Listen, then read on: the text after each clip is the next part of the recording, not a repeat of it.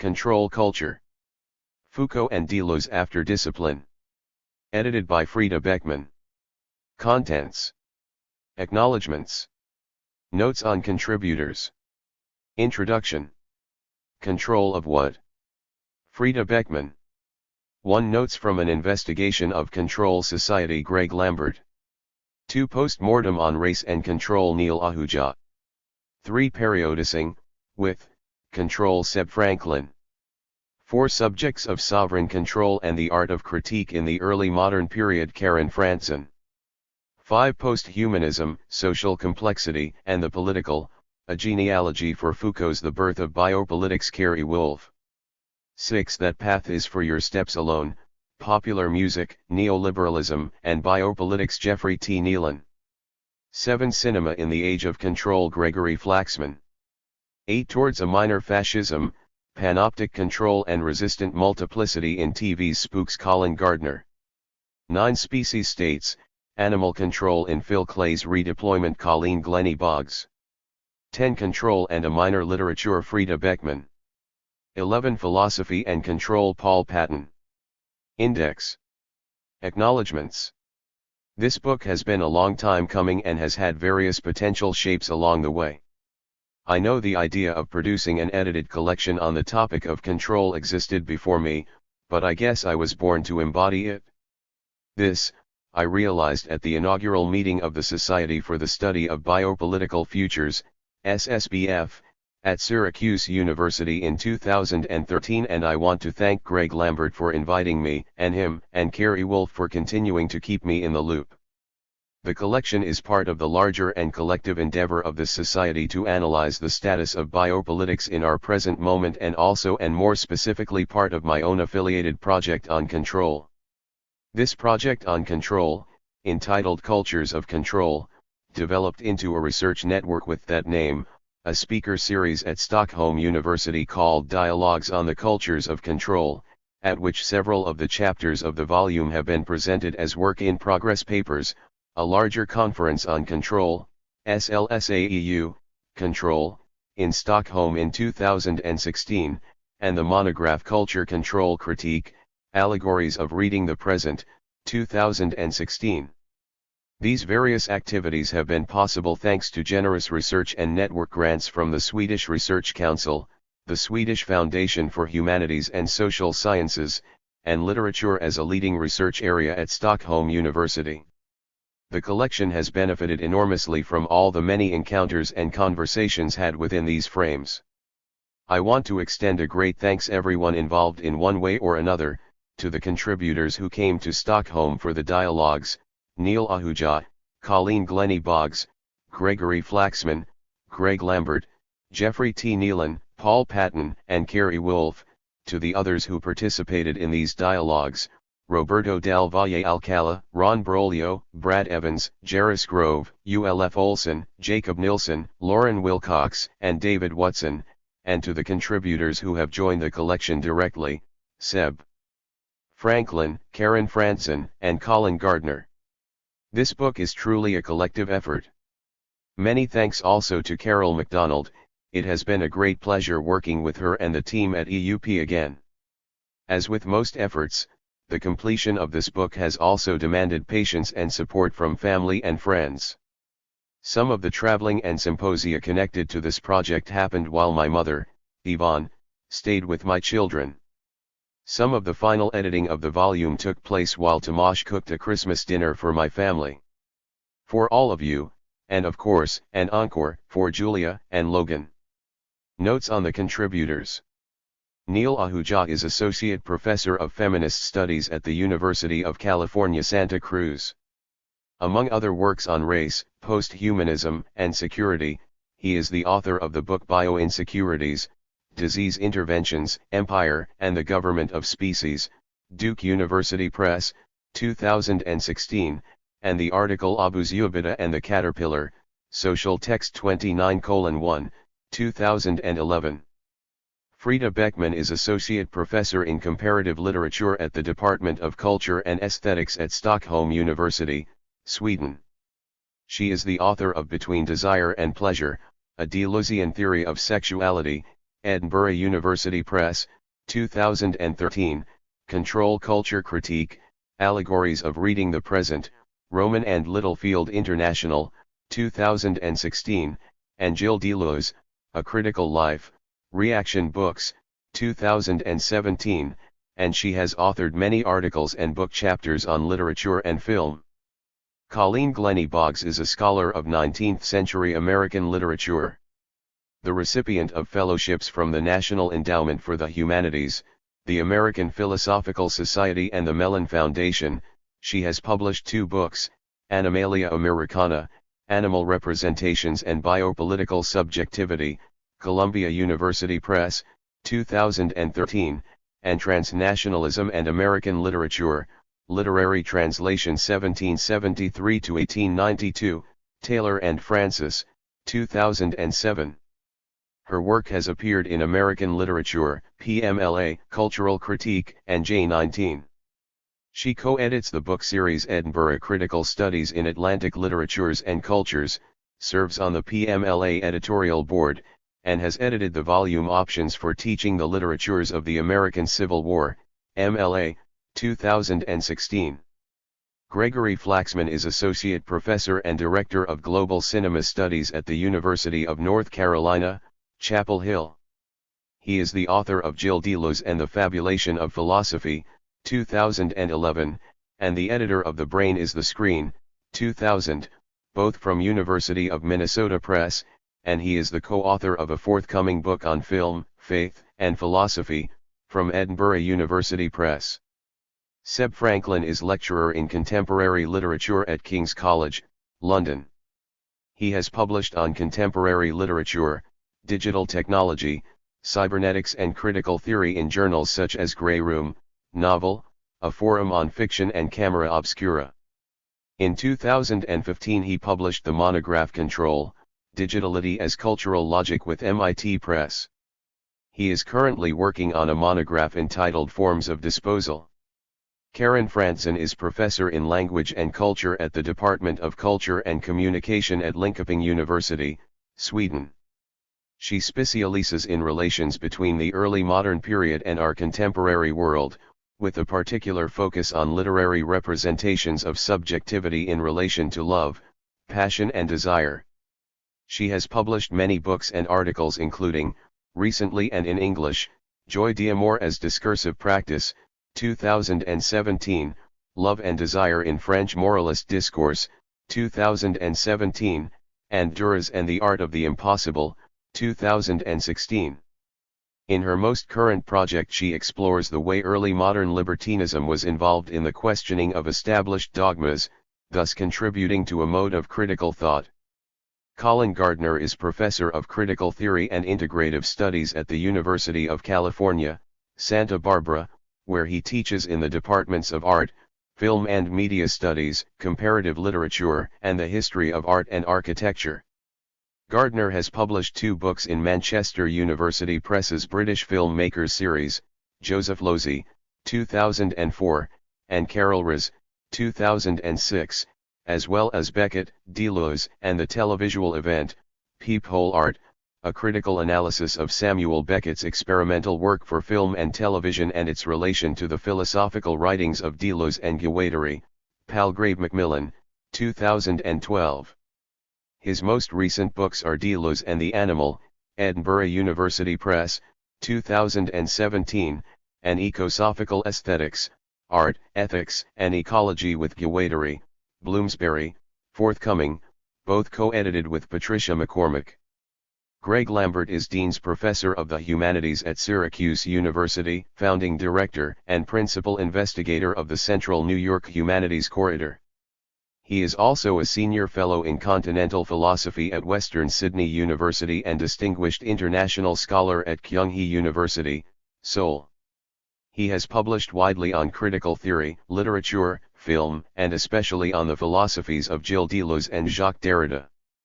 Among his books are Return Statements, The Return of Religion in Contemporary Philosophy, 2016, and Deleuze and Space, co-editor, 2006, both published by Edinburgh University Press. Jeffrey T. Nealon is Edwin Orrell Sparks Professor of English and Philosophy at Penn State University. His publications center on contemporary literary and cultural theory, and recent books include Foucault Beyond Foucault, 2008, Postmodernism, or The Cultural Logic of Just-in-Time Capitalism, 2012, and Biopower and Vegetable Life, 2016, all three published with Stanford University Press. His latest book, I'm Not Like Everybody Else, Biopolitics, Neoliberalism, and American Popular Music, is due for publication in 2018. Paul Patton is Scientia Professor of Philosophy at the University of New South Wales in Sydney, Australia. He is the author of Deleuze and the Political, Routledge, 2000, and Deleuzean Concepts, Philosophy, Colonization, Politics, Stanford University Press, 2010, and of numerous articles and book chapters on Deleuze, Foucault, and a variety of topics in contemporary social and political philosophy. Carrie Wolf is Bruce and Elizabeth Dunleavy Professor of English at Rice University, Director of 3CT, Center for Critical and Cultural Theory, and Series Editor of Post-Humanities at the University of Minnesota Press. He has published numerous books and articles especially within the field of the post-humanities and animal studies. Published books include What is Posthumanism? Minnesota University Press, 2010, and Before the Law, Humans and Other Animals in a Biopolitical Frame, University of Chicago Press, 2012. Introduction, Control of What? Frida Beckman. The world, Gilles Deleuze says in a conversation with Antonio Negri in the spring of 1990, has been taken from us. It has been taken from us because we have lost our belief in it, and without belief, we have closed down the potential to spawn new space, times, to make space for even the most modest events that evade control. Deleuze 1995, 176. Strikingly, but not unusually within the framework of Deleuze's oeuvre, and in particular within his more political writings, this statement is at once bleak and constructive. In the same breath as it states that we have lost belief and thus the world, it offers at least the beginning of a suggestion of how to regain it. Deleuze notes the loss of belief but also reminds us that if we could only summon up the tiniest bit of it, this would enable us to precipitate events and engender new space, times, however small their surface or volume. Deleuze 1995, 176. Art plays a crucial part in such claims to hope. As he writes in his second cinema book, exactly because the world has turned into a bad cinema, in which we no longer believe, true cinema may be able to help us restore our belief in the world. Deleuze 2013, 187. It is now 3 decades since Deleuze started flagging questions of control, in presentations such as Having an Idea in Cinema / What is a Creative Act, in 1987, and What is a Dispositif, in 1988, the conversation between Deleuze and Antonio Negri entitled Control and Becoming, published in Futur and Terror in 1990, which is also the same year in which Deleuze's short but seminal article Postscript on Control Societies was first published in L'Autre Journal. During the decades that have passed since then, the shifts away from disciplinary society that Michel Foucault had already predicted and that Deleuze articulated in these brief engagements have escalated in ways and on a scale that neither of them could have possibly imagined. So what is the status of our belief today? And what is the role of artistic and cultural expression in relation to it? When Foucault stated in one of his lectures at Collège de France in 1979 that control is no longer just the counterweight to freedom, as in the case of panopticism, it becomes its mainspring, Foucault 2008, 67, and Deleuze pointed to the widespread progressive introduction of a new system of domination based on continuous modulations and codes in 1990, Deleuze 1995, 182, few would have imagined that it would be possible, and, indeed, common practice to trace people's movements with the help of their smartphones, or that people would voluntarily wear watches that monitor the nature of their physical activities during the day and every minute of their sleep during the night, or that social media would use algorithms to individualize not only advertisements but also information and political messages. Perhaps few would also have been able to imagine a speed of technological development which makes you realize that even as you write down the most recent examples in a book manuscript, they will most likely already seem out of date once the book is published. But even if they could not, of course, foresee the details or speed of this development, Foucault and Deleuze did, it seems, in some sense preempt the conditions that would enable such technologies to flourish, the transformative effects this would have on disciplinary modes of power, the accelerating consequences on the continued development of biopolitics, and the ensuing emergence of the complexities of control society. There will be reason, in this introduction as well as in the various chapters of this book, to revisit and reevaluate Foucault's and Deleuze's theories of discipline and control in the light of these more recent developments.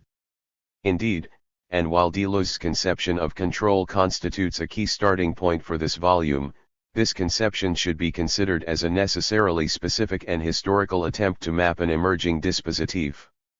A dispositif, in brief, and as Deleuze traces it via Foucault, is a tangle, a composition of lines of different nature, lines that do not just make up the social apparatus but run through it and pull at it. Deleuze 1992b, 159. A dispositif shapes visibility, enunciation, knowledge, subjects. A dispositif is made up of concrete, if always potentially transformable components. A dispositif constitutes a machine which makes one see and speak. Deleuze 1992b, 160. Working with the notion of the dispositif is a way of acknowledging the specific components and coordinates of power at any one time while simultaneously recognizing how such components and coordinates are variable and also invariably under transformation. In each apparatus dispositif, as Deleuze puts it, it is necessary to distinguish what we are already no longer, and what we are in the process of becoming. Deleuze 1992b, 164. Underlined here, and this takes us back to the new space, times that Deleuze hopes we will summon up in the face of control. Each dispositif should be assessed also in its ability to break down and make way for a future apparatus. It may be possible to trace paths of creation, which are continually aborting, but then restarting, in a modified way, until the former apparatus is broken. Deleuze 1992b, 163-4. However, and while a dispositif necessarily builds on variable lines and coordinates, these lines and coordinates may be hard, rigid and solid and thus difficult to break. Deleuze 1992b, 164. And at the moment, control, in all its suppleness, seems increasingly hard, rigid and solid. Perhaps it is because of its all-encompassing tendencies that we are struggling to envision its breaking point. Perhaps it is because neither Foucault nor Deleuze lived long enough to develop their theories or to respond to the conditions they preempted, but it may also be because we are too close to it, because we are as yet unable to distinguish what we are already no longer, and what we are in the process of becoming. But exactly because of these concerns, it seems important to map and interrogate some of those lines and paths. Our ability to resist control, or our submission to it, Deleuze writes in his postscript, has to be assessed at the level of our every move. Deleuze 1995, 176. This is what this volume hopes to do, or at least aspires towards. It aims high as it hopes to contribute to ways of assessing our submission to control as well as our ability to resist it across a large number of discourses and modes of expression. It hopes to be able to do so, not just by discussing and identifying control mechanisms more generally but also, and more specifically, by examining the specificities of a broad range of cultural expression and the ways in which control functions or is resisted in different modes and media. The chapters in this volume explore control in relation to philosophy, music, cinema, television, contemporary fiction, the history of the novel, early modern essayist traditions, poetry and digital technologies, and they offer a number of unique takes on what the various modulations of control might look like as actualized through differing formal, generic, and contextual conditions. On the one hand they look at how in control society nothing's left alone for long, and on the other at how different modes of expression construct what Deleuze calls war machines, that is a particular way of occupying, taking up, space, time, or inventing new space, times. Deleuze 1995, 175, 172. This way, the chapters simultaneously contribute to more area-specific studies pertaining to the particular status of different disciplines in the present and to analyses that broaden, deepen, historicize, actualize and problematize conceptions of control. Control can and has been conceptualized in many ways, and the different contributors will interrogate or expand on different facets of this concept. The conception of control that is most central to the book as a whole is that which emerges from Foucault and Deleuze. So, first, let me just briefly outline these core ideas. Deleuze begins his postscript with Foucault and an outline of the way the latter theorizes the logic of disciplinary societies. Succeeding sovereign societies, discipline as a mode of political control relies on spaces of enclosure, that is on institutions such as the prison, the hospital, the asylum, the factory, the school, and the family. The individual passes from one to the other and is claimed and molded by their laws and regulations. This logic dominated during the 18th and 19th centuries, it peaked at the beginning of the 20th century, and its demise accelerated after World War II. After this point, Deleuze suggests, institutions like these have come into crisis. Indeed, they are finished, he suggests, whatever the length of their expiration periods. Deleuze 1992a, 4. In their place has emerged a different order of power, that which he calls societies of control. William Burroughs is identified as the one naming this new monster control, and Paul Virilio is recognized as an early theorist of its free-floating nature. One of the key features of control society as Deleuze theorizes it is the instant but continuous adjustment and manipulation of affect that makes the arduous disciplining of the subject moving from one institution to the next increasingly redundant. In disciplinary societies you were always starting all over again, as you went from school to barracks, from barracks to factory, while in control societies you never finish anything, business, training, and military service being coexisting metastable states of a single modulation, a sort of universal transmutation. Deleuze 1995, 179. This form of power is faster and freer, it does not depend on institutions and on molding individuals according to their norms, but on the constant modulation and coding of affects and desires. What emerges in the place of the long-term training of the individual body in disciplinary society is, Deleuze suggests, the individual of control society, that is parts of selves, affects, desires, which are identified, addressed, and controlled by means of samples and data. Deleuze illuminates the differences between different types of power with the help of machines. Sovereign societies relied on simple machines such as levers and clocks, disciplinary society on machines of energy and production, and control societies on computers. This most recent stage is largely a move from the analogical to the digital. The family, the school, the army, the factory are no longer the distinct analogical spaces that converge towards an owner, state or private power, but coded figures, deformable and transformable, of a single corporation that now has only stockholders. Deleuze 1992a, 6. This is also intimately related to geopolitical developments and globalization, as the machines of production have largely been relegated to the Third World. It is in the West, then, that the crisis of institutions has paved way for a new system of domination. Deleuze 1992a, 7. Several of the chapters in this volume quarrel with or extend Deleuze's conception of control. Concerns include its historical or conceptual relation to Foucault's understanding of discipline, ways in which either or both of these concepts have been deployed by later critics, or dimensions of control that have remained or underexplored.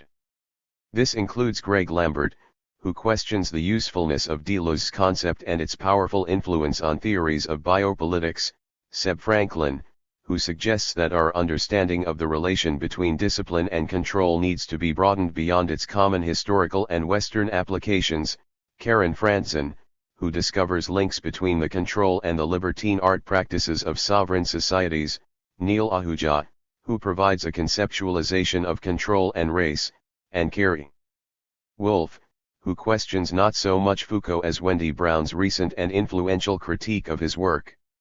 Other chapters explore or deploy the concepts of discipline and control in trying to understand recent developments in different cultural modes of expression. Thus, Jeffrey T. Nealon analyzes the changing function of popular music in relation to control over the decades since the 1960s. Paul Patton explores the fate of philosophy as a discipline in an increasingly neoliberal university. Gregory Flaxman investigates contemporary cinematic dreams of escaping off the grid. Colin Gardner looks at surveillance and control strategies in television. Colleen Glennie Boggs explores how control is increasingly control without an object, and my own chapter investigates ways in which the novel form may be challenged by control mechanisms.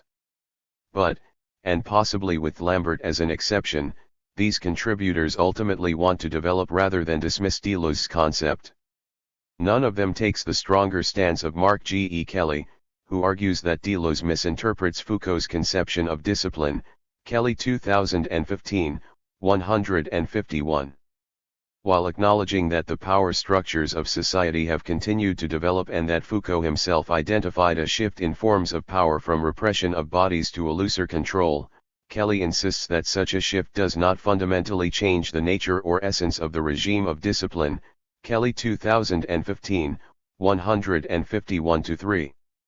Contemporary neoliberalism may be less disciplinary in the sense that direct state interventions have decreased, but the governing of human behavior that is more prominent is still about discipline, be it at the level of enterprises.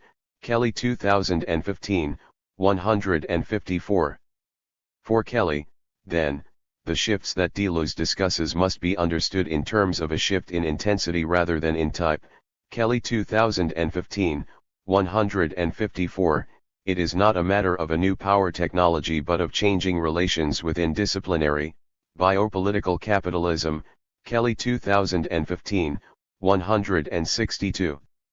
I'm not sure, however, that Deleuze or most of those taking on his control concept insist that the transition does imply the former. Indeed, Deleuze speaks of modulations of forms of power for a very specific reason. An alternative here may be to, like Lambert, see Deleuze's conception of control as a mutation of Foucauldian theory. Some contributors to this volume make use of the notion of the diagram as it has been developed by Foucault and Deleuze, as it is helpful when discussing whether the shift between discipline and control should be understood in terms of essences or intensification. The Foucauldian notion of the diagram, which recurs in Deleuze's work, not least in his book on Foucault, outlines generalizable, abstract functions and is useful when outlining transitions and distinctions between different dispositives. More specifically, the diagram helps us map, abstractly, the specific functions of different societies. Thus, and as we have already learned above, in the diagram of disciplinary society we can include spatio-temporal stability, institutions, individuals, and analogical machines, while the diagram of control comprises abstract fluidity, codes, individuals, and digitality. Many more dimensions can be included in these diagrams, of course, and the different chapters of this book will help identify also the more discrete dimensions of the diagram of control society, or, as is the case of Lambert's chapter, help us problematize the distinction that Deleuze makes between disciplinary and control society in the first place. Another of the contributors to this volume, Gregory Flaxman, has argued, although not in his chapter here, that a crucial difference between the diagrams of discipline and control is that while the former still seems to include the possibility for interpretation to retrieve hidden meanings, the latter offers no such possibility because its diagram is never concealed. Flaxman 2012, 283. To do something more than to illuminate the workings of the diagram itself, Deleuze thus needs to introduce an element that, while immanent to the logic, offers the potential for change. In this light, Deleuze's reliance on an element from science fiction, namely the feature of the future, or the outside, which Lambert quarrels with, is arguably an element that emerges with Deleuze's ambition to incorporate, in the diagram of control, a potential for resistance. However, and although Deleuze suggests in his postscript that we need not fear or hope, but only to look for new weapons, Deleuze 1992a, 4, and he does end this essay with the question of resistance, the piece ultimately does little more than outline what he sees as some key differences between discipline and control. In his conversation with Negri, several of these key points are rehearsed, but here is developed at least a little more concretely what he sees as essential to a political analysis of the present. Referring back to his and Félix Guattari's 8,000 Plateaus, he points to the three main directions it takes when thinking about the analysis of capitalism: the mapping and analysis of the lines of flight that characterize any society, the consideration of minorities, that is being, or rather becoming, without a model, and the characterization of war machines, which have nothing to do with war but to do with a particular way of occupying, taking up, space, time, or inventing new space. Times, Revolutionary Movements, Deleuze 1995, 171-2. In the conversation with Negri, he also picks up Henry Bergson's conception of fabulation and suggests that we ought to give it political meaning, Deleuze 1995, 174. Furthermore, he develops his attention to the relation between communication and control that he mentions in the postscript and states that we need to hijack speech. Creating, he goes on to argue in a truly Burroughsian vein, has always been something different from communicating. The key may be to create vacuoles of non-communication, circuit breakers, so we can elude control, Deleuze 1995, 175. What matters, he says towards the end, is the real rebellious spontaneity that may only emerge for a moment and then become part of new forms of knowledge and power, but that engender new space, times that keep us thinking and believing, Deleuze 1995, 176. Art, Deleuze indicates in Having an Idea in Cinema, 1998, that is, in the third piece in which he explicitly talks about control society, provides such spaces. In this essay, he articulates more directly his understanding of the relation between control, communication, and art. Art is not about communication, he argues; in fact, he suggests, it has nothing to do with and does not contain the least bit of information. As such, the work of art has fundamental affinities with the act of resistance, which also needs to be something different from information. Defining information as the controlled system of order words that are used in a given society, Deleuze links this to an emerging control society in which confinement as a control mechanism will be replaced with information that enables a free but nonetheless perfectly controlled movement, Deleuze 1998, 18. In a society where information is precisely the system of control, Deleuze 1998, 17, art harbors resistance and, apart from again referring to the literary example of Burroughs, he also gives examples from music, Schoenberg, and cinema, Straub and Wieland. As these very brief examples suggest, it is a pity that Deleuze never had the chance to explore in more detail how literature, music, cinema, as well as the other arts harbor the power to resist control, although, arguably, he does perform such analysis implicitly in much of his later work. There are many facets to control to be explored in relation to many art forms, a task that the present collection will try to pursue. Such a project is especially important since, and despite Deleuze's pointers to art as a mode of resistance to control, art has not constituted a very common angle in studies of control after Deleuze. There are exceptions, of course. For example, Stephen Chavarot uses control as one of the key diagrams of his study of post-cinematic affect, see Chavarot 2010, and Simon O'Sullivan has pursued the question of art practice and resistance and argued that Deleuze's brief control texts offer up a veritable arsenal for any practice that might pitch itself against control, O'Sullivan 2016, 206. But specific studies of control and cultural expression are far outnumbered by studies of control as related to technology and digitization. And of course, technology does play a fundamental role in developments in and concepts of control. Deleuze, as we have seen, recognizes this in the postscript. And, as Eugene Thacker puts it, if one is to foster an understanding and awareness of how the social and the political are not external to technology, then it is important to understand how the technological is in some sense isomorphic to the social and political. Thacker 2004, 12. Thus, we can see how James R. Benninger identifies a control revolution taking place around the turn from the 19th to the 20th century and growing quickly in the US, England, France and Germany. Benninger refers to Max Weber as one of the first theorists to recognize and theorize the need for societal control emerging with the effects of the Industrial Revolution. Weber, of course, and as Benninger notes, analyzed bureaucracy, the key technology of control at this time. After World War II, however, computer technology gradually began to take over as the key mode of control. Benninger 1986, 6. Norbert Wiener's 1948 Cybernetics, Control and Communication in the Animal and the Machine constituted a key starting point for discussions of control in relation to self-regulated systems. Both the systems and the theories have advanced exponentially since Wiener's study and also since Benninger's study from 1986. But they continue to point to the fundamental link that control has to technological developments and in particular to the emergence of cybernetics and digital communications. Studies of control since then have continued to be related to technology, and the most common angle on the subject of control in contemporary research is still the interrelation between control, the materiality of technology, and, increasingly, network systems.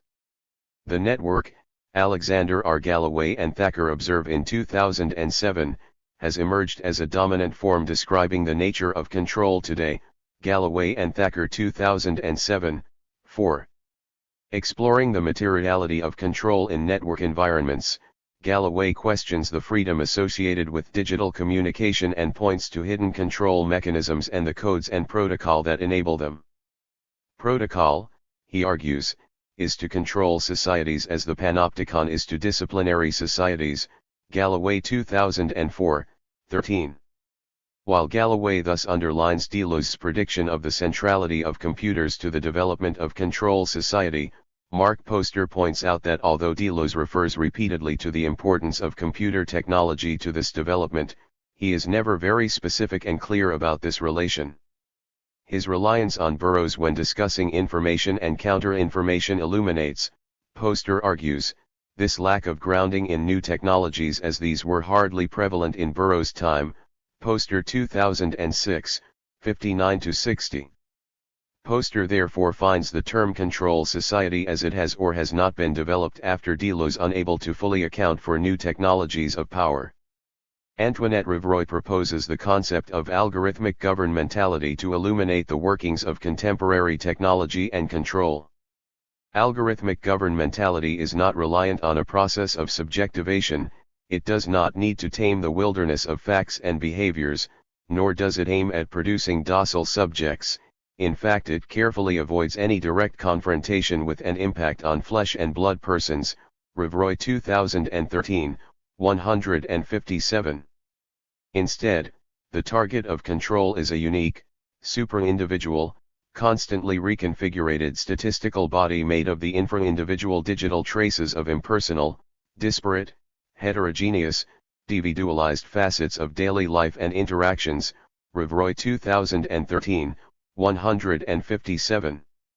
Similarly, Benjamin H. Bratton argues that the mode of governance emerging with the technologies of the present is increasingly disinterested in human subjects. We no longer deal primarily with the state as a machine, Weber, or the state machine, Althusser, or really even, only, the technologies of governance, Foucault, as much as it is the machine as the state. Bratton 2015, 8. Instead, he suggests, we are dealing with a new mode of governance altogether, one whose primary means and interests are not human discourse and human bodies but, rather, the calculation of all the world's information and of the world itself as information, Bratton 2015, 8. This means that what is called for, according to Bratton, is no longer only ways of identifying and theorizing new functions of the state or the ways new technologies should be governed, but a recognition and theorization of how technology today comes to absorb functions of the state and the work of governance, Bratton 2015, 7. This, of course, has implications for global politics. Closely analyzing the processes of network society, Tiziana Terranova sees how it is characterized by information overload, an overload moving across multiple communication channels, while it also moves global culture within a single informational milieu, Terranova 2004, 1.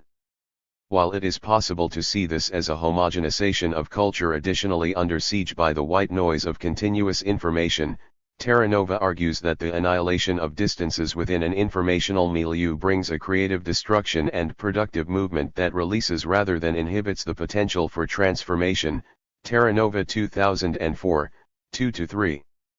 In the light of such radical developments in technology, some of the projections Deleuze makes, with the help of Guattari, such as the continuous computational tracking and control of city dwellers, may seem, as Bratton puts it, quaint. This is not because Deleuze and Guattari were wrong about the continuous modulation enabled by such technologies. Indeed, Deleuze does identify the increasing importance and role of computational information technology to societies of control, but because such modes are perfectly commonplace today, Bratton 2015, 158.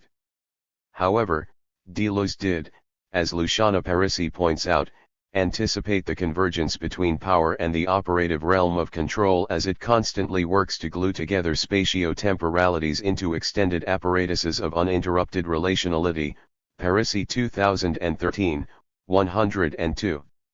As such, Parisi shows, his work can also be quite useful in developing a post-cybernetic theory of control.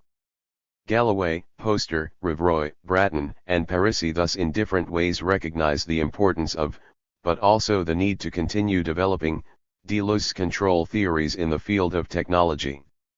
At the same time, Foucault's and Deleuze's concepts are used and elaborated in attempts to theorize contemporary developments in biopolitics. In an essay published in 1995, that is in the same year as Deleuze's control essays were translated into English, Michael Hart traces the concept of civil society from Hegel to Gramsci to Foucault. Foucault's disciplinary society, he argues, can be described as civil society seen from below, describing the same society but pointing out the normalization procedures that inevitably inflect its democratic potentials, Hart 1995, 33. While thus bringing to this concept a problematist and problematicizing perspective on democracy, the disciplinary model continues to rely on the constructions of subjects and identities. What makes control society post-civil is, essentially, the new techniques in which the citizen has become rather an infinitely flexible placeholder for identity, Hart 1995, 40. Control, he argues, functions on the plane of the simulacra of society, and the whateverness of the societies of control is precisely what gives them their smooth surfaces, Hart 1995, 37. In other words, while the diagram of discipline is similar to civil society in that it relies on fixed positions and identities, albeit as its dark underbelly, as I argue in my chapter contribution to this volume, the diagram of control, relying rather on mobility and flexibility, takes us into a post-civil era. Where Hart thus employs Deleuze's concept of control to articulate a theory of post-civil society, Brian Massumi uses it to theorize a capitalist supersystem. By outlining the relation between command and control, he provides a picture of specificities, interrelations, and developments of and between discipline and control. Command and control, Massumi argues, are reciprocal and can never be separated, but the dynamics between them differ depending on the power structures at hand. Thus, The institutions that constitute a central function in disciplinary society can be discussed as normative command centers radiating control, whereas control society relies on a fine meshing of command and control, that is, its distribution is increasingly independent of such centers. Masumi 1998, 56-7. Here, Masumi also contributes to developing Deleuze's brief pointer to the shift between discipline and control by showing how this shift entails the deregulation of normality, as a central dimension of the command of a disciplinary system, relies to a large extent on creating a binary normative system positioning deviant elements as oppositional. In control society, however, normality is liberated from such fixed values and becomes freestanding. Normativity, he suggests, becomes synonymous with collective visibility and social operativity, with living itself. Masumi 1998, 57. In fact, this is a key characteristic of this developed capitalist system. Normality is not coded but is constantly modulated and emerges in effect. The system is formally undetermined but gives rise to determinations. It is ungrounded yet grounds. Masumi 1998, 59. In this post-ideological, post-human era, command and control reciprocally generate each other and disappear and reappear into each other following a complicated and fundamentally unpredictable rhythm covering the totality of social space. Masumi 1998, 58. Foucault's and Deleuze's theories also constitute an important starting point for Hart's and Negri's theorization of empire during the first decade of the 21st century. Through their theories, Hart and Negri gain the tools to explore the material functioning of imperial rule and develop their analysis of the mechanisms of biopolitical production on a geopolitical scale. Analyzing the decline in the power of institutions and autonomy of nation-states that has occurred as a result of an increasingly globalist capitalist production, they integrate and develop theories of the transition between discipline and control to account for what they see as a new global form of sovereignty, empire. Hart and Negri 2012. Biopolitical production is key to this new paradigm, and they understand it as the production of social life itself, in which the economic, the political, and the cultural increasingly overlap and invest one another. Hart and Negri 2013. Hart and Negri make a useful comparison between theories of discipline and control and the better-known Marxist theory of the transition between formal and real subsumption and the Frankfurt School development of these theories in relation to culture and social relations. This comparison, which Franklin picks up on in his chapter in the present volume, points to the similarity between the theories, while also emphasizing a crucial difference that exists already with Foucault but that becomes more explicit in Deleuze. While the Marxist and Frankfurt School theories of real subsumption rely on unidimensional processes, Foucault and Deleuze bring out the plurality and multiplicity of subsumption.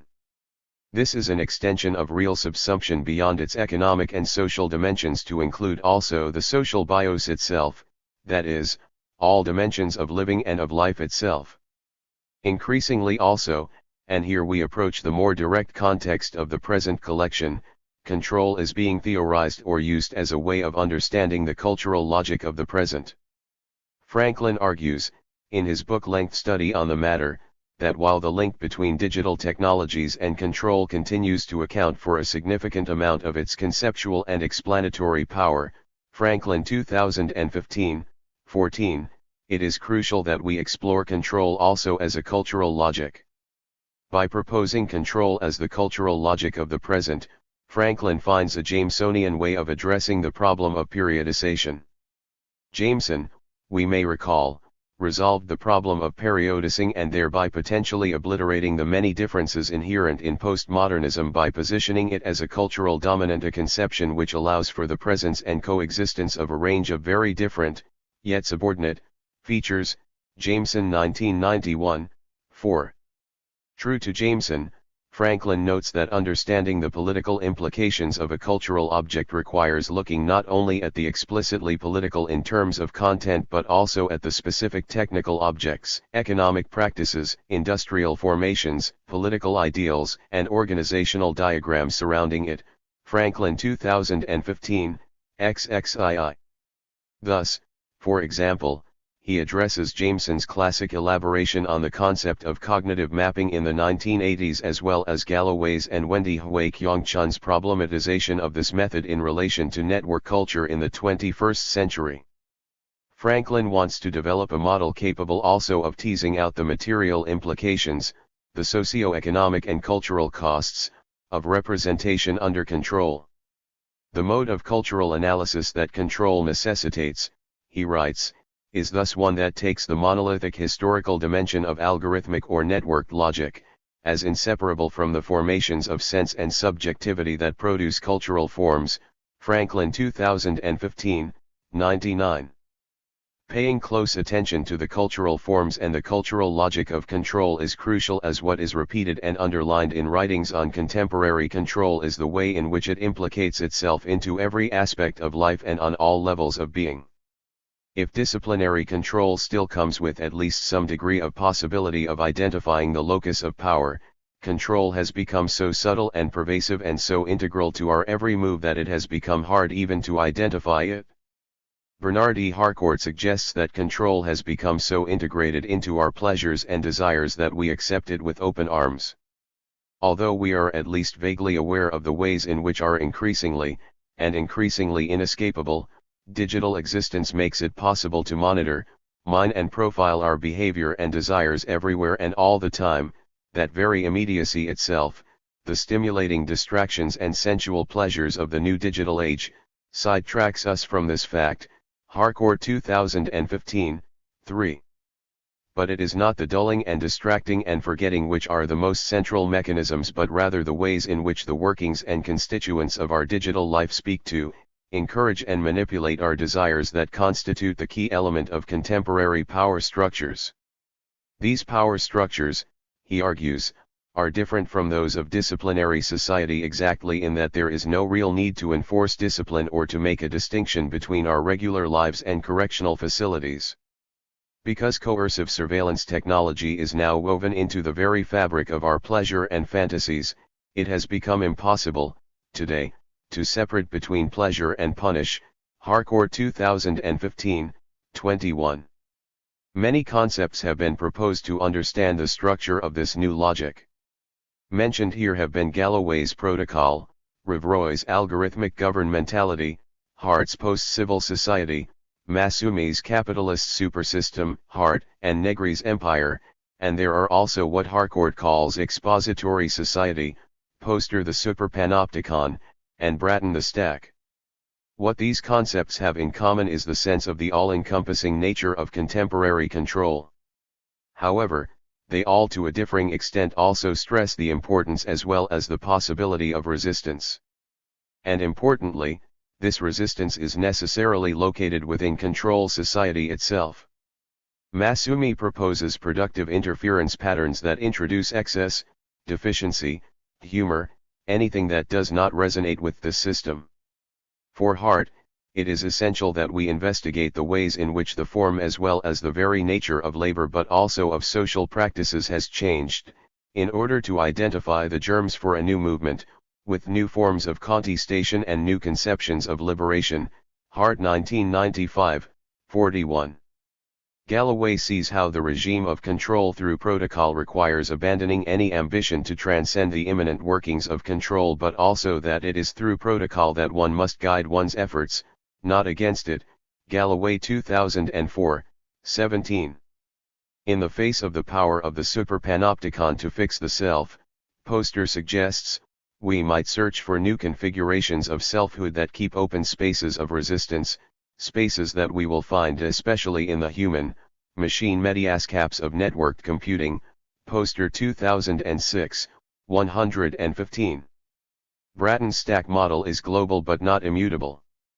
The intrinsic modularity that gives it its power is the same modularity that makes it a platform, and an interface event, for the redesign and replacement of the stack we have with the stack we want, or perhaps with the stack we want the least. Bratton 2015, 18. The potential for change via the multitude in Hart and Negri's empire has been highlighted by them as well as other theorists of control such as Terranova, who underlines how her understanding of information comes with a specific reorientation of forms of power and modes of resistance. Terranova 2004, 37. And the final task that Harcourt sets himself in his analysis of expository society, is to explore how to resist and disobey, Harcourt 2015, 26. So what about art and culture and their role in understanding or resisting control culture? As I underlined at the beginning of this introduction, Deleuze identifies art as key to such projects. The present collection builds on the work that has already been done in the field of biopolitics while marking the grounds for a variable but sustained engagement with the relation between different art forms, modes of cultural expression and control. Beginning with an approach from a sceptical perspective, the first chapter, by Greg Lambert, offers a report of an investigation into Deleuze's conception of control and what Lambert argues to be its all too prevailing and mythic influence in discussions of biopolitics. In his Notes from an Investigation of Control Society, he argues that Deleuze's observations, which he regards as a mutation of Foucault's analysis of the dispositif of discipline, include an element of science fiction that spoils its capacity to function as the teleology of contemporary political and social transformations. Reading Deleuze's piece alongside Ray Bradbury's short story The Pedestrian, linking it to Deleuze and Guattari's Anti-Oedipus and A Thousand Plateaus, as well as comparing the latter to Foucault's notes in The Birth of Biopolitics, Lambert's investigation not only questions philosophy as a tool of prognostication more generally but also points to an inflationary and paranoid style shaping this part of Deleuze and Guattari's work. Situating the control essays in the context of the historical as well as personal turbulence from which they were conceived, Lambert does suggest that some aspects of Deleuze's mutation can and should be pursued while ultimately putting Deleuze out of a job. Lambert's chapter opens up a critical intuition that begins to define a perspective further illuminated in the following set of chapters, which is that Deleuze's elaboration on Foucault is useful in some ways but that it needs to be problematized or expanded to be of much help. Lambert stresses the importance of beginning the work of developing different conventions for establishing our contemporary relationship between power and knowledge, and in Chapter 2 Neil Ahuja pursues race accordingly as a severely underexplored potential of Deleuze's work on control. Such missing explorations are, perhaps, unsurprising considering the missing articulation of race in Deleuze's own work, but in Post-Mortem on Race and Control, Ahuja investigates the usefulness of Deleuzean control theory for critical race studies.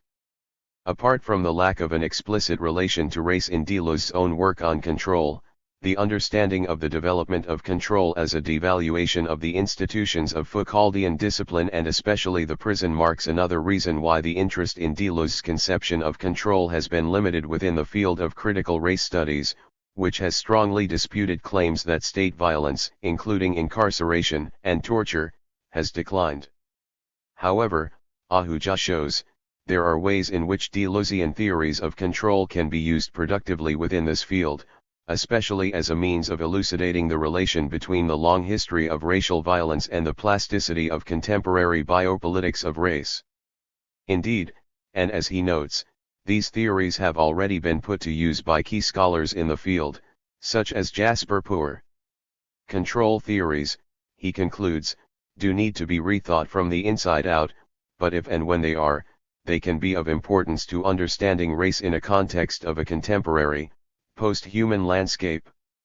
In Chapter 3, Periodicing, with Control, Seb Franklin notes that while Deleuze's different writings on control are often seen to provide us with a relatively linear and historically determinable distinction between discipline and control, taking on longer-term formations such as race, class, gender, sex, and disability quickly problematizes any clear successive relation between the two.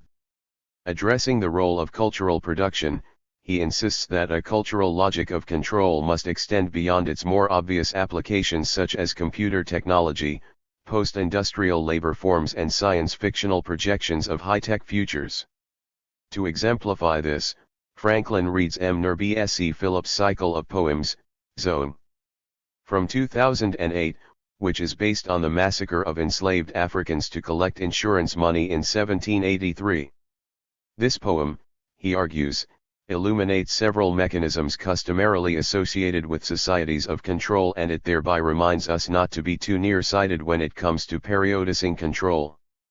Such a wider focus as regards the periodicing of control is pursued also by Karen Franzen in Chapter 4, Subjects of Sovereign Control and the Art of Critique in the Early Modern Period, where she suggests that contemporary societies of control share similarities with societies of sovereignty. Reminding us of Deleuze's suggestion that modes of control from sovereign societies may indeed reappear, Franzen identifies, explores, and excavates such similarities in terms of the ambiguity of control as simultaneously enslaving and liberating. Following Foucault while conducting a careful reading of the form and function of genres developed in the wake of Montaigne, such as fables, letter writing, and maxims, Franzen points to ways in which such discursive and aesthetic practices functioned as a subtle but integral mode of critique of contemporary sovereign modes of control. Style is crucial to such practices as they constitute the means of negotiating sovereign modes of power, including docility as well as human sovereignty. Adding to Foucault's thinking of stylization and critique, Judith Butler's notion of virtue and Catherine Malabou's conception of plasticity, she shows how libertine subjects made cultural practices into an art of critique. Perhaps, she argues, we can learn something from them in encountering and negotiating control society. Perhaps a contemporary critique of neoliberal rationality can find use of such potential of artistry. Another type of nearsightedness is identified and interrogated in Carey Wolf's chapter, Post-Humanism, Social Complexity, and the Political, a genealogy for Foucault's The Birth of Biopolitics, in which he explores the possibilities for a post-humanist conception of control. Critically interrogating Wendy Brown's recent suggestion that Foucault's antagonism towards Marxist theories renders his work unable to take on board the mechanisms of a contemporary neoliberal society, Wolf argues that Foucault does have a relation to Marxism, but one that is less humanist than that sought by Brown. Wolf thereby sheds light on a conception of the political that he sees as better suited to the political mechanisms of the present. By bringing out theories of social complexity articulated by Foucault in his analyses of transitions between disciplinary societies and governmentality, by Deleuze in his essays on control society, and by Nicholas Luhmann, Wolf argues that the sphere of the political is not on the wane, as Brown insists, but, quite on the contrary, that we in a true Foucauldian fashion need to challenge our assumptions about what the political is and how it operates, and then to recognize that everything has become more political. Where the first set of chapters thus interrogates conceptions of discipline and control from different perspectives, the second set of chapters puts these conceptions to work looking specifically at different modes of cultural expression, music, cinema, television, literature, and philosophy, and also more directly at the intensification of control after the post-World War II period that Deleuze describes. Thus, in Chapter 6, That Path is for Your Steps Alone, Popular Music, Neoliberalism, and Biopolitics, Jeffrey T. Nealon argues that popular music constitutes a prime operating system of biopower in the present. Naturally, other art forms too are implicated in biopower, but unlike say poetry, novels, or art, the ever-presence of music in our contemporary everyday lives makes it a privileged example of what Guattari calls machinic enslavement. As such, Nealon underlines, it constitutes an ideal target for mapping the development of biopolitics and control, as well as a supreme place to look for Deleuze's new weapons. Tracing the function of popular music from the counterculture to the present, he shows how notions of the individual and authenticity as well as of freedom and resistance have to be rethought. A clear shift during these decades is that the ideas of self-realization that were intended to position subjects outside societal institutions and norms in the 1960s have become an imperative in a present that thrives exactly on constant updates and modulations. As such, we can no longer neither rely on Adornian rejections of popular music as meaningless distraction from more authentic concerns, nor on countercultural celebrations of music's potential for transgressive authenticity, but we have to find alternative ways of understanding the role of music as well as its potential for resistance. In Chapter 7, Gregory Flaxman explores control and cinema. Deleuze's work on control emerges around the same time as his two cinema books, and in the latter, Flaxman notes, we can find an investigation of control society avant la lettre. In Cinema in the Age of Control, Flaxman takes off from ways in which the critical and cartographic dimensions of cinema carry a correspondence to disciplinary society, and compares this to what he observes as contemporary Hollywood cinema's preoccupation with the notion of being off the grid. Exploring the Bourne identity and its successors as paradigmatic of this preoccupation, which may be traced exactly to its current and seeming vanishing point, he notes that such films repeatedly return to the fantasy of escaping off the grid. Being both symptomatic as well as diagnostic, the film evinces a set of elaborations of the grid that also can be seen as aspects of control society, and thus as useful to understandings of control.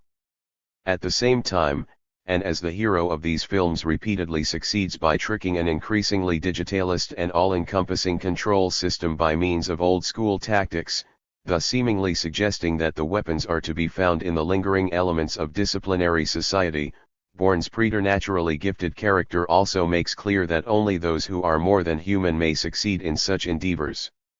Control and contemporary television programming is investigated in Chapter 8, Colin Gardner's Towards a Minor Fascism, Panoptic Control and Resistant Multiplicity in TV's Spooks. Gardner takes a look at the television series Spooks and the way it both thematically and formally presents the fluidity of a surveillance culture that includes MI5 and the CIA as well as their Russian counterparts and traditional enemies.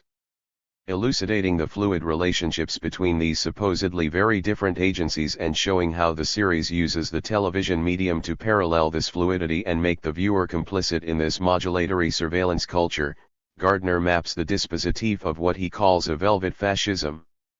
This concept he arrives at by adapting Deleuze and Guattari's concept of a minor literature to account for what, through the series, emerges as a minor fascism, which becomes a useful way for him to account for the connecting non-hierarchical and deterritorializing lines of the control culture portrayed in the series.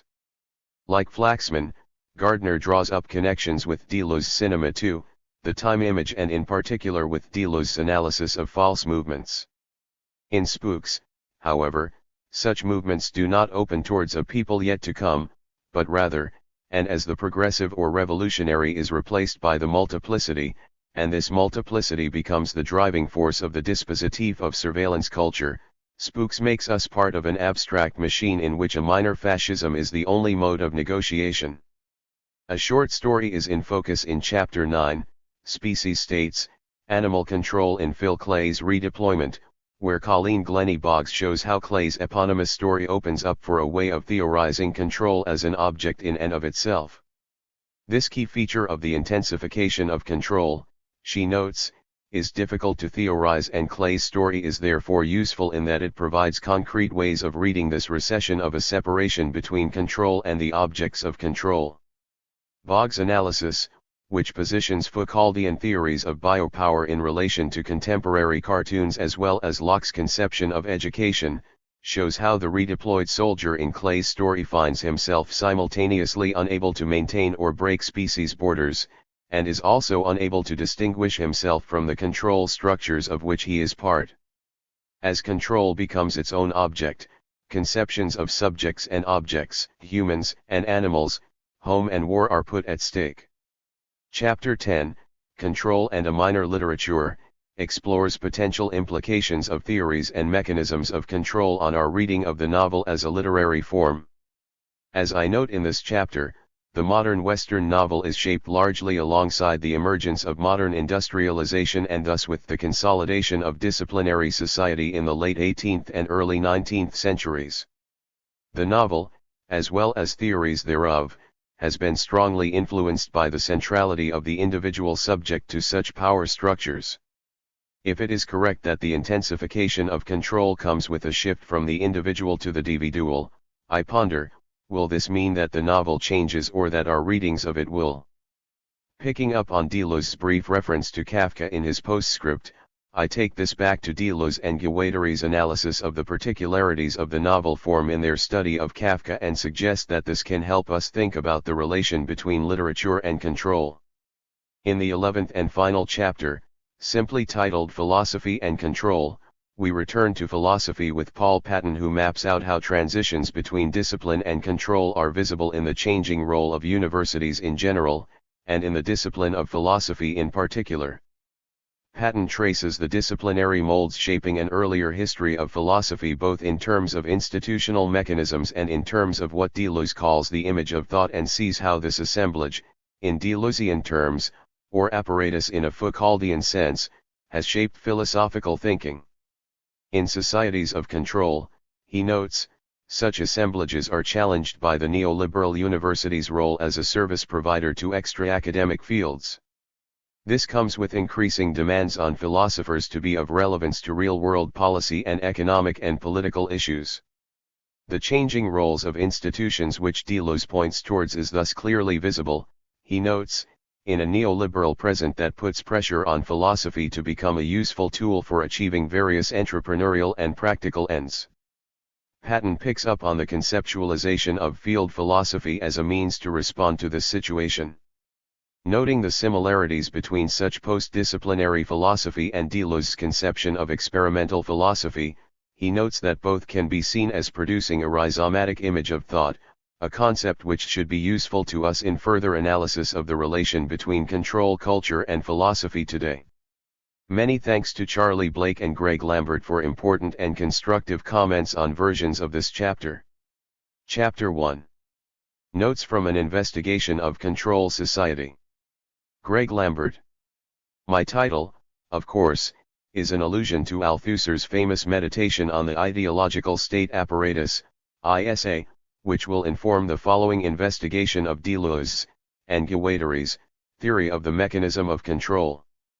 As I have argued elsewhere, this allusion is not extraneous, since there is an internal and technical relationship between the two mechanisms, or dispositifs, employing Foucault's concept. Therefore, Deleuze's program to identify the socio-political mechanisms of control that are in the process of replacing the technical machines of disciplinary society can basically be understood as an updating of Althusser's earlier program of ideological interpellation to forecast an emerging assemblage of power relations. Point 1. Nevertheless, in the following investigation I will argue that this teleology cannot be applied in a wholesale manner to analyze the political and social transformations of contemporary neoliberal society, which is how Deleuze's early sketch has so often been employed, since it contains an element of science fiction that spoils any direct application to the concrete phenomenon. In order to grasp this generic element, it seems fitting to begin our investigation with the following scenario. Picture a man, one Mr. Leonard Mead, unemployed writer, who goes out for a stroll after dinner, at 8 o'clock on a misty evening in November, in 2053, and is arrested for just walking.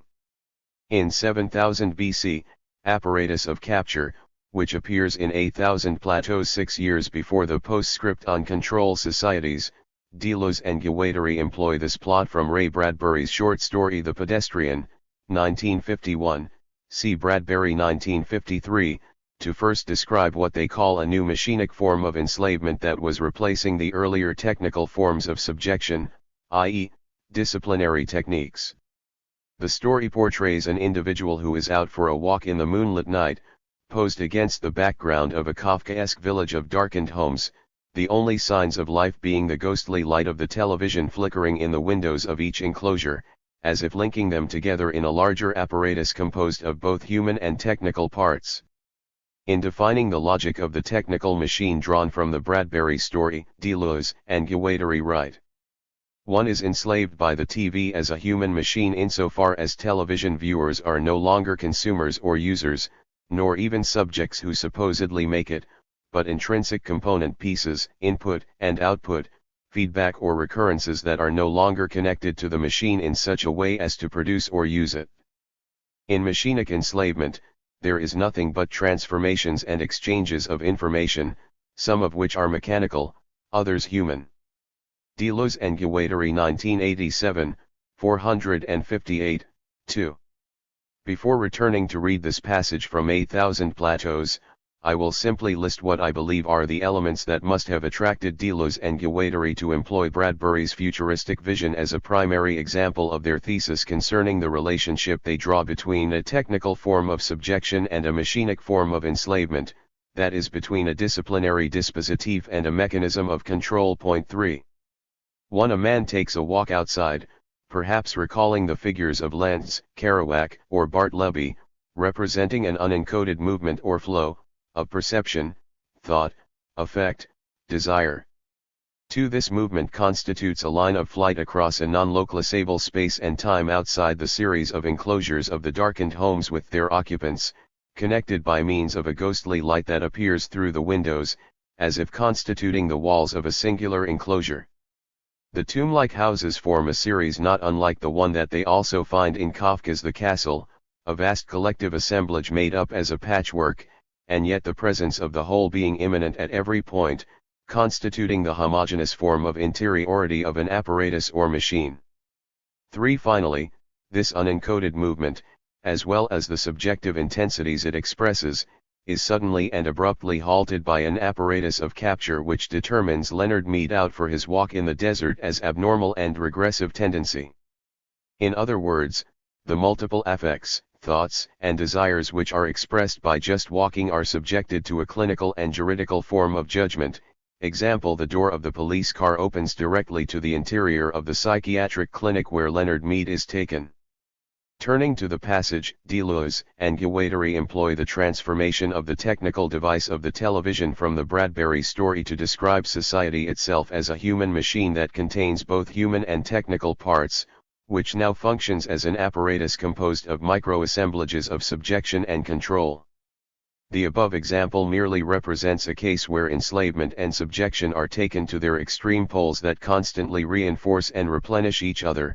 Example: the regime of labor time is transformed so that one never stops working, the nature of surplus value becomes machinic, appearing to function automatically and no longer requiring either an external motor action or user, and, finally, the framework of capitalization expands to include all of society, including the interior and privatized space of the home. Deleuze and Guattari, 1987, 458. Does this mean, however, that Deleuze and Guattari are suggesting that mass media in general become a new model of realization that, in some ways, replace the state apparatus, or supplant the role played by former disciplinary dispositifs themselves, prisons, clinics, schools, etc.? No, since, as they also remind us, one is always enslaved by human machines, not by the technical machines themselves, correcting the common misinterpretations of both ideology and cultural critique, since information technology is also a property of the states that set themselves up as humans-machine systems. Deleuze and Guattari, 1987, 458. Moreover, as also illustrated in the Bradbury story, we discover that disciplinary enclosures and their technical dispositifs, example the police car, the psychiatric clinic, continue to exist alongside the new machinic form of enslavement, as if comprising a form of exteriority and a prehistoric past of the new mechanism of control. Therefore, it is precisely this spatio-temporal distinction between disciplinary order first analyzed by Foucault's and Deleuze's image of control that I would like to further investigate in the following sections. 1. 6 years later, Deleuze explicitly proposes a program to identify the new mechanisms of control in terms of the following problem: how to locate and identify all the elements of a multiplicity in an open or relative unlimited and smooth space. This is contrasted to the social problem of a disciplinary order, much like the one described by Althusser, which is how to locate a relative number of elements of a finite multiplicity within a closed space: the factory, the school, the prison, the hospital. If this dualism between open versus closed spatial composition resembles a similar dynamic employed in Deleuze's cinema books, i.e., between the closed set proposed by the movement image and the open set linked to an outside through the time image, perhaps this is because he was working on both projects around the same time as the lecture course on Foucault in 1985. For example, In the seminars, Deleuze also explores the problem of control in the new art forms that employ serialization to explore a new conception of spatiality and form, such as in the musical serialization of Pierre Boulez, Occupying Without Counting, or the cinemas of Jean-Luc Godard, Federico Fellini, and Alain Resnais. It is at this point that he begins to theorize the difference between discipline and control according to the same problem of localization in spatio-temporal forms, just as in the theory of ensembles. The question that I will return to address below is that this dualism can nowhere be found to operate in the analysis of Foucault himself according to the same temporal and spatial schema. To summarize the formal convention that Deleuze will introduce into Foucault's analysis of disciplinary order, causing the effect of a mutation to occur between the diagrams of discipline and control, which first appears as a spatio-temporal difference of formed enclosure, striated, versus unformed and open, smooth, spatio-temporal processes and relations. For example, in the 1985 seminar on Foucault, Deleuze defines the problem of localization in the disciplinary diagram, just as in a theory of ensembles, as a finite multiplicity that determines the relative localization of elements through analogically coordinated segments. For example, masses, classes, and races can be quantified as homogeneous elements of a finite multiplicity that can then be segmented and localized according to a diagram of geopolitical enclosure, villages or ghettos in the city, zones or shanty towns in a district, regions, or even entire continents in the striated arrangement of globalist segments according to development of international markets, etc. Each finite multiplicity operated according to the analogy provided by the disciplinary diagram that was employed to localize the elements, or individuals, that belong to that assemblage. However, what Deleuze identifies as the problem that will emerge in the spatio-temporal diagram of control society, a diagram, however, that was only the just coming into view, is the existence of an outside that is composed of Riemannian patches of unstriated or unstratified forces.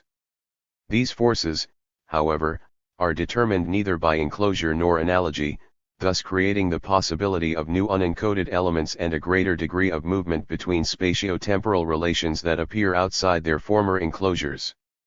As Deleuze and Guattari write, each space is characterized by the form of the expression that defines the square of the distance between two infinitely proximate points so that two neighboring observers in a Riemann space can locate the points in their immediate vicinity but cannot locate their spaces in relation to each other without a new convention, i.e., a new diagram.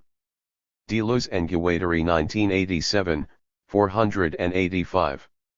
And yet, if we now observe the same phenomenon as described in the postscript, it is precisely the emergence of a new convention of control that will suddenly become the source of the greatest threat.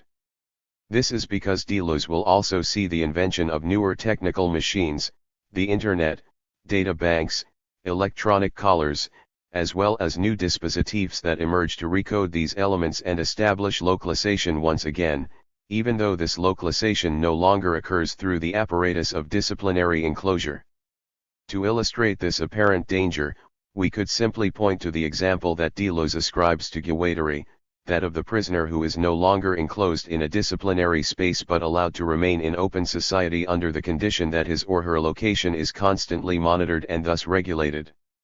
Stripped of its practical application as a cheaper and more cost-efficient form of confinement, especially for nonviolent offenders or petty and habitual criminals, or for juvenile delinquents, what would be required is simply the addition of a qualitative leap whereby this technology would become employed universally to all subjects, especially through newer technological improvements such as GPS tracking and biometric monitoring, as in the case of Guattari's premonition of a city with districts controlled by digital passcodes or biometric tags. Moreover, it is by means of a similar leap that several years later in the opening of the postscript Deleuze further revises and updates Bradbury's post-war dystopian vision with Burroughs' conception of soft machines, even though Burroughs' more paranoid vision was far more insidious in that it was constituted at the level of neuronal and chemical signals in the brain, and the so-called individual would not be able to discern which thought was organically autonomous and which was the signal communicated by a race of senders, or in this the impudent breed of our new masters, the advertising men. From the above examples, I think we have discerned the principle of the qualitative leap that is performed not only of Deleuze and Guattari's interpretation of television as a new technical machine of control, but later Deleuze's interpretation, or as I have said, quite purposively mutation, of Foucault's entire analysis of the concrete dispositives of discipline. Moreover, it is for this reason that the later description of Foucault's theory of disciplinary order acquires the distinctive feeling, a mood, or melos, of science fiction in Deleuze's description of control society, since it is precisely by means of a model borrowed from this genre and applied to Foucault's description of 19th-century phenomena that the diagram of discipline suddenly undergoes a strange mutation into the emergent diagram control, that is providing it with a supplemental and strategic dimension coming from the future, i.e., the outside. Point 4 here, the reference to science fiction is not accidental in determining the nature of this qualitative leap.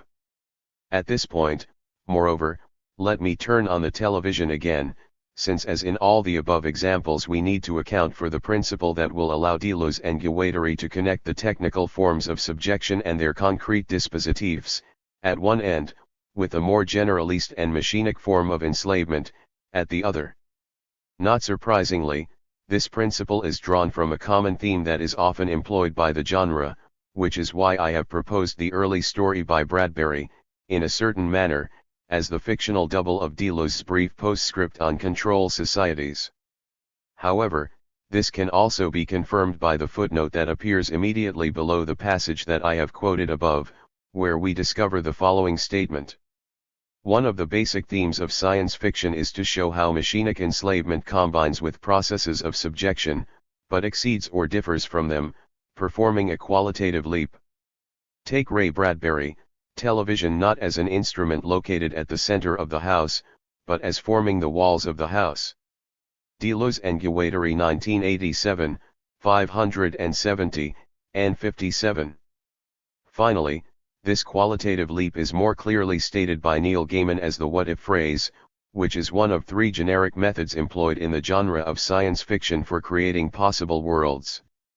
There are three phrases that make possible the world of writing about the world of not yet. You can call it science fiction or speculative fiction, you can call it anything you wish, and they are simple phrases: what if? If only? If this goes on? What if gives us change, a departure from our lives? What if aliens landed tomorrow and gave us everything we wanted, but at a price? If only lets us explore the glories and dangers of tomorrow. If only dogs could talk. If only I were invisible. If this goes on is the most predictive of the three, although it doesn't try to predict an actual future with all its messy confusion.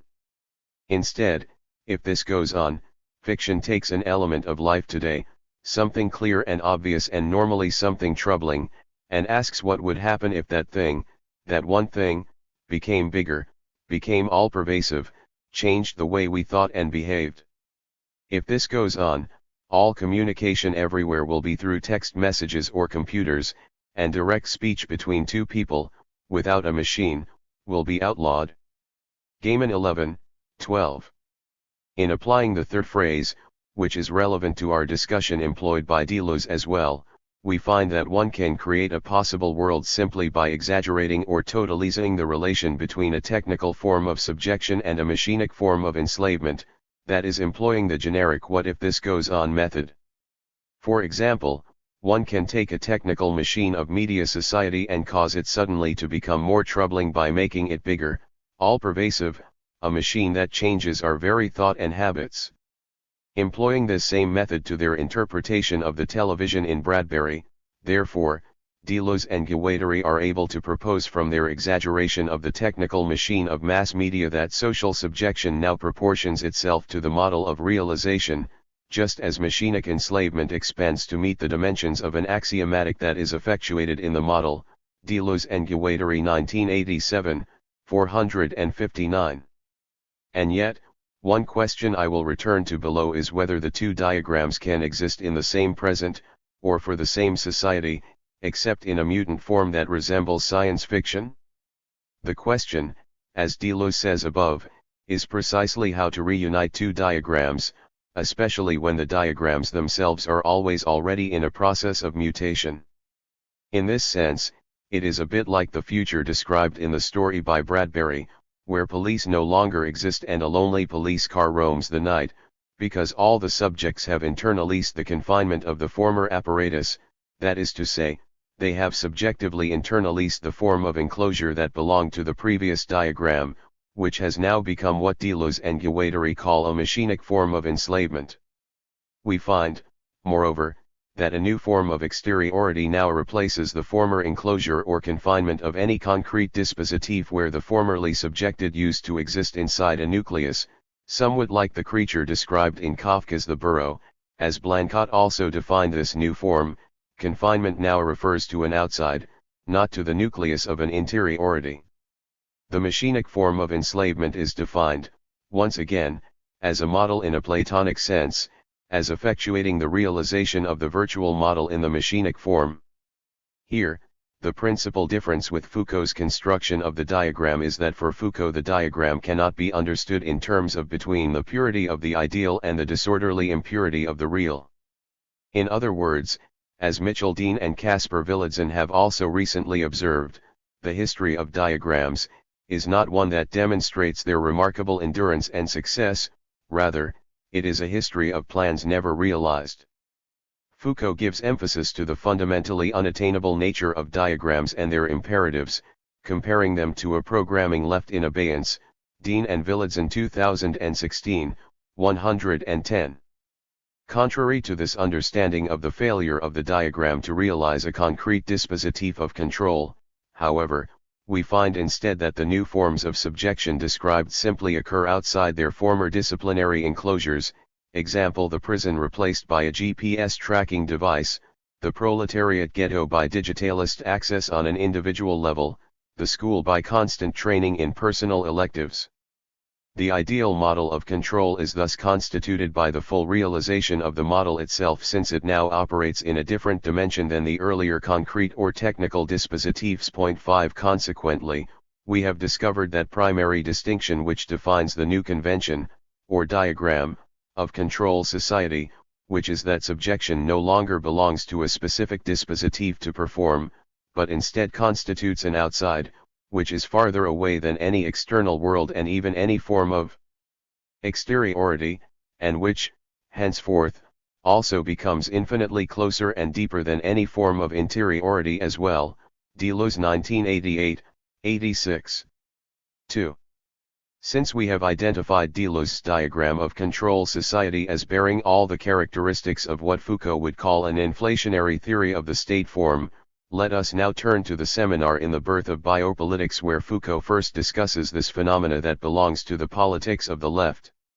In the lecture of March 7, Foucault characterizes two persistent themes or elements which appear at the basis of what he defines as a critical morality of anti-statism or state phobia that could almost be taken as a direct commentary on Deleuze and Guattari's account of the inner teleology of the state form from the perspective of the universal history of capitalism, which was also presented earlier in the famous chapters Savages, Barbarians, Civilized Men in Anti-Oedipus, which appeared in 1972.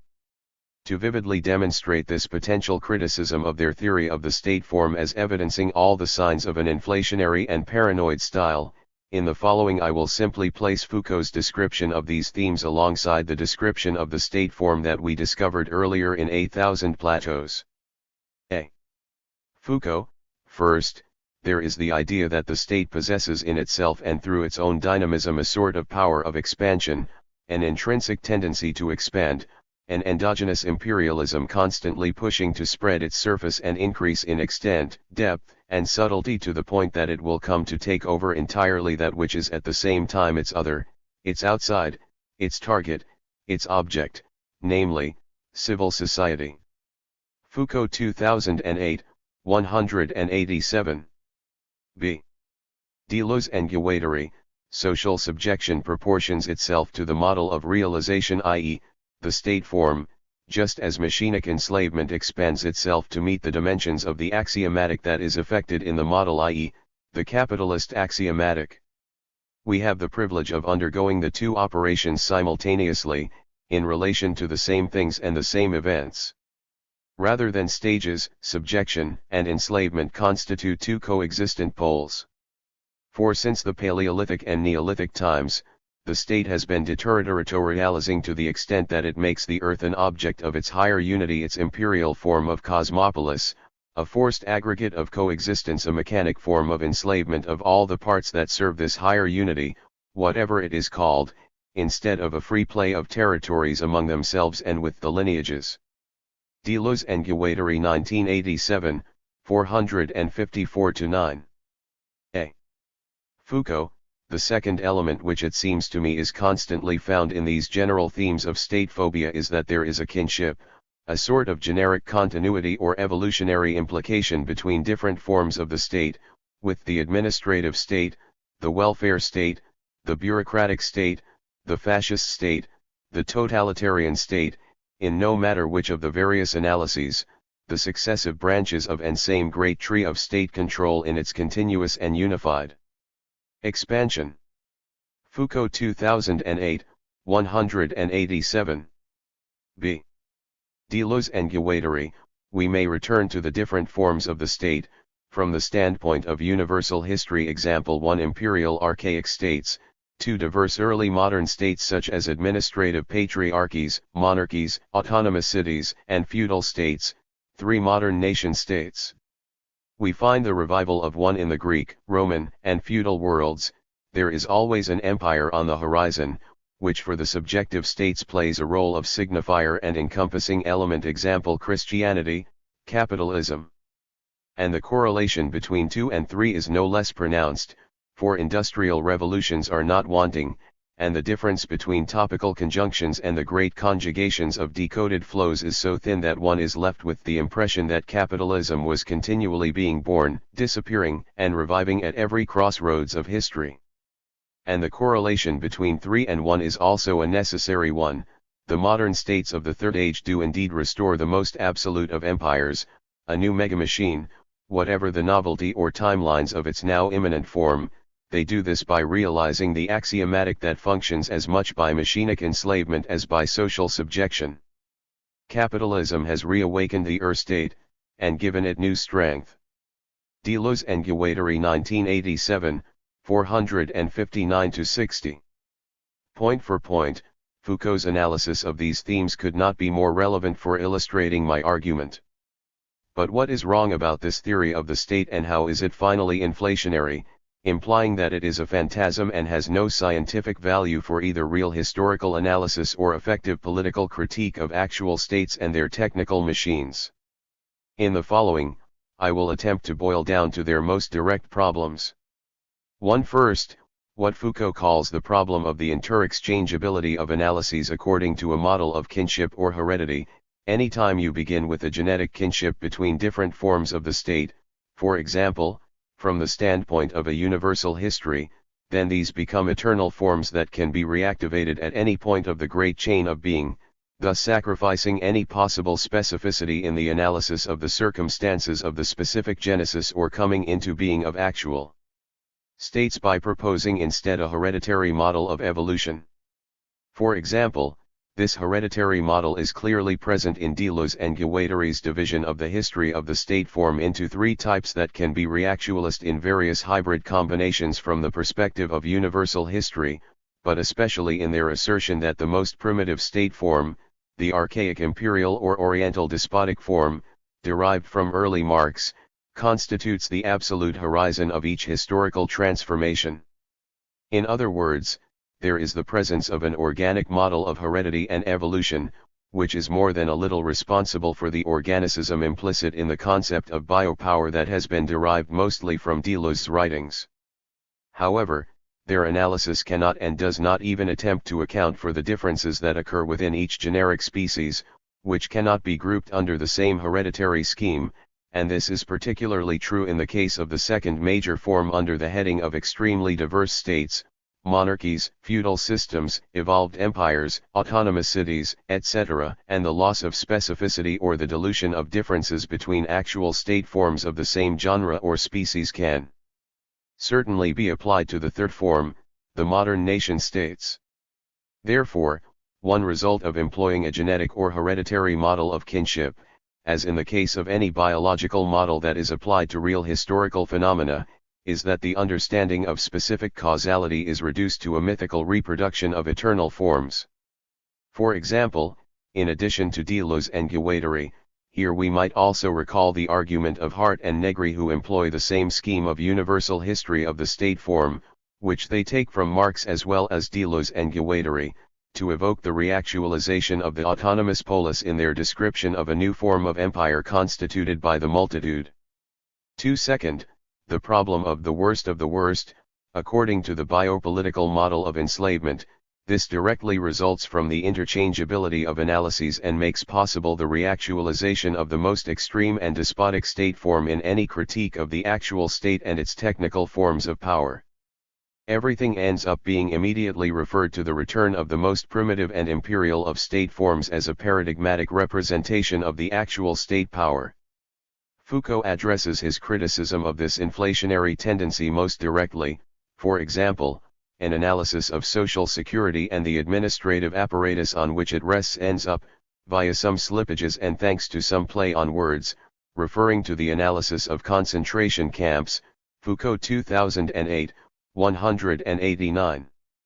In other words, because of the intrinsic dynamism of the state form, which has internalized its entire hereditary past in each instance of state power and violence, every actual instance of legal violence or the juridical expression of state power immediately evokes the realization of the worst.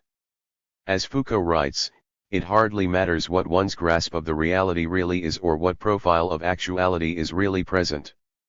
Mere suspicion is enough evidence for denunciation, to find something like the fantastical profile of the state, and there is no longer any need to analyze actuality.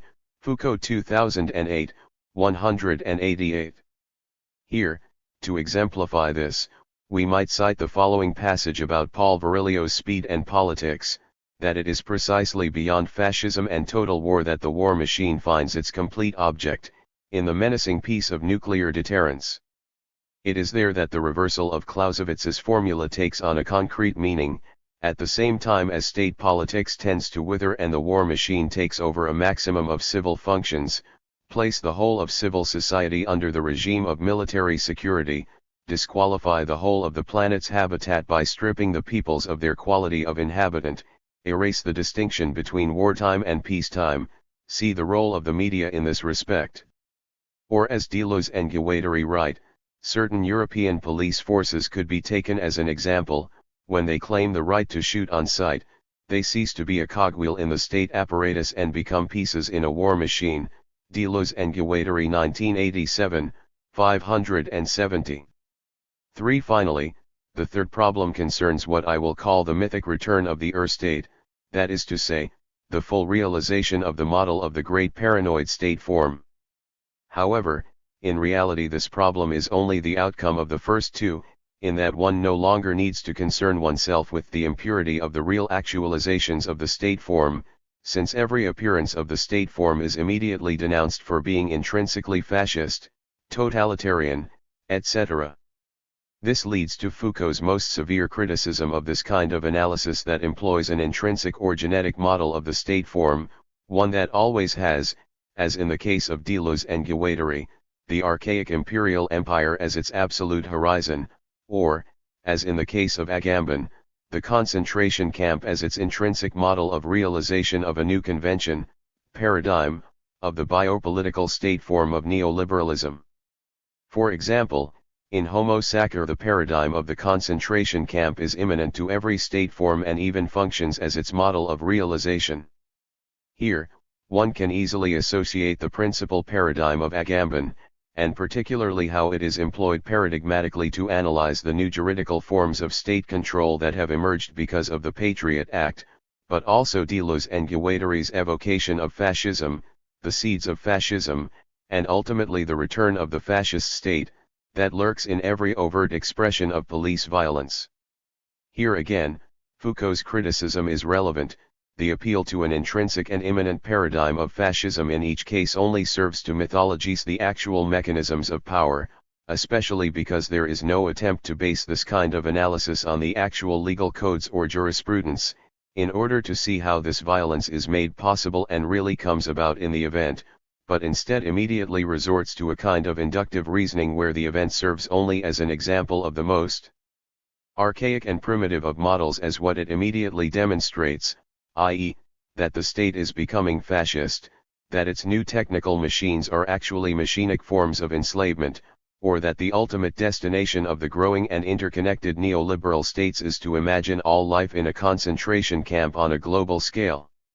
To conclude my brief investigation, I think I have developed enough comparison from Foucault's criticisms and Deleuze and Guattari's earlier depictions of the state form from Anti-Oedipus as well as the passages we have been reading from A Thousand Plateaus, which also contain all the characteristics of what Foucault is calling an inflationary theory of the state, Foucault 2008, 187. Implicitly, what I am also suggesting is that this same inflationary tendency can be found today in many of the critiques of the neoliberal state as well, informing the character of the idea of neoliberalism today as a planetary and neo-imperial phenomenon. Of course, I am not saying that this is not part of its force that is coupled to unifying effects of global markets and the reactive effect this has on subjacent nation-states, but, then, the question becomes one of either specificity and history rather than the appeal to a wholesale paradigm as exhibited in many contemporary representations of biopower as a universal form of control, a paradigm that has been influenced by Deleuze's earlier diagram of control. I realize that this conclusion might appear provocative, but I would like to offer it as one of the possible mutations of the current diagram, along with the suggestion that we begin to develop different conventions for establishing our contemporary relationship between power and knowledge, and, especially, generic conventions other than those that were already employed in science fiction in the post-war period of 1950s onwards, to forecast the future of our society. Perhaps I am being a little too Spinozian in this regard, but I don't believe that philosophy has ever been that reliable of a machine for prognostication, nor for the interpretation of signs and wonders. As a Deleuzian, moreover, I also realize that this might seem counterintuitive at first glance. Was not Deleuze a Spinozist, after all? And I must admit that there are many aspects of what I have called Deleuze's mutation of Foucault's original theory of dispositives that should be pursued today, just not all. As Kafka's dog once said, I am simply making a report of my investigation. I am only making a report, since in my view, the diagram of control has become too dominant and even mythic in proportions in its image of the new machinic form of enslavement. Not all of this is Deleuze's responsibility, to be sure. So finally, I would recall that the 1990 postscript, and the collection of Pourparlers, 1991, in which it appeared with other miscellaneous negotiations, was in fact written during a period when the philosopher was at his weakest and most reactive moment, having just retired from his position in the university, engaged in constant attack and counter-attack with the new philosophers, the infamous potato war with philosopher Alain Badiou, as well as with what Deleuze identifies as an impudent breed of new masters that he associates with the marketing principles of the new media in the postscript on control societies. As Deleuze himself confesses in the foreword to the French edition, pourparlers must be understood as strategic and tense negotiations for peace in a time of war, Deleuze 1991, 7. Consequently, if I have employed Bradbury's short story The Pedestrian, it was partly as an allegory of what I was imagining as an incident that occurred on autumn evening in November 1990 in the deserted streets of Paris when the recently retired philosopher goes out for a walk, looking with disdain at the phantom lights against the apartment windows on his street, imagining perhaps that inside the occupants were engrossed in the latest installment of Alain Badiou's popular program on French philosophy. Suddenly, a policeman hails him. "Hey you! What do you think you are doing?" "I am out for a stroll like Lentz or Bartleby," Deleuze replies. "Oh really? That's funny. And what is your occupation?" "Philosopher," replies Deleuze. "Ah. So I see," exclaims the flick, "you are unemployed." Chapter 2. Post-mortem on race and control. Neil Ahuja. Control names a dynamic mode of power which seeks to proliferate difference in order to modulate and contain its disruptive force. Thus, one starting point for a critique of control is to think with and through its dependency on difference, including difference marked as racial. From this premise, it is possible to pursue how racial assemblages constitute the ideological grounds for accounts of control, and explore why control might become an increasingly salient metaphor for racial power as the political centrality of race intensifies with the global rise of ethno-nationalism and outright fascism. Although thinking of race as a matter of technical control of bodies involves working through post-humanist and neo-materialist methods for social analysis, it also involves retrospectively interpreting the role of racial difference in the constitution of control theory's paranoid figuration of technology and the state. In the works of William Burroughs and Gilles Deleuze, control exhibits a desire for the destruction of subjectivity through constant modulations of difference and the integration of individuals into networked aspirations of capitalist accumulation. This rhetoric on the technological penetration of the body by the state, I will argue, reflects a generalization of existing forms of race war into the Cold War state form, allowing for control theory to appear deracinated and globalist. Nonetheless, the critique of control demonstrates the importance of the concept for grappling with deterritorialist models of empire, in which race is effectively modulated across media environments, biotechnologies, and war apparatuses. From this vantage point, the engagement of race and control charts a different path for critical race theory than do the largely polemical critiques by some Deleuzians of the structuralism and representationalism of racial formation theory. The intersection of race and control poses questions of whether and how contemporary forms of empire are able to take hold of race's plastic potential for differentiation. The horror of control emerges not in the active attempt of a commanding operator to overcome resistance, but in the dream of a total realization of the operator's control. At that point control itself vanishes. In William Burroughs' 1978 essay The Limits of Control, the capability of the state to exercise control over a population is presented as inherently limited by the agency of subjects who potentially resist the control order. However, the imagined realization of control also marks control's vanishing point, as the transformation of a responding subject into an object of domination also marks its release from a dynamic of control into one of mere use. Control also needs opposition or acquiescence, otherwise it ceases to be control. I control a slave, a dog, a worker, but if I establish complete control somehow, as by implanting electrodes in the brain, then my subject is little more than a tape recorder, a camera, a robot. You don't control a tape recorder, you use it. All control systems try to make control as tight as possible, but at the same time, if they succeeded completely, there would be nothing left to control. Suppose for example a control system installed electrodes in the brains of all prospective workers at birth. Control is now complete. Even the thought of rebellion is neurologically impossible. No police force is necessary. No psychological control is necessary, other than pushing buttons. Burroughs 1978, 38. Control thus names a dynamic mode of power that is not dependent on a specific structure of production and labor. If the slave, the dog, or generic worker are the more than human laboring figures of this potential difference that defines control, it is the colonizer who provides the figure for the disruption of control's totalization and, simultaneously, its total dissolution. Positing that the pre-colonial Mayan calendar schematized the total control of the population even as its use atrophied without existential enemies, total control meant that the Mayans could not repel invaders. Such a hermetic control system could be completely disoriented and shattered by even one person who tampered with the control calendar on which the control system depended more and more heavily as the actual means of force withered away. Burroughs 1978, 39. If colonialism may disrupt this process of turning animal life into machine life, reinforcing a narrative of the vanishing Indian coincident with U.S. settler, imperial nationalisms, Bird 2011, it also massifies as a political desire for control. Turning to the ascendance of empires and the problem of their inability to cope with change, Burroughs thus concludes that control's ultimate dependence is not on labor nor technology but on time itself. Once a control system totalizes, it is only a matter of time before contradictions rend it apart. Moving from the enforced control of the slave or the dog to the totalized control of the indigene, empire models control on ever massified scales only to inevitably dissolve in the face of aleatory complexity.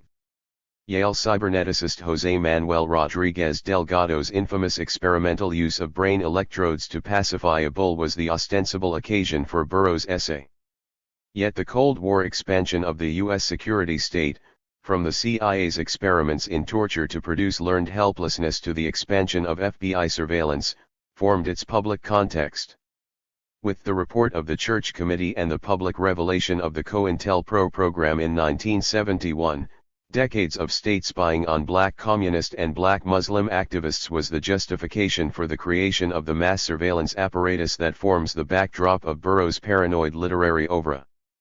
Given the long rise of U.S. policing techniques in the contexts of Indian War, slave patrols and renditions, and Asian counterinsurgency from the Philippines occupation through those of Vietnam, Afghanistan, and Iraq, Singh 2017, the entanglement of militarist anti-communism, anti-blackness, and Islamophobia in the history of U.S. technological surveillance and mind control programs are severed from accounts of control's novelty, Gunter 2013.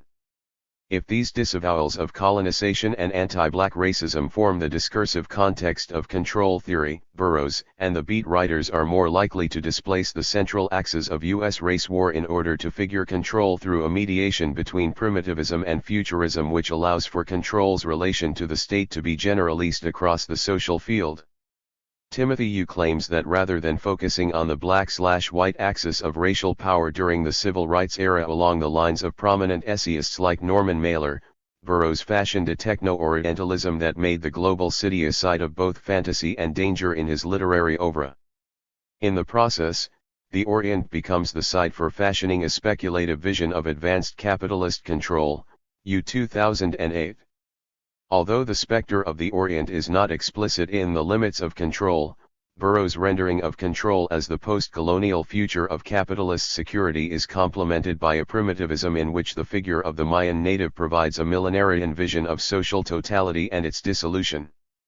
Despite this displacement of race as an organizing dimension of imperial surveillance and militarization, the figures of the slave and the native in the essay suggest that control might be configured as a technology for managing dissent against a racial order, even as the control regime seeks to modulate and dissipate the identities that allow that order to function. In Gilles Deleuze's reflections on the topic, race plays no explicit role in the arsenal of control. However, as with Burroughs, the theory of control is implicitly racialist. Its critiques of digital communication and plastic subjectivity rely on specific understandings of how race spatializes the globe under capitalism. For Deleuze, control marks a transition from a disciplinary society reliant on schools, prisons, and other institutions towards an informational society permeated by market logics that smooth speech, imagination and conduct into capitalist prerogatives. Deleuze thinks control from the vanishing point identified by Burroughs. There is simply no free subjectivity from which to resist the regime of control, only the integration of the brain into a kind of mass nervous system. For Deleuze, the brain is not the site of a deep internal subject but rather a folding of the environment into an event. The brain's precisely this boundary of a continuous two-way movement between an inside and an outside, this membrane between them.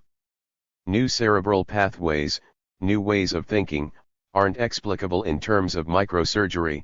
It's for science, rather, to try and discover what might have happened in the brain for one to start thinking this way or that. I think that subjectivation, events, and brains are more or less the same thing. Negri and Deleuze 1995, 176. Control constantly communicates, constantly modulates response. Controls are a modulation, like a self-transmuting molding continually changing from one moment to the next, like a sieve whose mesh varies from one point to another, Deleuze 1995, 179. Control dissipates the power of difference by proliferating and modulating it, displacing and postponing identity. Distinct in emphasis from the affirmation of becoming evident in Deleuze's co-authored works with Guattari, control suggests the seamless evacuation of political resistance brought about by the technical integration of the brain into capitalist systems of circulation. While control entails specific associations with cybernetics, debt, and media, the concept of control is not reducible to a single historical referent. Control's normative association with the rise of modern computing and digital media is complicated by Deleuze's references to early 20th century histories evident, for example, in his reference to Kafka's writings as illuminating the juridical logic of control. The most detailed book-length study of control to date locates origins of the cultural logic of digitality in the 19th century, with the rise of computerized forms of processing and the early theoretical underpinnings of cybernetics, Franklin 2015. Regardless of how one conceptualizes the history of control, Deleuze does geopolitically bracket control and locate it within certain logics of post-industrial capitalism. The implicitly racialized grounding for the theory of control is the international division of labor. Deleuze writes, "Capitalism is no longer directed towards production, which is often transferred to remote parts of the Third World. What it seeks to sell is services, and what it seeks to buy, activities. Control is short-term and rapidly shifting, but at the same time continuous and unbounded. A man is no longer a man confined but a man in debt. One thing, it's true, hasn't changed. Capitalism still keeps 3/4 of humanity in extreme poverty, too poor to have debts and too numerous to be confined. Control will have to deal not only with vanishing frontiers, but with mushrooming shanty towns and ghettos." Deleuze 1995, 181. There is an ambivalence in this diagnosis, which at first seems to radically separate the Third World from control, as the site of both production and captivity, but then smuggles the intensification of Third World violence into control's logic. It will have to deal with massified confinements of shanty towns and ghettos. Deleuze's comment that the Third World hasn't changed suggests that control involves superseding earlier forms of power based on sovereignty and discipline, even if its integration of subjects as individuals within a cybernetic system may be guided by the modes in which it manages those with which it disposes on the other side of the international divide.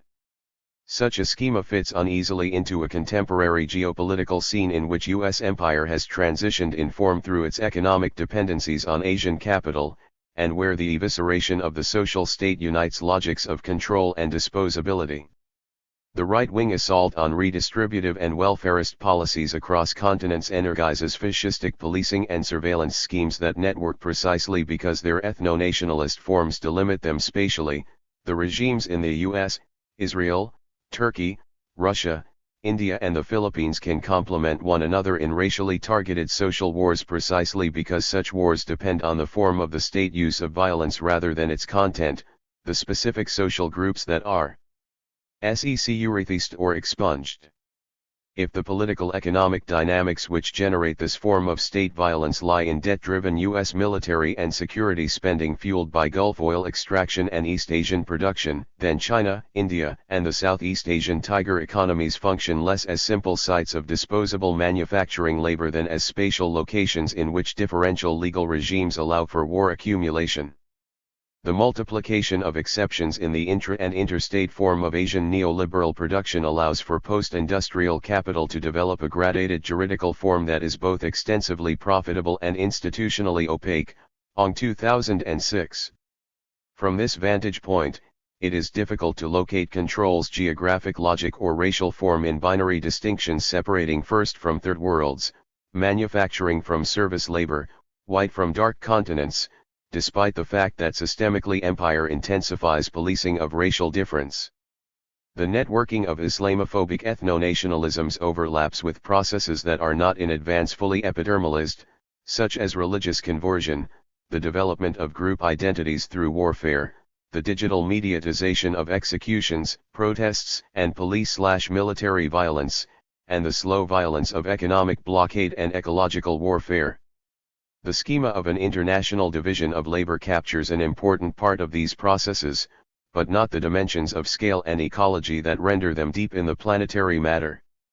Deleuze's adaptation of Foucault's historical schema for sovereignty, discipline, and security, the analog to control, provides another point of difficulty, as the scholars of race and colonialism have for decades contested the assertion that incarceration, torture and other forms of direct state violence have dissipated with the rise of modern logics of capital and statecraft.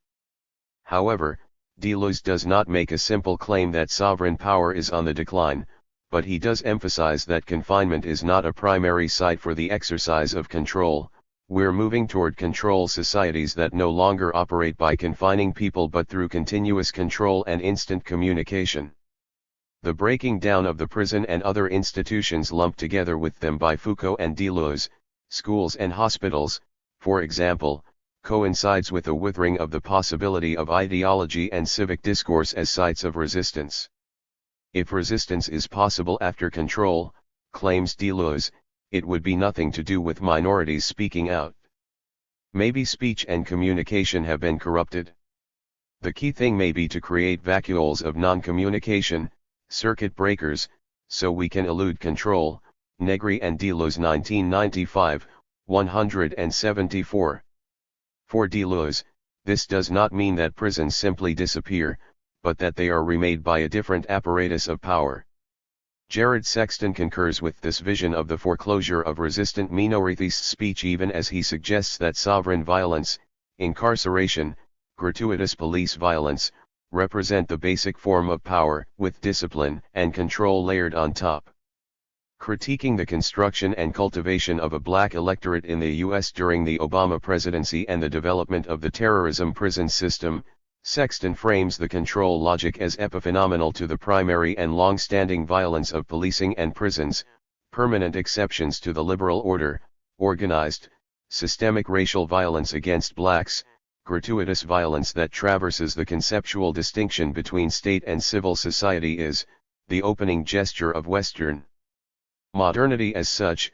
Sexton 2007, 198. Despite their different characterizations of sovereignty, the fact that Sexton's Afro-pessimist dismissal of black resistance echoes Deleuze's rendering of minority voicelessness points to the novel ways in which theories of control might appeal to particular strands of critical race theory. To date, the largely polemical criticisms against racial formation theory, Omi and Winant 1986, by theorists engaged with Deleuze and Guattari has often pitted ontology against epistemology, affect against ideology, becoming against dialectics, making Deleuzean writing on race incompatible with the trends towards racial exceptionalism and diagnoses of historically durable racial structure evident in some Afro-pessimist and decolonial theories. Because these extant polemics highlight Deleuze's philosophical affirmation of becoming, their emphasis on the creative potential of race sits in tension with control's paranoid evisceration of resistance. In the introduction to the volume Deleuze and Race, Arun Saldana argues for an immanent philosophy of race, one defined against representationalist and structuralist social critique in its insistence that, like all power relations, racism operates first of all through the materialities of desire and landscape far below any mental or linguistic detectability. 2013, 34, see further right 2012. So, unlike the majority of studies in the field, which center on historical narratives about racial discourse, images, and statecraft, Deleuzean approaches to race have thus far been more intimately concerned with the micropolitics of embodiment, technology, and effect, connecting with feminist and queer theories that undermine the holism of the body. The agenda of such a critical program, which understands race as a material assemblage, is not to act as a supplement to structuralist analysis of race but to reformulate an understanding of racial ontology in ways that require a radical rethinking of the scales, bodies, and affective forms that constitute the matter of race. For Saldana, race exhibits a certain viscosity, and in its proliferation rather than its suppression lies the possibility for a new anti-racism. Saldana 2006. The polemics against the structuralist bent of racial formation theory can, however, be productive if it helps to elucidate how the deep histories of racial violence energize the embodied plasticity of racial form, its biopoliticization and productive capacity. This often means a deep engagement of race, Deleuze, and feminist and queer technoscience scholarship. Jasper Puer suggests a new critical dialogue between more structuralist forms of race critique, such as intersectional analysis, that develop schemas for race's interrelation with other forms of social domination, and an assemblage theory that crosses the discursive with affective and temporal dimensions of relation. Puer 2012. Putting Catherine Malibu's writings on the brain in conversation with Deleuze, Jerris Grove explains that one of the unfinished projects for theorizing control is to think with the destructive potential of plasticity as a more radical refusal of humanism than is available in Burroughs' paranoid framing of control. Grove 2015, 250-1. Furthermore, attempts to open critical race theory to media, war, and biotechnical apparatuses might help us understand how racial assemblage does not only operate as an ideological struggle over stereotyped images or content, but through mutations of form. In such analyses, form can govern racial difference and intensify racial crisis while remaining rather disinterested in content or even generating its viral transformation. Consider, for example, the scandals over Russian state promotion of racial conflict in U.S. social media, where media bots proliferated contradictory content on race in order to intensify the speed and intensity of race's public articulation. One possible outcome of the current collision of Deleuzean thought and critical race theory, however, is that such productive openings might be jettisoned in favor of a totalizing view of control. As in Sexton's reading, which dispenses with Burroughs' paranoia in order to posit lack of speech as the mundane racial product of modernity, there is a potential for invigorating rhetorical tendencies towards racial exceptionalism and nihilistic, trans-historical readings of racism's psychosocial inevitability. Given the intensity with which race is itself the object of proliferating scales of analysis and meta-analysis in contemporary digital culture, often bent on convincing us of the impossibility of moving racial structure, the narrative of control itself can be taken up as an element in race war, not just a theorization of it. Up to now, the relative lack of engagement by critical race theorists with control as a concept may be a result of the short treatment of the control concept by Deleuze, but it is also likely influenced by several other factors, including the generally hostile approach towards the field by followers of Deleuze and Guattari, who have made race only one object of criticism in a broader assault on structuralist social theory. Nonetheless, recent contexts in which the virtuality of race appears to accelerate its violence and specular intensity are likely to invigorate interest in theories of control. Puer 2017. In the very disruption of existing racial orderings girded by the system of nation-states, post-Cold War conflicts and migration flows crossing the Persian Gulf, Southwest Asia, the Maghreb, and North Africa are ripe contexts for thinking how media and war ecologies modulate race's emergent potential. Here we witness the cacophony of state militaries and non-state war machines vivisecting Syrian, Yemeni, and Palestinian landscapes, the informational architectures of social network analysis that digitize the planet and produce the figure of the terrorist as a data aggregate, the dronist becoming insect of both the Islamist insurgent and the security state, the massive dispossession and commoditization of migrant outflows to Europe, the dispersal of ad hoc regimes of imprisonment and torture. That experiment with the plasticity of the body-brain relation, the improvised border surveillance and sorting out of the racially disposable who cannot be redeemed through asylum. The racial assemblage of control in this context appears to work through the double movement of transiting the state as arbiter of racial domination and the reconstitution of media, war, and biotechnical apparatuses around the modulation of new sites of racial crisis that are unleashed as a result. If the geographically dispersed violence instantiated in the current Islamophobic wars appears predictable based on a long-entrenched schema of phenotypic hierarchy, a lethally militarist intermingling of anti-blackness and Orientalism sediment in the deep time of slavery and colonialism, the mutations of racial form also invigorate the most spectacular dissipations of structure, dissipations which fragment and reconfigure the racial in a manner that suggests that time generally and speed.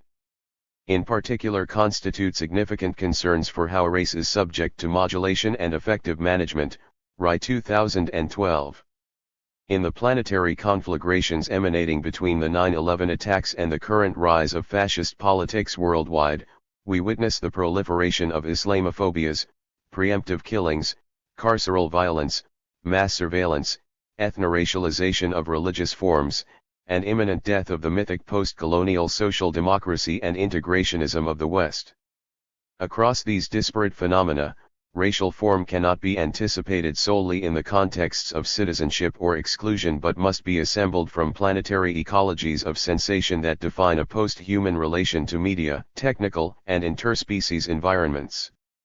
Theories of control can play a part in developing such an understanding, as long as the relation of control and race can be rethought from the inside out. Chapter 3. Periodicing, with control. Seb Franklin. What kinds of critical possibilities become legible if one reads Gilles Deleuze's conceptualization of control societies both as a work of periodization theory and as a theory of periodization? In other words, how might one read the concept of control in methodological terms? Central to my attempt to respond to these questions is Frederick Jameson's observation that periodicing hypotheses tend to obliterate difference and to project an idea of the historical period as massive homogeneity, bounded on either side by inexplicable chronological metamorphoses and punctuation marks, 1991, 3-4.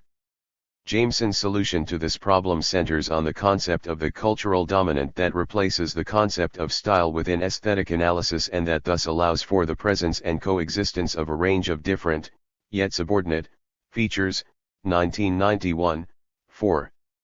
The specific features which Deleuze attributes to control societies suggest the possibility that this analytical rubric can be extended to the analysis of dominant features that occur not only in spheres conventionally described in aesthetic, or stylistic, terms, such as architecture, literature, and visual art, but also in arrangements that operate across and demonstrate the close imbrication of discursive and material registers, governmentality, technology, and economics. A close reading of Deleuze's writings on control reveals an understanding of these co-constitutive registers that both invites and thwarts clean periodization. Because of this, the concept and the historical logic of control necessitate modes of analysis that can account for complex assemblages of epistemic abstractions and the concrete situations that undergird and, for worse and for better, exceed them.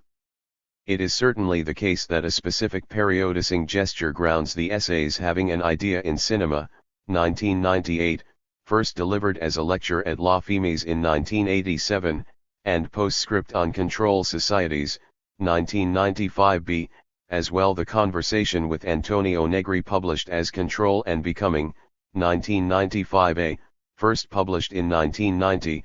Point 1. Across these texts Deleuze names and sketches the contours of a socio-political and economic shift away from the regimes of sovereignty and discipline theorized by Michel Foucault. In the earliest of what one might call the control texts, ostensibly a commentary on the cinema of Jean-Marie Straub and Daniel Huillet, Deleuze itemizes the predominant mechanism of disciplinary societies, the accumulation of structures of confinement, prisons, hospitals, workshops, and schools, in order to demarcate a period in which emerge societies of control that are defined very differently, 1998, 17.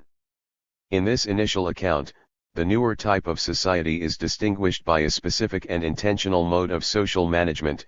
The age of control comes about when those who look after our interests do not need or will no longer need structures of confinement, with the result that the exemplary forms of social regulation begin to spread out, 1998, 17-18. This dissolution of now defunct institutional spaces marks the first characteristic of control societies and, Deleuze suggests, establishes their difference from arrangements centered on classical sovereignty or disciplinary power. The exemplary diagram and material expression of this regime is the highway system, in which people can drive infinitely and freely without being at all confined yet while still being perfectly controlled, 1998, 18. In Control and Becoming, Deleuze once again speaks of the passage through sovereignty and discipline, the breakdown of the latter's sites of confinement, and the concomitant emergence of distributed mechanisms of control. And he adds a second valence to this historical passage through a discussion of technology that is only hinted at in the earlier pieces, allusions to information and communication. In developing this facet of control societies, Deleuze again appears to define that system in terms of a historical break. He suggests that sovereign societies correspond to simple mechanical machines, disciplinary societies to thermodynamic machines, and control societies to cybernetic machines and computers, 1995a, 175. These two intertwined narratives, of distributed governmentality and the techniques and technologies of computation, represent the two main vectors through which the concept of control has shaped subsequent critical writing. Michael Hart and Antonio Negri's concept of empire, 2000, emphasizes the former, and Alexander R. Galloway's protocol, How Control Exists After Decentralization, 2004, privileges the latter, although in truth each addresses both technology and power in some ratio. More broadly, it is possible to identify commonalities between the lineaments of control societies and a still growing body of periodicing concepts, both celebratory and critical, that do not mention Deleuze's concept but that define a similar set of historical movements, and a similar relationship between technology and social structure, in more universal terms, the information age, digital culture, the network society, post-industrial society, the age of big data, and so on, and so on, and so on. So many ways to imagine a new economy of services and informatic exchanges. But what do these periodicing phrases include? Does post-industrial society really describe the full, evenly distributed inclusion and valorization of all social activity? Or does it describe a specific imaginary that rests on and obfuscates a complex of material conditions, conceptual operations, and imaginaries that are organized around abstract principles for the efficient extraction of surplus value? Do the structural and regulatory functions of racialized, gendered, sexualized, disabled and debilitated populations take on new forms in the movement from discipline to control? Or does the abjection and violent management of such populations represent a continuity that undergirds the shifting conditions overhead? Across the control texts it is possible to identify a more complex system of periodization, one that is less concerned with linear, albeit staggered and layered, progression than with the multiplication of different, often competing systems of historical knowledge that make claims about the absolute novelty and specificity of control societies impossible to sustain. This movement, which starts to appear with some passing remarks in Control and Becoming and comes more fully into view across the 6 pages of the postscript, suggests that Deleuze is concerned not only with extending Foucault's periodicing project but also with complicating the kind of historical thinking that produces the various totalizing concepts listed above. Could it be that the final sketch of Control, the postscript on control societies, encrypts the kind of multi-threaded historical method that is necessary for engaging with the epistemic demands of the period it ostensibly defines? Might this, rather than the specific characteristics that Deleuze attributes to control, represent the real import of his intervention? In this chapter, I examine the 3 strands touched upon in this introductory discussion: power, technology, and economy, in order to foreground these historical methodological possibilities. Having established these components of control and the complex historical questions they invite, I'll briefly consider the kind of cultural work that might be understood as constituting and/or expressing the cultural logic of the present conjuncture. Power. As cleanly as the discipline control sequence appears to function, across the control texts Deleuze makes it clear that the relationship between the two terms cannot be reduced to one of direct succession or linear extension. In Having an Idea in Cinema, for example, Deleuze points out there are all kinds of things left over from disciplinary societies, and this for years on end, 1998, 17. In the conversation with Negri he further complicates the relationship between the two periodicing concepts by stating that Foucault was one of the first to say that we're moving away from disciplinary societies, we've already left them behind, 1995a, 174. And in the postscript he writes that control is the name proposed by Burroughs for this new monster, and Foucault sees it fast approaching, 1995b, 178. There is nothing like a consensus across these three temporal relations. Each, however, makes it clear that the relationship between the terms cannot be understood in terms of a clear break. This opens up a series of questions that have methodological as well as historical implications. What is the precise nature of the temporal relationship between discipline and control? What role does sovereign power play in the two later periods? What drives the globally uneven movement between discipline and control, and how can the latter function as a periodizing device if it cannot be detached from the former? One possible answer is that the logic of control does not emerge through the invention of new relations, but rather rests on, mobilizes and reorients techniques and technologies whose origins and prior uses predate it. Such techniques and technologies must thus be understood as recursive. They both originate in and belong to a specific regime and perform essential functions within subsequent regimes. Because of this, any historically attentive analyses of control cannot remain in the 20th and 21st centuries, but must locate objects and practices that first become legible in earlier moments. One way of doing this is by considering the specific phenomena to which Deleuze refers when he suggests that Foucault already identified the roots of control in disciplinary societies. In the postscript, Deleuze identifies two systems of management unearthed by Foucault. The first produces the individual subject through techniques of discipline, and the second biopolitically formats a given society as a mass through the use of statistical methods. Where disciplinary power sees no incompatibility at all between masses and individuals, so that signatures can stand in for the latter while lists or registers account for the former, technologies of control reformulates masses as samples, data, markets, or banks and thus recast individuals as individuals, 1995b, 180. The similarity between this process and Foucault's theorization of biopolitics and biopower is marked. What are samples and data if not technologies for the production of the forecasts, statistical estimates, and overall measures that Foucault positions as emblematic of biopower? Foucault 2003, 246. What are markets and banks if not extensions of the subtle, rational mechanisms of biopolitics that for Foucault include insurance, individual and collective savings, safety measures, and so on? Foucault 2003, 246. What is the individual if not the person mapped in terms of universalist, discrete predicates, race, class, gender, sexuality, ability, age? What, in other words, is the exact nature of the relationship between control, biopower, and biopolitics? The proximity between the cybernetic inflections of Deleuze's control societies and Foucault's conceptualization of biopolitical mechanisms as those which seek homeostasis, Foucault 2003, 249, is registered in the odd way in which Hart and Negri formulate the relationship between the two regimes in Empire.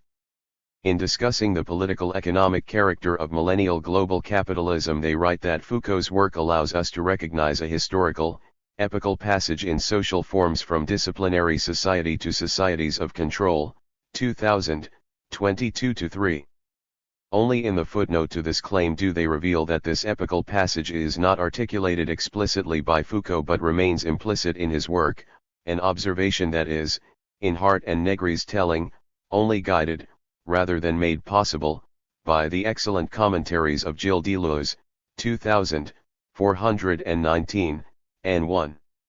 Within Foucault's oeuvre, The Birth of Biopolitics, delivered as lectures at the Collège de France in 1978 and 1979, English translation 2008, might be the place in which something like a genealogy of what Deleuze names control is most explicitly articulated, although it is notable that this text focuses on political economic, rather than governmental, imaginaries. Society Must Be Defended, Lectures 1975-6, English translation 2003, and Volume I of the History of Sexuality, 1976, English translation 1978, both of which focus on techniques of governmentality, disclose connections between discipline, biopower, and control that make theories of linear succession unworkable. So, the identification between biopower and control appears so overt that Hart and Negri more or less conflate the two and are able to attribute the full identification of the latter to latent content in Foucault's writings, on which Deleuze's control texts are mere commentaries, albeit excellent ones. They then make the claim that in the passage from disciplinary society to the society of control, a new paradigm of power is realized which is defined by the technologies that recognize society as the realm of biopower, Hart and Negri 2000, 24. Following this logic, control societies come about when the ratio of biopower to discipline shifts in favor of the latter. What, then, is revealed about the historical specificity of control societies when one locates the emergence of the techniques of biopower in the 18th century? For this is the claim that grounds Foucault's introduction to the concept in Society must be defended, where he states that the two sets of mechanisms, one disciplinary and one regulatory biopolitical, are not mutually exclusive, and can be articulated with each other, 2003, 250. This is restated in Volume I of the History of Sexuality, where Foucault writes that power over life evolves in two basic forms from the 17th century onwards, 1978, 139. These two forms again correspond to the regimes of discipline and biopower. While the second of these appears somewhat later than the first, it is clear that Foucault does not theorize the two as discrete, successive developments. Nor are they theorized as antithetical, Foucault 1978, 139. Rather, they form two poles of development linked together by a whole intermediary cluster of relations, 1978, 139. This diagram, two poles linked by intermediary clusters, suggests that control emerges not from a waning of disciplinary power, but rather through a shift in the articulations of discipline and biopower that cannot be fully understood through the image of a simple transition or change in ratio.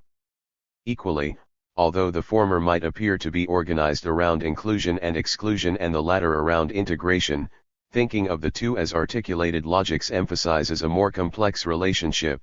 Biopower operates through and produces thresholds that render legible certain populations while occluding, or rendering as non-populations, certain others, while different applications of disciplinary techniques regulate the education, productivity, and health of normal individuals and manage, often by incapacitating or otherwise destroying, the bodies that fall below the line separating the normal from the abnormal, or that which should be made to live from that which can be left to die.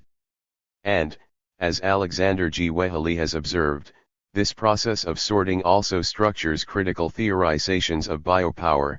In considering racism as a function of biopolitics, Wehely notes, Foucault distinguishes European state racism and biopolitics from those primeval forms of racism that linger in the philosophical, geographical, and political quicksands of an unspecified elsewhere.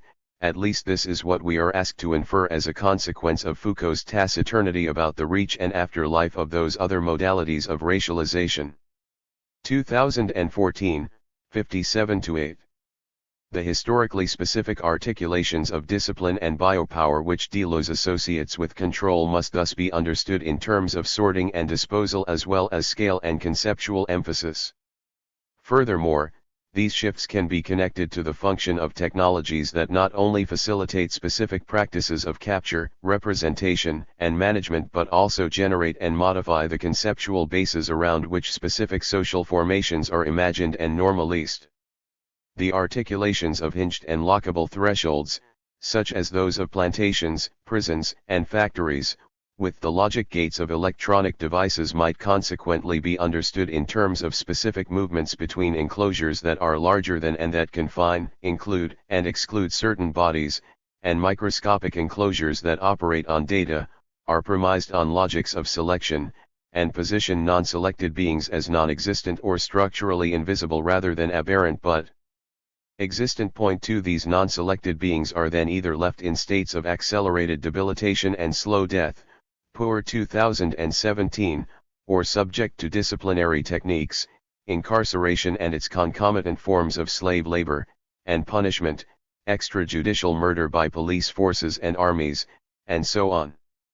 This is the process that Grace Kyung-won has identified, albeit in relation to a different but undoubtedly related periodicing concept, neoliberalism, as one in which the previously unimaginable integration of certain racialized, gendered, and sexualized subjects into circuits of capital and citizenship does not alleviate, but rather exacerbates the conditions that led to the devaluation of poor, racialized, and sexual and gender deviant populations, and the relegation of these populations to premature death, 2015, 11-12.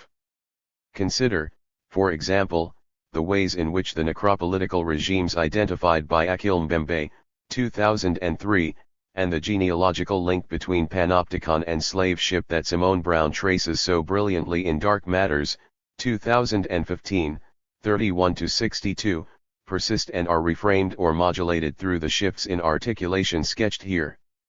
As Brown demonstrates, the emergence of more granular and distributed modes of control neither eliminate and replace racialized forms of sovereign and disciplinary violence nor exist apart from the historical logics that motivated and rationalized these forms of violence. In the light of these interventions, it becomes essential to frame the relationship between the individual and the individual in terms of the difference between the social rendered biomechanically, as bodies, and the social rendered informatically, as data. But it is equally important to note that these rendering techniques tend to be densely imbricated, and that the difficulty of privileging one over the other in a given context tends to reveal a great deal about the dynamics of racialization, gender, sex and ability that organize that context. Information can't be separated from, but tends to occlude, the mechanisms that process it. The rendering of information is always also the production of non-information. Techniques and technologies of informatic surveillance can't be separated from, but tend to occlude, earlier technologies of violent subjection, including those of the slave ship and the plantation. The management of life is always also the production of death. Technology. Considered in isolation, machines don't explain anything, Deleuze 1995a, 175, rather, they express the social forms capable of producing them and making use of them, Deleuze 1995b, 180. At the same time, the language of discipline can be specified as analogical, while control operates through languages that are digital, although not necessarily binary, 1995b, 178. Analog and digital, while associated with certain classes of machine, must thus be understood to exceed concrete technologies and to function as conceptual operators within discursive material fields, which might include systems of production, management, and regulation. With this in mind, how might one derive a non-deterministic theory of the relationship between technology, power, and economy from the control texts? This question lurks in the background of the postscript on control societies, and it constitutes one of the most telling ways in which that text can be read as an encrypted theory of historical method as well as a diagram of a specific period. As I suggested at the end of the preceding section, technologies are assemblages of specific social relations and specific technological developments. Such relations and developments also come to undergird epistemological claims about fundamental categories such as thinking, the human and sociality. And, as the discussion of discipline and biopolitics above should make clear, the historical, concept-generating function of specific technologies that Deleuze sketches with his claim about collective apparatuses impedes linear periodization by implementing a recursive temporality. Specific technologies give concrete form to collective social forces that precede them, and in so doing intensify and reorient these forces, coming to function as what Hans-Jürg Reinberger, 1997, calls epistemic things. In other words, a specific technology might come to concretize and exemplify the abstractions undergirding a given political economic regime, but it does so by securing or amplifying certain conceptual structures or operations that logically and historically precede it, as well as by reorienting concepts and facilitating new practices and relations that point, again, for better and worse, towards different socio-political arrangements.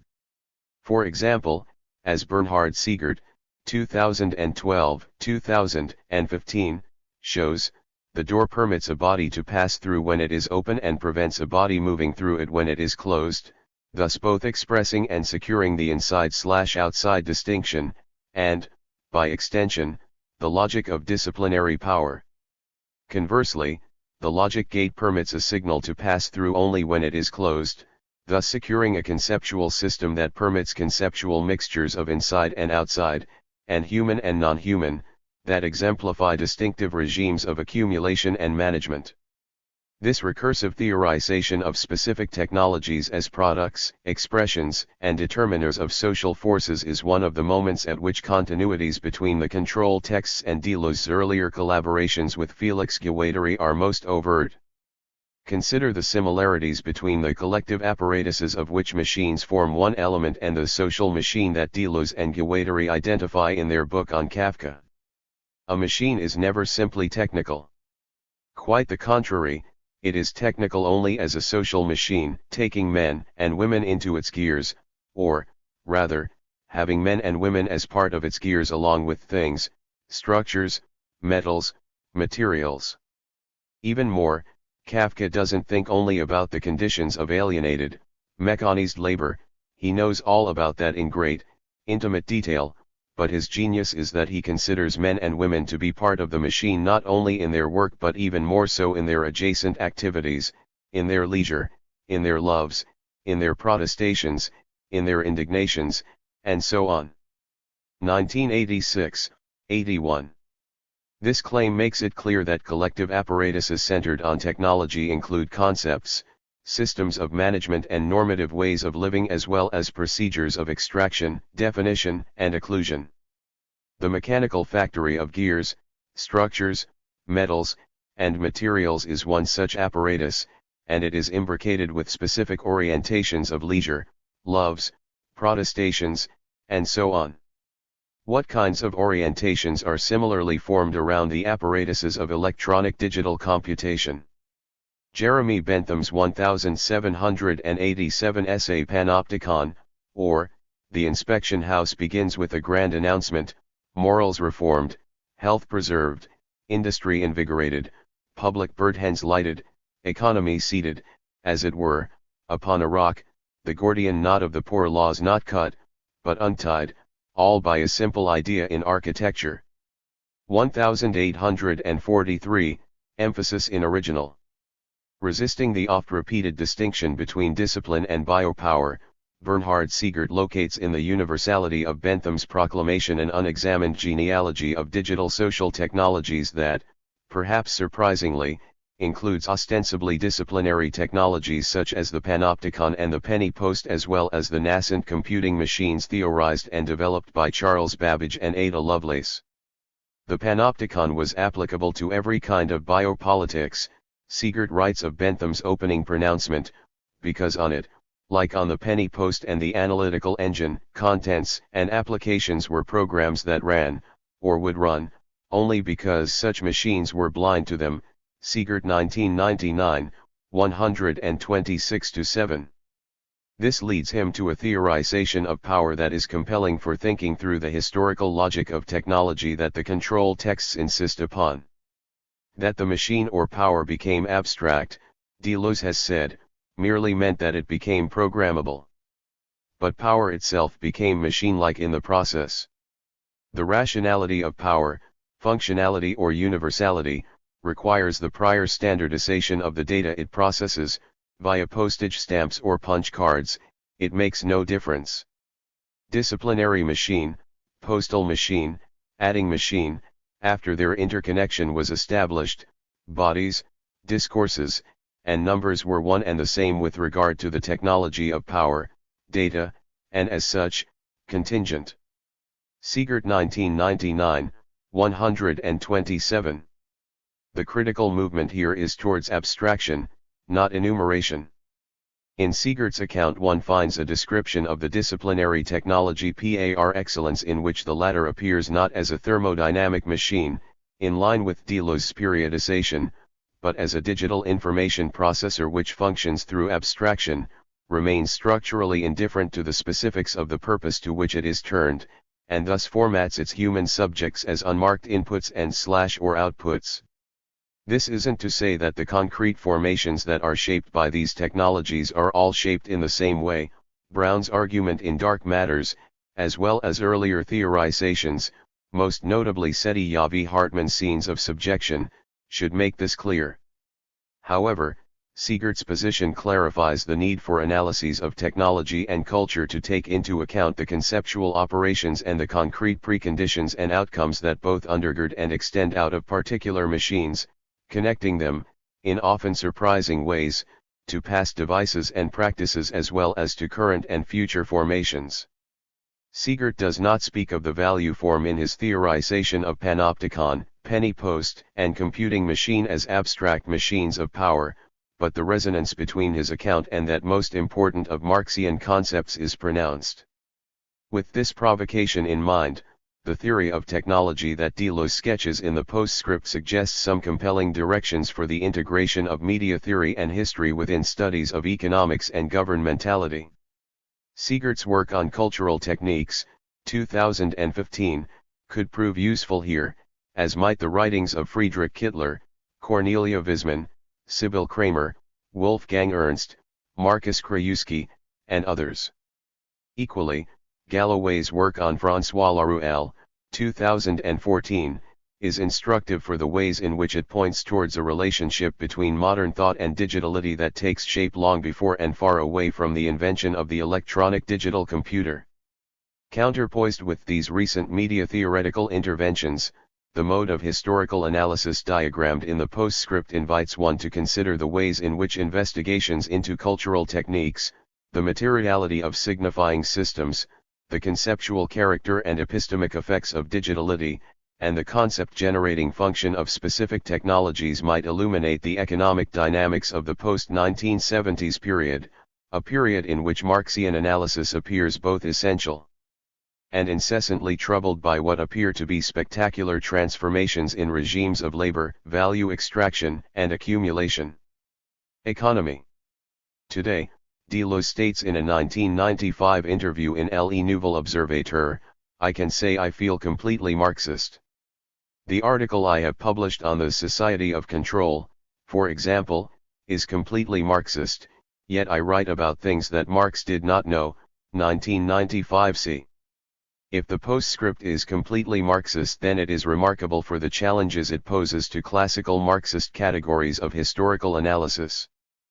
Perhaps this is most overt in the theorization of spatio-temporal dispersion, the movement from the body of the factory to businesses that are a soul or gas.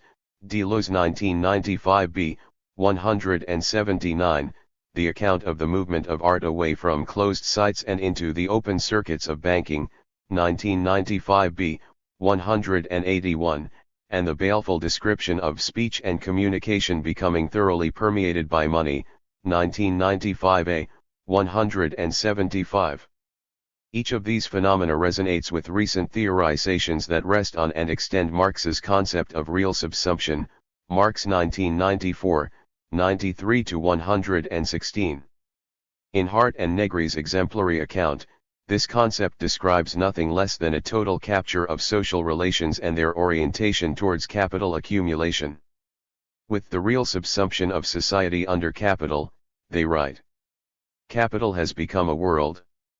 Use value and all the other references to values and processes of valorization that were conceived to be outside the capitalist mode of production have progressively vanished. Subjectivity is entirely immersed in exchange and language, but that does not mean it is now pacific. Technological development based on the generalization of the communicative relationships of production is a motor of crisis, and productive general intellect is a nest of antagonisms. 2386.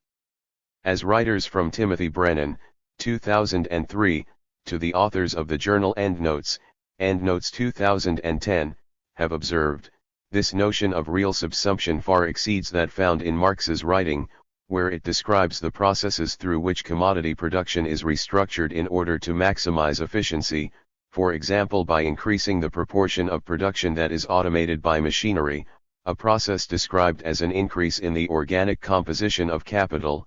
Point 3. This process leads both to a decline in capital's capacity to absorb labor, which leads to the growth of surplus populations, and a decline in the absolute surplus labor that can be extracted from a given production process. The practices and theories glossed by the term neoliberalism might all be understood as responses to this historical process. The phenomena that Guy Debord theorizes in the Society of the Spectacle furnish other examples, as does the exponential growth of the so-called tertiary, service, sector. Critically, none of these regimes of extraction and management are evenly distributed. Participation in each is contoured and fragmented by geography, processes of gendering and racialization, related constructions of physical and cognitive capacity, and other procedures for defining certain forms of attention, rationality, and affective capacities as valorizable. As such, the notion that the flexible or modulating economic conditions associated with the control era progressively integrate whatever might once have existed outside circuits of capitalist valorization must be resisted. As Rosa Luxemburg writes, capitalism depends in all respects on non-capitalist strata and social organizations existing side by side with it. 2003, 345. The essential role played by so-called non-productive labor, childbirth and child-rearing, cooking, cleaning, emotional and physical care, in the production and reproduction of labor power is perhaps the most obvious example of this.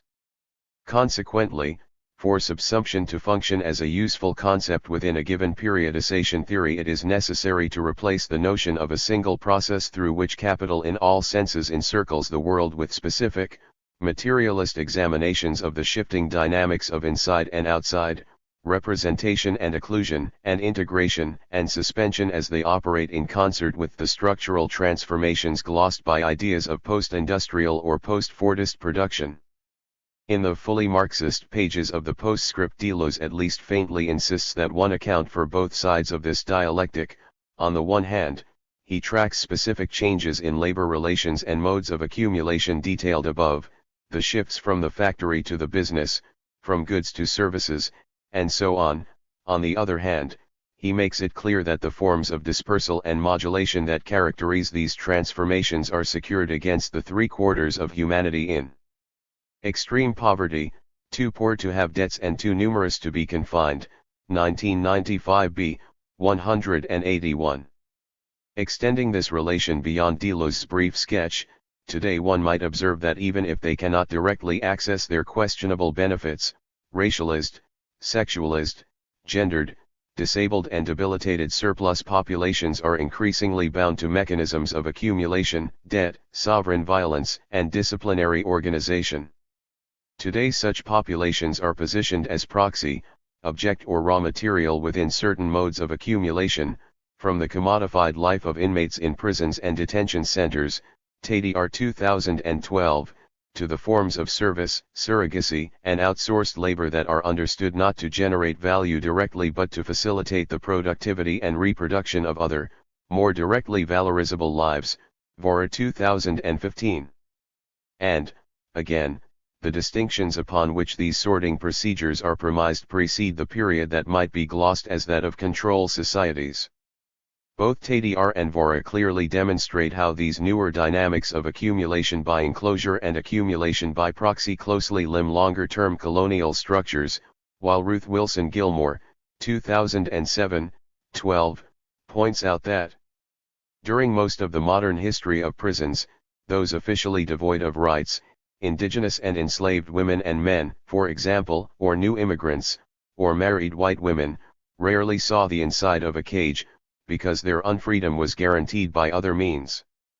In the end, it is this dialectical, materialist impulse that grounds the movement between clean periodization and the coexistence of unmatched and even conflicting areas of inquiry within the postscript.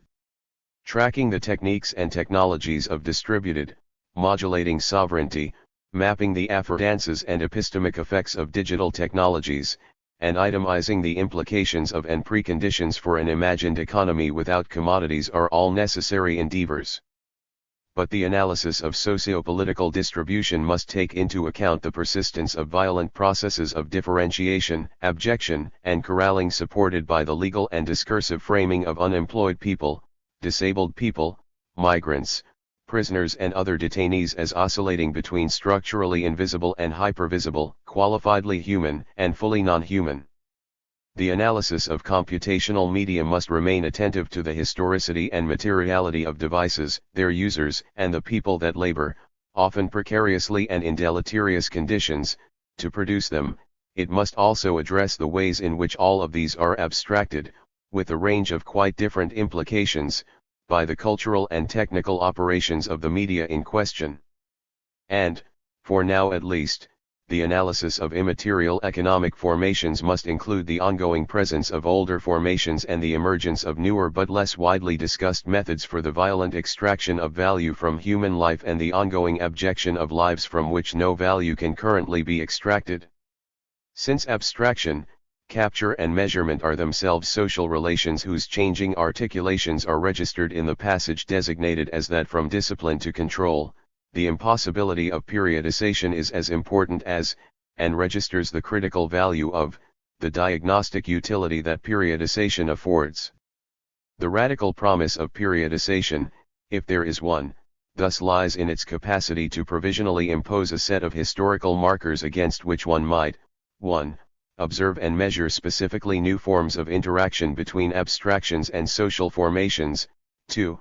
Register the ways in which these new forms of interaction are determined by longer-term social formations, such as the structural production of gendered, sexed and racialized abjection, and, 3. Identify how both the newer and the longer-term formations rest on a surplus that exceeds or is too faint to register within the dominant markers associated with a given period. This is the procedure that Lisa Lowe, 2005, 412, insists on when, against the kinds of control by governmentality that promise to integrate difference in exchange for the further abjection of certain gendered and racialized groups, she calls for a genealogical study that would both situate difference within the modern mode of comparison and attempt to retrieve the fragments of mixture and convergence that are lost through modern comparative procedures. The appropriate concept to tie together those fragments and modes of comparison might be disposal, since that term encompasses both having people and things at one's disposal, exploitation, value extraction, and making things disposable, abjection, exhaustion/using up. Representation. This uneven, multilayered genealogy, which encompasses both the novel features of the current conjuncture and the older structures of thought, action, and violence that are retained and, at times, repurposed within it, requires a commensurate approach to the forms of cultural production that express and/or exemplify the logic and material operations of control. In other words, discussions of the cultural logic of control must begin from the premise that expressions of this logic precede and exceed the direct representation of computer technologies, post-industrial forms of work and leisure, and sci-fi projections of both into various imagined futures. The positive, i.e., legible, marks of this historical logic are evident in theoretical analyses such as Foucault's location of the parallel emergence of disciplinary and biopolitical modes of regulation and Siegert's discussion of the ways that panopticon, postal service, and adding machine each effect a comparable standardization of the data, i.e., the people, that power processes. The negative marks are locatable in critical theoretical interventions that insist on the centrality of race and racialization to disciplinary and biopolitical techniques, Marxist theorizations of the mechanical relationship between subsumption and surplus populations, and Lowe's reminder that contemporary valorizations of difference are predicated on loss. Where might one locate the cultural expressions of this logic? Deleuze provides a few concrete suggestions. Kafka, he writes, already standing at the point of transition between the two kinds of society, described in the trial their most ominous juridical expressions, apparent acquittal, between two confinements, in disciplinary societies, and endless postponement in, Constantly Changing, Control Societies, 1995b, 179. To the literature of bureaucracy, one might add that of predictive intelligence and policing, Poe's The Purloined Letter, in which disciplinary policing through grids and direct applications of force is counterpoised with the detective Dupin's abstract permutational mechanism, which is directly associated with computing machines in Lacan's Seminar 2, might be exemplary here. But, as I've been suggesting above, it is equally important to understand how the dynamics of control are undergirded by forms of violence that have longer genealogies that are occluded by the notion of a general shift away from exploitation, enclosure, incarceration, and exclusion and towards flexible, predictive and speculative forms of accumulation and management in the passage from discipline to control. With such methodological questions in mind, I suggest that M. Bsc. Phillips' zone 2008 represents an invaluable expression of both, 1. the complex of more and less visible historical structures, and, 2. the imbrication of logical, juridical, and embodied violence upon which the ostensibly novel components of control are premised. In other words, zone and the baleful events upon which it is based, makes clear what is occluded by a sole focus on the free-floating and predicative dynamics of accumulation and management that are conventionally evoked to characterize societies of control. Phillips' cycle of poems is based on the text of Gregson v. Gilbert, 1783, the formal name of the case more colloquially known as the Zone case, in which between 130 and 150 enslaved Africans, the exact number being, for Philip, a slippery signifier that attests to the violence of the event, were massacred, thrown overboard from the ship transporting them to Jamaica so that the ship's owners, the Messrs. Gregson, could claim against their loss from their insurers, the Messrs. Gibson, Phillips 2008, 189. In the notanda that follows the poems in Zone, Phillips states that my intent is to use the text of the legal decision as a word store, to lock myself into this particular and peculiar discursive landscape in the belief that the story of these African men, women, and children thrown overboard in an attempt to collect insurance monies, the story that can only be told by not telling, is locked in this text. 2008, 191. This story, which is the story both of the living African men, women, and children and the racialist violence foundational to financial speculation, represents a specific instance of the erasures that produce and are produced by the abstracting mechanisms of legal and financial language and by practices of accumulation by speculation. In locating in these languages the story that can only be told by not telling, Philip restores the foundational, but oft occluded, connection between the historical precursors to putatively immaterial technologies of control, in this case, financial legal instruments such as insurance policies, and the excessive violence, ontological dehumanization and spatial confinement, the massacre, the legal definition of the slaves as property and the ship's hold, upon which capital accumulation in general, including accumulation via flexible, distributed, financialized, or so-called immaterial means, is premised.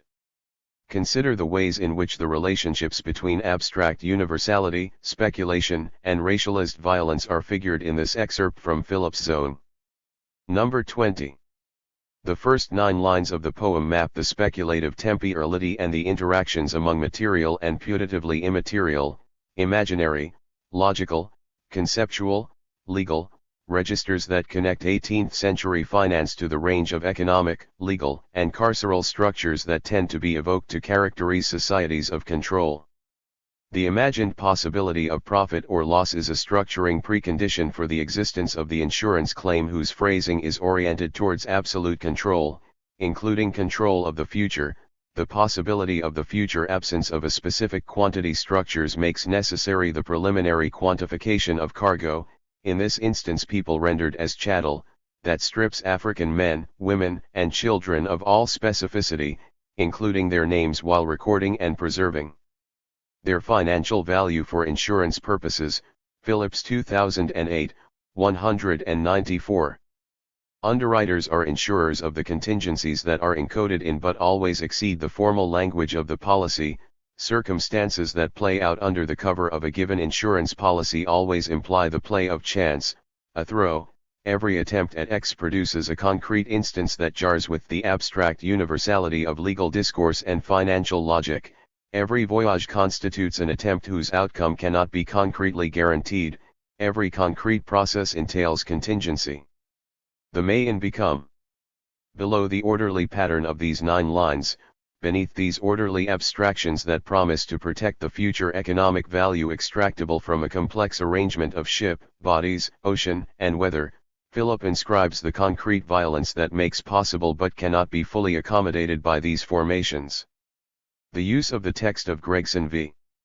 Gilbert as a source that is subject to fragmentation and mutilation, 2008, 197-8, inverts the fact that the violent fragmentation and mutilation of bodies and social relations is the unmarked content of property law and the forms of discipline and control that extend from it.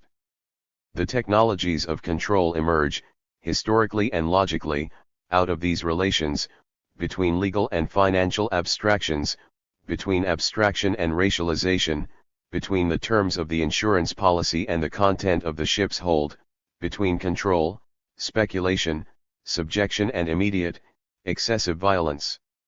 Drawing, as Philip does, on Ian Baucom's Spectres of the Atlantic, Brenna Bandar, 2014, argues that racialization, modern property law and finance capital are linked by a logic of abstraction that, to return to a periodicing terminology that Bandar does not specifically mention, persists across disciplinary and control regimes. For Baucom, Bandar observes, the Zone massacre is instructive for what it reveals about how new epistemological structures of credit and debt required above all faith in the imaginary values promised by ocean-crossing bills of exchange, promissory notes, and other financial instruments that made the slave trade possible, 2014, 214.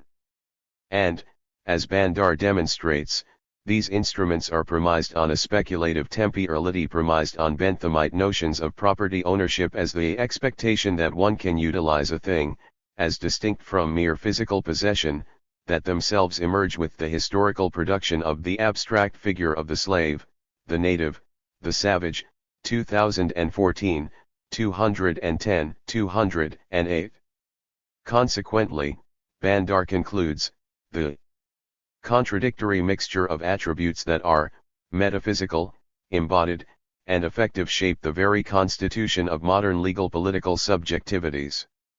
Notions of privilege and entitlement shape the contours of one's consciousness, based on the possession of particular qualities and characteristics that constituted the prerequisites of one's ability to own property. Understanding the historical development of the interrelationship between the legal form of property and the racial remains crucial to accounting for contemporary iterations of a globalist capital firmly rooted in histories of slavery and colonialism. 2014, 218. In other words, the legally attributed capacity to own and dispose of property, as well as the elaboration of legal and economic structures centered on this capacity, whether organized around confinement or modulating modes of distributed management, is secured against those marked as ontologically unable to own property and, consequently, subject either to being treated as property or having their land rendered as property owned by others. Insofar as the legal and conceptual form of the property relations that make such definitions possible undergird the imaginary values upon which financialization is premised, the contemporary iterations of globalist capital that characterize contemporary cultures of control, distributed management, modulation, samples, data, and markets, the open circuits of banking, Deleuze 1995b, 181, must be seen not as a successive regime to but rather directly informed by the violence of slavery and settler colonialism. Chapter 4. Subjects of Sovereign Control and the Art of Critique in the Early Modern Period. Karen Franzen. Early modern France is usually described as a society of sovereignty. Yet, Its centralist administration as well as state-controlled art and literature during the 17th century point to a transition not only towards disciplinary societies to come, it also shares similarities with what Deleuze defines as our contemporary control societies, Deleuze 1995, 177-82. To be sure, in absolutist France the despotic power of Louis XIV, his right to dispose over his subjects' life and death, diminished during the end of the century and gave way to more disciplinary forms of power by an explosion of numerous and diverse techniques for achieving the subjugation of bodies and the control of populations, Foucault 1998, 140. Nonetheless, around the turn of the 17th to 18th centuries there existed also a kind of social formation that Norbert Elias in a classic study from 1969 described as the court society, characterized by imposed self-restraint due to the development of an increasingly differentiated and interconnected web of power relations in the early modern state, Elias 2006, 4-5. In this chapter, I want to show that former societies of sovereignty have more in common with contemporary control societies than we usually think. The idea that the early modern court society already functions as a form of control society affirms in a sense Deleuze's suggestion that it may be that older means of control, borrowed from the old sovereign societies, will come back onto play, Deleuze 1995, 182. Or, more precisely, I want to highlight the parallels between early modern sovereign societies and contemporary neoliberal societies regarding the ambiguity of control as both enslaving and liberating, and how the older means of control functioned both ways, as mechanisms of subjugation and as potentials for a resistance, an ambiguity that has gained new actuality today. The motivation for this juxtaposition is that the ubiquitous character of control mechanisms in court society, where there were also subtler ways of modulating subjectivity than sovereign subjugation or disciplining as such, can be associated with a flexibility that forms the contemporary subject submitted to the ideology and function of global capitalism. I also argue that the subjective strategies of obedience or resistance developed within the French regime of absolute monarchy point to problems for every elaboration of a critical practice in relation to power, in the early modern period as well as in our contemporary society of control. Sovereign rationalities.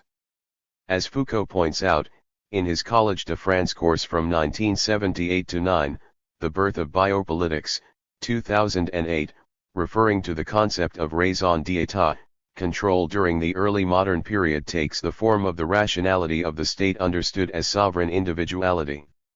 In 17th century France, this governmental rationality is the rationality of the sovereign himself, that is Louis XIV, who in order to exercise his power was enmeshed in a specific interdependence that Foucault describes as a transition from the rationality of the sovereign to the rationality of the governed, Foucault 2008, 312. This form of transferred control can be linked to what Elias labels court rationality, which is characterized by a competition for prestige and status by a development of a specific control of affects among the people concerned by the king's favors, Elias 2006, 102. In a more general sense, this transition of control from the king to his subjects was also promoted by Descartes as his philosophical ideal. For example, in a famous letter to Swedish Queen Christina from 1647, Descartes writes that free will is the sovereign good because it makes the subject similar to God, the sovereign above, Descartes 1953, 168. And 2 years later, in his treatise The Passions of the Soul, he states that the greatest benefit of wisdom is that it teaches us to master the passions so thoroughly and handle them so skillfully that the evils they cause are perfectly bearable, and can even, all of them, be a source of joy. Descartes 2015, 280. However, governmental rationality, wisdom and free will can direct subjects only insofar as they are based on reason, which is the faculty that according to Descartes defines the human being. Reason is not only what is used in order to defend the powers that be, raison d'etat, it also dictates cultural expressions during the classical period, as Nicolas Boileau, 1636-1711, writes it in his famous poem on the doctrines of French classicism, The Art of Poetry from 1670, so cherish reason, all your work should show, Boileau 2007, 21. However, in the French 17th century there were also smoother forms of control that did not take reason as its reason, as it were. The ways libertines and free-thinking moralists handled court rationality gave rise to other forms of subjectivity than the ones reflected by classicist ideals, court competition for prestige or philosophical self-mastery by reason and will. Against a very short backdrop of early modern subjectivity that also functions as a genealogy of the modern subject, I will try to highlight these more liberating forms of subjectivity. In a first step, by assessing scepticism as a condition for the libertine resistance to sovereign rationality and control, and, in a second step, by focusing on some concrete examples taken from classical free-thinking moralists and libertines who, in the wake of Montaigne and through the salon culture, developed minor genres such as maxims, letter writings, and fables, and through them a style and an art of critique confronting or negotiating the above-mentioned dominating control mechanisms. A short genealogy of the modern subject. The modern subject seems to be in crisis in our contemporary age, not only from a trans and post-human perspective but also in relation to neoliberalism and global capitalism, provoking a fatigue of being oneself, to use Ehrenberg's diagnosis in the book The Weariness of the Self from 1998.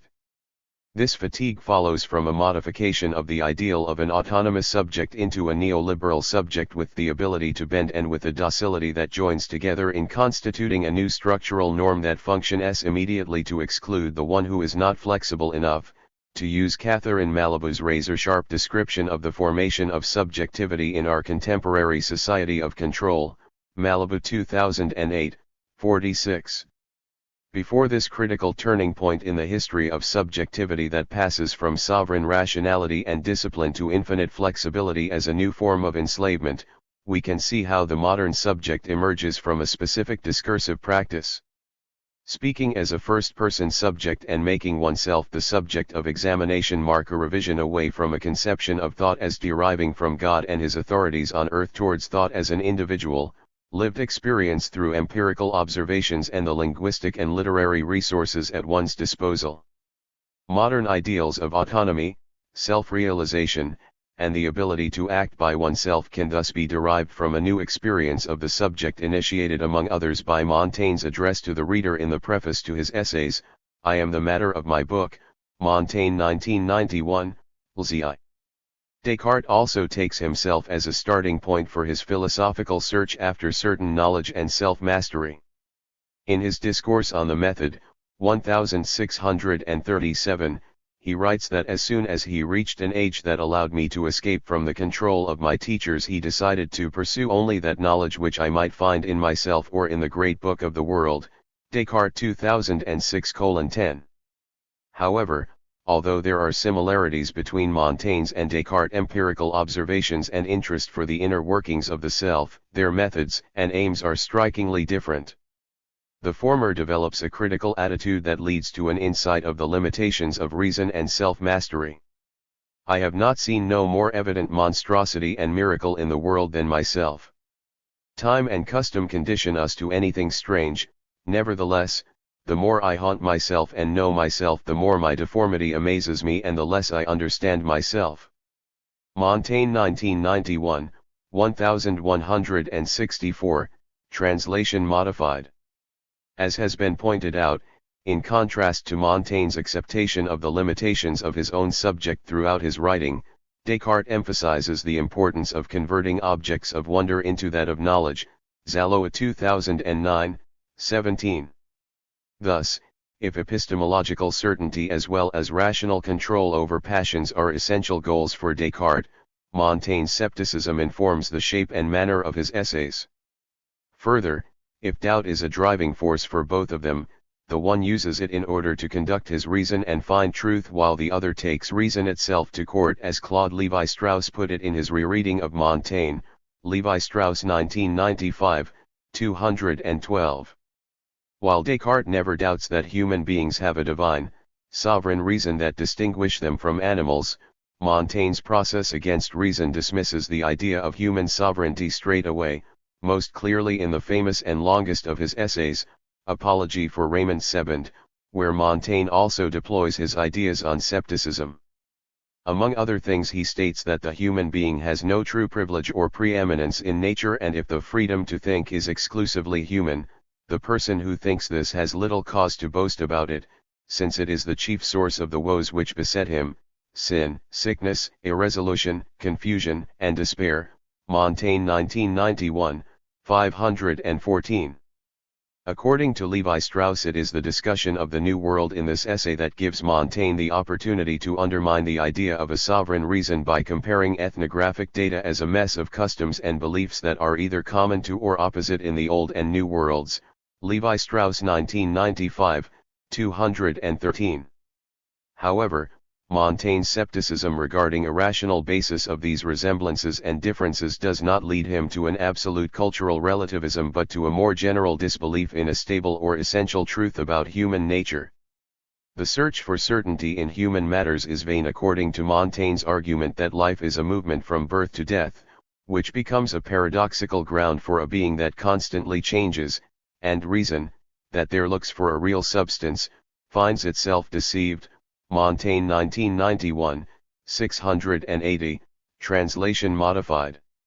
However, if Montaigne's scepticism can be described as a deceived rationalism, it does not stay there. Instead, it leads to a practice that has a more empirical than rational foundation, or in Levi Strauss' words, a consistent skepticism would only lead to suicide or to the most extreme asceticism, if it were not for its butting against an empirical fact. Without having to justify them in another way, human beings find sensory satisfactions in living life as if it had a meaning, this even though intellectual honesty assures us that this is not so. Levi Strauss 1995, 216. To live as if life has a meaning is also to develop an art of existence. At any rate, in the wake of Montaigne, French libertines and moralists during the following century seek not to control the passions by self-mastery through reason as in the case of Descartes and his followers, but to transform them into a practice that carries certain aesthetic values and meets certain stylistic criteria, as Foucault puts it in the introduction to the use of pleasure, Foucault 1985, 10-11. Also, in his lecture at Collège de France 1981-2, The Hermeneutics of the Subject, Foucault, 2005, suggests that there is a connection between the ethics and the aesthetics of the self in the Greek and Latin authors he was studying during this year and the 16th century, especially Montaigne. It will be my contention that these ancient and early modern forms of subjective practices also could give later forms of returning to the self an ethical and political meaning, and more precisely counteracting the fatigue of being oneself in our contemporary control society. The more so if it is, as Foucault suggests in this lecture, that there is no first or final point of resistance to political power other than in the relationship one has to oneself, Foucault 2005, 252. So, let us look a little closer to how Montaigne's legacy was brought into practice by his first readers, the libertines of the French 17th century. An art of existence. The very concepts libertine, libertin, and libertinism, libertinage, were not used as self-designations during the early modern period, but rather as labels in order to stigmatize a certain lifestyle and liberty of thought that deviated from religious doctrines and official politics. It was not until the end of the 19th century that the terms were used in order to categorize minor authors from the 17th century that did not get a place in the history of philosophy and represented a counter-movement opposing classicism, Cavell 2017, 25. Actually, this counter-movement is constituted by a set of phenomena that transgress boundaries between philosophy, literature, and lifestyle. It is, for example, significant that Charles de Saint-Evremond, 1613-1703, whom the 19th century classified as a libertine, describes himself as a philosopher writing on various subjects and in different minor genres such as short stories, chronicles, essays, and most often letters addressed to friends. In one of his more famous essays, The Man Who Wants to Know Everything Does Not Know Himself, L'homme qui veut connaître toutes choses ne se connaît pas lui-même, probably written in 1647-8, he starts warning the imaginary addressee, the man who wants to know everything, that he risks losing his sociability in this specific search. You are not as sociable as you were. Study has something somber over it, spoiling your natural charm, taking away your intellectual ease and free expression of wit that are required in conversation by honest people. Saint Evremond 2004, 651. Inspired by Montaigne's scepticism and by philosopher Pierre Gassendi, 1592-1655, who had introduced him to the atomistic theories of Epicurus, Saint Evremond defends a lifestyle based on an art that the French court society called honnêteté. It is a complex notion difficult to translate, and in many senses it is the essence of court rationality. On the one hand, it designates a utilitarian use of social and verbal qualities in order to soust at court and gain nobilitary status. The most famous treatise of this kind of social arrivism that honnêteté could imply was probably Nicolas Ferret's The Honest Man, or The Art to Please in Court, from 1630, that was reprinted no less than 11 times during the century. On the other hand, there were more subtle uses of the term deriving from Montaigne, whose essays were regarded as the breviary of honnête's gens. Stanton 1980, 21. For Montaigne, honnêteté is clearly linked to life as art, and in this sense it can also be connected to a discourse of resistance to tyrannical domination. Vance 2009, 80. With Foucault, this resistance can be understood as a certain return to the self that at the same time functions as critical attention paid to the order of the world and with its general and internal organization. Foucault 2005, 260. Thus, the use of this crucial notion in 17th-century court society can work both ways, as the sovereign regime's controlling instrument that courtiers quickly learn to use on themselves, and as a return to the self in the form of a critique and a resistance to this enslaving force. For both uses of the ideal of honnêteté, a relation to style is required. Hence, style is an ambiguous notion as well. Style in the early modern society can be seen as part of the courtly codes deriving from the Middle Ages and developed during the following centuries in different treatises, as in Baldassare Castiglione's Il Cortegiano, first published 1528 and followed up in Ferret's book, where didactically it is turned into signs at the service of the powers that be, signs that were especially important for the upcoming bourgeoisies as well as for a nobility that was losing its power in absolutist France. Thus, the discourse of honnêteté, as Michael Moriarty points out, postulates a subject participating in a nobiliary scheme of values under the aegis of a monarchical order. Moriarty 1988, 93. However, in the margins of French court society there was also a possibility to develop an internal strategy of resistance precisely through style. Even though the court had a formative influence on convivial culture, social life was slowly decentralized into the so-called salons of private homes, hotels particuliers, where style was turned into a more playful practice and an art of existence, making room for a more critical than hypocritical attitude. 1. A matter of style. Salon culture and libertine thought after Montaigne was concerned with the description and analysis of the moral character of humanity. Writers in this tradition were also sometimes called moralists, but it is important to keep in mind that a moralist is not necessarily a moralizer. Their writings are descriptive rather than prescriptive, as Moriarty states in relation to La Rochefoucauld's maxims, Moriarty 1988, 12.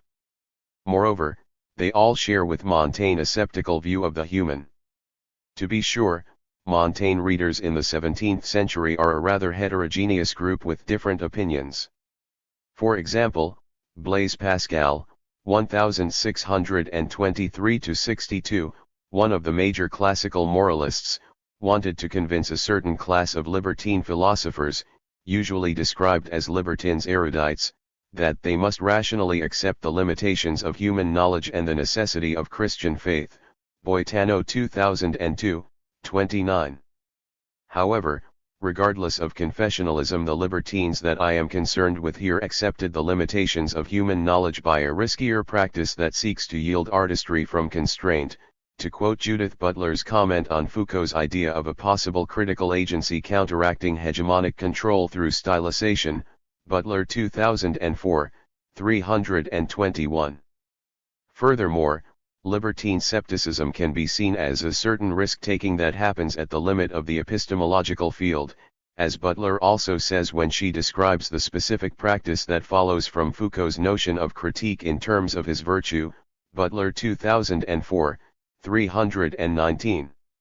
I would like to suggest that this virtue, in terms of a specific returning to the self that implies a critical attention paid to the order of the world, is a salient feature also in libertine circles that appropriated court rationality by developing it as a critical practice.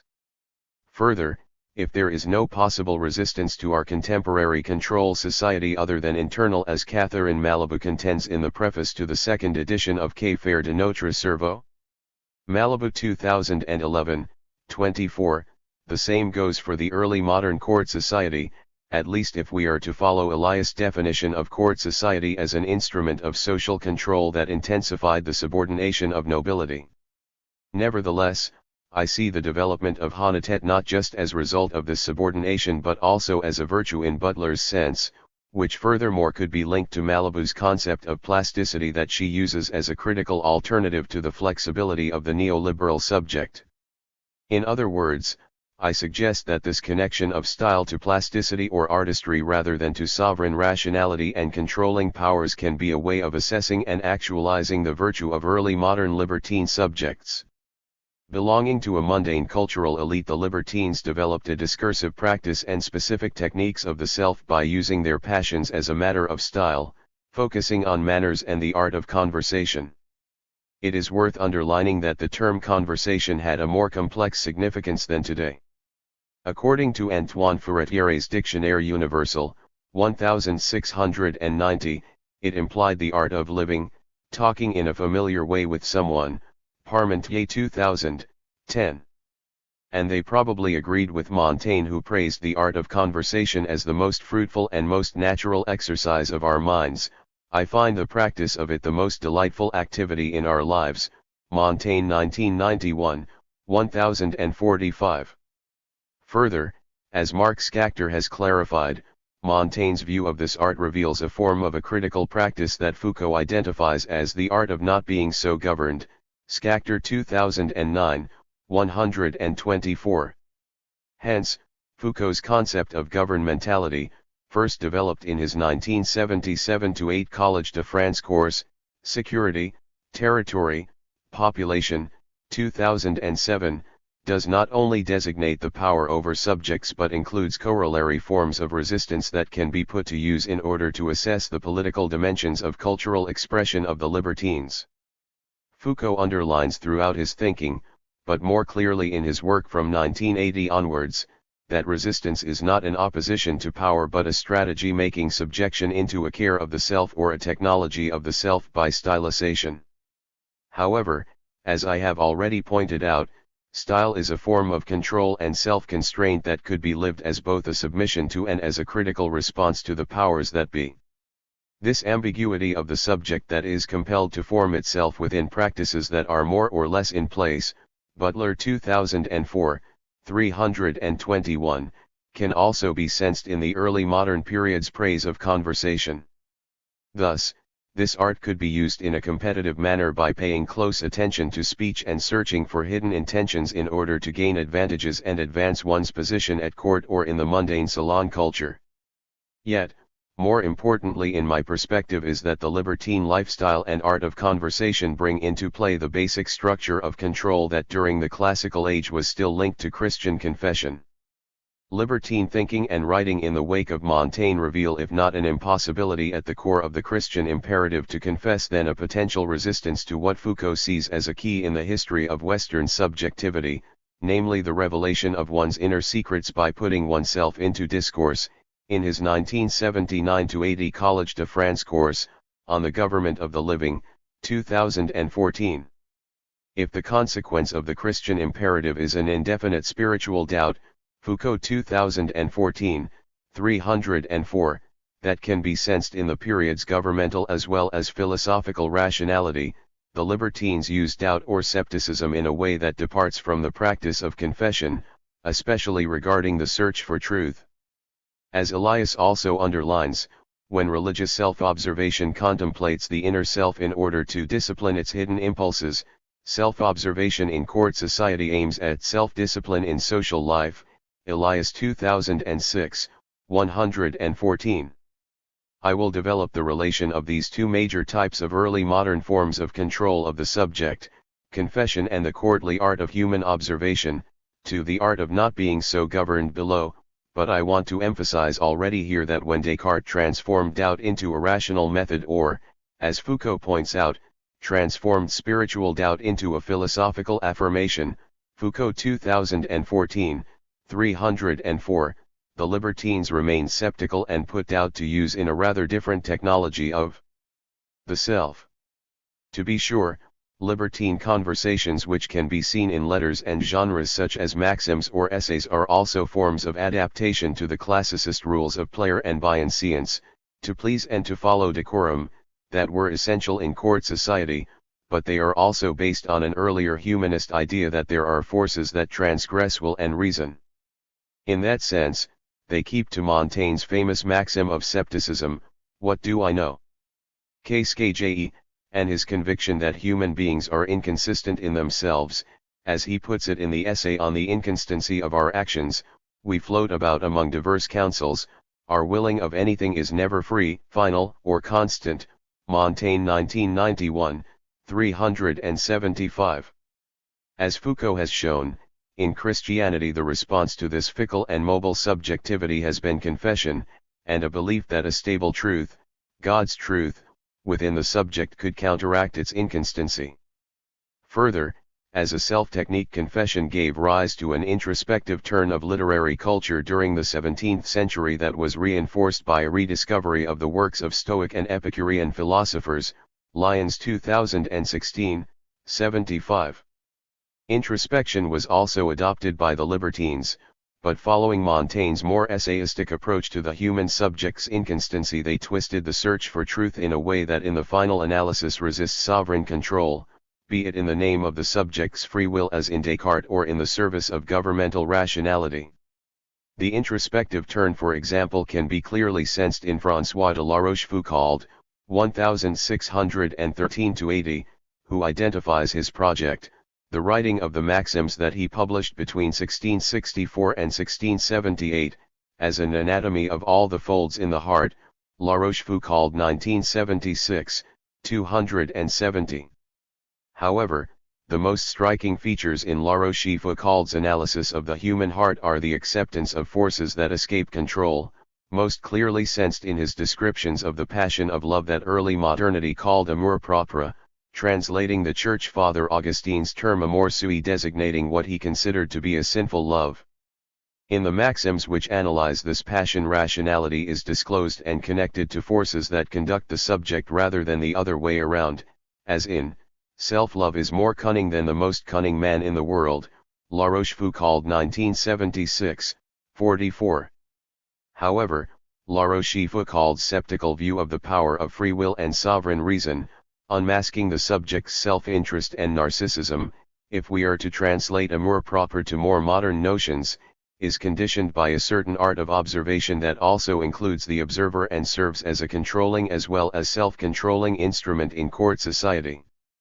Human observation and verbal art go hand in hand and, as Elias states, the forms of literature and knowledge characteristic of court society match its specific needs and demands, that grow directly or indirectly out of the incessant conversation of society, Elias 2006, 115.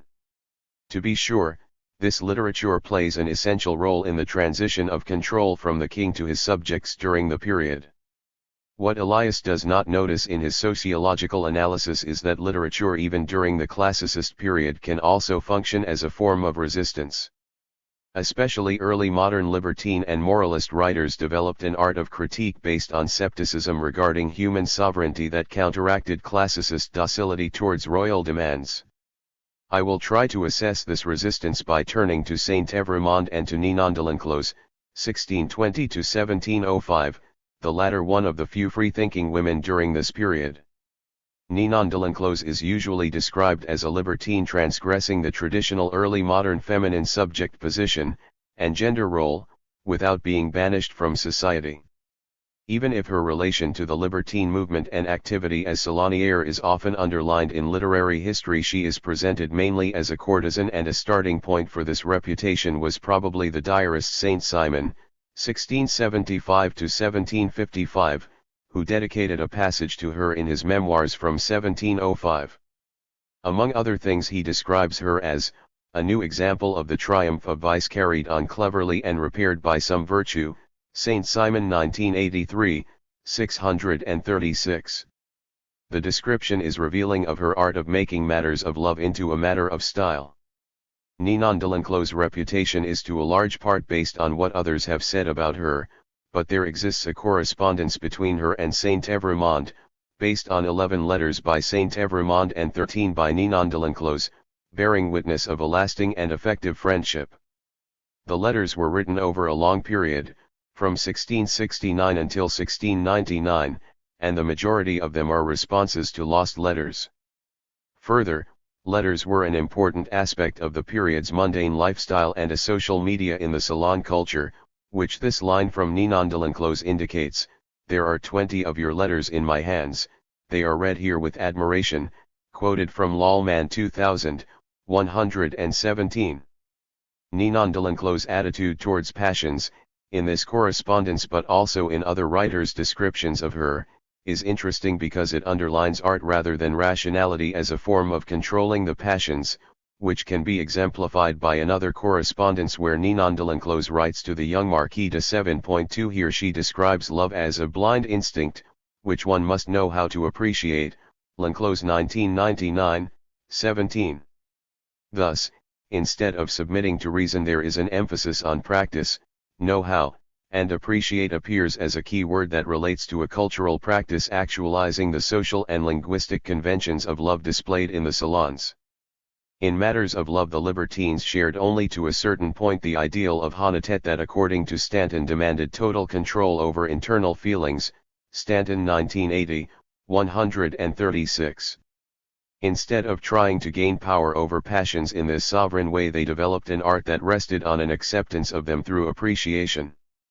Moreover, another word for appreciation is critique, in the sense of the lived experience that both reflects and transgresses the self-discipline developed in court society.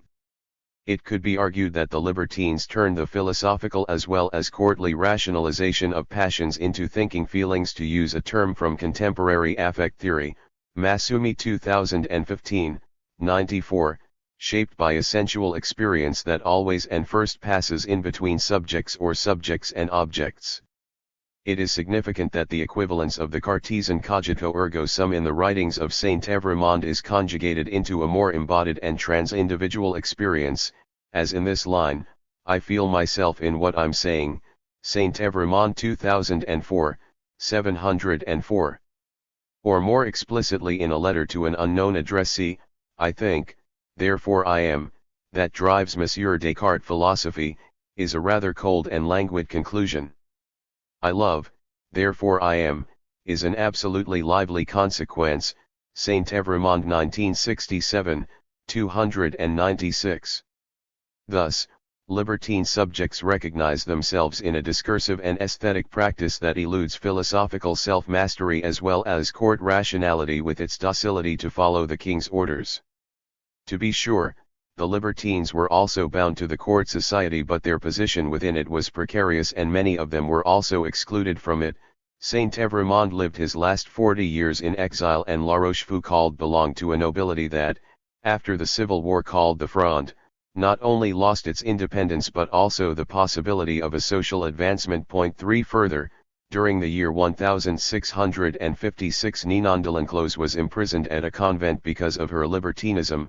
The target was probably both her support of free-thinking thoughts and her lifestyle. What I want to suggest is that the libertines turned the intensification of control in court society into an art of critique that, if it seems frivolous, nevertheless and furthermore reveals a way of treating passions, affects and emotions as relational and social before they become subjective and rationalist. To further highlight the relevance of this specific early modern subjectivity for the actual crisis of the modern subject in our contemporary control society, I will give another example of how a libertine writer in the wake of Montaigne could turn cultural representations informed by a sovereign politics of control into a subtle critique of the same. Or, more precisely, I will further assess how cultural expressions during the classical age functioned both ways, as control and resistance, by turning to La Fontaine. Animal Reason. Jean de La Fontaine, 1621-95, belongs to the first generation of Montaigne readers during the 17th century, or more correctly to a cultural milieu where the influence of his essays is apparent. The poet's sceptical attitude towards the idea of human sovereignty goes hand in hand with his main concern, the animals, in the fables. This connection can be sensed throughout La Fontaine's writing, but most clearly in his playful assessment of one of the period's debated philosophical questions, namely Descartes' theory of animal mechanism. The fable where the question is treated, Discourse to Madame de la Sablière, 1678, is a mix of philosophical reflexions and gallant conversation fixed in verse. As in his other fables, La Fontaine uses a well-known material, giving it a new critical and moral sense. Further, the question of the animal can be understood as an exploration of the boundaries of human identity actualized by the epistemic shift that marked the classical age according to Foucault, which was also a confrontation between two forms of reason. On the one hand, a continuation of the sceptical thought that in wake of Montaigne was vividly conscious of the forms that limited it and the forces that contradicted it, Foucault 2006, 34.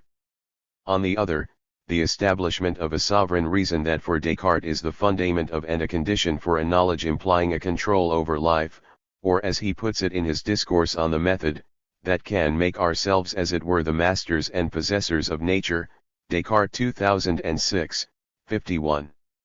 La Fontaine's discourse to Madame de la Sablière bears witness to a more general debate between libertines and Cartesians in her salon. 4 La Fontaine shared her hospitality for over 10 years, and the name he gives her in the fables is Iris, a personification of the rainbow associated with communication and hospitality.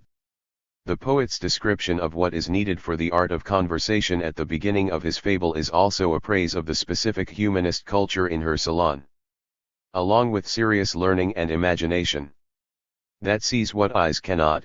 All these, from grand concerns to less than trivialities, are needed, I maintain, in good conversation. La Fontaine 1991, 383. Conversation is not just talk, it is a practice that is constantly turned towards the exterior, towards communication and pleasure, but it also needs to be sensitive to the affects and effects of power relations displayed in the court society and its margins. The art of conversation as it was practiced in Madame de la Sablière's salon, to judge from the lines quoted from La Fontaine, can be said to displace sovereign control as well as the philosophical ratio by embracing intersubjective diversity in this sense. At any rate, in the poem La Fontaine opposes Descartes' philosophy, that has been talked about as new, ingenious, daring, keen, La Fontaine 1991, 383, to Epicureanism. La Fontaine could have been introduced to this ancient philosophical tradition through Madame de la Sablière's tutor, François Berny, who had written a summary of Gassendi's work, and if he had not read Descartes he certainly knew of Nicolas Malebranche, who had developed the official Cartesian doctrine in his book The Search After Truth, 1674. Thus, in La Fontaine's discourse to Madame de la Sablière, Descartes is called the rival of Epicurus, against whom he develops his argument by using his art as a fabulist. In order to refute the idea that animals are machines without souls, the poet lists counterexamples of the diversity of the species that echo Montaigne's apology for Raymond Sebond, including ethnological findings from the New World. As Judith Still demonstrates in a thorough commentary on Derrida's Seminars on the Man-Animal Borderline, the discourse to Madame de la Sablière is closer to natural history than La Fontaine's fables in general, with their more anthropomorphic and allegorical representation of animals as men. Still 2015, 191. Here, La Fontaine seems to draw on the early modern encounter with the New World, informed by the colonial idea of its people as savage, as well as on contemporary natural history. 5 With a reference to animals living in a region near the North Pole, the poet states against Descartes, that beavers are mere bodies void of intellect / is an idea that I forever will reject. La Fontaine 1991, 386.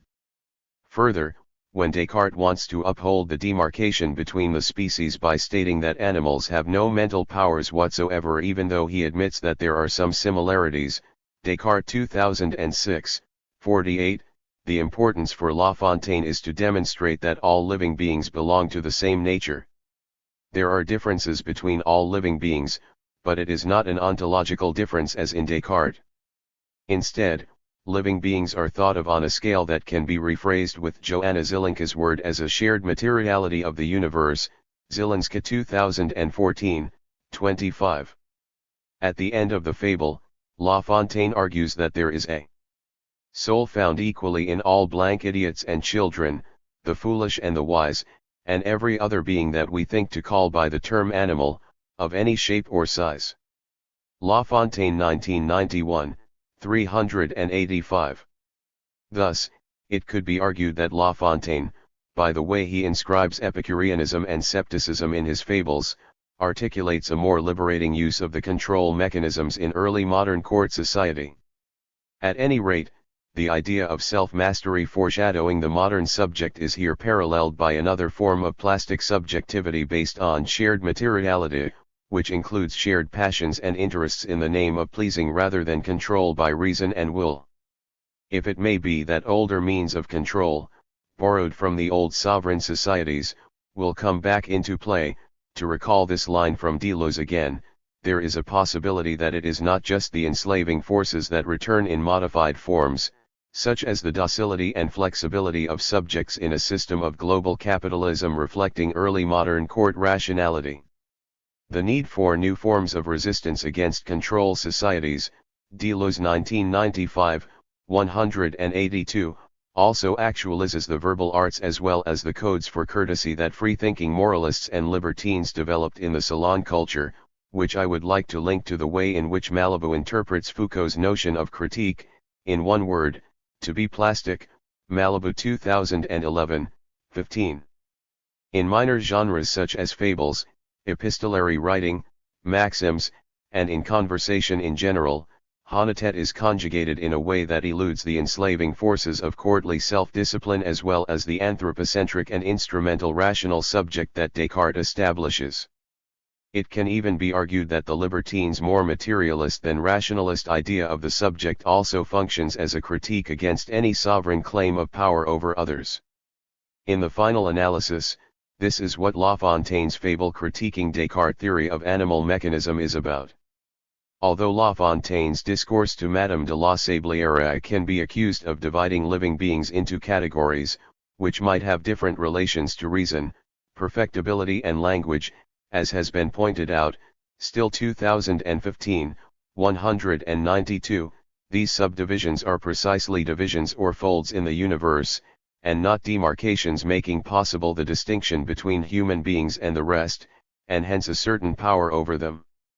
La Fontaine is usually described as a classicist, but the definition of the living being in his writing draws more on Montaigne and perhaps even on the Baroque philosophy that Deleuze detected in Leibniz, that is based on a nomadic subject in the process of becoming. 6 At any rate, the importance for La Fontaine as for the libertines in general is the development of an art of living together with others by using inescapable control mechanisms with plasticity, that is with an art of critique. At least for a moment. Rational submission. In the wake of Montaigne's materialistic view of the human being and essayistic approach towards his own subjectivity, libertines turned court rationality into an art of critique.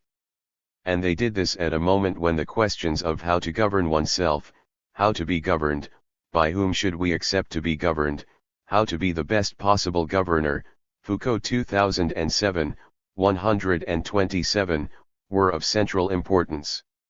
According to Foucault, these are questions linked to the convergence of two historical movements, namely the state centralization on the one hand, and on the other hand the Reformation and following Counter-Reformation. However, early modern governmentality not only reflects a period of transition that creates ambiguous cultural expressions like honnêteté and courtly stylization, it also makes palpable an ambiguity that is operative in processes of subjectification in general, namely that our ability to resist control, or our submission to it, has to be assessed at the level of our every move. Deleuze 1995, 176. This ambiguity inherent in the question of governmentality and subjectification also explains why there is a conflict within every regime or system of power, be it early modern sovereign societies or contemporary control societies, between the ways they free and enslave us. Deleuze 1995, 178. Both La Fontaine's and Madame de la Sablière's life stories exemplify rather clearly the ambiguous process of subjectification, or more precisely the conflict between the ways control does both free and enslave us.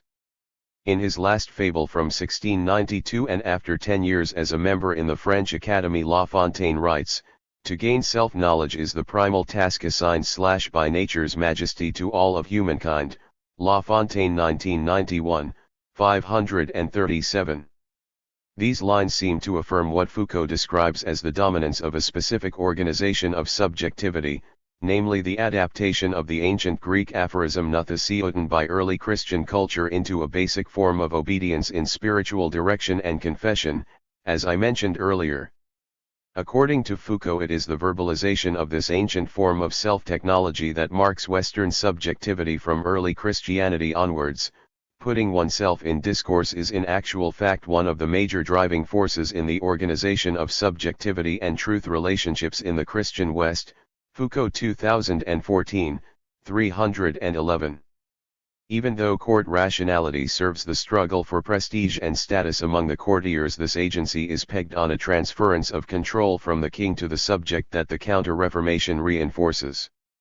As Catherine Ibet puts it with a reference to cultural historian Peter Burke, after the revocation of the Edict of Nantes, 1685, which made Protestant worship illegal in France, there was a high point of representational fervour in the fabrication of Louis XIV, Ibet 2014, 19. Thus, La Fontaine's last fable can be seen as part of this fabrication, in the form of an obedient response to his government and following an introspective turn in front of nature's majesty. At any case, the movement from an earlier free-thinking sceptical attitude based on stylization and a critique of sovereignty to the last fable, which has been called La Fontaine's spiritual testament, gives the idea of a rationalization and adaptation to a society of sovereignty and its controlling mechanism, that with Foucault's words is an inflection of the subject towards its own truth. Foucault 2014, 311. In other words, at the end of his life La Fontaine accepted the king's sovereignty, and subjected himself to its less liberating and more enslaving forces.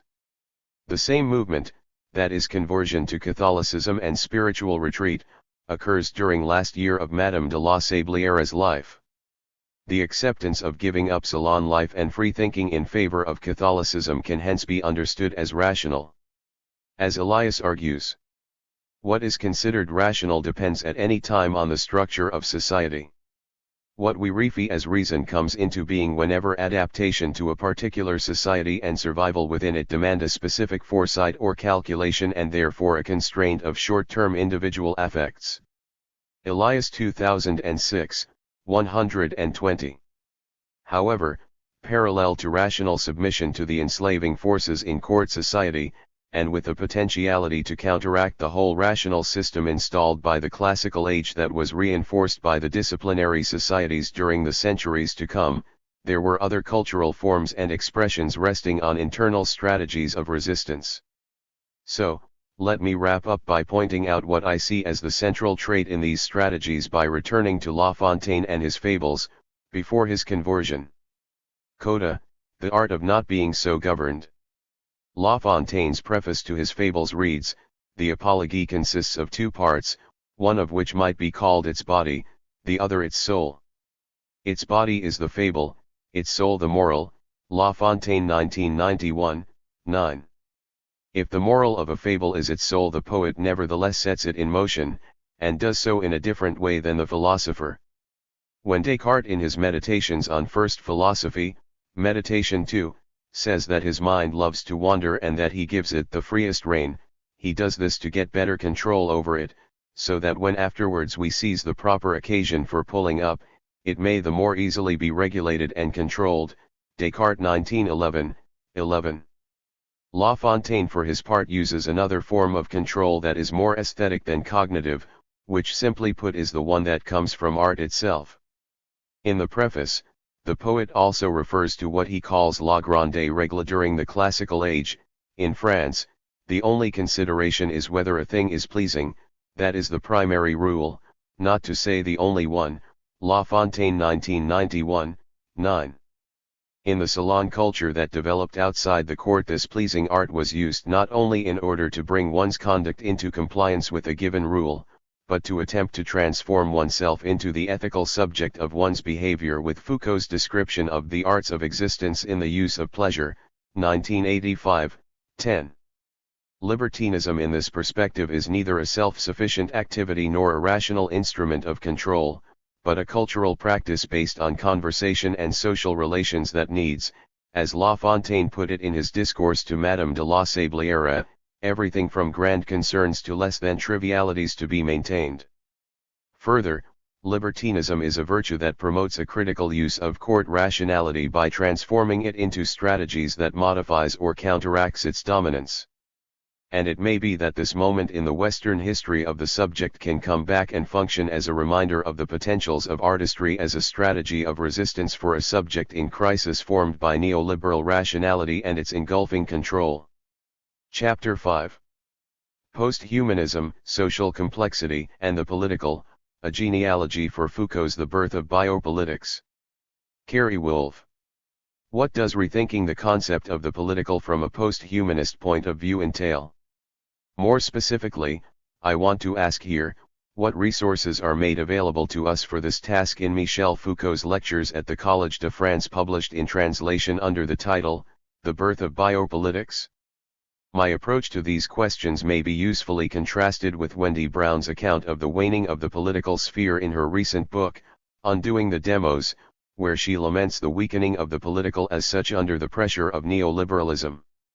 More specifically, she identifies the incursion of the neoliberal logic of the market into what was heretofore the autonomous, or at least largely autonomous, realm of the political, where popular sovereignty should be allowed to express itself and be articulated by a set of values not subject to neoliberalism's logic of the market. Taking off from a critical reading of The Birth of Biopolitics, she argues that neoliberal reason, ubiquitous today in statecraft and the workplace, in jurisprudence, education, culture, and a vast range of quotidian activity, is converting the distinctly political character, meaning and operation of democracy's constituent elements into economic ones. Brown 2015, 17. For neoliberal reason, as she characterizes it, both persons and states are construed on the model of the contemporary firm. Both persons and states are expected to comport themselves in ways that maximize their capital value in the present and enhance their future value, and both persons and states do so through practices of entrepreneurialism, self-investment, and/or attracting investors. Any regime pursuing another course faces fiscal crises, downgraded credit, currency, and/or bond ratings, and lost legitimacy at the least, bankruptcy and dissolution at the extreme. Brown 2015, 22. As she notes, critics of neoliberalism typically focus on four main negative effects of this shift: intensified inequality between polarist haves and have-nots, with a stagnant, or worse, middle class caught in between, the commercialization of activities that ought not be subject to the logic or discourse of commercialization, education, wilderness, green space, and carbon emissions, but also organ trafficking, increasingly inappropriate intimacy between finance capital, corporations, and the state, and, finally, an increasingly unstable economic landscape brought on by the volatility of the financial markets themselves, epitomized by the 2008-9 bubble and meltdown. which only dramatizes the disconnection between how that instability affects Wall Street and how it impacts the millions of human beings caught up in Wall Street's financial instrumentalization of the economy, again epitomized by the phenomenon of credit default swaps and other financial instruments during the 2008 bubble, Brown 2015, 28-30. A cornerstone of Brown's reading is that she sees part of Foucault's distinctive contribution as drawing our attention to not just the economic effects of neoliberalism, but also to the fact that it is a new normative order of reason, a governing rationality that extends a specific formulation of economic values, practices, and metrics to every dimension of human life, Brown 2015, 31. She then adds two subpoints which, when taken in tandem, open onto a larger set of problems with her analysis that I will engage in more detail below. First, she adds, economization may not always involve monetization, that to speak of the relentless economization of all features of life by neoliberalism is thus not to claim that neoliberalism literally marketizes all spheres, but rather that neoliberal rationality disseminates the model of the market to all domains and activities, even where money is not at issue, and configures human beings exhaustively as market actors, always, only, and everywhere as Homo economicus, Brown 2015. 31. She gives plenty of examples of this dominant logic in action, the most compelling and appalling of which, perhaps, is the Citizens United U.S. Supreme Court ruling to which she devotes an entire chapter. And anyone who works in a university in North America, but not just there, will recognize the portrait she paints later in the book of a higher education system in which the relentless configuration of liberal arts research by academic market norms has transformed students into investors and consumers focused on the cash value of a degree, in a setting where it is more and more common to judge every academic endeavor by its uptake in non-academic venues, commerce, state agencies, NGOs, and the like, Brown 2015, 196. But while Citizens United is every bit as appalling as Brown makes it out to be, I think we are well within our rights to ask if it is actually the case that individuals under neoliberalism are always, only, and everywhere Homo economicus, and are the effects of market discourses, models, and so on as omnipresent, in political force and not just discursively, as it were, as Brown makes them out to be. Or to put it another way, is using an economic explanatory framework, which need not be limited, either historically or theoretically, to either capitalism or its more recent financialized versions, after all, as uniformly deleterious and politically corrosive as she categorically argues. And is that logic as ubiquitous as she suggests? As for the latter, it seems easy, after all, to point to all sorts of social activities that do not obey the logic of the market or demand that individuals always and only behave as Homo economicus. Think, for example, of the resurgent place of religion in U.S. popular culture since the 1970s. Now one might well argue that such a resurgence is, in fact, a compensatory one for the processes of neoliberalization that Brown identifies, but that is not an argument she is making, dialectically or otherwise.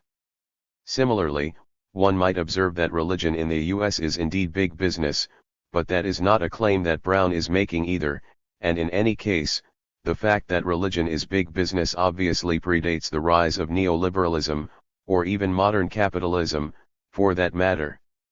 If the relentless economization of all features of life is divorced from marketization and monetization specifically, as Brown suggests, then the claim that we are always, only, and everywhere Homo economicus, Brown 2015, 33, seems far too sweeping and theoretically imprecise to be of much use. After all, many disciplines have for many years used what Brown would call an economic methodology, but without endorsing neoliberal imperatives. For example, well-known scientist and futurologist Joel de Rosnay sums up the entire drift of modern ecological thought when he argues that the transition from economics to S-energetics is crucial for thinking complex problems of ecology, where the basic tool of S-energetics is energy analysis. In order to find and put to work new sources of energy or to choose the most advantageous ways of saving energy, he continues, we must first be prepared to set up complete and detailed energy balance sheets. Deleuze 1979, 114-15. Does this economization of all features of life, as Brown puts it, make Deleuze a neoliberal? Hardly. In fact, he argues for a form of what he calls eco-socialism, Deleuze 1979, 223. Other important figures in this lineage such as Gregory Bateson clearly exemplify how the conceptual power of economic models need not be wedded to ideals of competition and warring capitals at all, though it is certainly true, as Donna Haraway has pointed out in Simians, Cyborgs, and Women and elsewhere, that it can take this form. Bateson argues, for example, that every species has a primary Malthusian capacity, and that in a balanced ecological system whose underpinnings are of this nature, it is very clear that any monkeying with the system is likely to disrupt the equilibrium. Bateson 1972, 430-1. Does this make Bateson a neoliberal? Why not, especially if, as Brown argues, the economization of all features of life, and not just monetization, is the fundamental issue here. In fact, Bateson, as is well known, is far from being a fan of the neoliberal fetishization of competition, for as he argues in his classic essay, Form, Substance, and Difference, if an organism or aggregate of organisms sets to work with a focus on its own survival and thinks that that is the way to select its adaptive moves, its progress ends up with a destroyed environment. If the organism ends up destroying its environment, it has in fact destroyed itself. Bateson 1972, 452.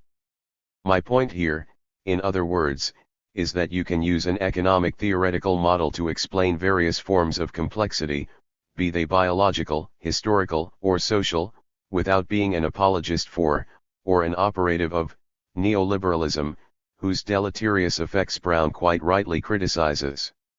The economic model of population genetics, for example, can lead us to Bateson or it can lead us to Richard Dawkins, but that does not in itself mean that it is evidence of, much less the result of, neoliberalization. There are two different issues here. One has to do with the historical development of particular disciplines, in this case, economics, within the increasingly specialized and differentiated space of modernity understood, in Nicholas Luhmann's terms, as a phenomenon of functional differentiation, and, a subsidiary point, the extent to which those particular disciplinary developments, their theories and methodologies, may be shown on a deeper level to be isomorphic, and the other has to do with the extent to which any particular disciplinary paradigm or any particular social subsystem possesses the capacity to steer and overcode any or all of the others. As Brown claims, more stridently still, we are everywhere Homo economicus and only Homo economicus, Luhmann 1995, 123-9.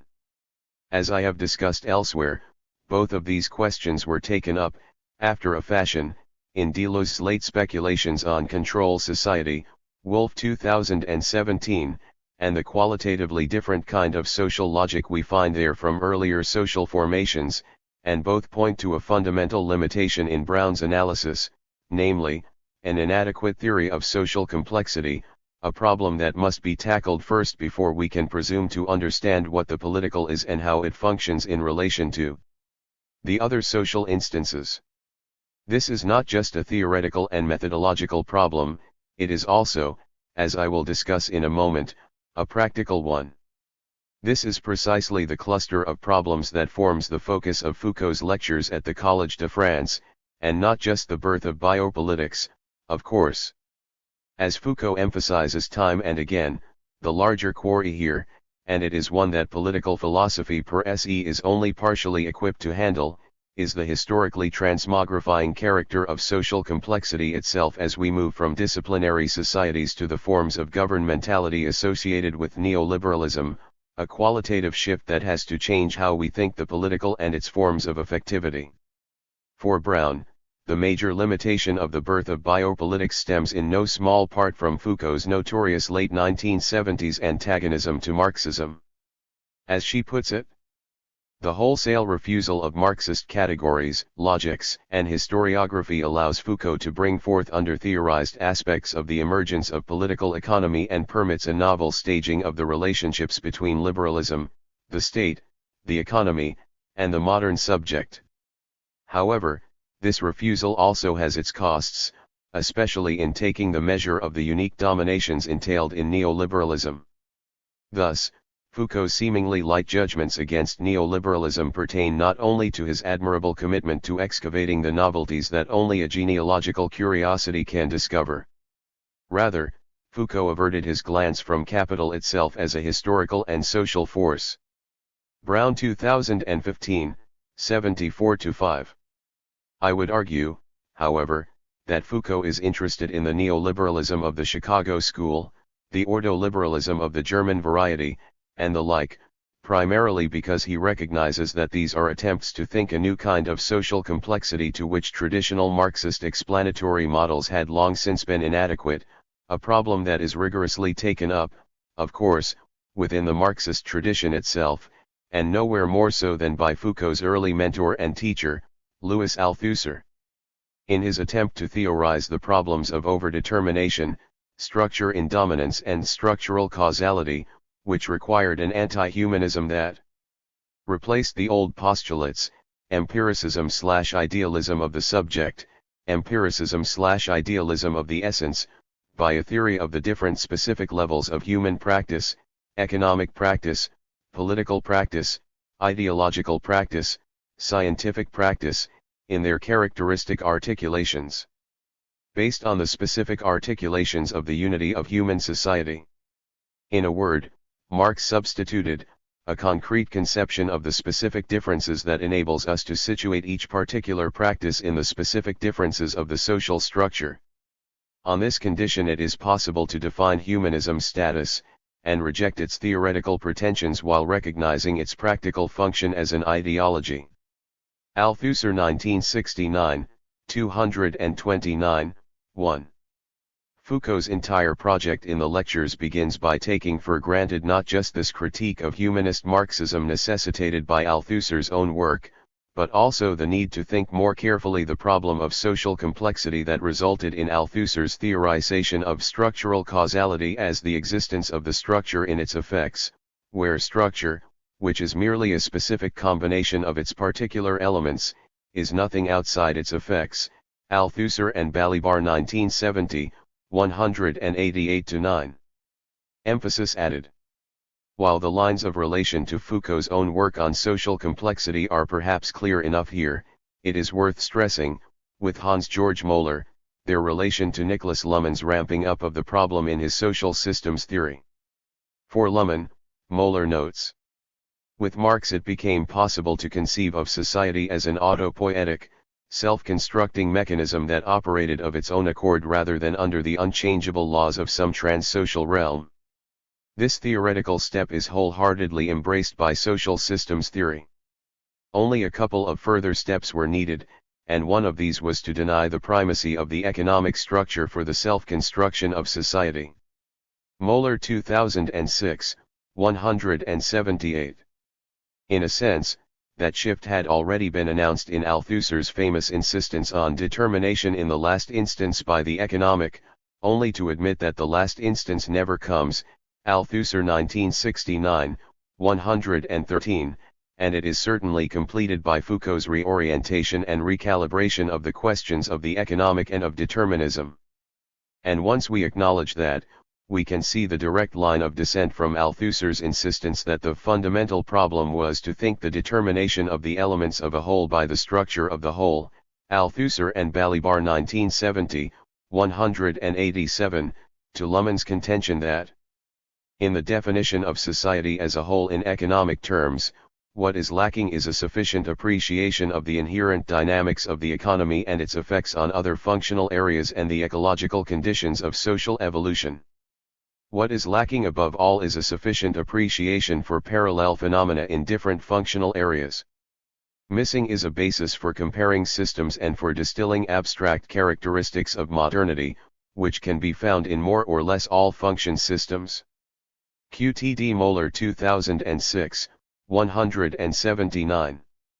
Indeed, as Althusser notes about this fundamental problem, it is clear that by other paths contemporary theory in psychoanalysis, linguistics, other disciplines such as biology, and perhaps even physics, has had to confront it, without suspecting that Marx had produced it in the true sense, long ago. Although Marx produced this problem, he did not pose it as a problem, but set out to solve it practically in the absence of its concept. Althusser and Balibar 1970, 187, emphasis added. From this vantage point, then, I think we can identify a clear through line from Althusser's structural Marxism, to Foucault's work in the lectures, to Niklas Luhmann's analysis of social systems, a shared anti-humanist orientation whose footings Althusser excavates in For Marx and Reading Capital, and that gets further radicalized, for example, in Luhmann's own anti-humanist claim that communications, not people, are the fundamental elements of social systems, a claim shared, as I have discussed elsewhere, Wolf 2017, by Deleuze's characterization of control society and, before that, by the work of William S. Burroughs and its wild reimagining of the relationship between the communicational, the psychic, and the social that so influenced Deleuze's own formulations. Point 2. To return to Foucault, then, this complex manifold is, everywhere and always, the repeated point of emphasis in his framing of his interest in liberalism and neoliberalism in the lectures collected in The Birth of Biopolitics.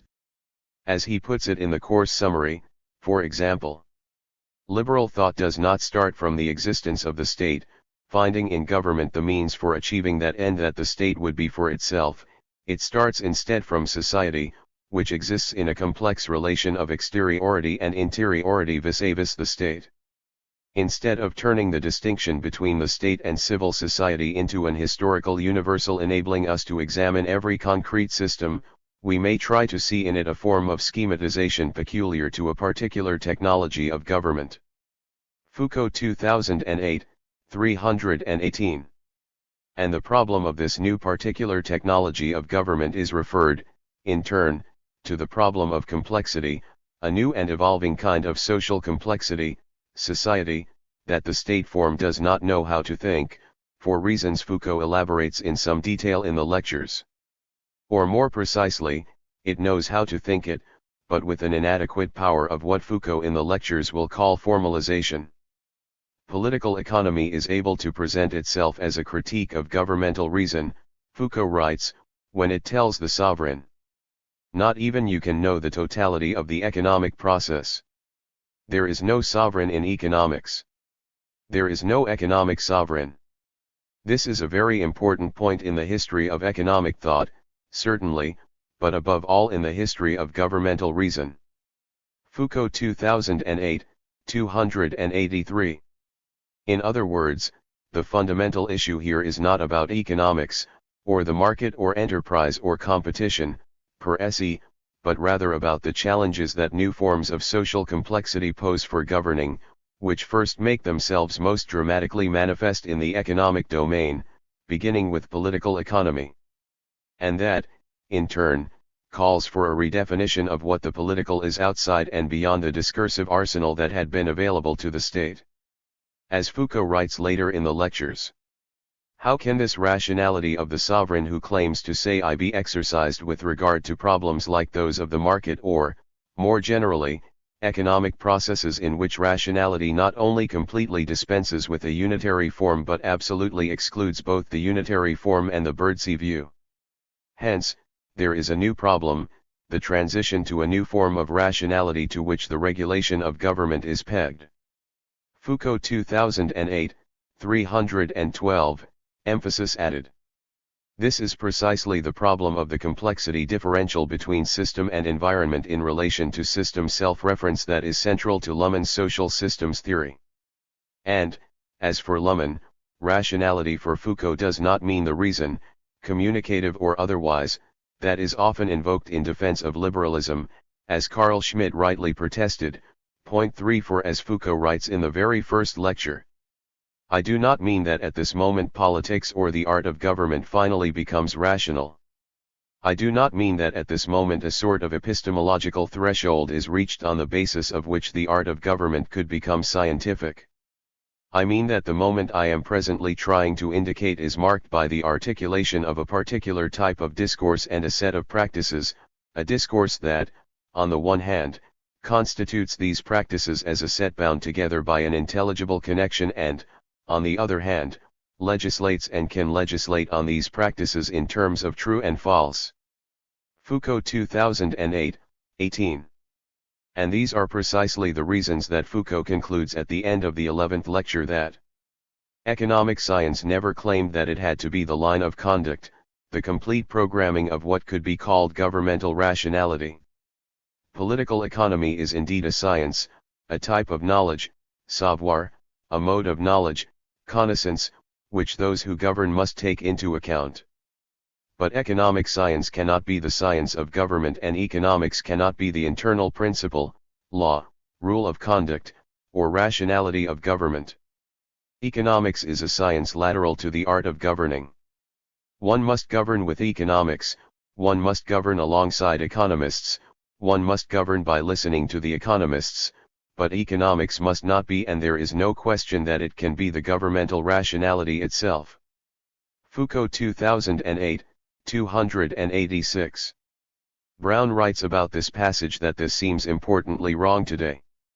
The claim relates in part to his belief that economics is separated off from civil society, again, an implicit quarrel with Marx, Brown 2015, 77.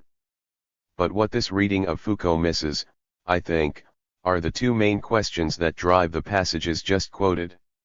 The first is whether it is possible, in a context of increasingly opaque social complexity as we move from disciplinarity to governmentality, for one particular social system or discourse to be more proficient or coherent than others in capturing this complexity, and, again, this is not a matter of being more rational but of being more effective.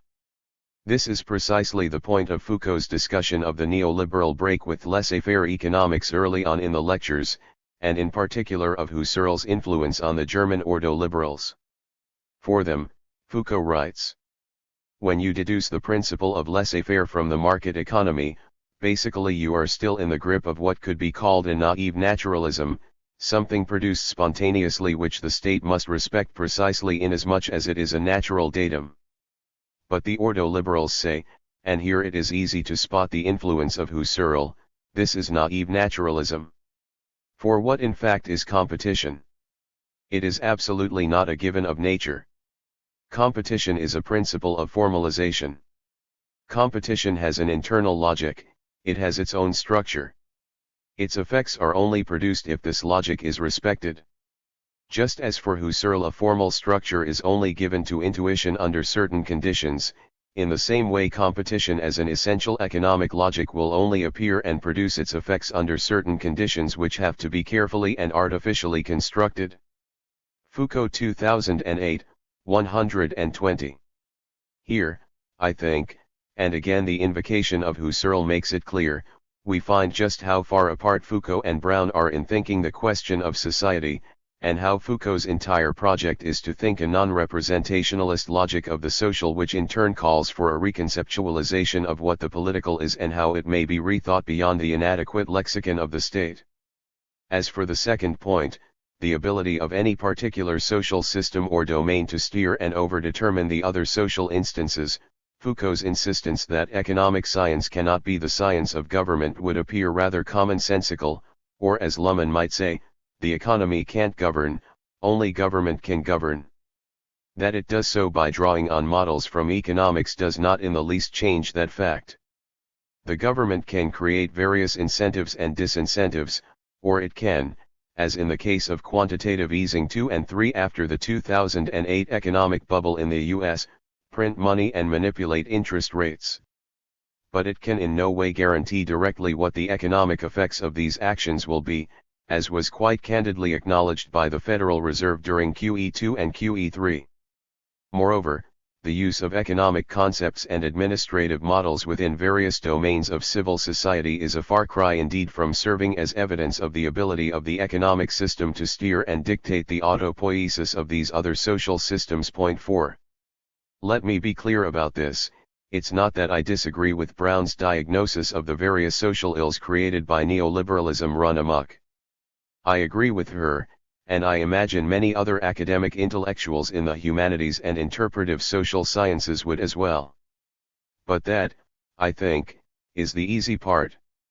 The hard part is instead precisely the project that Foucault takes up with regard to reconceptualizing the political in relation to social complexity. To put it another way, what we find in Brown's argument is the conflation of 2 points, the claim, which I imagine, many others, agree with, that neoliberalism has taken forms and had effects that the Foucault of the lectures could not have foreseen, 5. And the claim that Foucault's analysis is insufficient because it is insufficiently Marxist. In fact, as we have already seen, Foucault does have a profound relationship to the Marxist tradition, but it's not the humanist Marxism that orients Brown's reading, the very humanist Marxism that Althusser rejected. To put it another way, underneath Brown's claim that Foucault is not Marxist enough is, in fact, the deeper complaint that Foucault is not humanist enough. This is made especially clear in her defense of Homo politicus against Homo economicus.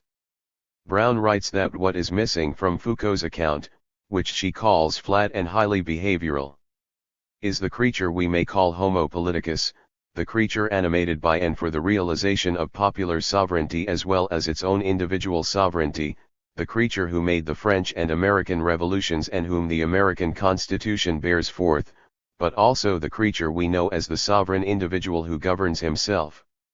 Brown 2015, 86. This subject, Homo politicus, she continues, forms the substance and legitimacy of whatever democracy might mean beyond securing the individual provisioning of individual ends. This beyond includes political equality and freedom, representation, popular sovereignty, and deliberation and judgment about the public good and the common. Brown 2015, 87. There are at least 3 distinct problems, however, with Brown's concept of Homo politicus. The first is that we have to ask, as Althusser and Foucault had already done, whether individual subjects, even if we were to take the semantics of Brown's Homo politicus at face value, have the ability to align, in a way that meaningfully steers the political system, their own actions and positionality with the larger environment of social complexity in which they find themselves, and through which political effectivity operates. This is not just a theoretical quibble, it's also a practical problem regarding the relationship between individual emotions, aspirations, and the mechanisms of actual political change. As Althusser and even Marx before him had warned, can we really assume a linear and determinative relationship between the macroeconomic logic that would eventuate in neoliberalism and the micropolitical expression of that logic in the self-conceptions and actions of individuals?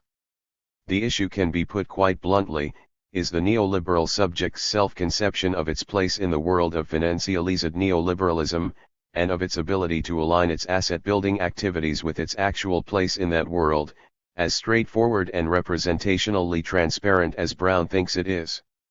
In my view, one of the great lessons of the 2008 bubble and economic crisis is that the answer is clearly no. The difference between what subprime mortgages in South Florida or Phoenix thought they were doing, entrepreneurially, we might say, buying and flipping houses on spec, buying more house than they could afford, and so on, and what they were actually doing, as sites of throughput for the commodification and financialization of risk, is precisely what is on display in subprime mortgage crisis. This misrecognition, which need not be seen as a failure of intelligence or cognition on the part of the social subjects in question, of course, but rather as an index of new and increasingly opaque forms of social and economic complexity, is precisely the question that Foucault is concerned with in his exploration of new social logics of subjectification and the forms of politicization that might emerge from them. And it is precisely the question that his teacher Althusser was intensely interested in his contention that ideology is a relation between relations, a second-order relation, Althusser 1969, 233, which in turn means, and this is a very Foucauldian point, after all, that this action can never have been purely instrumental, the men who would use an ideology purely as a means of action, as a tool, find that they have been caught by it, implicated by it, just when they are using it and believe themselves to be absolute masters of it. Althusser 1969, 234. To put it this way is to move immediately to the second problem with Brown's concept of homo politicus, and that is the assumption, endemic to various forms of humanism on both the left and the right, that individual persons are the constitutive units of social and political analysis. We have already touched on this problem above, but here I would simply defer to a whole army of political philosophers, from Derrida to Luhmann to Althusser to Esposito and of course to Foucault himself, who have presented quite compelling critiques of this assumption. Of these, perhaps Luhmann's is the most trenchant, clinical, and technical, with its insistence on the constitutive difference between autopoietically closed psychic systems and social systems, which first have to be disarticulated before we can explain more precisely how they can, and cannot, be structurally coupled and interact. As is well known from his debates with Habermas, Luhmann is not at a loss for the acerbic turn of phrase when it comes to this point, and he dismantles with maximum rigor the desire to index the mechanisms of social and political affectivity to the emotions and ideas of concrete individuals, Brown's aspirations. As he writes in a characteristically withering, but also quite funny, passage. In whatever way the traditional concepts, especially reason, are continued, obviously not everything that individualizes humans, if anything, belongs to society. Society does not weigh exactly as much as all human beings together, and its weight also does not change with every birth and death. Society is therefore not a living thing. The neurophysiological processes of the brain that are inaccessible even for consciousness will not be seriously regarded as social processes, and the same is true for all that goes on in the form of perceptions and sequences of thoughts within the actual area of awareness of a single consciousness. QTD Moeller 2006, 231. To the humanist, this will seem counterintuitive, even outlandish, but in fact the point is quite straightforward and commonsensical, for as Luhmann points out, in all seriousness. Such a confusion, however, makes it impossible to precisely indicate the operation that performs the autopoiesis in the respective cases of organic, neurophysiological, psychic, and social systems. Typically, the concession is still made that the whole human being is not part of the social system, but only insofar as the human being interacts with or actualizes sense-identical, parallel, experiences with others. This does not help the case, but worsens it, because then one can less than ever before indicate which operation processes this insofar distinction, obviously neither cellular chemistry nor the brain nor consciousness nor social communication, but if need be, an observer who distinguishes accordingly. QTD Moeller 2006, 230, N.2, 6. While Luhmann offers what we might call an empirical objection to many of the assumptions underneath Brown's homo politicus, Esposito provides an acute observation about what he calls the ideologeme of the person that is in a more philosophical tenor, as it were, and it bears rather differently, but just as gravely, upon Brown's humanist subject of politics. As he observes, the concept of the person clarifies not only the role of a certain juridical figure, but also something that pertains to the general functioning of law, that is to say, the power to include by means of exclusion. He continues. If the category of the person coincided with that of human being, there would have been no need for it. Ever since its original juridical performance, personhood is valuable exactly to the extent to which it is not applicable to all, and finds its meaning precisely in the principal difference between those to whom it is, from time to time, attributed, and those to whom it is not or from whom, at a certain point, it is subtracted. Esposito 2011, 209. Both arguments, Luhmann's and Esposito's, offer a more pointed development of Foucault's framing of his own position at the very beginning of the birth of biopolitics, a remarkably original set of methodological and theoretical innovations that in no small part made possible the work carried out by Luhmann, Esposito, and many others.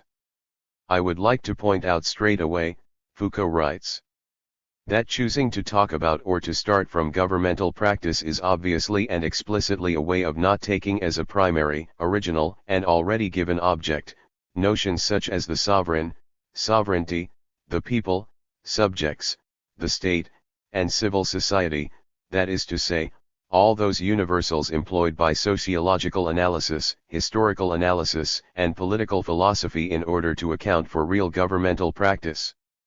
For my part, I would like to do exactly the opposite and, starting from this practice as it is given, but at the same time as it reflects on itself and is rationalized, show how certain things, state and society, sovereign and subjects, etc., were actually able to be formed, and the status of which should obviously be questioned. Foucault 2008, 3. Now one might rightfully ask at this point, so what? Isn't this just an academic quibble? I think not, and for reasons that point towards the third problem with Brown's concept of homo politicus. And that is the extent to which the discourse of Marxian humanist critique is really outside of and opposed to that which Brown criticizes. The problem, in other words, is not only the one that we have just noted, that it uses a theoretical framework inadequate to the contemporary reality it describes. It is also that such a semantics may well reinforce rather than challenge the order of things that it criticizes, taking for granted its fundamental concepts. As Luhmann writes, it had always been clear to me that a thoroughly constructed conceptual theory of society would be much more radical and much more discomforting in its effects than narrowly focused criticisms of capitalism, for instance, could ever imagine. QTD Moeller 2006, 116. Indeed, Moeller argues, such criticisms do not criticize the fundamental self-descriptions of the leading semantics. Today notions like democracy, liberty, and human rights are central elements of these semantics, but rather fully embrace them. Anti-globalization activists share their values and vocabulary with those they criticize. It's just that those doing the protesting claim that the leading powers and institutions use those values and vocabularies hypocritically, whereas they themselves are the true protectors of these semantics. Moeller 2006, 116. But the pragmatic issue here is not just a shared commitment to a conceptual framework and a semantics, it is also a shared belief in what Luhmann calls steering, and this is just as true of Marxian humanist critiques as it is of liberal free market ideologists.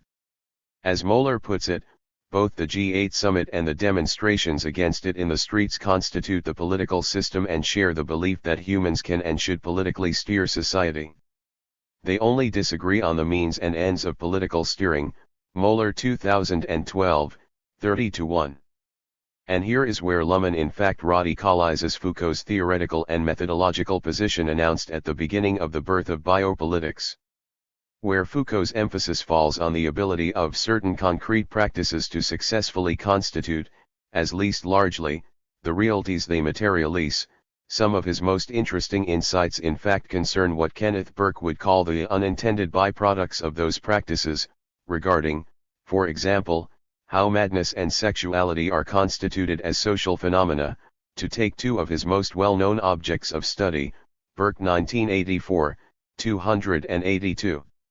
This is the side of Foucault amplified by Luhmann's insistence that all such practices, because of the constitutive blind spot of their own self-reference, unavoidably produce unintended byproducts that they themselves are, by definition, unable to see or to predict, much less steer and control in any consistent way. 7 In a very real sense, society is thus an affair of various social systems, including the political system, trying to reduce and manage an overwhelmingly complex environment, not in the mode of optimization or maximization, but in the mode of an often haphazard adaptive survival. The question then becomes how society copes with this harsh reality, in which all social systems operate in an environment far more complex than any single system can be, and Luhmann's answer is, it creates utopias, such as the free market and social welfare. As Luhmann puts it, political utopia is the form by which the uncontrollability of society is copied into the political system. QTD Moeller 2012, 28. It's not that governmental policies and actions associated with the laudable goals of social welfare are impossible. Such policies can be undertaken, and are, all the time, as the historical record well shows. It's rather that such policies are always undertaken with an inescapable and unavoidable blindness regarding the ability to anticipate and steer their unintended byproducts and the complexities they create in their larger environment. There is, in other words, a constitutive asymmetry between the policy semantics and its actual effects vis-a-vis the problem of social complexity. Sometimes there is more or less frank admission of this fact, as with the Federal Reserve's candor about influencing the economic system in the U.S. during QE2 and QE3, but more often there is not. And this is understandable, given the fact that professional politicians depend for their livelihood upon sustaining the fantasy of being able to unilaterally use the political system to steer the other social systems, hence the familiar spectacle, on the left and the right, of campaign promises loudly made and then routinely broken once office is assumed.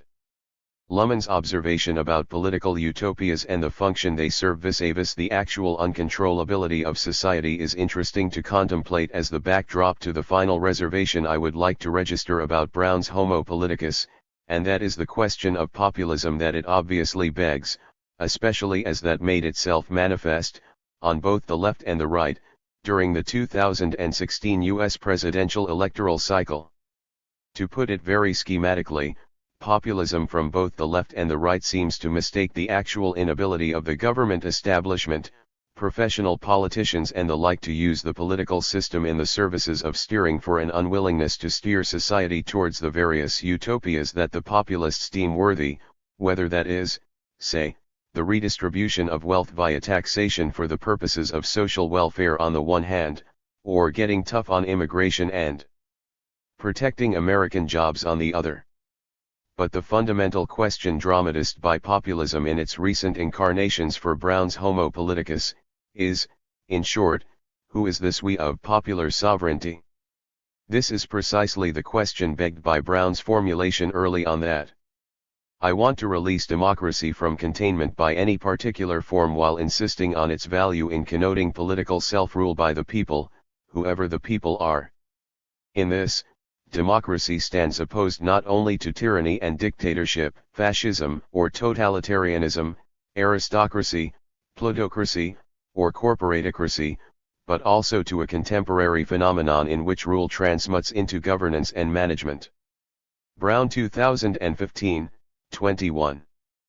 But the paradox, well noted by Derrida and others, is that it stands opposed to these unless of course it decides, democratically, that it doesn't. 8 In other words, it is always possible that popular sovereignty will decide that popular sovereignty should not decide, that the only way to protect democracy is to suspend democracy, a point that, as Foucault discusses in some detail, was not lost on the ordo-liberals because of their experience of Nazism, Foucault 2008, 105-14, point 9 Who decides democratically who gets to be a person or part of the collective body of the demos? And to put it bluntly and pragmatically in the contemporary U.S. context, how can there be a people and popular sovereignty as a ground for the political when half the voting population thinks the other half is insane? Now Brown's rejoinder might be that the dominance of neoliberalism is precisely what has created this situation, not least, of course, through the consolidation of corporate ownership of the mass media, but here it need hardly be noted that the phenomenon of populism in the U.S., and its ideologically wildcard status, predates neoliberalism and reaches back well into the 19th century, most canonically to the Jacksonian democracy of the 1830s. The problem is thus indeed, as William Rash trenchantly observes, who decides? As he writes, who decides on what is and what is not peace, what is and is not violence, what is and is not sin? And we know the answer, the sovereign. Does negating the presupposition of violence negate the sovereign, or is not the negation itself a sovereign act? Rash 2004, 16. Moreover, he argues, and here we return to Luhmann's discussion of the blind spot of observation in the light of social complexity, but in a more Derridian tenor, states neither arise nor are legitimized by way of a logical deduction from universal norms. One can then say that the articulation of a concrete norm is not the result of a derivation, but the effect of a performative. Declarations such as "we the people," and here the ramifications for Brown's notion of popular sovereignty are clear, do not describe, they constitute the we and the people in their very utterance, Rasch 2004, 24. This doesn't mean, as Rasch notes, that all such decisions are rendered arbitrary.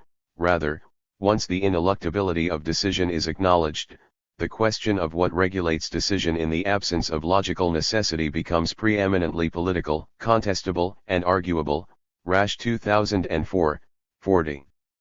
And this means, as he puts it succinctly, that politics cannot compensate for the lack of unity, but rather, by being its effect, guarantees this lack. It does not repress violence in the name of the good life, it structures and limits it, Rasch 2004, 41.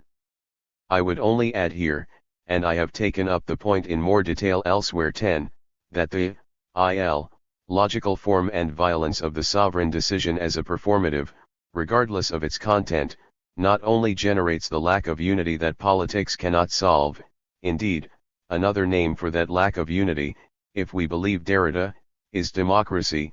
It also prevents the primacy of the political in Schmidt's sense by preserving, via Derrida, as it were, democratic and social antagonism as not being reducible to Schmidt's friend/enemy distinction, which for Schmidt grounds the priority of the political above all other social systems. This is so because, as Luhmann shows in his analysis of the autopoiesis of social systems, sovereignty is in fact not sovereign because the same paradoxical blind spot of the performative is at work in the self-reference of all social systems, and in a context in which social complexity is always already exponentially greater than any system's attempt to reduce it via its own codes and protocols. It's this qualitative shift that Foucault is so interested in because of the challenges it poses to our assumptions about what the political is and how it operates. And so, to put it another way, we are back to the primacy of social complexity, figured as the radical complexity differential across the system/environment threshold, as that which prevents the political from being either an expression of sovereignty, of the people or otherwise, or of a social system that can overdetermine and steer all the others. Instead, social complexity and the paradoxical performativity that attempts to reduce it short-circuits sovereignty.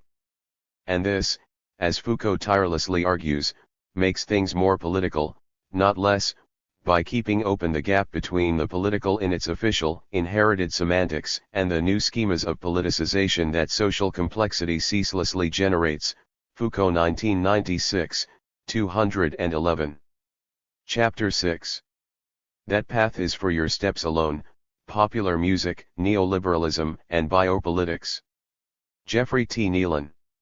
Gilles Deleuze's postscript on the societies of control is short, and as the amount of scholarship dedicated to unpacking the control society attests, the essay is highly overdetermined, which is to say, there's a lot of different ways to read and deploy it.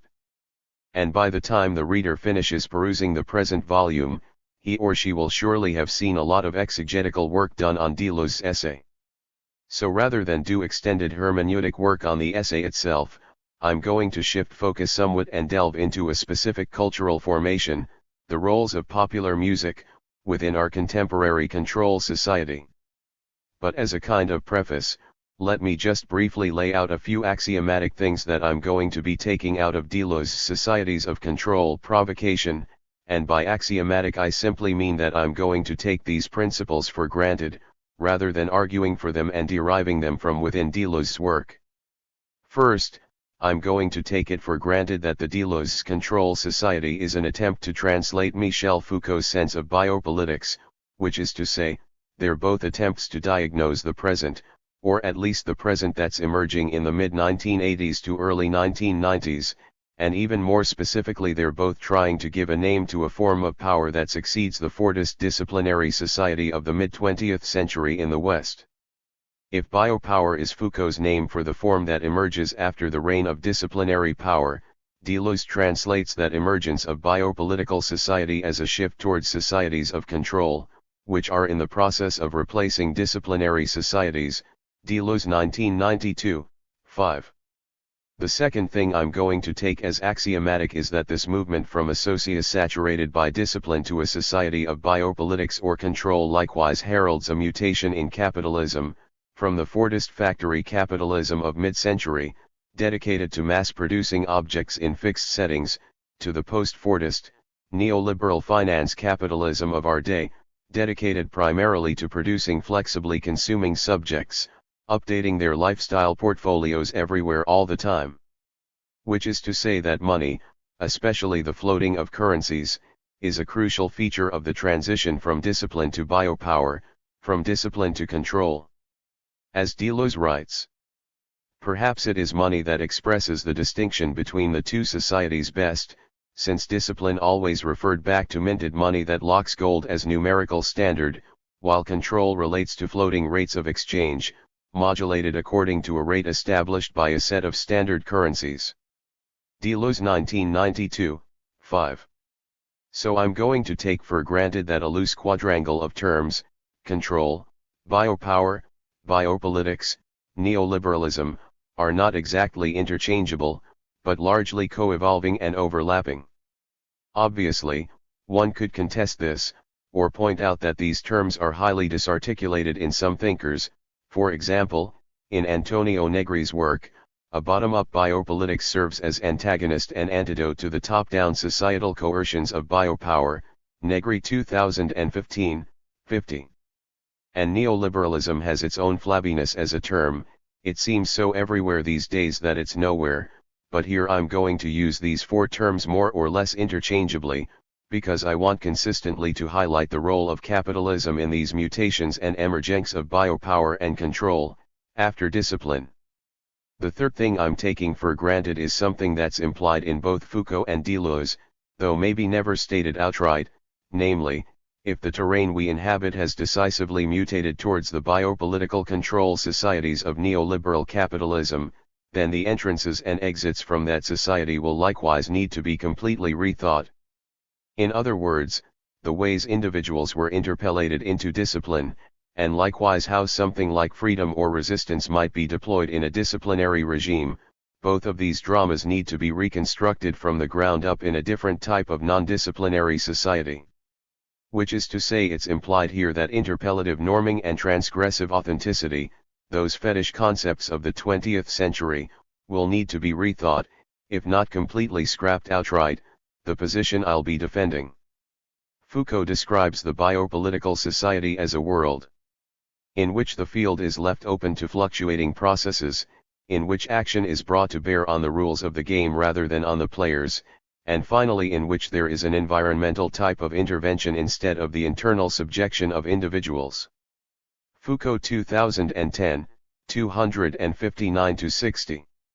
That being the case, the major difference between discipline and biopower is that in a biopolitical society, power no longer primarily has what we might call a mediated relation aimed at confining or rigidly defining individuals, which is to say, it's not primarily doled out through institutional training as much as it is a question of direct access. The bearing area of disciplinary power is what you can do, and it's primarily invested in training at a series of institutional sites, clinic, factory, family, church, school, shopping center, police checkpoint. Through a kind of intensification of discipline, the bearing area of biopower has morphed into your entire life, your identity, your sexuality, your health, your internet searches, your artistic tastes, and thereby biopower's relation to any given individual tends to be less mediated by institutional factors, and instead constitutes a more environmental, diffuse, engulfing, one might even call it ambient, form of power. So how is popular music related to the rise of biopower or the society of control? When it comes to linking the logic of biopower with the logic of popular music, the connection is perhaps nowhere more succinctly stated than in David Hesmondhalgha's Why Music Matters. He offers this concise response to his titling query. The fact that music matters so much to so many people may derive from two contrasting yet complementary dimensions of musical experience in modern societies. The first is that music often feels intensely and emotionally linked to the private self. Music is a set of cultural practices that have come to be intricately bound up with the realm of the personal and the subjective. The second is that music is often the basis of collective, public experiences, whether in live performance, mad dancing at a party, or simply by virtue of the fact that thousands and sometimes millions of people can come to know the same sounds and performers. Hesmondalg 2013, 1-2, emphasis in original. Much against the grain of his own highly optimistic humanist premises, the book argues that music matters because it helps facilitate what Hesmondalg calls human flourishing, a phenomenon that one might less generously dub the great extinction event that is the Anthropocene. He does at least make it clear why music matters to a world where biopower is the dominant mode of power. If biopower strives to connect individual lives and identities seamlessly to mass demographic patterns, then we can see more easily music's privileged status as a kind of operating system for biopower. Music matters, as Hesmondalg so clearly shows us, because it's a set of intimately and deeply personal investments, yet at the same time it's a mass social phenomenon. In any case, that's the biopolitical magic. Music, then, represents a remarkable meeting point of intimate and social realms. It provides a basis for self-identity, this is who I am, this is who I'm not, and collective identity, this is who we are, this is who we're not, often in the same moment.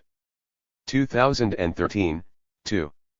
Insofar as music's special link to emotions and feelings makes it an especially powerful site for the bringing together of private and public experience, 2013, 2, that fact likewise makes music a privileged operator within a regime of biopower.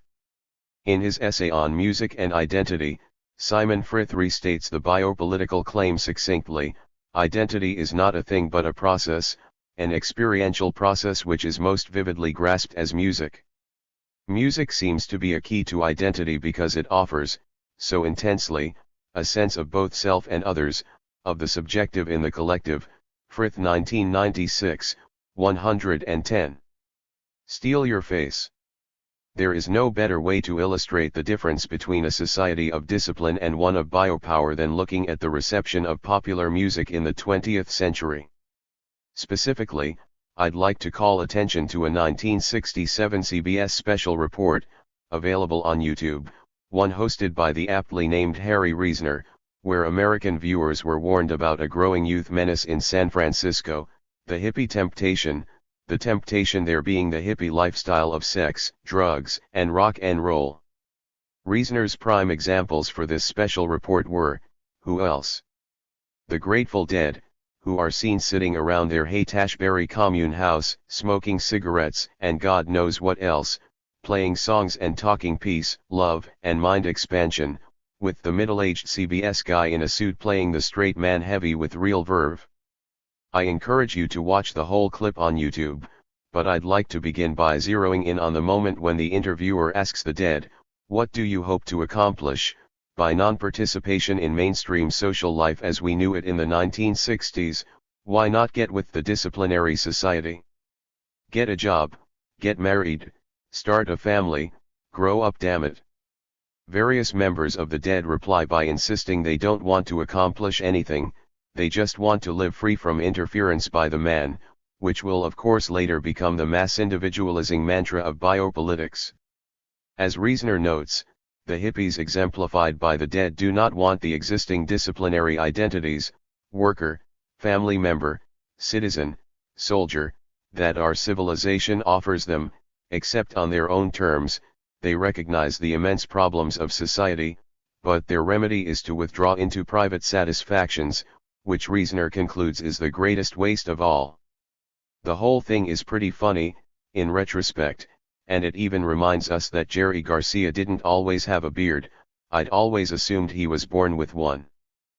But what's most peculiar about the hippie temptation is that its tone and demeanor, disciplinary power wagging its fingers at people who want only to be left alone to self-actualize, looks like something completely foreign to the American present, though it was only a half-century ago.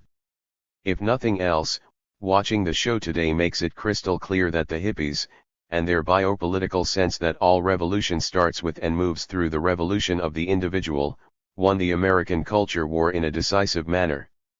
In the neoliberal world of radical, just-do-it individualism, all but gone are the imperatives of Reasoner's disciplinary world, where we're each supposed to sit down, shut up and do our jobs for the greater glory of society. Even the U.S. military, which would seem the last bastion of this kind of disciplinary thinking, sells itself these days as a biopolitical self-actualization technique, an army of one. Today, we have all succumbed to the hippie temptation. Which is to say, our social world is no longer centered on docile, disciplined individuals working at their assigned roles to ensure more cohesive social wholes. Rather, we live in a biopolitical world of Deleuze and control, where constant innovation, resilience, and disruption are the mantras du jour, where the modulating part is the constantly morphing whole, and vice versa. We've all transformed into what Deleuze has dubbed the constantly modulating individual, rather than the individual segmented and molded by discipline, Deleuze 1992, 5. As Margaret Thatcher so elegantly put it in 1979, for neoliberal biopower, there's no such thing as society. There are men and women and there are families. And no government can do anything except through people, and people must look after themselves first. It is our duty to look after ourselves and then, also, to look after our neighbors. Thatcher 2013. Translated into Ronald Reagan's American idiom, the individualist siren song of neoliberalism goes like this: government is not the solution to our problems. Government itself is the problem, Reagan 1981. Likewise, if the fluid mutations of constantly updated lifestyles are the basic unit of everything for a biopower-based society, then neoliberal consumption capitalism is the logical organizing principle or operating system for this discontinuous mass of individuals, held together only by their quests to become who they really are, ceaselessly following dead drummer Bill Kreutzmann's biopolitical prescription in The Hippie Temptation: always be expanding your consciousness, changing your life. That biopolitical sentiment translated a decade later into Thatcher's refrain that it is our duty to look after ourselves. Or as the Dead lay out the premises of biopower, the journey of life as the journey of the self, in Ripple, there is a road, no simple highway / between the dawn and the dark of night / and if you go no one may follow / that path is for your steps alone, Grateful Dead 1970. Neoliberal consumption capitalism finally makes only one product: subjects, individuals, selves. This is what Maurizio Lazzarato calls, following Felix Guattari, the machinic enslavement of subjects to neoliberalism, enslavement here not signaling its disciplinary function, people subjectified or confined to a specific identity and forced to work as a cog in a machine of the social, but signaling our contemporary biopolitical enslavement to the project of endlessly creating our own identities and subjectivities, Lazzarato 2014. Pinder's ancient wish, that we could all live by the dictum become what you are too, has morphed, as Lazzarato and Guattari suggest, into our contemporary biopolitical compulsion. And it's not only the Grateful Dead drive-in that train / high on cocaine. Just think of the near-state funeral level of grief afforded in 2016 to biopolitical music pioneers David Bowie and Prince, both of whom showed us how to be ourselves, by imitating world-famous media superstars who are mutating constantly, always following their creative desires into uncharted subjective territory. And while enslavement to this project of constant self-creation is perhaps an inflammatory term, Lazzarato suggests the word enslavement is synonymous with Foucault's government, which is only to say we're worked on constantly by regimes of power that impel us to become ourselves. It is true that we really don't have any choice in the matter. The only saleable commodity of the neoliberal present is your subjectivity, which is under constant reconstruction, deconstruction, and modification by the machinic forces of capitalism. As Guattari puts it, essentially, Capitalism depends on a signifying machines, Guattari 1984, 171. As Deleuze helpfully adds, these days the self does not undergo modifications, it is itself a series of modifications, Deleuze 1995, 100.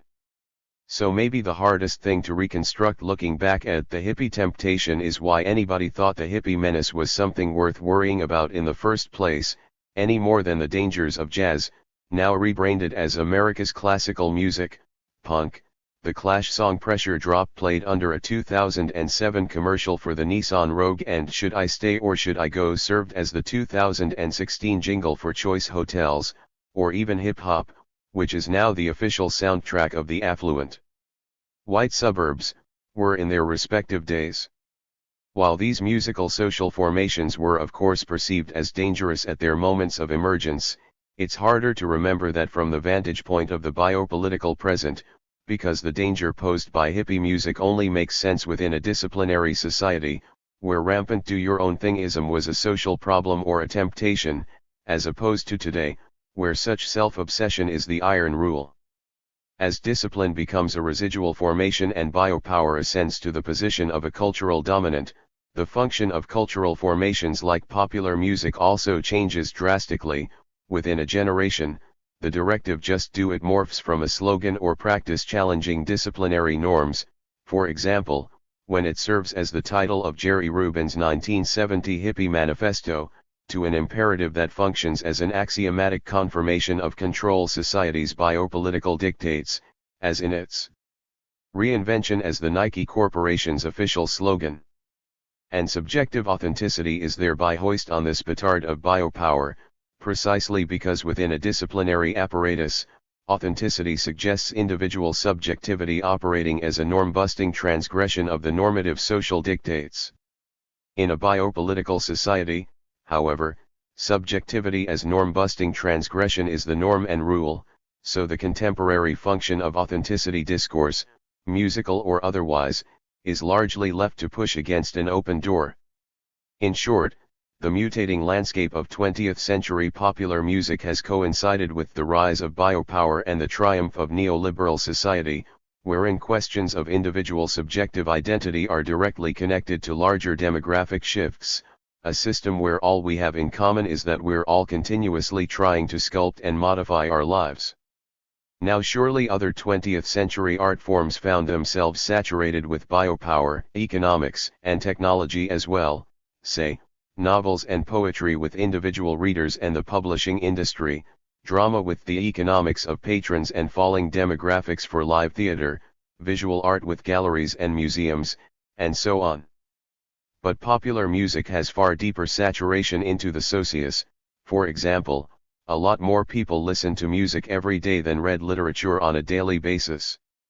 However widespread popular music listening may be, one of the reasons why it's a privileged linchpin for understanding recent cultural production, in the end I'm just as interested in the residual disciplinary authenticity logic that's remained so central to popular music practices. Of course, novels, or poetry or film also depend on a certain kind of authenticity discourse. Any given person doesn't just read anything or go to see any old film, subjects choose, if that's the right word, according to certain kind of authenticity logic. You like historical novels or experimental poetry, while I like action films or romantic comedies. To channel Pierre Bourdieu for a moment, the subjective uses and functions of all art forms depend to some degree on a mediating logic of taste, and taste is a category of discrimination based largely on the logic of authenticity and scarcity. As Bourdieu argues, in sizing up artistic practices, nothing offers social distinction to a subject more than the way he or she makes cultural distinctions among aesthetic objects or practices. And of course, popular music practices, of production, consumption, and circulation, are where this logic is most intensely on display, and where the logic of mass authenticity has to do a certain kind of heavy lifting in taking a ubiquitous commodity like popular music and making it a cornerstone of a very personal, individual identity statement. As Bourdieu insists in distinction, a social critique of the judgment of taste, nothing more infallibly classifies than tastes in music. Bourdieu 1984, 18. And it is precisely this biopolitical work, individual subjectivity sculpted on a mass demographic scale, with the two intertwined in a single set of practices, that makes popular music a singularly rich site for analysis of the biopolitical society. Not for sale. When our old friends the Grateful Dead played their final Fare Thee Well concerts over the weekend of July 4 in 2015, there was predictable grumbling from many Deadheads. The whole thing was a sellout, a cash grab and a betrayal of the wandering roadshow ethos that had made the band a counterculture icon for nearly half a century. For many of the faithful, the Dead were maybe the last vestiges of the old, weird America that Jerry Garcia conjured when he suggested that in the late 20th century, you could no longer plausibly run away to join the circus, but you could satisfy your wanderlust by following the Grateful Dead through a year of shows. Throughout the 1970s and 1980s, the Dead offered a steady diet of such shows, which in turn offered Deadheads around 9 months per year of camping out, hitching rides, selling t-shirts and acid, trading tapes of shows, living below the radar of the taxman and the local cops. The Dead played a whole lot of concerts over those years, while they didn't really sell all that many records, and this in turn earned them additional underground cultural capital as anti-commodification icons, in it for the authentic love of the music and the community, not the money. Though of course there was always the other side of that coin, the sort of stuff that makes for books like Barry Barnes's Everything I Know About Business I Learned from the Grateful Dead. The Dead were authentic all right, but they were also routinely among the highest grossing acts in any given year well through the 1970s and 1980s, because record sales tended only to make record companies rich, not necessarily the bands themselves. In fact, the Dead are now seen as avatars of the new media economy of shareware. They boldly gave away their content for free, not only encouraging but facilitating fans' taping of their live shows, and thereby the Dead solidified the authenticity of their brand with a fiercely loyal customer base. Whatever else they may have been, the Dead's decades as a traveling roadshow also constituted a long, strange graduate economics seminar in cross-platform niche marketing. Do you like Dancing Bear LSD and bootleg cassettes of that killer 1977 Cornell show? Maybe you'd be interested in these tie-dye drapes for your VW microbus. So the question remained hovering over those final shows: were the Grateful Dead authentic artists taking a final bow, or money-grubbing sellouts milking fans for all they were worth? And thus is reconfigured yet again the way cool/sold-out dialectic that remains symptomatic of so many discussions concerning popular music. Is Kanye West really not for sale, as his logo proudly pronounced during his 2013 performance on Saturday Night Live? Or is the anti-commodification not for sale stance simply a position you have to espouse if you want to be successful within the current landscape of popular music?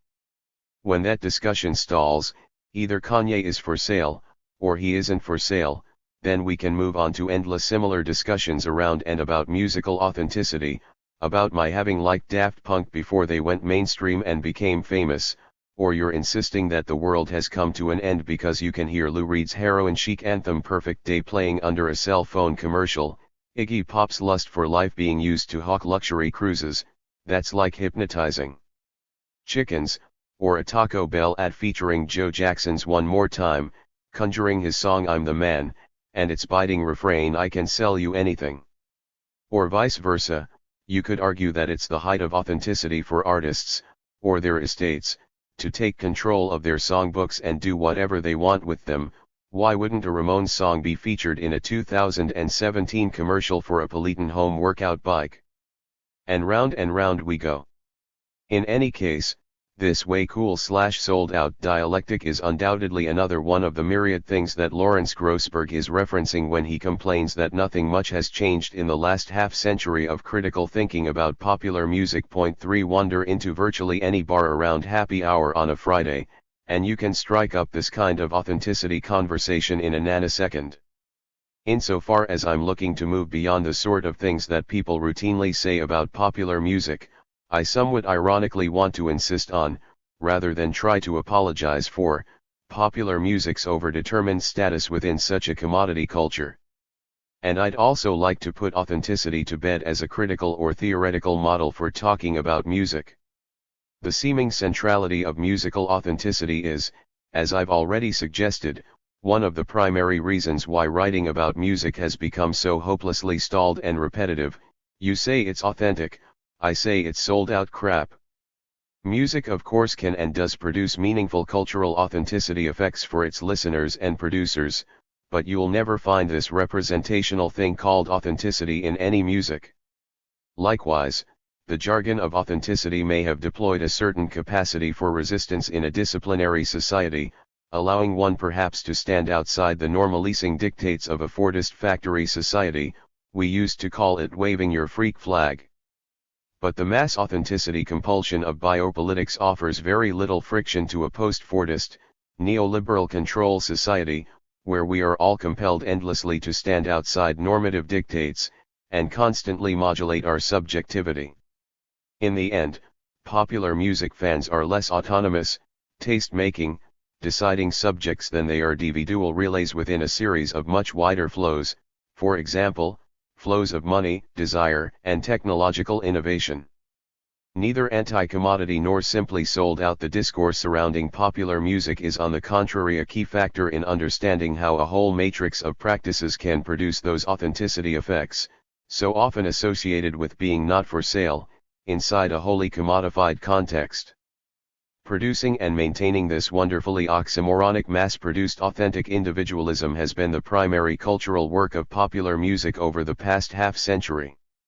As such, the discourses and practices surrounding popular music production and consumption over the past few decades offer a skeleton key to understanding a larger shared American, indeed, increasingly global, phenomenon, the biopolitical importance of mass authenticity, the kind of thing that 70,000 people at the final Grateful Dead concert share with the demographically distinct throngs at Coachella or Bonnaroo, not to mention those who attend the Big Barrel Country Music Festival, the Essence or Jazz and Heritage Festivals in New Orleans, the Alive Christian Music Fest, the Season at Tanglewood, Festival Latino, the Full Terror Assault gathering of metalheads, the Michigan Women's Music Festival, or the Brooklyn Hip Hop Festival. Obviously, the demographic makeup of these audiences, in terms of race, ethnicity, class, age, gender, religion, sexual orientation, is widely disparate, but the biopolitical phenomenon of mass authenticity, accruing so powerfully to popular music discourses and practices, stitches these categories all together into a larger logic, one that will help us to understand how subject production and reproduction works, how it operates, in the biopolitical era of neoliberalism. Of course, one could always argue, as Joseph Heath and Andrew Potter do in their Nation of Rebels, why counterculture became consumer culture, that late 20th century American counterculture, and especially its soundtrack, never offered any kind of meaningful resistance to American capitalism. They argue that counterculture could hardly be co-opted or sold out because it was never in opposition to the economic mainstream values of American capitalist society to begin with. There simply never was any tension between the counterculture ideas that informed the 60s rebellion and the ideological requirements of the capitalist system. While there is no doubt that a cultural conflict developed between the members of the counterculture and the defenders of the older American Protestant establishment, there was never any tension between the values of the counterculture and the functional requirements of the capitalist economic system. The counterculture was, from its very inception, intensely entrepreneurial. It reflected the most authentic spirit of capitalism. Heath and Potter 2004, 3. While this argument tracks in some ways parallel to my own, especially in its attempts to end run-around talk of co-optation, I'm keen to make a distinction between them. For Heath and Potter, capitalism seems not to have changed at all over the past decades, and thereby capitalism's ideological requirements have always already been neoliberal or biopolitical, intensely entrepreneurial at their core. However, I'm arguing that such widespread emphasis on biopolitical entrepreneurship was demonstrably not the case for American capitalism in its mid-century disciplinary or Fordist phase. Before the biopolitical, neoliberal revolutions of the Reagan, Thatcher 1980s, disciplinary capitalism didn't have much use for subjective authenticity. Having worked at a gum factory as a summer job in the late 1970s, I can attest that no one encouraged us to think of ourselves as entrepreneurs or rebels, nor were we implored to innovate anything at all on the assembly line. Disciplinary systems, as Foucault insists, want to fix subjects into certain molded roles in order to assure the efficient production and reproduction of goods and services. With the development and triumph of biopolitical capitalism, on the other hand, the question of value always needs to be run through the individual, and I'm sure that gum factory employees these days, the few who haven't been replaced by robots, are constantly called upon to innovate, share best practices, think outside the box, and parrot all the other noxious cliches of neoliberalism. But my point here is this: American popular music's values of subjective rebellion and personal authenticity were not always coincident with the logic of mainstream American economic life. In short, popular music's countercultural notions of personal authenticity as resistance to massification did perform an immense amount of useful work at the tail end of the disciplinary society in America. If the problem is subjective constraint, doing your own thing registers quite nicely as resistance.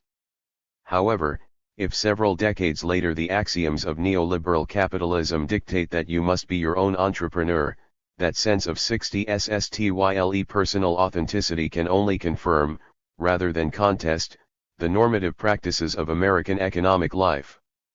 In short, it's not that popular music sold out to the man, or that musical rebellion and authenticity were always already a shill for the man. Rather, my argument is that the dominant logic of American capitalism has morphed into a biopolitical form that was presaged by 20th century American popular music fandom and its intense investments in developing and maintaining your own personal authenticity within a wholly commodified field. As the savvy reader will have noted, in forwarding this line of thinking, I'm also extending Jacques Attali's argument in Noise, the Political Economy of Music.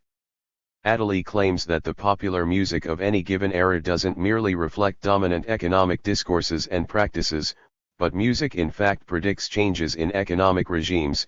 Music is prophetic, Attali insists, and social organization echoes it, Attali 1984, 5, rather than vice versa.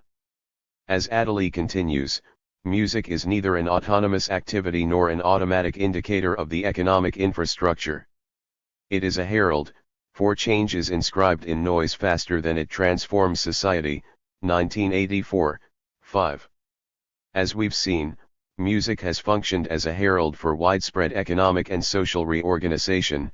As in the US we've gone from a predominantly factory society of discipline to a neoliberal society of biopower, or in Attali's terms, from a disciplinary society of endless goods-based repetition to what he sees in the mid-1970s as an emergent society of subjective composition. He defines composition simply as any given individual's production consumption, 1984, 144, or the production of identity through consumption, what we now call the neoliberal prosumer. And as unlikely as the claim seems on the face of it, the practices that have sprung up around the past decades of popular music, as Attali reminds us, a powerful mode of immaterial production, 1984, 9, have in fact presaged these decisive changes in the wider economy, for better or worse. Music is and has been a powerful apparatus of capture for values of all kinds, but it's also a powerful tool in subverting the present and or carving out a livable future. So where do we go from here, having arrived on the territory of neoliberal biopower that was predicted for us by the discourses and practices surrounding American popular music? It is to that question that I now turn in conclusion, keeping in mind all the while Attali's clarion call, or is a siren's song, our music foretells our future. Let us lend it an ear, 1984, 11. Everywhere, all the time. In the end, it's the mass culture quality of popular music that primarily interests me. In other words, it's popular music's ubiquity, and maybe even its banality, the very reasons that someone like Adorno refused to take it seriously, that to my mind makes music the skeleton key to understanding changes in both cultural production and subject production over the second half of the 20th century, and into the 21st. Just like everybody else, I'm not like everybody else. But what exactly do I mean by saying that popular music is more central than other cultural forms for understanding the recent American cultural past and the present? Well, certainly in my lifetime, it has become very hard indeed to make convincing and sweeping cultural claims for literature or museum art as mass drivers of anything in particular, in terms of widespread cultural effects on contemporary subjectivity. Today, for better or worse, high art forms circulate in a niche market, like eBay collectibles, and as such are not really a mass pivot for diagnosing large-scale changes in contemporary subjectivity. But that doesn't stop art critics and literature scholars, people like me, from making all sorts of breathless mass cultural claims in the pages of academic journals, articles on the environmental politics of Jory Graham or neoliberal motifs in Jeff Koons.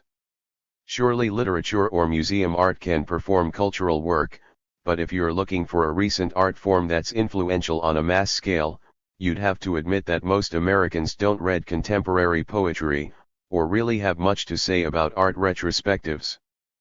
But millions of people in the US still do have an iPod, and as of January 2017, around 90% of Americans age 18 to 49 use a smartphone, most of them stocked with MP3s, organized into custom playlists.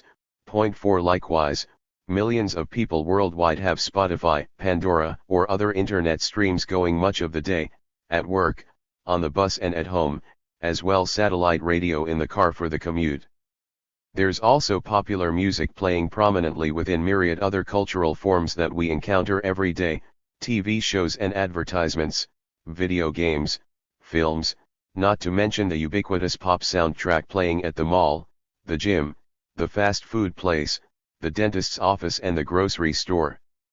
Popular music presently enjoys a saturation level within everyday life that remains very much unlike any other contemporary art form. And as such, it's a particularly intense example of Guattari's machinic enslavement, or government of individuals, within the biopolitical control society.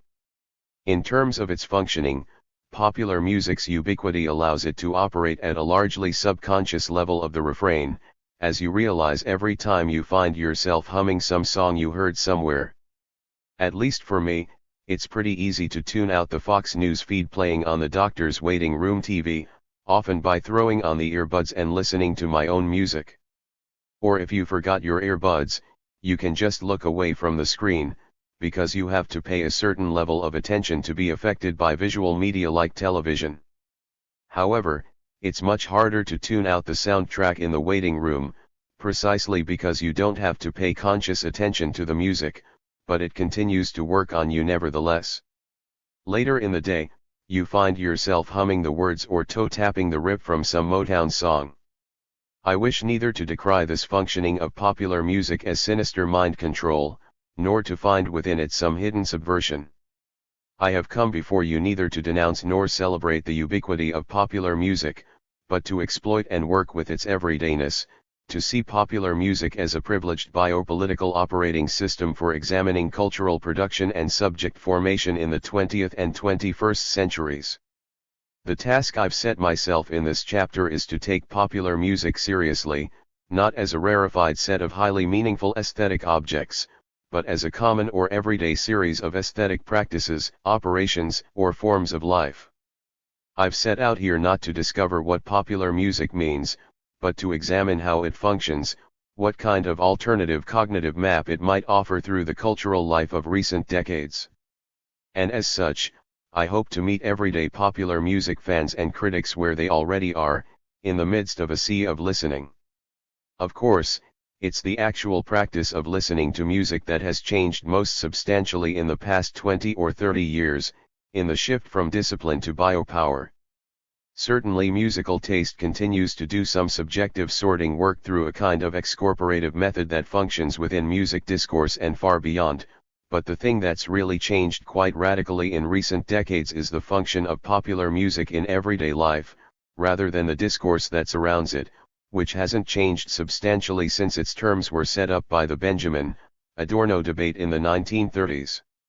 Over the past 2 decades, the disciplinary, analog apparatus of listening to physical records or CDs, the immersive experience of listening to an entire album, consuming music on the analogy of reading a book, has been completely revolutionized by the MP3 playlist and the internet stream.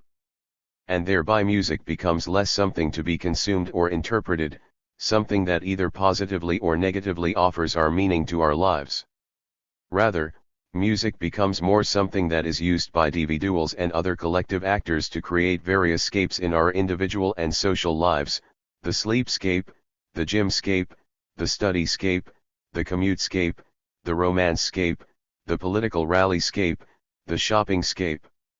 All kinds of playlists or internet streams, for Saturday night as well as for Sunday morning. Music theorist Anahid Kasabian calls this ubiquitous listening, an ambient redistribution of music across the surface of our entire biopolitical lives, as opposed to thinking of the song as an individualist art form, on the analogy of the book or visual artwork, to which listeners pay particularly dense oral attention, huddled in front of the record player with some friends, decoding the hidden messages of Pink Floyd's The Dark Side of the Moon, or intently trying to identify all the samples in De La Soul's 3 Feet High and Rising. That's not how the vast majority of listening happens today. As music has saturated our entire lives, the kind of attention we pay to it inexorably changes as well, and this, as Kasabian argues, should give rise to a whole new field of music studies, in which we stop thinking about compositional process or genre or industrial factors as the central matters, Kasabian 2012, 19, and turn critical attention instead to the ways that the new listening technology modulates our attentional capacities, it tunes our affective relationships to categories of identity, and it conditions our participation in fields of subjectivity, Kasabian 2012, 18. The ubiquitous, ambient musicscapes that Brian Eno dreamed of in the 1970s, in his Music for Airports, for example, have become the mundane reality of our MP3-packed lives only half a century later. And thereby the primary function of music has changed substantially, no longer primarily as something that offers group or individual meaning or identity through excorporative distinction, and more something that allows us to make our way through distributed fields of fluid subjectivity, surfing the modulations of late capitalist life, deploying just the right kind and levels of attention, focus and distraction. Well, the skeptical reader might reply, putting together a killer workout playlist isn't much of a form of resistance to multinational capital. Which is, I suppose, true enough, but it likewise seems to me that the whole category of resistance, like the sibling category of authenticity, may need to be updated in talking about and responding to present forms of capitalism. Or think of it this way, and this will be for me the final argumentative turn of the screw, when it comes to thinking about the legacy and history of cultural distraction, Adorno's beef with popular music was most definitively not that it merely delivered distraction from capitalist dictates. Rather, Adorno's critique is that music consistently refused or failed to deliver such distraction. As he writes in Dialectic of Enlightenment, it remains doubtful whether the culture industry even still fulfills its self-proclaimed function of distraction, Adorno and Horkheimer 2007, 110. Which is to say, popular music for Adorno failed to offer its listener any kind of aesthetic zone at least temporarily twisted free from the most obvious and craven dictates of capitalist life, in Adorno's time, the iron command to conform. Ironically, however, today that's precisely one of the things that the MP3 or the internet stream offers to subjects, regardless of its artistic content or whether anything in the playlist is intellectually challenging as music. That music would offer a subjectivity-twisting aesthetic challenge to the listener, Adorno's brass ring, is no longer quite to the point, simply because very few people are listening intently to the music anyway. People today primarily use music for things other than judging the excellence of music. Maybe the problem with musical aesthetics since Adorno is not that music or music criticism is too bourgeois, but that music and its criticism largely failed to deliver any of the supposed gains of musical aesthetics, a momentary musical respite from the dictates of capitalist life, to anyone other than the bourgeois class, who could learn through aesthetic judgment to take its distance from the commodified banality of everyday life. And that more democratic offering of a momentary buffer from the dictates of what Jonathan Beller calls contemporary capitalism's attention theory of value, Beller 2006, 4, may be what ambient listening could harness for the distracted consciousness of the 21st century. As Dominic Petman writes in Infinite Distraction, a renewed sense of ambient musical engagement might propose the possibility, or project, of fostering a more centripetal form of distraction, i.e., as something more enmeshed than sheer dispersal, allowing a self-reflexive type of engagement which avoids the overdetermined model of experience known as attention. Petman 2015, 134. In the end, I can only second Petman's sense that we should accept this challenge to rethink distraction as a potential ally. Petman 2015, 136, in the everyday fight against biopolitical capitalism and its all-the-time attention economy. Indeed, this harnessing of distraction as a weapon against the colonizing forces of power has constituted an ongoing, but largely underdeployed, utopian possibility throughout the history of modern cultural studies. Think, for example, of Walter Benjamin's musings concerning the potential political upshot of modern reception in distraction.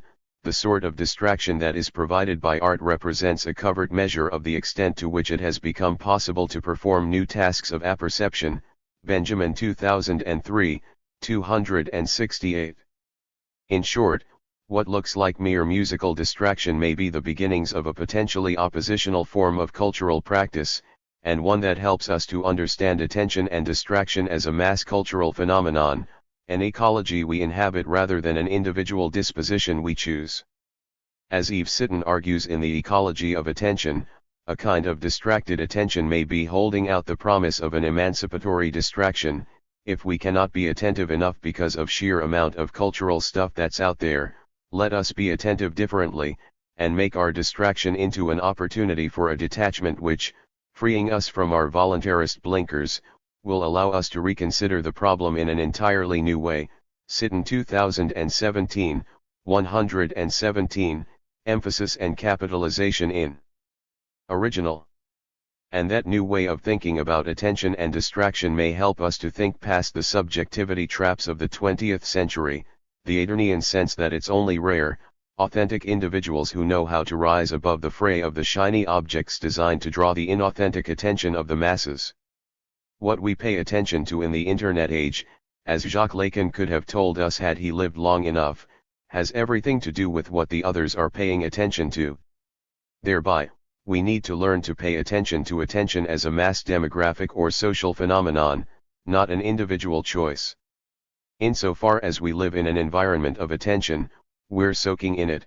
Sitton reminds us that the detachment brought about by free-floating attention, whether it is rooted in a voluntary effort or in simple distraction through a lack of attentional resources, allows our joint, but unstuck, attention to discover new forms, properties and potentialities that were not previously available to any of the individuals in the group.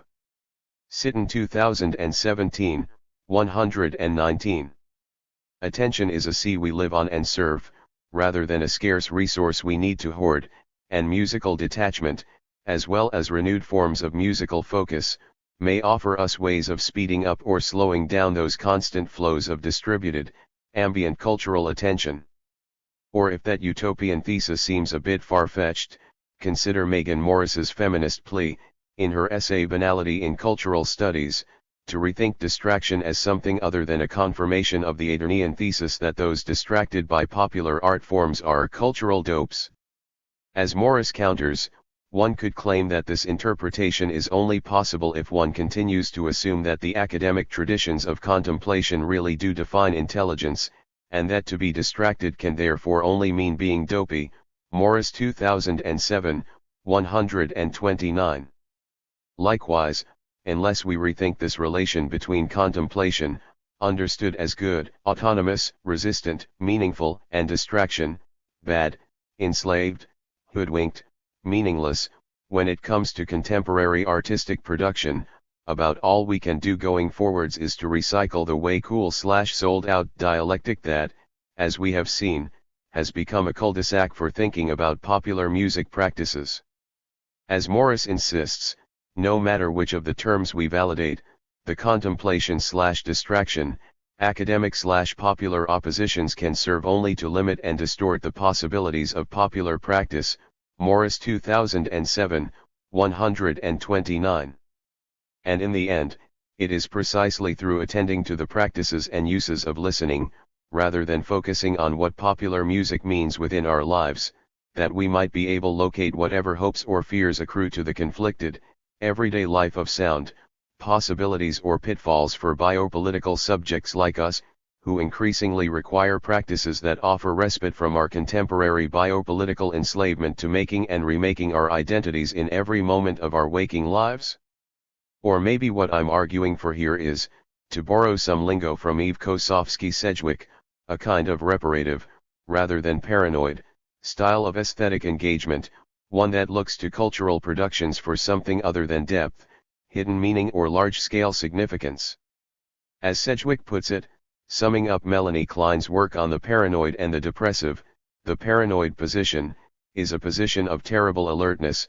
Sedgwick 2003, 128, always tasked with paying close attention so that one is not duped into playing the fool or making the same mistake over and over again.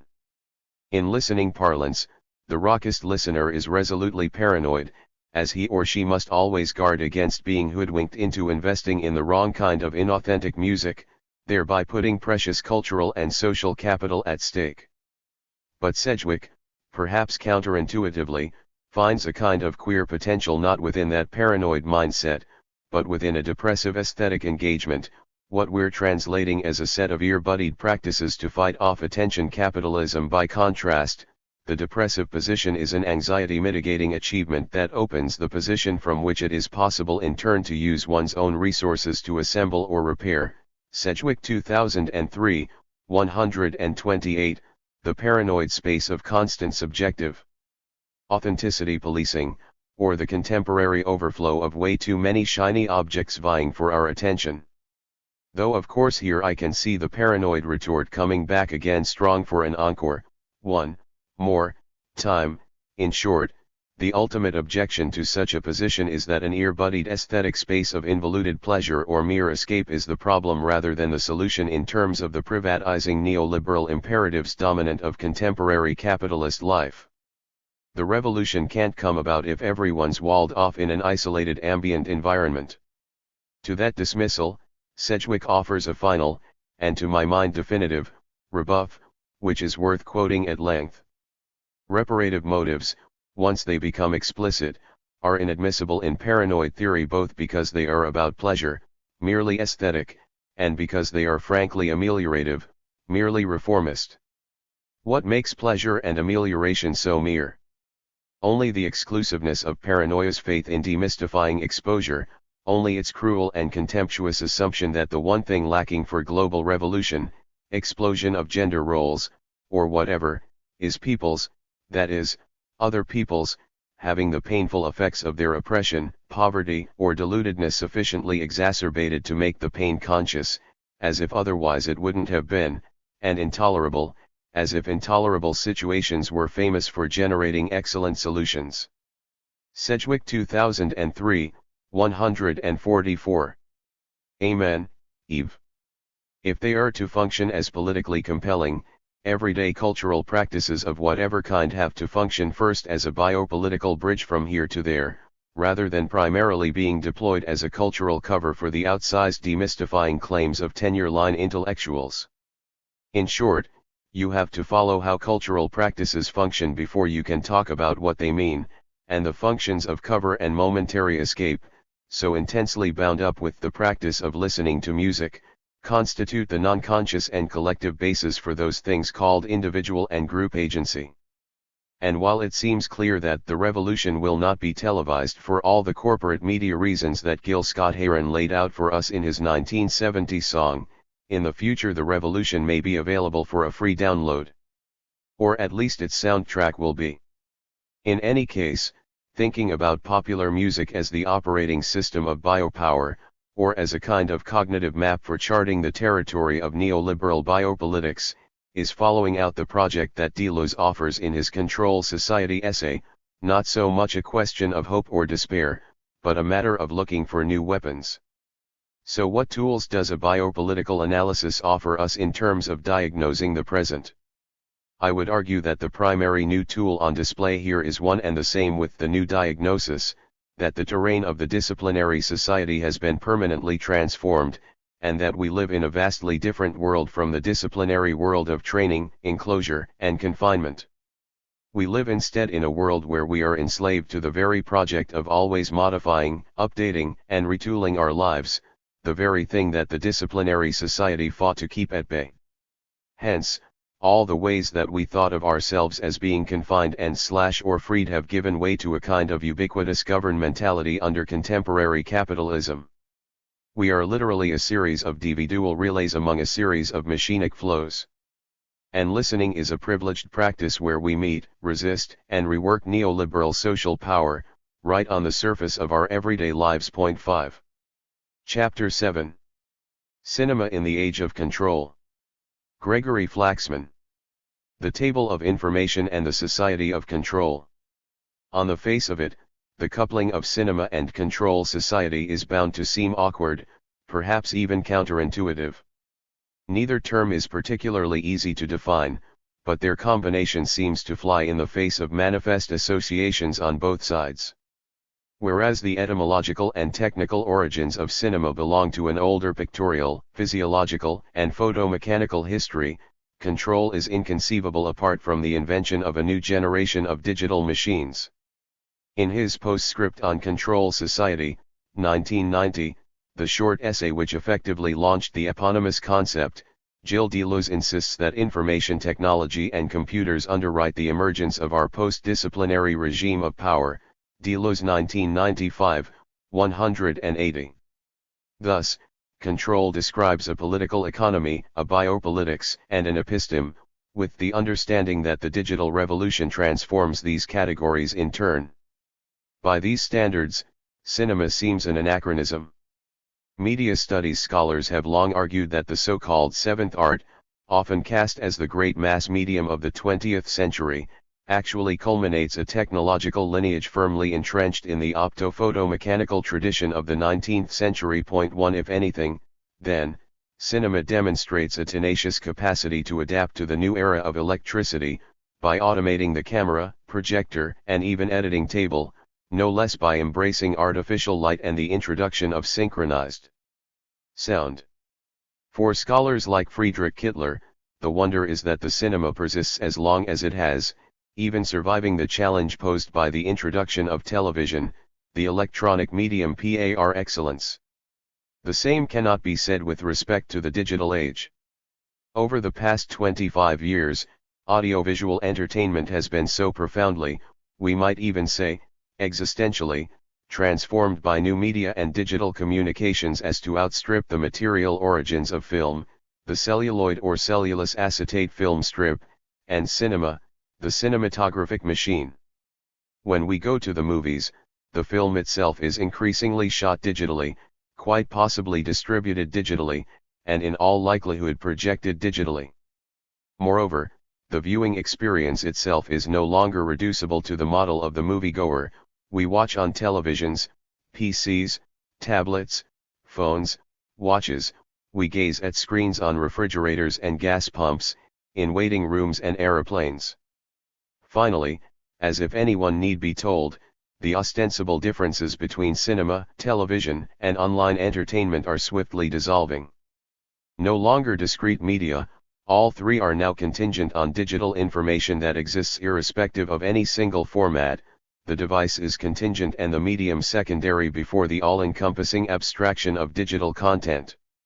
To put it bluntly, we're well past the point of adhering to a specificity thesis of the cinema, the literality of film, the sensitive substance on which light was recorded, like a decal, as Bazin said too, has been overwhelmingly replaced by the far less expensive means of digitally recording, animating, manipulating, storing and delivering audiovisual information. Has there been a moment in the past century of cinema as uncertain as our own, a moment when one is hard-pressed to say what cinema will look like or, better still, what it will name in the next decade, or 2, or 10?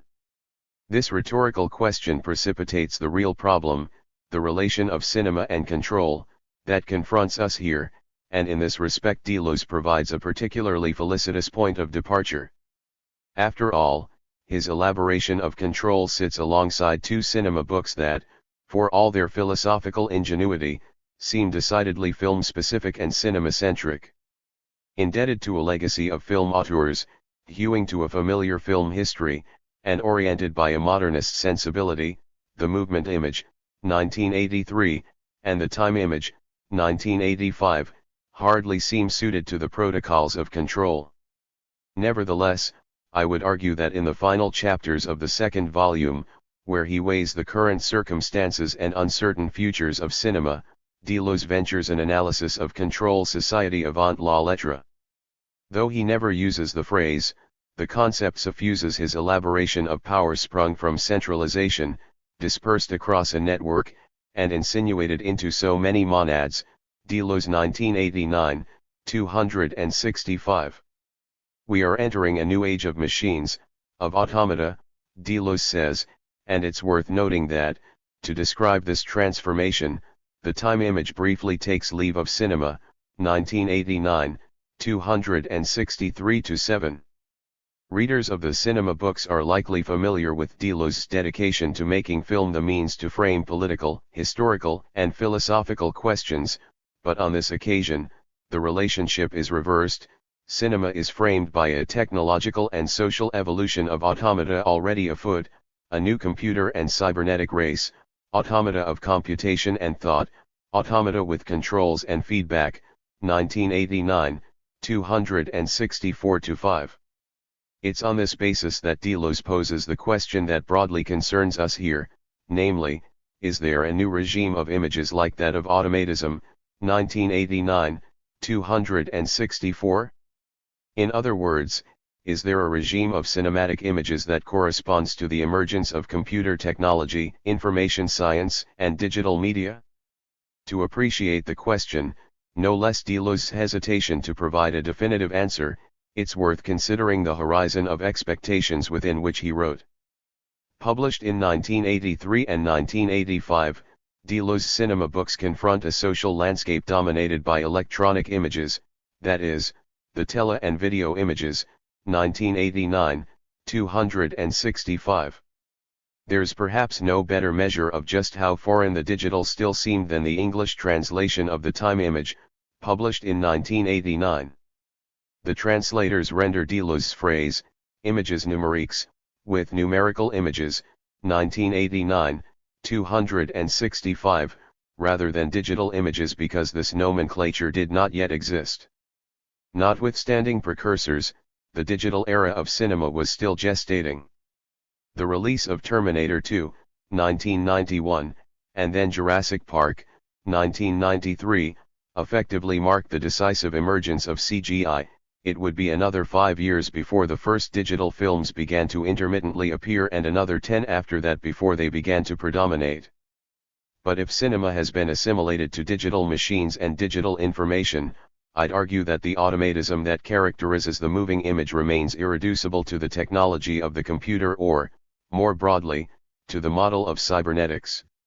Even when the recording, editing and viewing machines are digital, the déroulement of images is oblivious to and unaltered by our reactions.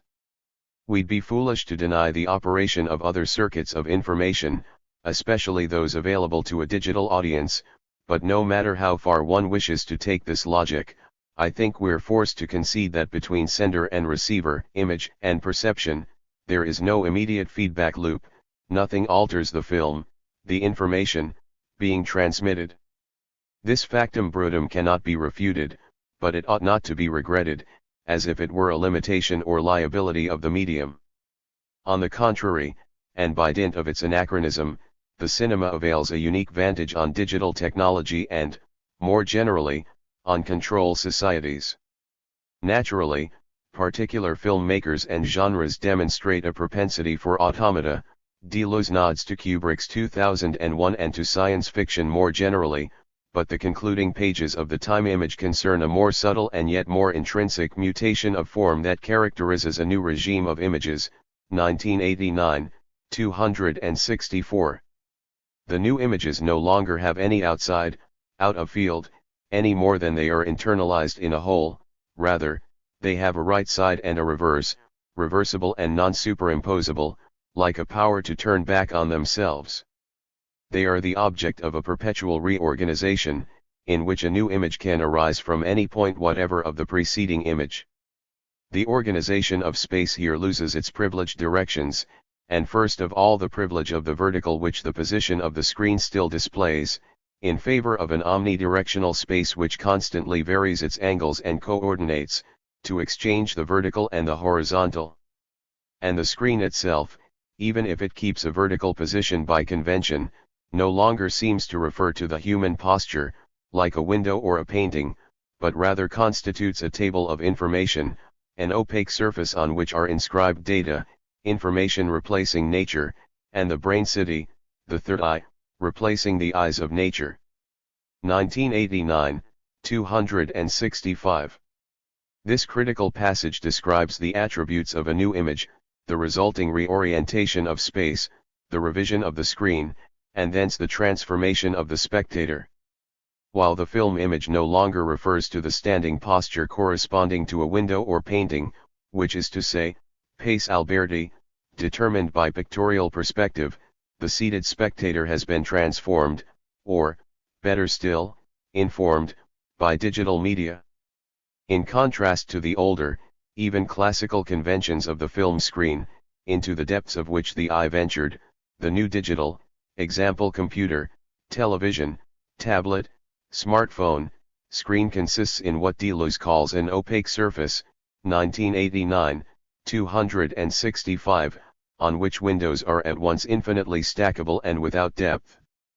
The image becomes a table of information, 1989, 265. We don't look through the image, nor even into it, rather, we look at it or on it. But inasmuch as we interact with the digital media, we now understand all too well that, in a sense, the image watches us, the data inscribed is our own. Virtually everywhere we go, whatever we do, we are on screen, captured by closed-circuit cameras, tracked by our GPS and IP address, submitted to facial recognition, thumbprints, retinal scans, recorded in financial transactions, logins, phone calls, web searches, etc. Not surprisingly, it's in this context that contemporary Hollywood cinema, i.e., cinema of roughly the last 20 years, has reckoned with control society. Comparatively lucrative genres, action, espionage, sci-fi, the political thriller, etc., and well-hewn plots, escape, manhunt, investigation, criminal procedural, conspiracy, etc., have been adapted to the pretense of a surveillance society. What so many of these instances share, and what we find articulated in popular culture more generally, is the acknowledgement and affirmation of a new objective, namely, getting off the grid. The discussion to follow ultimately traces the cinesocial emergence of control along the lines of this phrase.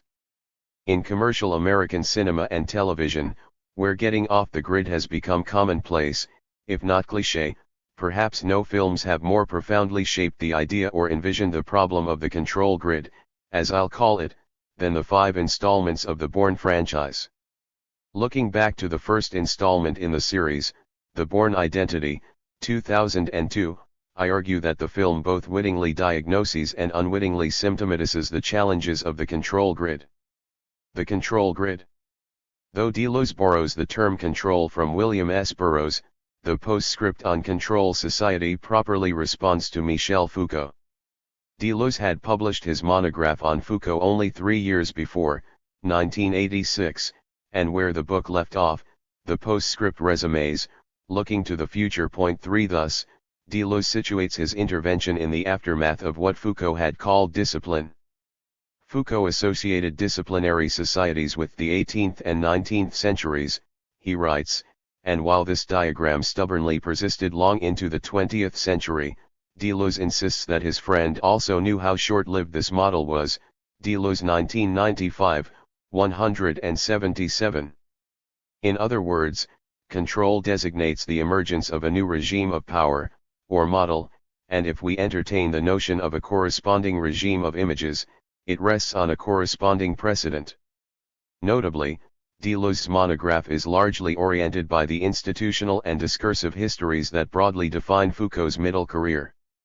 The sovereign power to punish and execute gives way to the modern institutions, the hospital, clinic, school, factory, prison, etc., discourses, techniques, and practices that Foucault calls discipline. Partitioned and distributed, selected and segregated, ordered and determined, the individual is subject to a new and more subtle kind of violence, discipline, the gentle way. What makes Deleuze's analysis unique is that, among other things, he meets the challenge of analyzing and expressing disciplinary society with an altogether cinematic reply. Not only does Deleuze envision discipline along cinematic lines, as the disjunction of the audiovisual, so it is not surprising that the most complete examples of the disjunction between seeing and speaking are to be found in the cinema. Deleuze 1988, 64, he attributes to cinema a critical and cartographic capacity commensurate to disciplinary society itself. Thus, Deleuze recounts an episode from Rossellini's Europa 51, The Greatest Love, in which the bourgeois protagonist, Irene, Ingrid Bergman, agrees to fill in at a factory job, 1989, 46. At the end of a shift, she catches herself watching the workers filing out.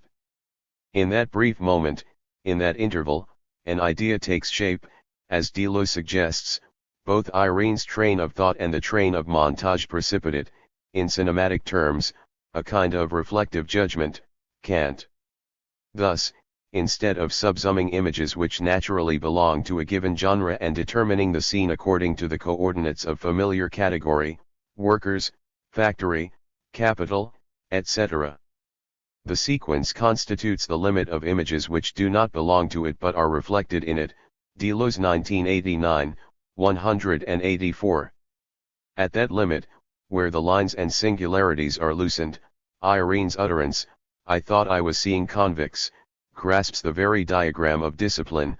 The factory is a prison, school is a prison, literally, not metaphorically, 1989, 20, emphasis added.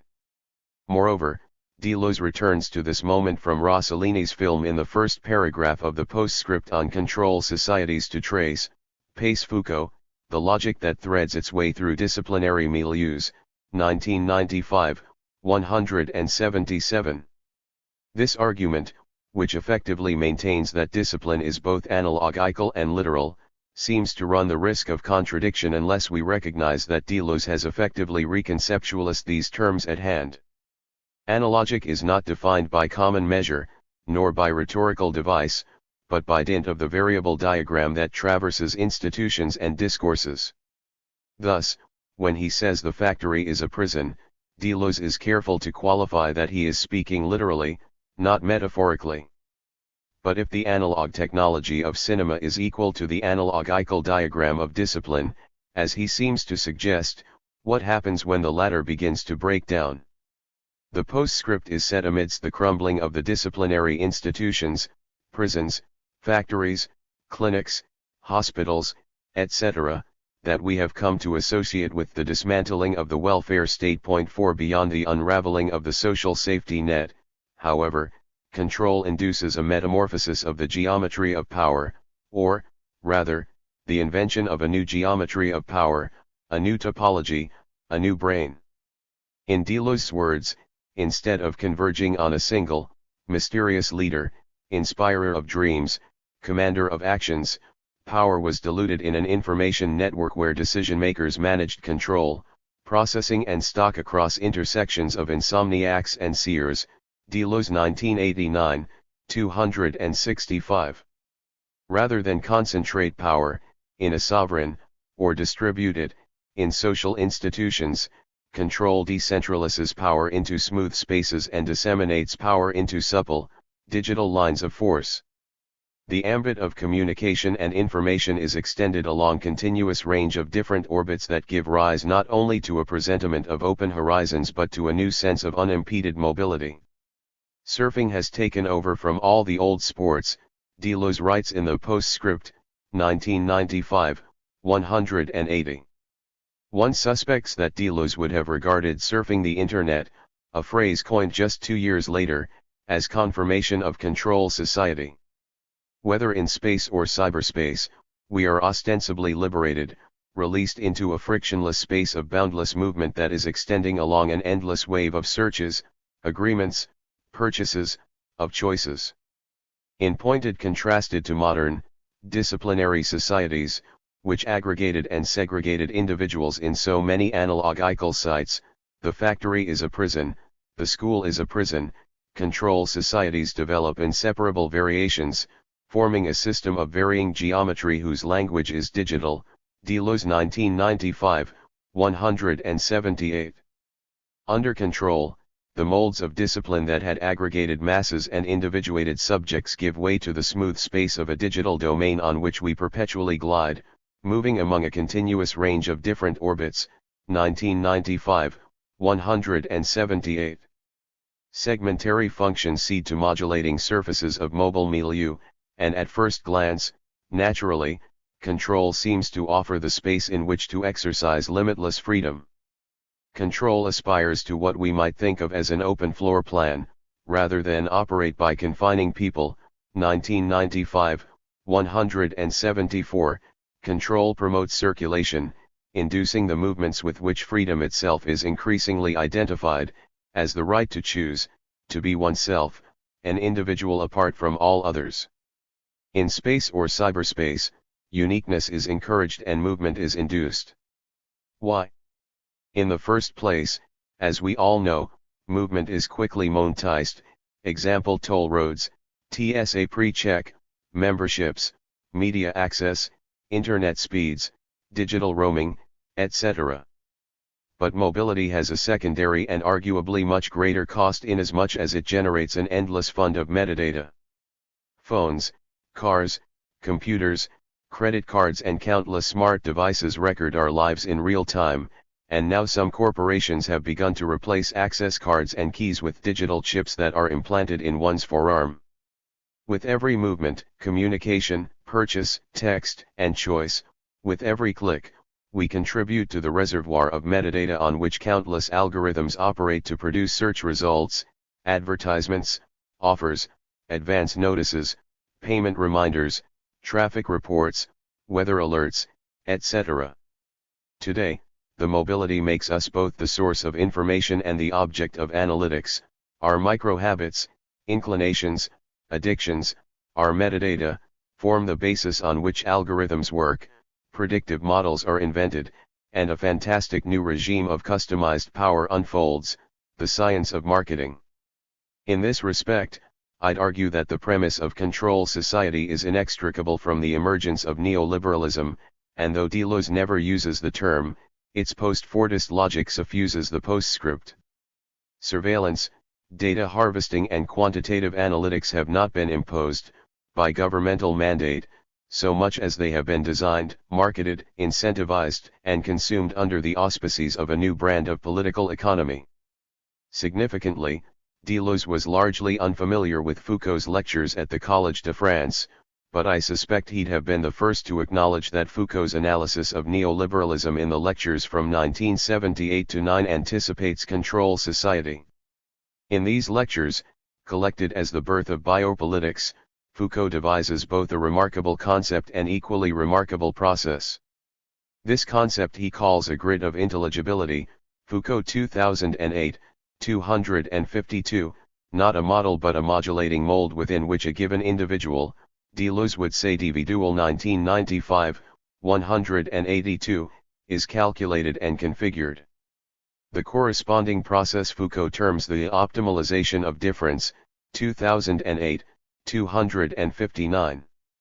In relation to the framework within which the individual becomes legible, control encourages and even incentivizes the expression of individuality and identity. The more refined the differences, idiosyncrasies, and eccentricities, the more finely grained the grid of intelligibility. To those who would welcome the end of discipline and embrace control as if it offered unprecedented freedoms, Deleuze says, in so many words, be careful what you wish for. Compared with the approaching forms of ceaseless control in open sites, we may come to see the harshest confinement as part of a wonderful happy past. Deleuze 1995, 175. What do we mean by ceaseless control in open sites? Both vast, even globalizing, and capillary, even micropolitical, control seems to envision a domain in relation to which there is no outside, or, 5. And it's in this respect that we might understand the relatively recent ambition to get or go off the grid.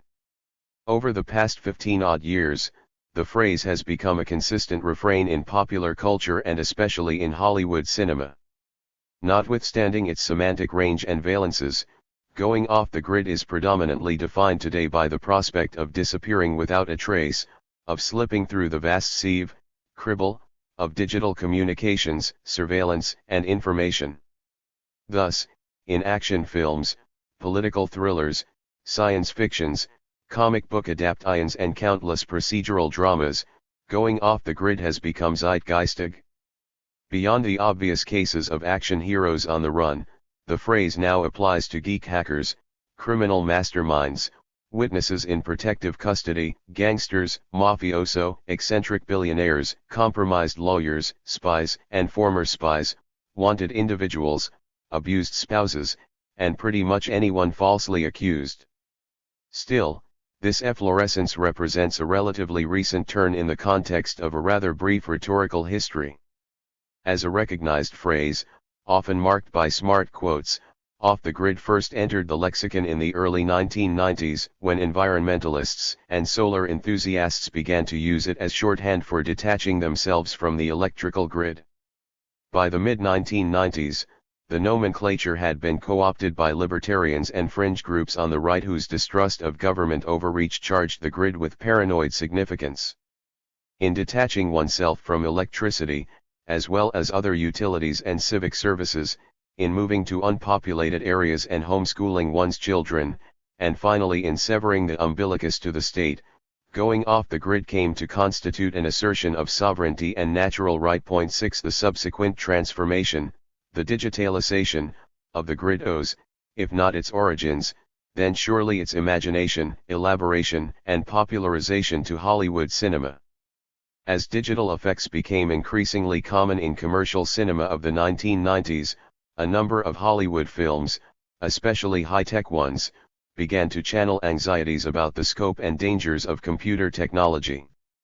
This clever fusion, paranoia inspired by and envisioned with digital technology, had underwritten the earlier landmarks of digital effects, Terminator 2 and Jurassic Park and American Samoa. The decade war on the threat of technology was increasingly and specifically focused on the specter of digital tyranny and totalizing surveillance, example The Net 1995, Virtuosity 1995, The Truman Show 1998, Enemy of the State 1998, The Matrix 1999, etc. Nevertheless, only with the release of The Bourne Identity, 2002, did going off the grid acquire the sense to which we are accustomed today. Whether or not this is the first such instance in cinema, I haven't found an earlier one. The film and the franchise it launched have profoundly shaped the idea of the grid, in no small part by regarding it as an extension of the American security state. Deployed in all 5 Bourne films, and even more prominently in Tony Gilroy's scripts, the phrase describes the condition to which Bourne must aspire: all that matters is staying alive. You get off the grid, survive. It goes without saying that getting off the grid no longer plausibly refers to the socio-physics of living apart but articulates the problem of making oneself vanish from the vast DG sphere, the global recording milieu that is rapidly swallowing the earth. The premise, going off, already implies a techno-social order in which the reach of media, communications, and data processing has become immense and micropolitical, immediate and invisible. The grid, the conceit is so frequently evoked, deployed, and narrativized precisely because its plausibility is rapidly diminishing. In this vein, I'll suggest, the Bourne films produce a critical diagnosis of the control grid at the same time as they symptomatize that same grid. Bourne. We don't have to stray into science fiction to find a control mechanism that can fix the position of any element at any given moment, Deleuze writes in the postscript, 1995, 181, and we'd do well to keep this in mind as we consider the Bourne series. Loosely based on Robert Ludlum's best-selling novels, the Bourne saga effectively begins when the protagonist, unconscious and barely alive, is fished out of the Mediterranean by a passing trawler. One of the crew, a journeyman doctor, cuts away Bourne's wetsuit to find 2 bullets in his back and, later on, a microchip implanted in his hip. These matters are not resolved when Bourne wakes up.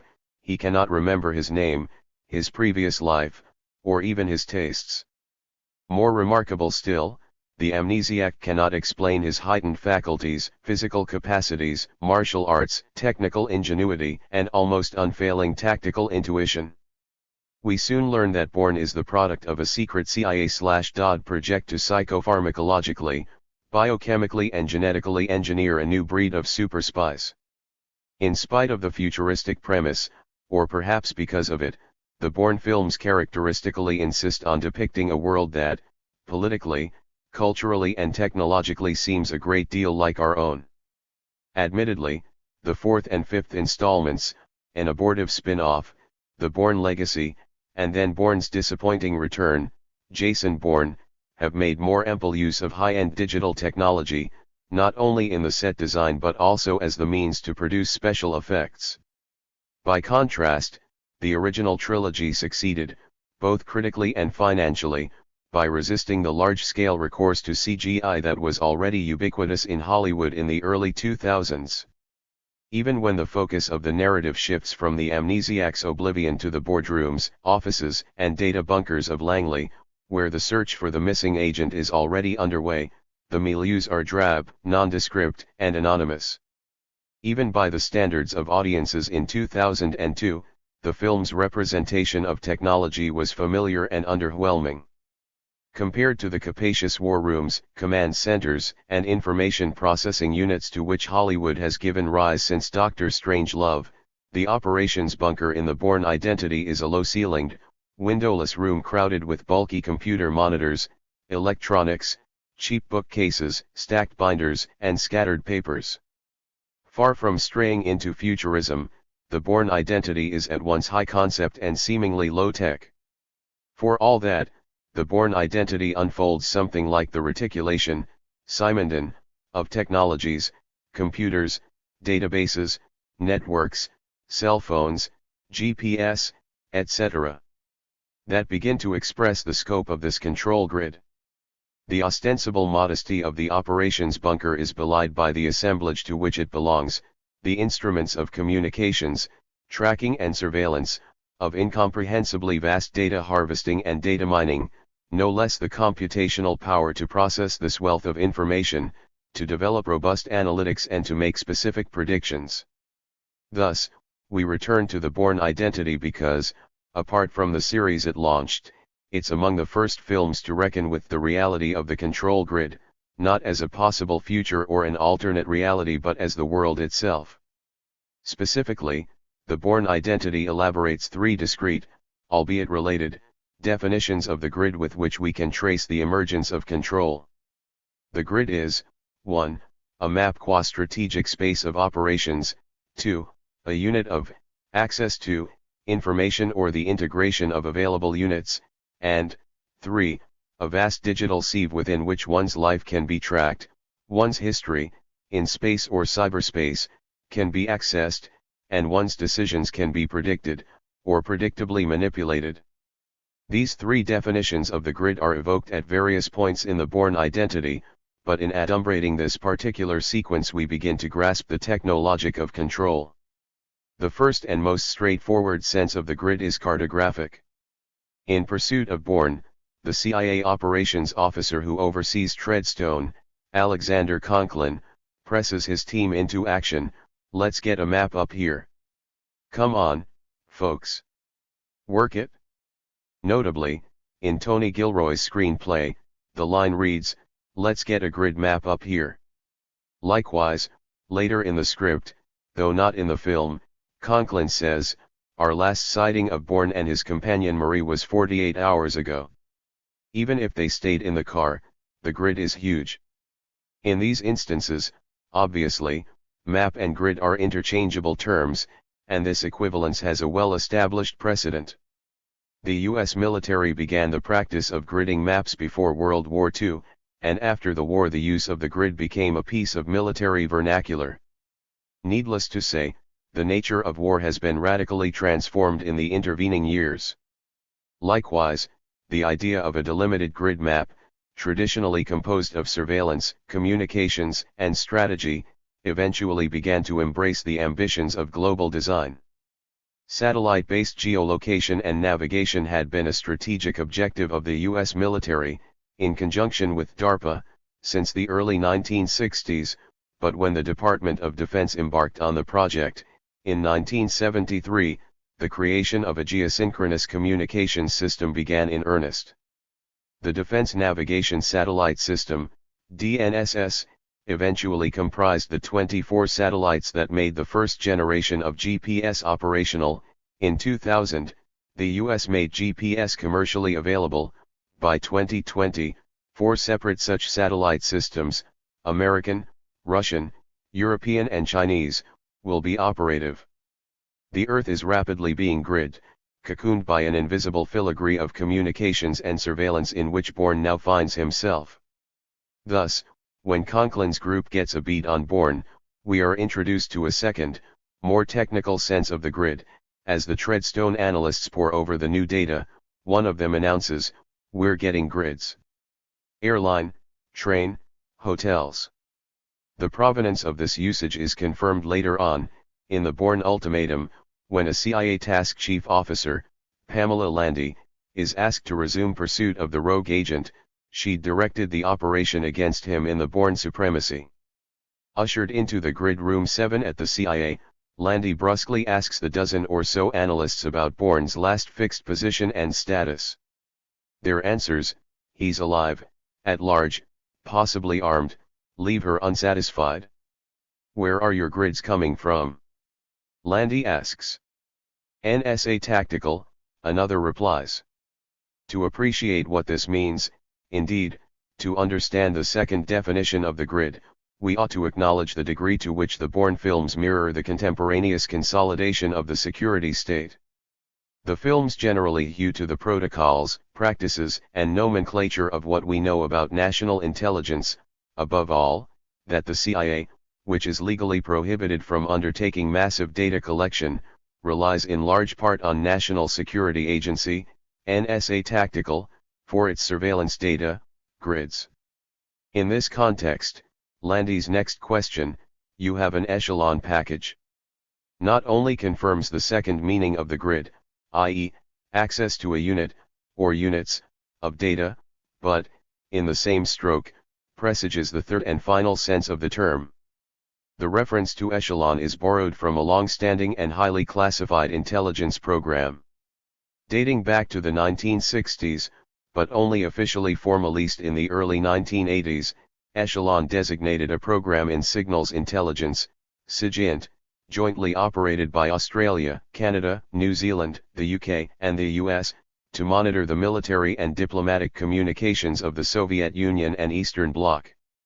Over the last 30-odd years, especially with the end of the Cold War, the program's directives have shifted and its reach grown. In 2001, a European Parliament report bluntly referred to Echelon as a global system for the interception of private and commercial communications aid, and the Bourne films effectively adopt this definition. Thus, we arrive at the third sense of the grid, the one with which, rhetorically, most are familiar. Later in the Bourne identity, when Treadstone discovers that Bourne has acquired a companion, a young bohemian named Marie, an analyst admits, "It's tough, the girl's a gypsy. I mean, she pops up on the grid here and there, but it's chaotic at best." As Treadstone begins a deep dive into Marie's past, bills, work history, taxes, cell phone records, the collateral records of anyone with whom she's been in contact, etc. The full sense of the control grid takes shape. No longer a map, nor even a volume of surveillance data, the control grid aspires to comprehensive coverage in which virtually everything will be recorded, archived and analyzed. With its definite article, the grid asserts an authority that goes beyond any one grid. In the Bourne films, the CIA draws on several grids, most prominently, the NSA's, but the Defense Department and Liberty Crossing grids are also accessed, to designate what the head of cyberops at the CIA calls full-spectrum surveillance, that is watching everyone all the time. The first intimations of the control grid appear when Treadstone confirms that Bourne is alive and in Zurich. The bunker is dramatized in a flurry of camera movements that finally come to rest on a black and white image from a time-lapse surveillance camera, Bourne, crossing the street, a bag slung over his shoulder. Quiet disbelief briefly fills the room, a voice off-screen gasps, "Unreal." The camera pans to frame Conklin, in the foreground and facing left, though the focus rests on his deputy, sitting in the recesses of the image, sitting in an adjacent office. The deputy emerges from a phone call to report, Zurich police are looking for an American man carrying a red bank bag. In the sliver of a moment between this sentence and the next, he just tore up the embassy, and he put 2 cops in the hospital last night. The world perceptibly shifts. When the film cuts back to Conklin, in the precise interval between the 2 sentences, we have already crossed a threshold, breaking the axis of action established to the point. The camera frames Conklin from the other side of the room, so that he appears to have literally reversed position. "Get everybody up," he snarls. "Do it now. I want them all activated." With a few keystrokes, we are shuttled into a critical montage sequence. The dialogue quickly becomes inaudible, yielding to the film's distinctive score, punctuated by an electric guitar's metallic reverberations to which the decollage of images is synchronized. Shots of an analyst, typing, give way to the screen itself, divided into tables of information. At the top, it reads: Agent Van Nost run/password XX9891 activate agent contact, grid sector 43 a location of all AVAI. The film cuts to a close-up of the text, the remainder of the status report spilling out, label agents in location. The screen flashes to white, as if this were something between a cinematic dissolve and a web page reloading, to reveal, code, Professor 8933489 chimp/initiated. After Conklin and his deputy trade concerned looks, we return to the computer screen, which has now become a digital map of Europe, conveyed in quick cuts traversing the continent. At last, the widescreen map hones in on a red rectangle framing a coastal area in northern Spain, locating Barcelona.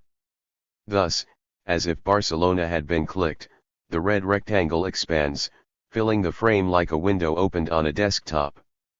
The digitally animated red tint quickly dissolves to reveal an aerial shot of the city, Gaudi's iconic cathedral in the distance, followed by increasingly specific location shots, each featuring the cathedral, until we are ushered into an expensively furnished apartment. A bespectacled man is giving a piano lesson. Amidst the film's score, which drowns out the student's practice, we nevertheless hear the teacher's phone buzzing. He pulls it out, revealing the text, prep mode and arm ready for transport/hold pattern until further notice. Surely the most obvious instance of digital effects in the trilogy, this sequence is, however, exceptional, both inevitable and endemic. Venturing to convey the digital reach of the grid, the film makes use of not only the resources of digital effects but, also, the model of the computer. The frame becomes a digital interface and, then, a film screen once more. Thereafter, with some degree of variation, the sequence follows the same message sent to the other 2 agents. In each case, the computer screen furnishes the artificial window of a windowless room, the digital aperture through which we pass, following the communique to its cellular destination, whereupon the agents, Professor in Barcelona, Mannheim in Hamburg and Castel in Rome, are activated. The sequence converts the distances, not merely the cartographic scope but the telemetry of the data, into aerial perspectives. These are not establishing shots of the respective cities so much as they suggest the pathway of digital information, routed by satellite, directed at men in the midst of otherwise unrelated circumstances, a piano lesson, a business meeting and a man riding a moped. In the course of the sequence, and in the context of the Bourne identity, perhaps we can reread the three designations of the grid, with which this section began, as aspects of control society, control grid. Thus, we define the grid as a 1. A map qua strategic space of operations, 2. A unit of access to information or the integration of available units, and 3. A vast digital sieve within which one's life can be tracked, one's history, in space or cyberspace, can be accessed, and one's decisions can be predicted, or predictably manipulated. In view of control, however, I think we begin to understand this logic inversely, so that we begin, 3, with a hyperreceptive surface, cribble, on which our movements, actions, addictions, and habits are surveilled and recorded, proceed to, 2, an archive or aggregate of information that can be traversed, analyzed, and mined, and conclude with, 1, a global tactical and communications network within which possibilities are entertained, risks assessed, predicates made, events orchestrated, orders conveyed and assets arrayed. The phantasm of control. Nevertheless, we'd be foolish to deny that the success of the first three Bourne films consists in large part in the way that the resources of the CIA, and of the control grid more broadly, are outwitted by material cleverness and overcome by old-school action. While Bourne possesses advanced technological expertise, sufficient, at least, to be able to get around walls of encryption, we're more likely to encounter his strokes of ingenuity in low-tech endeavors.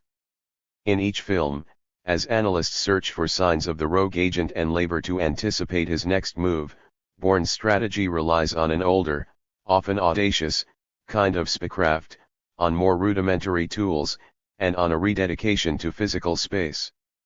Whereas Treadstone and subsequent projects conduct business at a distance, with digital media and through proxies, Bourne unfailingly turns the tables by risking physical proximity and even intimate encounters with his adversaries. It's a narrative principle of the Bourne films that, in returning to the scene of past events or to the site of his genesis, the protagonist confronts his architects qua enemies in the flesh. The global scope of the trilogy is, as a rule, decided on a human scale. The apotheosis of this logic, and arguably Bourne's signatory gesture, lies in turning the tables on his adversaries within the CIA.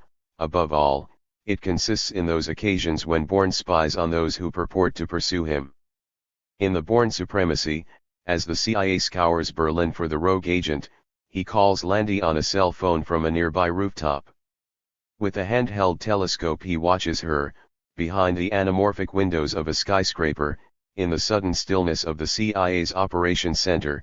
The entire office pauses in silence as Landy negotiates with Bourne, Ward Abbott gesticulating and muttering to her in the background.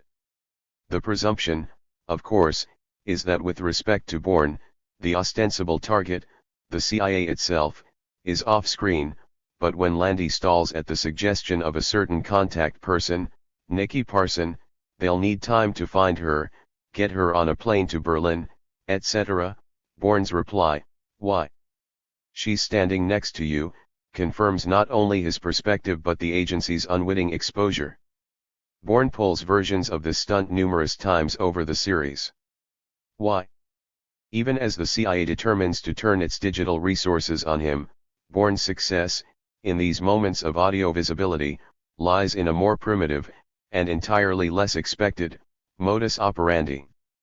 With a telescope and phone, Bourne becomes a kind of theater in whom the widescreen windows of the CIA offices and the soundtrack of the cell phone are synchronized. No doubt Bourne directs a great deal of the action in the films, but at these remarkable moments Bourne assumes a kind of cinematic subjectivity. No doubt, the Bourne identity, the Bourne Supremacy and the Bourne Ultimatum were so satisfying because they ventured the futuristic conceit on the basis of a set design, style, and ultimately a subject that seemed, cinematically, old school. Critics hailed the first film as a refutation of the excesses of digital technology and the trilogy as a retort to the dominant logic of action blockbusters. The Bourne Identity was released in the wake of a wave of films, above all, The Matrix, 1999, and Crouching Tiger, Hidden Dragon, 2001, but also the first Harry Potter and the first Lord of the Rings installment, both 2001, that brought computer-generated imagery to bear on human movement, often in order to defy gravity itself. As if in response to this impulse, the Bourne trilogy compulsively returns to factum brutum of falling. The saga begins when Bourne plunges into the sea, and in the span of the first 3 films he plummets down a 5-story stairwell, crashes off a bridge, drives off an elevated parking structure, and finally dives from the roof of a multi-story building into the East River. But even if the Bourne trilogy roots its realism in the implacable violence of gravity, the action images themselves are not in fact old school, or, rather, the term is both too simple and superficial to account for the action. Without entirely eschewing digital effects, the 3 films are nonetheless designed to give this appearance, that is to appeal to a visceral and kinetic authenticity. Admittedly, this quality became more pronounced when Paul Greengrass took over the franchise. He has directed every film after the Bourne Identity, with the exception of the Bourne Legacy. Whereas the original director, Doug Liman, established a formal economy commensurate to Bourne's lethal efficiency, Greengrass' style, marked by the immediacy of a handheld camera and the disjunction of abrupt cuts, is at once more concrete and less meticulous. He depicts his protagonist's survival, investigation, and vengeance with gritty, at times messy, and always violent sobriety. Of course, it's precisely at those moments when circumstances shift or plans go sideways, when Bourne is forced to improvise, that his programming kicks in, his array of faculties awaken, and his ingenuity, a resourcefulness that is as much strategic as it is athletic, snaps into action. Whatever ordinary objects are at hand, a pen, a magazine, a book, a dead body, toiletries, cars, etc., Bourne makes them instruments equal to extraordinary situations. In this respect, the Bourne films consistently juxtapose what Bourne can do, seemingly without reflection, and what he cannot remember, no matter how much he reflects. He can tie nautical knots, I found the rope and I did it, read and write, add and subtract, but he cannot say what kind of music he likes. Whereas Bourne's memories will take years, and, at present, 4 films, to return, his strategic abilities and innate expertise come back online almost immediately. It just remains for Bourne to discover what his body and brain can do. The first signs appear upon his arrival in Zurich. Sleeping on a park bench at night, he is accosted by 2 Swiss policemen who ask, in German, for his papers. Though disconcerted, he not only understands the request but, after replying in English, I lost my papers, he repeats himself in crisp German. Over the course of the trilogy, Bourne also speaks French, Dutch, Italian, Spanish, and Russian. The slight flash of surprise that crosses his face is replayed, a moment later, when one of the officers presses a nightstick against Bourne's chest. To say he reacts would not be quite accurate. When he grips the end of the baton, some automatism, in him reacts. Once more, a glint of astonishment passes over his face before Bourne proceeds to decimate the policeman with furious grace. The effective interval, the moment of reflection between perceived situation and effective response, has been overridden by the protocols of the action image that are internalised by Bourne and externalised by the film. The sensory-motor schema that traditionally governed action is not abandoned so much as it is upgraded, reborn or rebooted. Bourne lacks long-term memory, but he retains a deeply ingrained programming, an automatism that vehicularizes Bourne's brain and body, extending into knowledge, strategy, habit, and instinct. Thus, Bourne's is the story of a man who finds himself in 2 different senses. The first is the sense in which, Stricken with amnesia, he's compelled to recover his past and, thence, to confront it. Notwithstanding this narrative of discovery and redemption, however, the Bourne identity also furnishes a second, less cliched, more modest, sense of phrase inasmuch as the protagonist seems to constantly find himself doing things that he did not know he could do at all. Notwithstanding the trauma from which he suffers, there's a sense in which Bourne seems to have been reborn, so to speak, on third base. He retains, rediscovers, his powers without having to pay their full price, to bear the full moral weight of what he's done. If anything, he exercises his powers in the course of moral vengeance. To be sure, the Bourne supremacy depicts the protagonist's work of atonement. In images and fragments, Bourne begins to recall his first assignment, a botched assassination in which he killed both the Russian target and his wife. To remove suspicion, Bourne stages the scene to make it look like a murder-suicide, and it's in this context that he returns, years later, to tell the couple's orphaned daughter the truth about what happened. But inasmuch as he responds to the salience of this memory, the series tends to gloss the more far-reaching question of Bourne's complicity, to dissociate from a past whose enhancements he still enjoys. In a sense, Bourne is not responsible for his past because he never is, nor was, really himself. Suffering from amnesia, he cannot remember his jobs for Treadstone, but Treadstone itself was a mind-altering project. When he signed on, Bourne agreed to give up his past and even his real name, David Webb. He was reconditioned, reprogrammed and seemingly brainwashed before he ever suffered memory loss. Moreover, the security state that creates Bourne is a much different assemblage than earlier generations of espionage networks.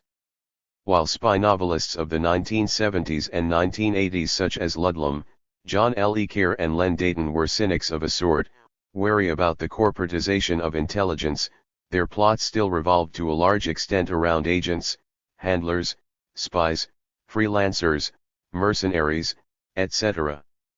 Espionage was still a trade or craft to be practiced, and a network still principally referred to a constellation of individuals. Such human relations stands in stark contrast to the conception of human resources, the field of neoliberalism, human capital, and risk assessment, in which the Bourne franchise travels. In the films, programs, like Treadstone, compete for funding, answering not only to superiors and congressional committees but to cost-benefit analyses. Bourne himself is an asset, programmed to follow the protocols of his behavioral software, but when he fails to fulfill his mission and disappears, his value, and potential liability, is quickly and coldly reappraised. What the intelligence community calls threat assessment consists in weighing the risk Bourne poses, both locally and long-term, i.e., the exposure of Treadstone itself, against the potential rewards of bringing him in. Far from diminishing over the series, however, the enticement to bring Bourne home actually increases with each film. Bourne is special, the program's most successful agent, its acknowledged prodigy. Escaping the CIA and enacting his own revenge at their expense, Bourne is, ironically, the best possible advertisement for Treadstone. Indeed, the film delights in the very effects of a cause it is determined to critique. Whatever has left Bourne an amnesiac has also endowed him with powers, at once physiological as well as intellectual, that make him capable of resisting control, going off the grid and even exposing military intelligence projects like Treadstone. In this light, Bourne's triumph ought to leave us suspicious, not because he succeeds but, rather, because success itself, getting off the grid, has become unimaginable apart from for those who are preternaturally gifted, more than human. 9 Consider that, on the one hand, the films elaborate the increasingly pervasive and insidious systems of surveillance, information mining, and analytics that paradigmatically define control societies. If anything, Bourne's experience compels us to confront how little space is beyond the reach of the control grid.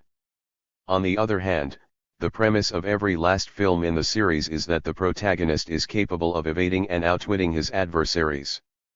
With respect to the control grid, then, the Bourne films are at once diagnostic and symptomatic, While the elaboration of the control grid offers a pointed critique of the security state, the films retain the fantasy of an outside. Bourne's exceptionalism secures the idea of going off the grid even as it confirms that the objective is, if not impossible, then practically superhuman.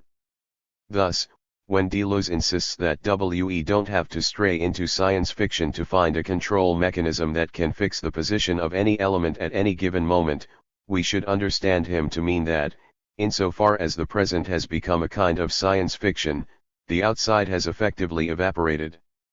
Today, inasmuch as the coordinates of virtually anything on Earth can be ascertained, going off the grid finally confronts something like its own impossibility. But where the Bourne trilogy retains the fantasy of an outside, we might conclude by turning to the fitting, if unofficial, sequel to these three films, Citizen 4. Laura Poitras' riveting documentary, devoted to NSA contractor Edward Snowden, begins, eerily enough, when the filmmaker herself is contacted. Snowden introduces himself not by giving his own name and references but, instead, by providing Poitras with frighteningly detailed accounts of her life. But if the information legitimizes Snowden and suggests the stakes of his potential revelations, the vast extent of the surveillance also dictates the altogether paranoid precautions that one must reasonably adopt. Assume your adversary is capable of 1 trillion guesses per second. Minutes later, we're shown a computer screen on which a GPG, an email and file encryption program, is run. At first the encrypted, or PGP, text rapidly unscrolls, after which it appears, decrypted, as Poitras reads the message. As she continues, this text gives way to U.S. Customs and Border Protection logs describing Poitras' own travel, where she went, why, what was in her bags, what did she say. One log reports that during questioning subject Poitras took extensive notes and recorded the names of interviewing officers, only to add that these same documents were photocopied by authorities. Over these logs, she reads Snowden's sobering warning. For now, know that every border you cross, every purchase you make, every call you dial, every cell phone tower you pass, friend you keep, article you write, site you visit, subject line you type, and packet you route is in the hands of a system whose reach is unlimited but whose safeguards are not. As we now know, in part as the result of Snowden's leaks, the NSA surveillance program in question, Stellar Wind, relies on data sharing agreements with telecommunications corporations. What ought to be added is that those corporations, and countless others, are collecting and analyzing our metadata. Indeed, with the end of net neutrality in the US, Internet providers will be able to sell that data. Political campaigns now appeal to us for contributions using roughly the same algorithms with which Amazon makes personal recommendations, or Google selects particular ads, or the NSA flags particular phone calls. Indeed, the control grid is already so deeply woven into the fabric of existence that we're bound to return to Deleuze's conclusion: it's not a question of worrying or hoping for the best, but of finding new weapons. 1995, 178. Chapter 8. Towards a Minor Fascism, Panoptic Control and Resistant Multiplicity in TV's Spooks. Colin Gardner. Introduction, Velvet Fascism. In the book, Season 4, Episode 5 of television's Spooks, journalist Gary Hicks, Douglas Hodge, witnesses the murder of Clive McTaggart, Andrew Bird, a retired high-ranking intelligence officer who was about to publish his memoirs, which contain highly sensitive government secrets. Determined to see the book published but fearing that unnamed members of British intelligence may be attempting to suppress it, Hicks turns to Harry Pearce, Peter Firth, an old friend of McTaggart's and the current head of Section D, MI5's counter-terrorism unit. Their conversation provides a concise summary of the show's perspective on contemporary control culture and its relation to both Foucault's biopolitics and Deleuze and Guattari's analysis of post-World War II microfascism as a maintenance of peace based on perpetual fear, giving any and everybody the mission of a self-appointed judge, dispenser of justice, policeman, the neighborhood SS man. 1987, 228. Hicks, he was getting more and more despondent about the way our political systems degenerated, you know. The lies, the spin, Iraq, the whole politics of fear thing. Dirty bombs and all the other fantasies this government keeps coming up with to justify their existence and make themselves look like self-righteous heroes. He called it Pierce. Velvet fascism. I know. Although I doubt the people of Manhattan would necessarily agree with you. Hicks, please. 9/11 was the best thing that ever happened to you people. Pierce, the line between fear and complacency is a thin one. Hicks, but fear's much better when it comes to getting votes, isn't it? One is immediately reminded of Deleuze's oft-quoted statement on contemporary fascism in Two Regimes of Madness. Discussing accusations of anti-Semitism in Daniel Schmidt's film, Shadow of Angels, Deleuze notes that old-style fascism, historically associated with Nazi Germany, Franco's Spain, and Mussolini's Italy, looks positively quaint and folkloric in comparison to the current model. The new fascism is not the politics and the economy of war. It is global agreement on security, on the maintenance of a peace just as terrifying as war. All our petty fears will be organized in concert, all our petty anxieties will be harnessed to make micro-fascists of us. We will be called upon to stifle every little thing, every suspicious face, every dissonant voice, in our streets, in our neighborhoods, in our local theaters. Deleuze 2006a, 138. Created by David Wollstonecraft for Kudos Productions, the 88 episodes of Spooks, aka MI5 in the US, aired on the BBC over 10 seasons from 2002 to 11.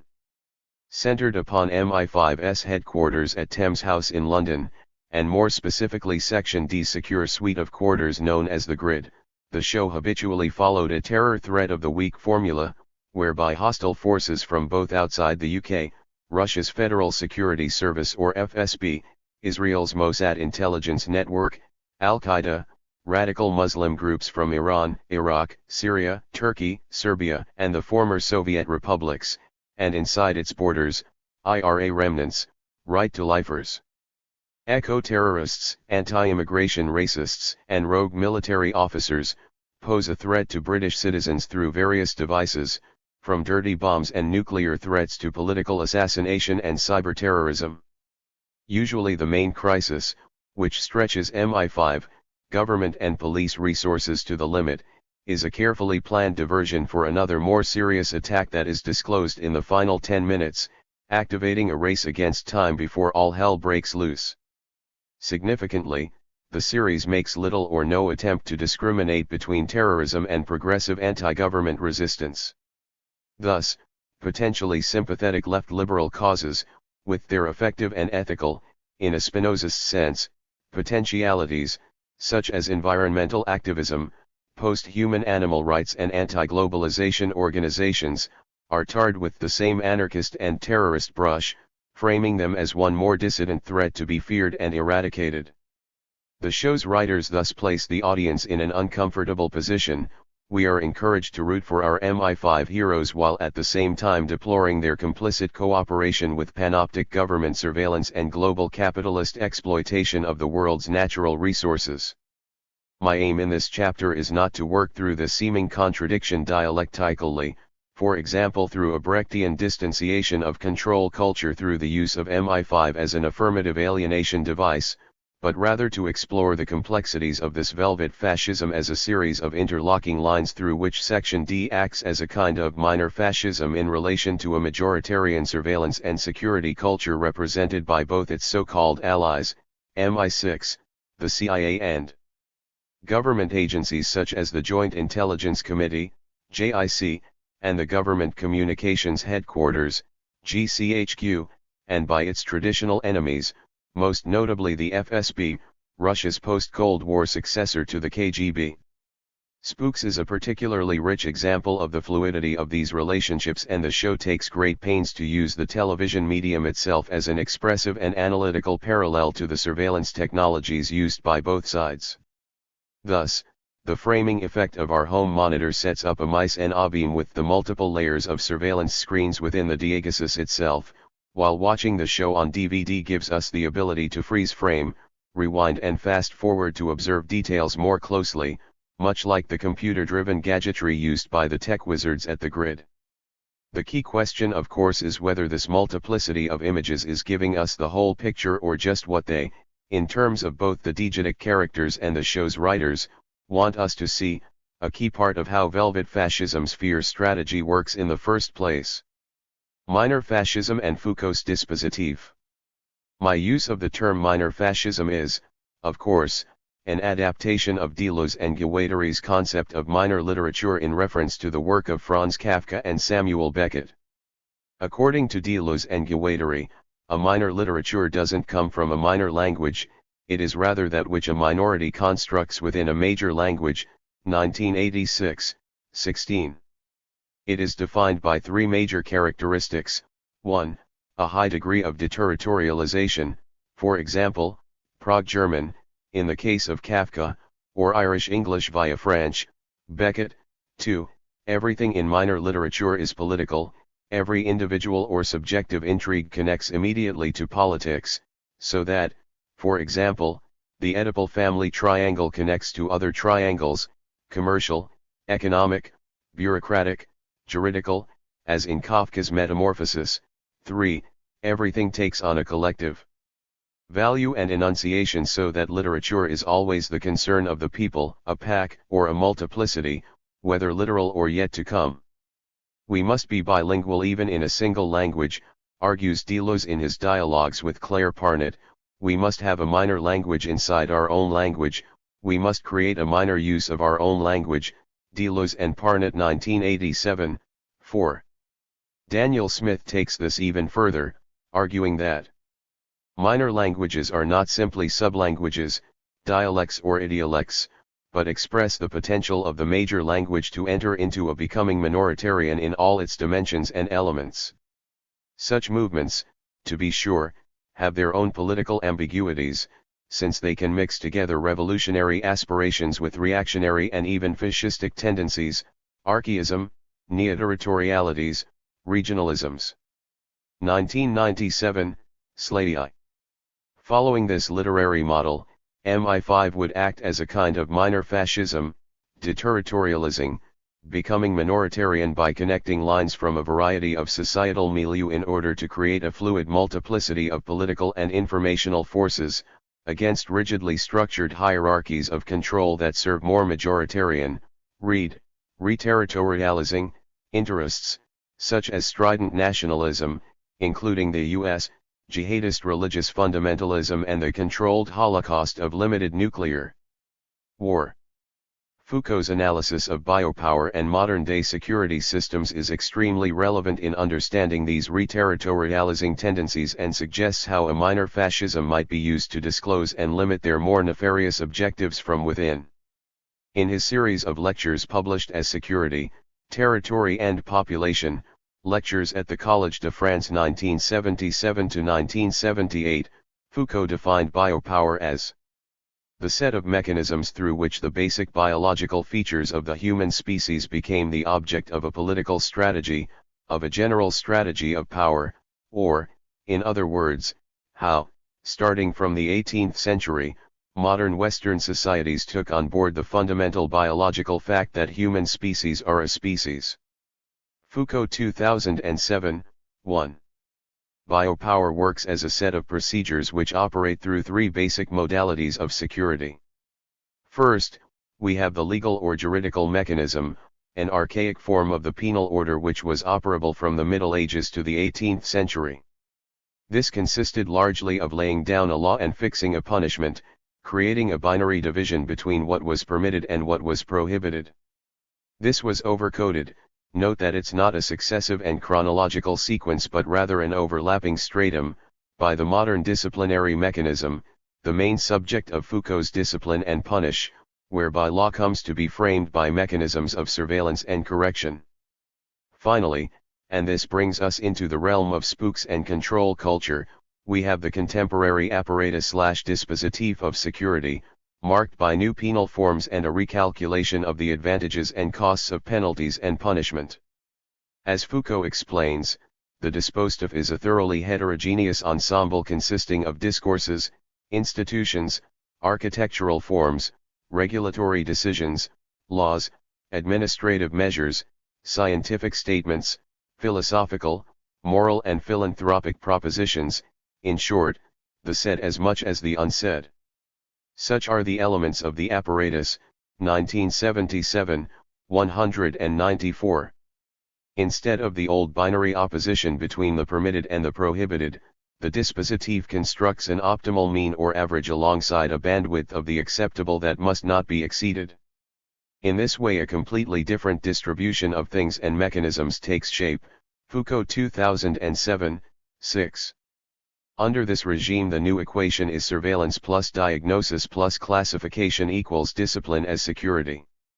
Foucault outlines three main spatial features of the dispositif: sovereignty, discipline, and security, whereby sovereignty is exercised within the borders of a territory, discipline is exercised on the bodies of individuals, and security is exercised over a whole population, 2007, 11.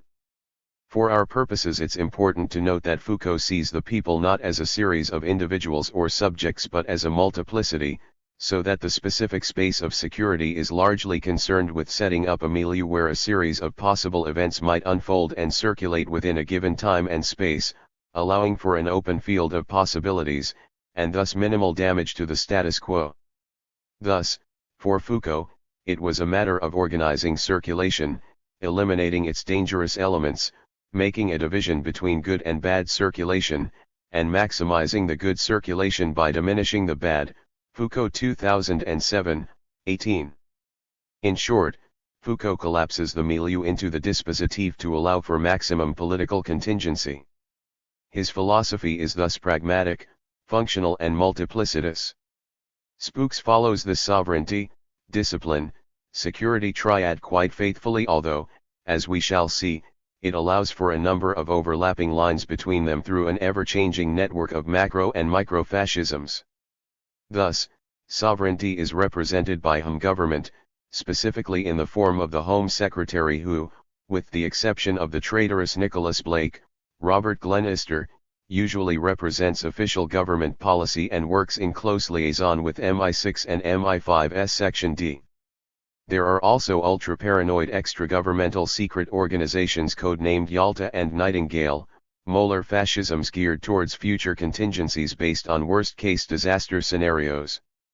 Discipline is meted out by GCHQ, the JIC, which, since the end of World War II has included the chief of the London station of the CIA, and the National Security Coordinator at the Cabinet Office.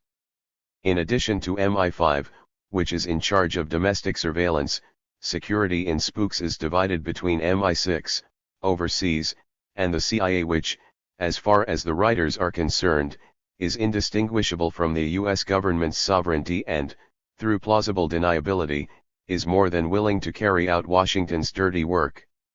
As Foucault summarizes the main elements of the dispositif.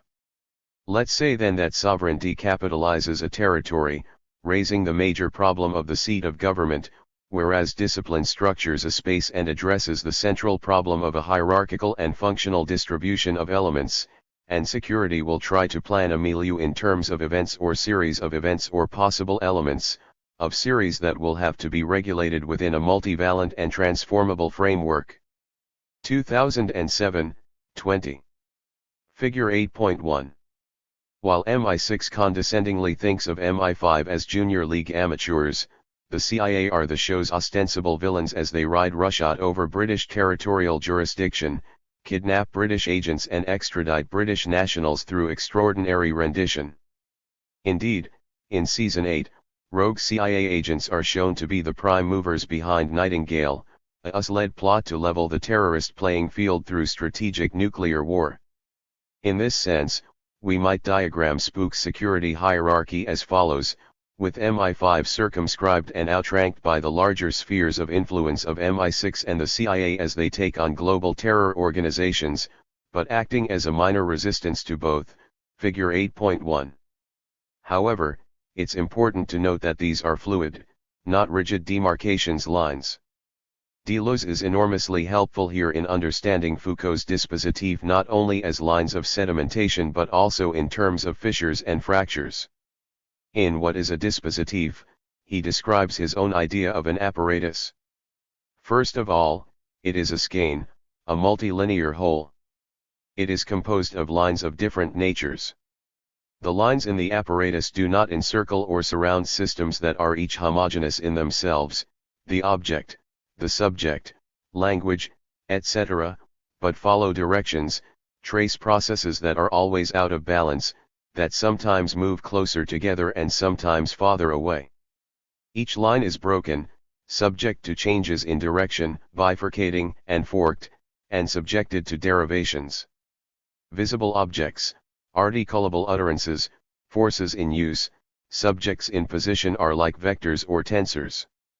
2006b, 338. The apparatus, through the distribution of variables by different curves, and the regimes of utterances they engender, thus makes provision for lines of flight, for minoritarian deterritorializations, as part of its very nature. In this way, MI5's section D is able to exploit cracks, breaks and ruptures as a means of mutating its own role within the assemblage. As Deleuze puts it, untangling the lines of an apparatus means, in each case, preparing a map, a cartography, a survey of unexplored lands. This is what he i.e. Foucault calls field work, 2006b, 339, a not inapplicable term for what spooks more generally call spacecraft. Class and desire in control culture, Foucault's good and bad circulation. One of the main strengths of Spook's analysis of control culture is that although the show is committed to presenting the people as a fluid multiplicity, like the spy novels of John Le Carré, it doesn't ignore traditional issues of class difference. This follows two separate but complementary lines. On the one hand, the show plays lip service to a vertical, stratigraphic Marxist approach, MI5 as the poor cousin to MI6, the CIA and controlling government agencies. On the other, it also follows Deleuze and Guattari's more libidinal analysis in Anti-Oedipus, where they raise the key question of why groups always tend to act against their own class interests. They correctly state that it's not a question of being fooled ideologically but rather that it is a problem of desire, and desire is a part of the infrastructure. Preconscious investments are made, or should be made, according to the interests of the opposing classes. But unconscious investments are made according to positions of desire and uses of synthesis, very different from the interests of the subject, individual or collective, who desires. 1983, 104. In other words, control culture doesn't lend itself well to a Marxist analysis, i.e., that the masses act against their own interests because they have been ideologically deceived, whereby false consciousness can always be cured by systematic consciousness raising. For Deleuze and Guattari, politics isn't a matter of ideology but of libido. We see the most disadvantaged, the most excluded members of society invest with passion the system that oppresses them, and where they always find an interest in it, since it is here that they search for and measure it. Interest always comes after. 1983, 346. The key is to recognize the character of libidinal investments and then make them more revolutionary, a solution that Spooks makes manifest through the notable absence of the people as a libidinal agency so that MI5 must, in effect, speak for them. Let's explore a straightforward Marxist class analysis first, the better to undermine and complicate it later. Despite, or perhaps because of, its overseas intelligence role, MI6 has far more intimate ties with the government and seems to have a privileged status with the JIC. In Traitors' Gate, Series 1, Episode 4, for example, we are introduced to Joel Civiter, Hugh Laurie, the MI6 section chief, who is conducting a joint operation with MI5's Section D through their shared asset, Peter Salter, Anthony Head, who has infiltrated anti-globalization demonstrators linked to an anarchist terrorist group. The casting of Laurie, who had earlier co-starred with Stephen Fry in Jeeves and Wooster, brings out Civitar's old Etonian, Oxbridge elitism, and his condescension towards Harry Pearce and his team is clearly built on Wodehouseian class lines.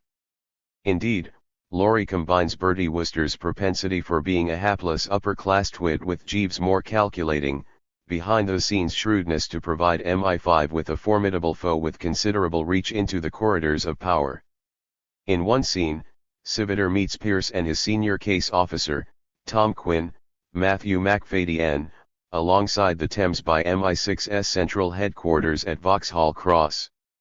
In the first 2 seasons, Tom Quinn is the show's leading character and holds a position of considerable responsibility. Civitar's flippant condescension towards him, as well as MI5 in general, is thus all the more remarkable given the official parity between the two organizations. Civitar to Pearce, and you've brought little terrier Tom along with you as a surprise. Good to see you, Tom. I thought it might be rather jolly if we walked about a bit. Always gives one a bit of a frisson, don't you find, going amongst the plebs talking of high state secrets? And if you're very good, I've got a bit of a treat for you. At this point Civitar reprimands Pearce for bringing little Tom along in the first place. It is my decision to use whatever officers I want, responds Pearce. Civitar, with respect, it is not your decision to make. Are we going to have to come over the river and potty train all you people? MI6 runs operations abroad, MI5 at home.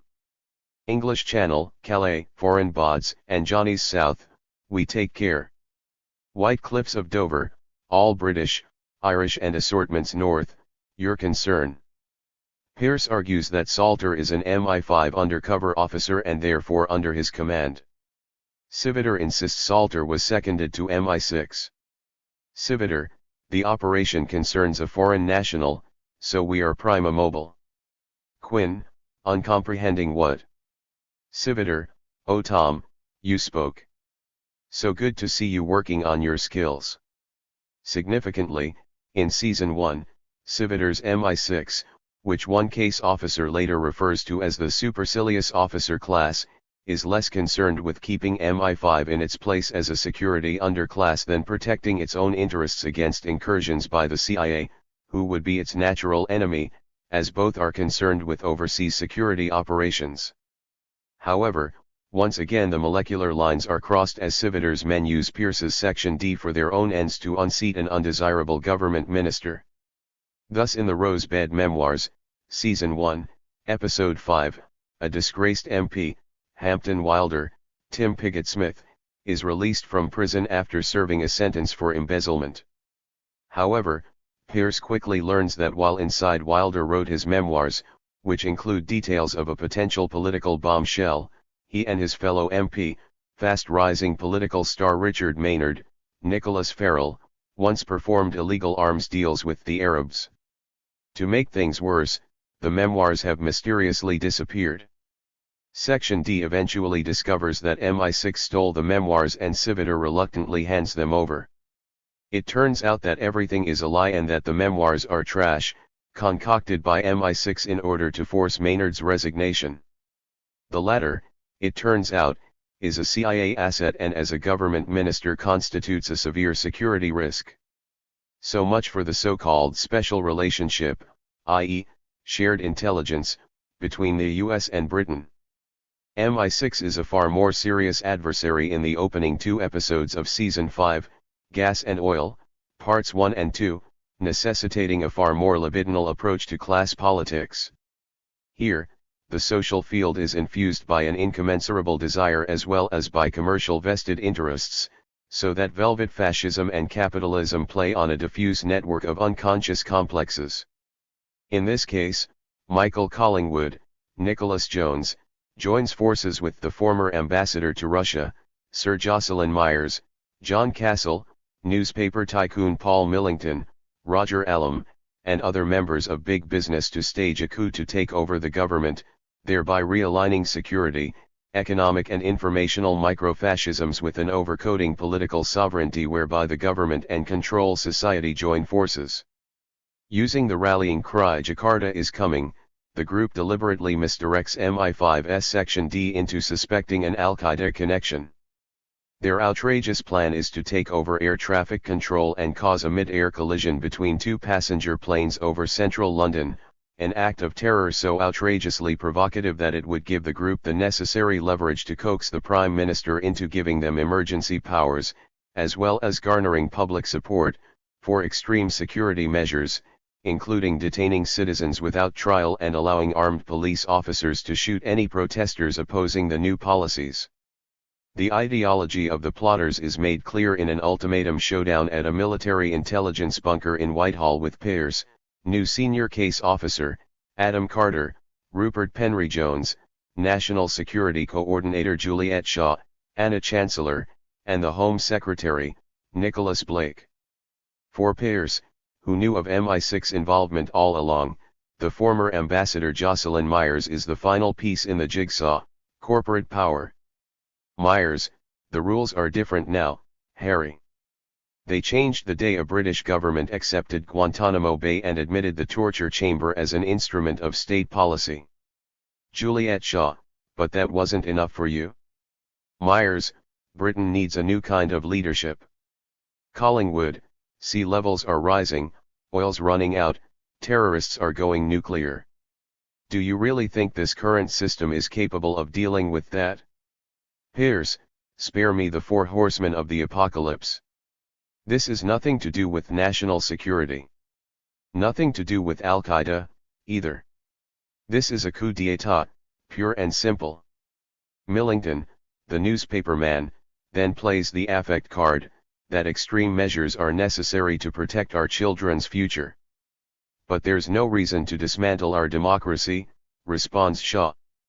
Then it's a battle between macro and micro fascisms. Myers, I wonder why we fetishize democracy so much. It's a system that's a blink in the eye of history. Pearse, it's a system that better men than you have died to protect. Collingwood, well, I haven't seen anyone taking to the streets to defend it yet. And the argument against civil liberties has been fought and lost. Pearse, that's not for you to decide. Millington, you're assuming that people will notice the difference. You're assuming the British people actually care about abstract principles. They'll put up with anything as long as you serve it up with a picture of Will Young in the shower. Pearse, you insufferable snob. You're pronouncing on the national character while warming your feet at the club. Just as Pearse underscores the class conflict at the heart of the crisis, Myers delivers his final ultimatum: the Prime Minister has a week to accept the new terms of government.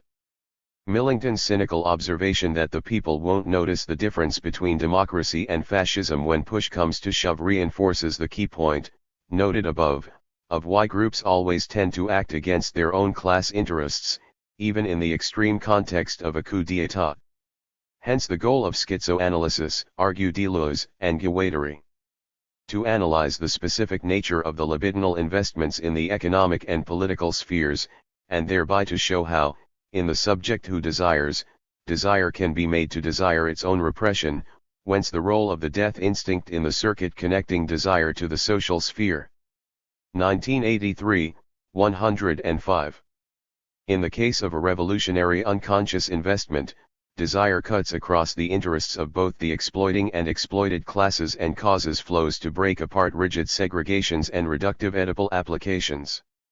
As a minor fascism, MI5 thus has the libidinal option of taking on the role of a deterritorialist outsider, a generator of microlines and breaks, nomadic and polyvocal. In short, it becomes a question of circulation rather than territory.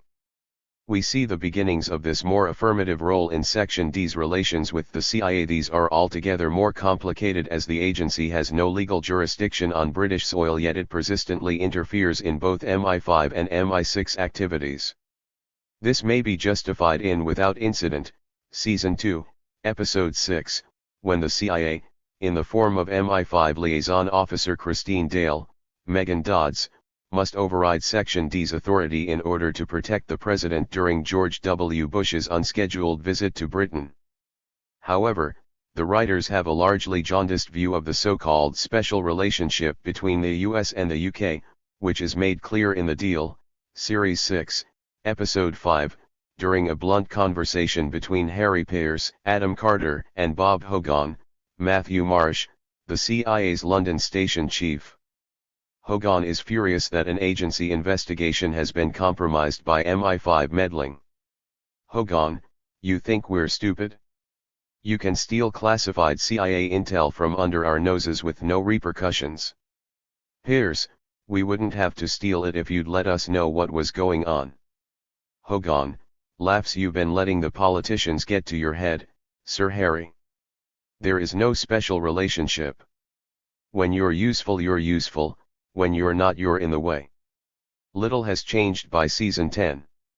CIA Deputy Director Jim Cover, William Hope, is kidnapped by MI5 under suspicion of attempting to derail trade talks between Russia and the UK. The Grid also suspect him of instigating the murder of Section D's data analyst, Tariq Masood, Shahzad Latif, using a known CIA asset as their assassin. Cover denies the accusation, but because the CIA have been painted as the bad guys throughout the show's extended run, we doubt his veracity. Because of this, the agency becomes a useful blind or misdirection for other lines of flight, and Cover is later proved to be on the level. It turns out that a faction of Russian nationalists led by former MI6 asset, and Pearce's ex-lover, Elena Gavrik, Alice Cridge, is behind the attacks and Tariq's murder. Nevertheless, Cover's interrogation gives the writers a chance to sound off against U.S. foreign policy. Cover, who do you think formulates CIA policy? Scooby-Doo. The only reason we give a rat's ass about your country is because you let it be a breeding ground for fanatics. Are we happy that you're cuddling up to the Russians? No, it's one more foothold in Europe for them. But if we wanted to stop you, we wouldn't have to resort to scare tactics to do it. That includes taking out your office boy. Perhaps the most interesting episode involving the CIA is The Sting, Season 4, Episode 9, because it discloses fracturing microlines and fissures within the agency itself, a rare occasion when it is not uniformly tied to official Washington policy. Pearce is under direct pressure from the Foreign Office, via Juliet Shaw, to sanction the CIA's forced extradition of Louis Kervin, Philip Arditi, a suspected Iranian terrorist who also happens to be a British citizen. Pearce, fed up with the government's pandering to CIA demands and convinced that MI5 has no interest in Kervin as a potential risk, refuses to comply. This leads to a showdown between Section Chief, Adam Carter, and the CIA's field officer, Alex Roscoe, William Armstrong, at a landing strip, just as Kervin is about to be airlifted to Guantanamo. Carter, you're not taking him, Alex. As long as you're standing on this soil, you're under UK law. Roscoe, no, I'm under US law. And that allows us to pick up anyone who we believe to be a threat to our national security, anywhere in the world. Pearce calls Roscoe to stop the extradition. Pearce, you're missing the point. Whatever you're accusing him of, he's a British citizen, he still has rights. After Kervin is released, Pearce places him under surveillance, just to be on the safe side, but when he kills two MI5 surveillance officers, the CIA and the Foreign Office are understandably incensed. Juliet Shaw places Pearce under suspension and takes over Section D herself, urging Carter to find Kervin before he commits another act of terror. At this point, the British government and the CIA are acting in joint sovereignty over the country's own security forces. However, the CIA overplays its hand by providing photographic evidence that Kervin attended a terrorist training camp the previous summer, but Carter doubts its veracity and it proves to be an extremely sophisticated Photoshop fake.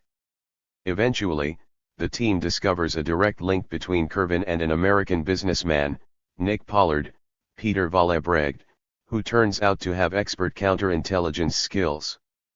Pearce contacts an old CIA cohort who believes that Pollard is a black ops independent contractor. Nixon used to call them the Horribles. Howard Hunt and Gordon Liddy, freelancers. Deniables. You want something dirty done, you don't want to get bit on the ass down the road. Does he have a CIA connection? They may have trained him, but they don't own him anymore. This rogue line of flight is a useful asset with the US and Iran on the brink of war, especially if Washington wants British support for a preemptive strike. It turns out that Pollard is grooming Kervin as his patsy, his very own Lee Harvey Oswald presented to the world's media, gift wrapped in an Iranian flag. Kervin is to fire a surface-to-air missile against an inbound flight heading for Heathrow. The Iranians will be blamed and both the US and UK will have an excuse to go to war. Kervin is shot in the nick of time, and Pollard is arrested. The episode ends with a return to the airstrip where Roscoe awaits the official extradition of Kervin. Only this time the tables are turned. When Carter tells him that Kervin is dead, having tried to commit a terrorist attack, Roscoe says it would never have happened if the CIA had been able to extract him in the first place. Yet Pierce explains that the real ringleader is Pollard, an American citizen held under the Prevention of Terrorism Act. If you want him back, you'll have to go through the proper channels. In the meantime, Alex, inform your superiors to put their own house in order before they even think about messing about in mine again. This episode is an excellent example of the overlap, and overcoding, of the old binary opposition between the permitted and the prohibited, represented by Section D's upholding the rights of Kervin's British citizenship against extraordinary rendition by foreign powers, and the CIA's adherence to a more flexible bandwidth of the acceptable, Foucault's open field of possibility in which a series of uncertain elements unfold, 2007, 6. The CIA, or, more specifically, its unofficial black ops contingent in the form of Pollard, with its deliberate crisscrossing of boundaries and jurisdictions, thus operates in a way much closer to Deleuze's non-stratified space. When the outside collapses and attracts interiority, the interior presupposes a beginning and an end, an origin and a destination that can coincide and incorporate everything. But when there are only environments and whatever lies between them, when words and things are opened up by the environment without ever coinciding, there is a liberation of forces which come from the outside and exist only in a mixed up state of agitation, modification, and mutation. Deleuze 1988-87. Thus, while Pierce and MI5 attempt to control all circulations based on sovereign rights, the CIA uses its adopted milieu, London, as a classic dispositif, to promote what is generally desirable to the population, good circulation, while eliminating what is uncertain in a given situation, bad circulation. The apparatus/dispositif is thus invoked as a problem of security, but it is also applicable to the problem of war, extraordinary rendition as the extension of war by other means, to paraphrase Clausewitz. Three fascist lines, molar, molecular, and suicidal lines of flight. In terms of Deleuze's theory of lines, Pierce's commitment to the opposition between the permitted and the prohibited constitutes an attempt to return to the binary machine of the first of three lines, which is defined by molar segmentarity based on social classes, sexes, ages, territories, and jurisdictions, in short, all kinds of clearly defined segments, in all kinds of directions, which cuts us up in all senses, packets of segmentarized lines, Deleuze and Parnot 2007, 124. Deleuze's example of "you're not at school anymore," as a segmented rite of passage from adolescence into adulthood would in this case be something like, "You're not on American soil anymore," or "You're out of your league." Of course it's not as simple as that, because the overcoding objectives of the first line are constantly modified and crisscrossed by the other two lines, as the messy nature of modern espionage and its reliance on surveillance technology and computer codes makes clear.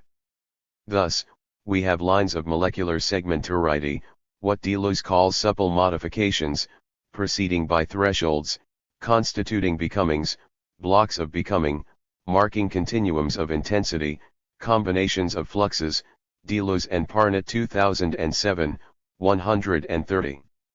On this line, fluxes of deterritorialization shoot between binary segments. There is never any synthesis, as this molecular line disrupts all binarisms. Like Gregory Battison's plateau, it traces another line that's always in the middle, or, thinking geopolitically, it's the north-south line of the Middle East and Africa that disrupts the old Cold War East-West axis, Deleuze's little crack coming from the south. Finally, we have the line of flight, an abstract molecular line with a tendency to always escape both segmentarity and becoming, creating mutant flows that defy ordering. As if something carried us away, across our segments, but also across our thresholds, towards a destination which is unknown, not foreseeable, not pre-existent. This line is simple, abstract, and yet is the most complex of all, the most tortuous.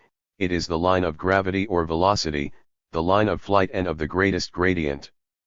Deleuze and Parnot 2007, 125. Although the line of flight appears to arise in the wake of, and detached from, the other two lines, it actually gives rise to them as a creative force. Lines of flight are primary, they constitute the social field to the point that the other lines are always derivative, on the one hand, but also immanently caught up with each another. What we call by different names, schizoanalysis, micropolitics, pragmatics, diagrammatism, rhizomatics, cartography, notes Deleuze, has no other object than the study of these lines in groups or as individuals. Deleuze and Parnot 2007, 125. For our purposes, the key part of Deleuze's complex classification of lines is its relation to fascism and how Spooks plays out these characteristics as part of its mapping of control culture. In his preface to Anti-Oedipus, Foucault lists the book's three main adversaries, pointing the finger at 1. Political ascetics, defenders of a pure order of politics, 2. Bureaucrats of the revolution, civil servants of truth and poor technicians of desire, psychoanalysts and semiologists, subjugators of the multiplicity of desire to a law of structure and lack, and last, but not least, the major enemy, the strategic adversary is fascism, whereas anti-Oedipus opposition to the others is more of a tactical engagement. And not only historical fascism, the fascism of Hitler and Mussolini, which was able to mobilize and use the desire of the masses so effectively, but also the fascism in us all, in our heads and in our everyday behavior, the fascism that causes us to love power, to desire the very thing that dominates and exploits us. Foucault 1983, 13.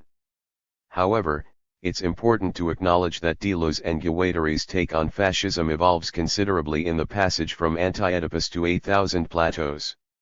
In Anti-Oedipus' original diagnosis, the choice is between one of two poles, the paranoiac counter-escape that motivates all the conformist, reactionary, and fascisizing investments, and the schizophrenic escape convertible into a revolutionary investment, 1983, 341.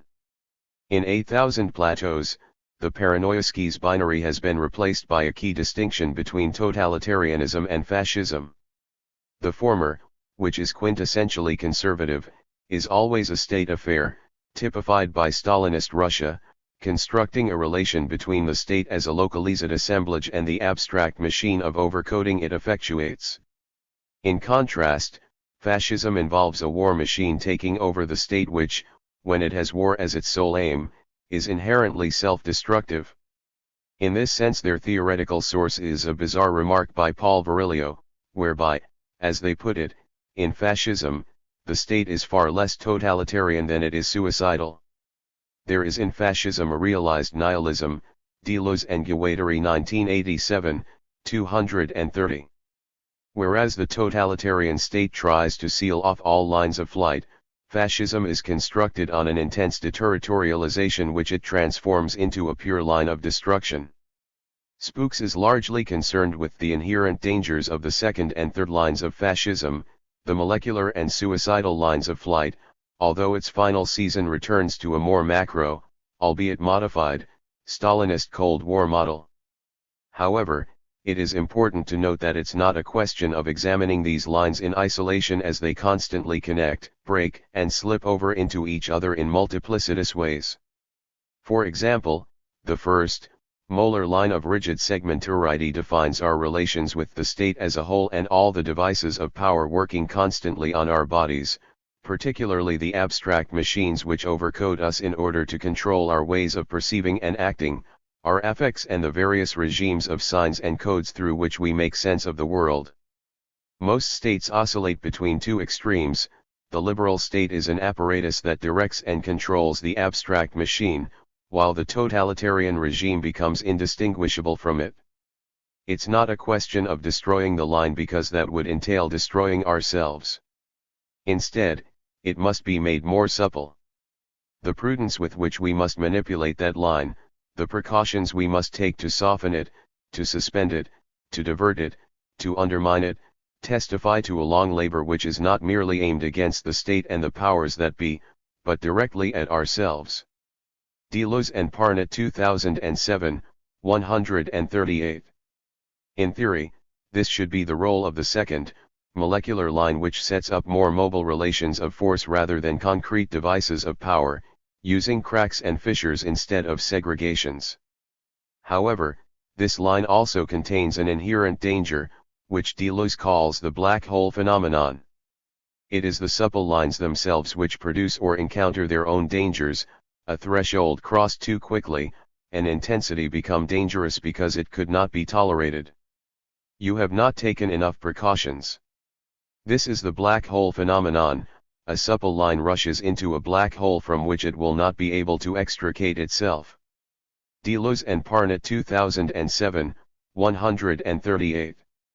Significantly, as Deleuze explains to Parnot, Guattari calls these microfascisms, where each embeds himself in his own black hole and becomes dangerous in that hole, with a self-assurance about his own case, his role, and his mission, which is even more disturbing than the certainties of the first line, the Stalins of little groups, local lawgivers, microfascisms of gangs.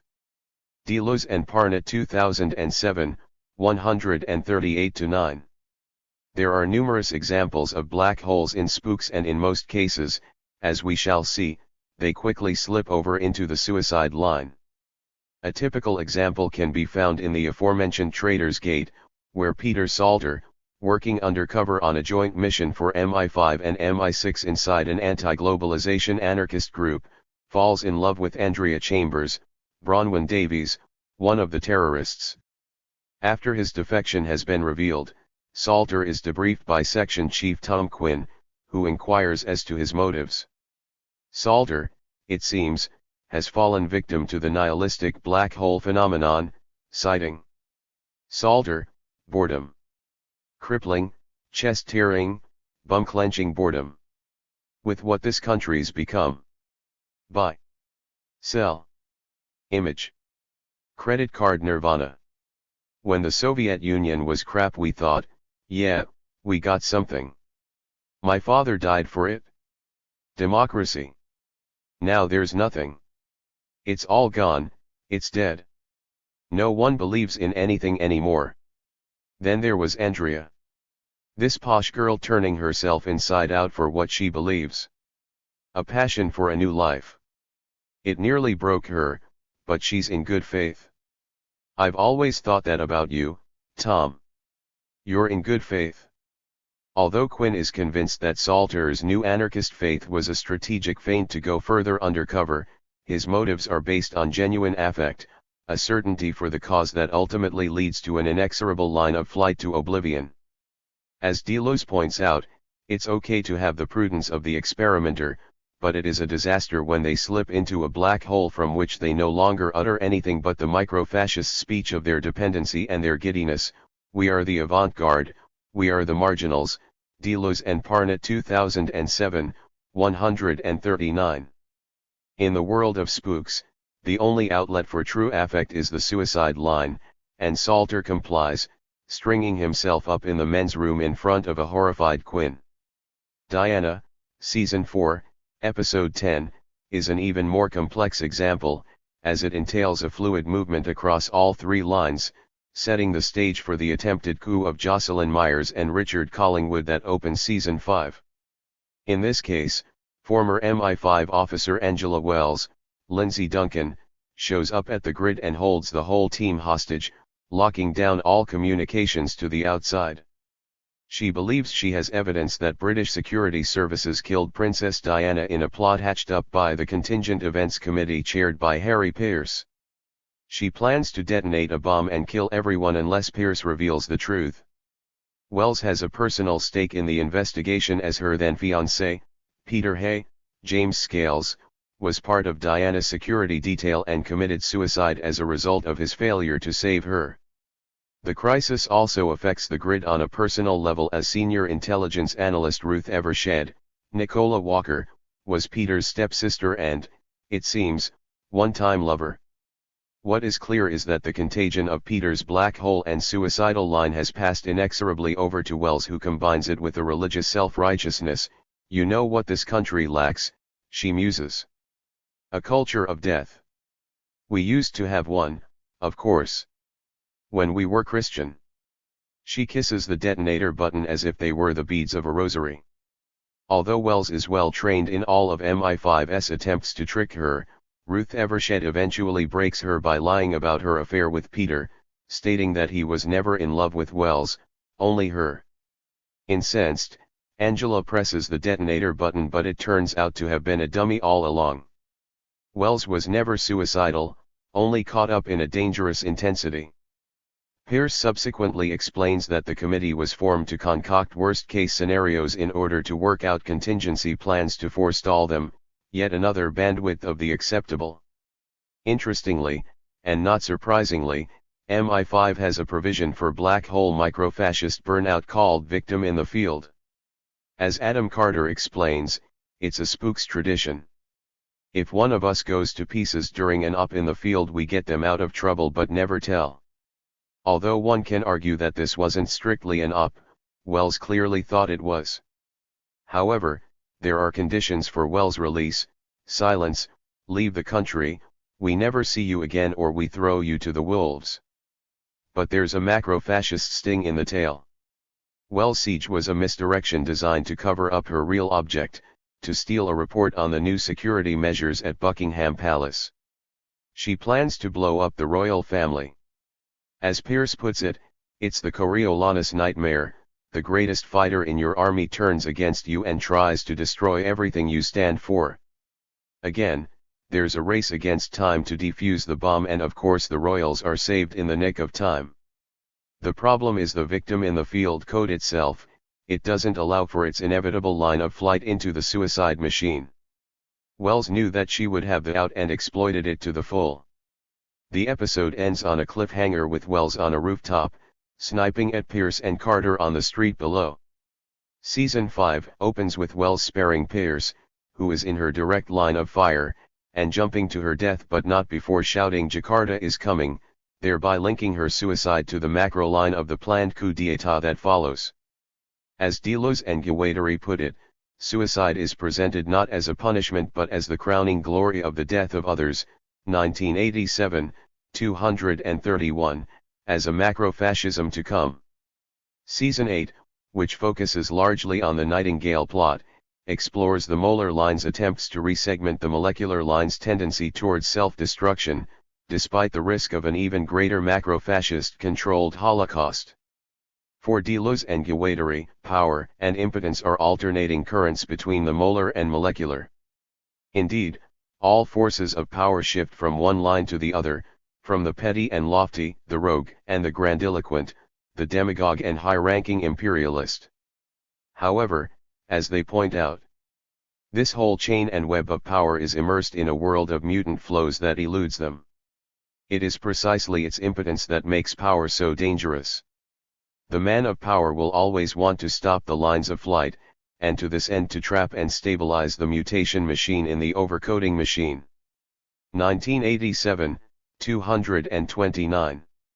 Nightingale is a direct manifestation of this desire, and it is here where MI5's role as a minor fascism pays its greatest dividends as a counter-force.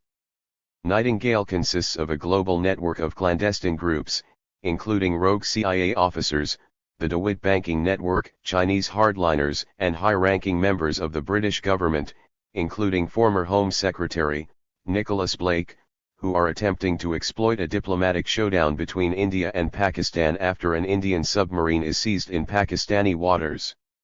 Current Home Secretary Andrew Lawrence, Tobias Menzies, arranges a summit between the Indians and moderate Pakistani President Mudassir, Nicholas Kahn, to help defuse the situation, but nuclear war is a clear and present danger as India gives Pakistan 1 week to release the submarine.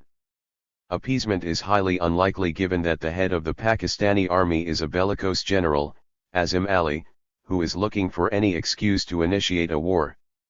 Nightingale has already transferred $6 billion from a secret CIA account in DeWitt's bank to bolster Ali as the future Pakistani leader, and they plan to assassinate the appeasing Mudassir so that the deadline will pass and nuclear war will become inevitable.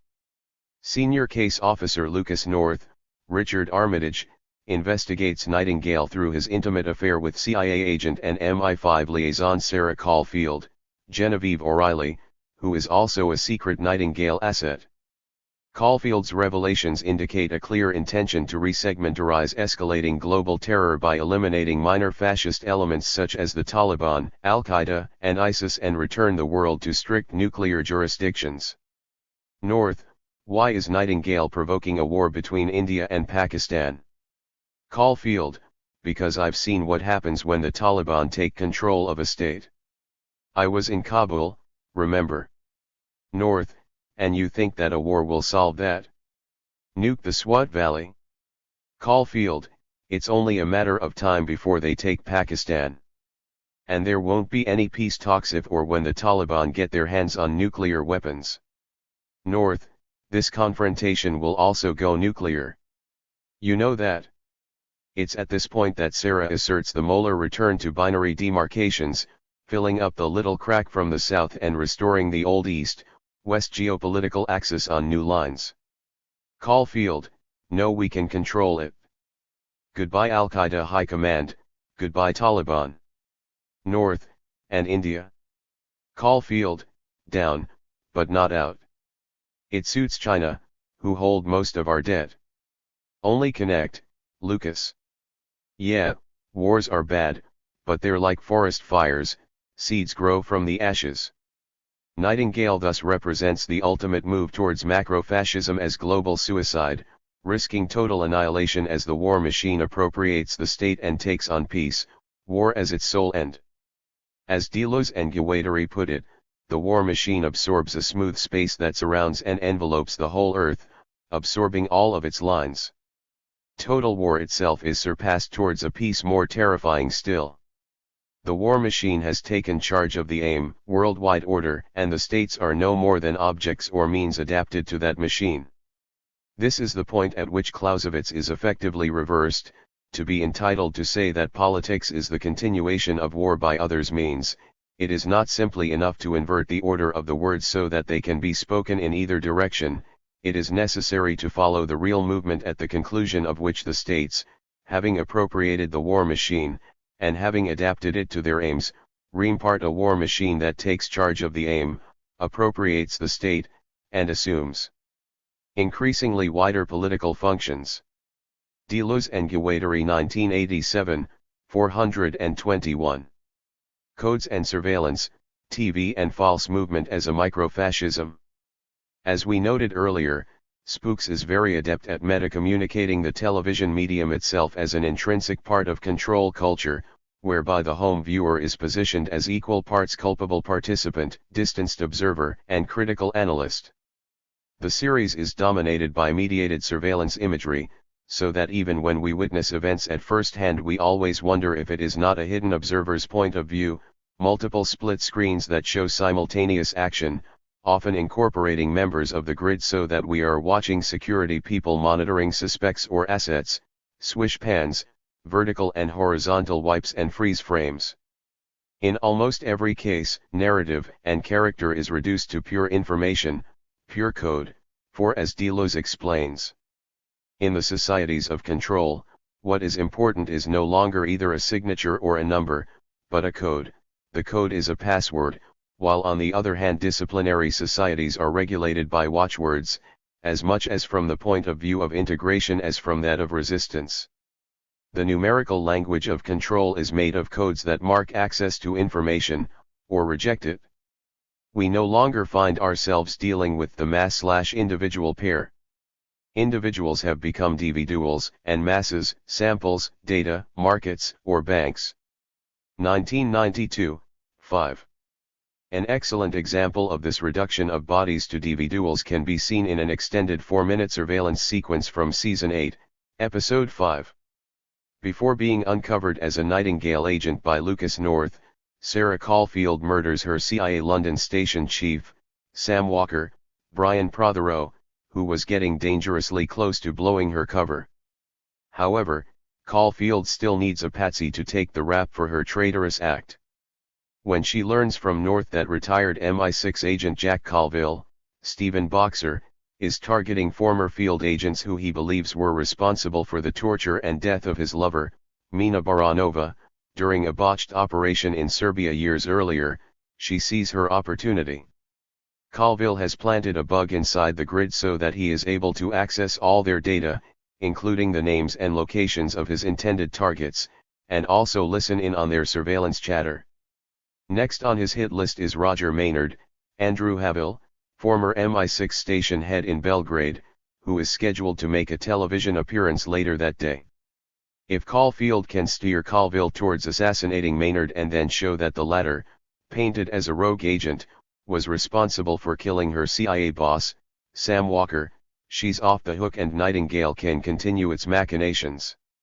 The sequence is preceded with a shot of Colville parked outside the GBN24 television studios, pointing a surveillance camera at the front door of the building. He records the keypad as a visitor punches in the access codes. The code is a password, which he will duplicate to gain access himself. We then see Maynard, an expert on war crimes, being interviewed on a television screen, which doubles our own TV monitor as spectators of the show within a show, so he is immediately reduced to a virtual image that can be easily manipulated, fragmented, and reconstituted by surveillance technology. Just as Lucas North is sent in to intercept him at a safe liaison point, we cut to a split screen. On the left, Caulfield is at the front desk trying to gain access to the TV network's building, just make the call, while on the right, Colville is seen approaching from the outside. Caulfield is then briefly replaced by Maynard's TV interview before we cut back to her gaining entry, just as Colville punches in the security code at the front door. As Caulfield says, "Okay, I'm in," to her unseen Nightingale controller in the left screen, we immediately cross-relate it to Colville, who is acting under the radar, in the right. We then cut to a three-way split as North enters the building and we now see a series of close-ups of Tarek, MI5's surveillance whiz, as he feeds North information as to Maynard's whereabouts from his desk back at the grid. As Maynard's interview ends, he dominates the screen as an actual body, i.e., he is not mediated through a monitor, and sips from a glass of water. His mobile phone vibrates, code red alert. We follow him in a single shot as he leaves the studio and checks into MI5, Maynard. Code 378. We cut to a close-up of Tarek, confirmed. Exit 19. Repeat, exit 19. Maynard, copy. Exit 19. Suddenly, the screen splits again and as Maynard continues towards exit 19 in the left frame, Caulfield reappears in a smaller frame to the right as an American accented voiceover says, "Intercept from MI5. Target to exit 19. Check back route." Clearly the intercept is a Nightingale-sanctioned go. Caulfield's frame enlarges, as if to codify her increasing agency in the cat-and-mouse game, but Colville replaces Maynard in the left frame as he is also stalking the same quarry. Caulfield's right frame then drops down and is replaced by Lucas North, headed for exit 19. Michael J. Shapiro's analysis of anti-fascist aesthetics in two film adaptations of Philip K. Dick stories, Richard Linklater's A Scanner Darkly, 2006, and Steven Spielberg's Minority Report, 2002, is extremely useful here as he shows how the surveillance body is innately fractured but also resistant to conventional narrative and spectatorial scopic control, 2013, 27-41. First, Shapiro notes a marked turn towards a spatial analytic, whereby the split screens and multiplicitous surveillance codings mimic the microfascism of securitization, thus Maynard, Colville, Caulfield and North's real-life bodies are collapsed with the panoptics of security surveillance as intersecting microlines. Second, their bodies and movements are non-compliant with the exigencies of the narrative, what Deleuze calls the sensory-motor action image. Shapiro cites an excellent passage from Jerome Game on this point, with specific reference to the films of Robert Bresson, Buster Keaton, and John Cassavetes. The cinematographic body is no longer an object of film or knowledge, rather, it is a model of knowledge via the editing. The latter is no longer conceived as the restitution of a world, but as its invention, the composition of an identity. Editing is indeed what allows the unveiling of the body as fragmentation, in direct opposition to the Platonic body implicit in any linear script-based editing. Thus promoted as a unit of perception, the body nevertheless remains everything but unitary. On the contrary, it precipitates a diffracted perception. The body is simultaneously that which is filmed and that which organizes the film in the mind/body of the spectator. In this way, the spectator's body receives the film, and is affected by it, and the filmed body, when screened, reappropriates its own destiny. It becomes source rather than object of cinema. It is no longer just filmed, it is reconfiguring the already filmed. Game 2001, 50-1. In this sequence, all four diegetic bodies are inherently fragmented, fueling the phantasmagoria of the cinematic narrative but at the same time bearing the device, through split screens, of its own artifice. Everything ends up split, the diegetic body, the viewing body, the scopic screen. As the sequence progresses, Caulfield eventually makes contact with Maynard and, passing herself off as a Section D operative, offers to lead him to exit 19 and apparent safety. Instead, she takes him to a large, empty, glassed-in room and tells him that there has been a change of plan, it's not safe to proceed and they are to wait for further instructions. We then cut to a wide-angle two-shot as both are silhouetted against the windows, sitting ducks for an assassin's bullet. But we know that the danger is much closer to home, for we quickly return to a series of split screens as our characters as individuals are once again taken over by the knowledge model of editing. Caulfield exits, leaving Maynard unprotected in the left frame while North checks in with Tarek to the right. Something's wrong. He's not here. Make contact again. I'm gonna go look for him.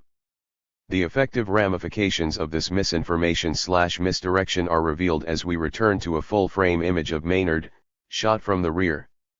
Tarek calls him on his cell, wondering why he isn't at the exit as planned. Before Maynard can explain Sarah's change of plan, Colville enters and shoots Maynard through the throat. Colville is about to apply the coup de grace when Caulfield walks in, aiming a gun at him. The film returns to conventional cross-cutting and shot-reverse shot editing as Colville lays down his gun, and Caulfield plans how to both exploit and kill off her get-out-of-jail-free card. Before she can act, Lucas North walks in, Colville escapes and Maynard dies in North's arms, but not before uttering Mina Baranova's, Colville's dead lover's, name. We then cut to Sarah in the corridor, talking to her unseen handler. Sarah, Colville got away. American VO, that's unfortunate, Sarah.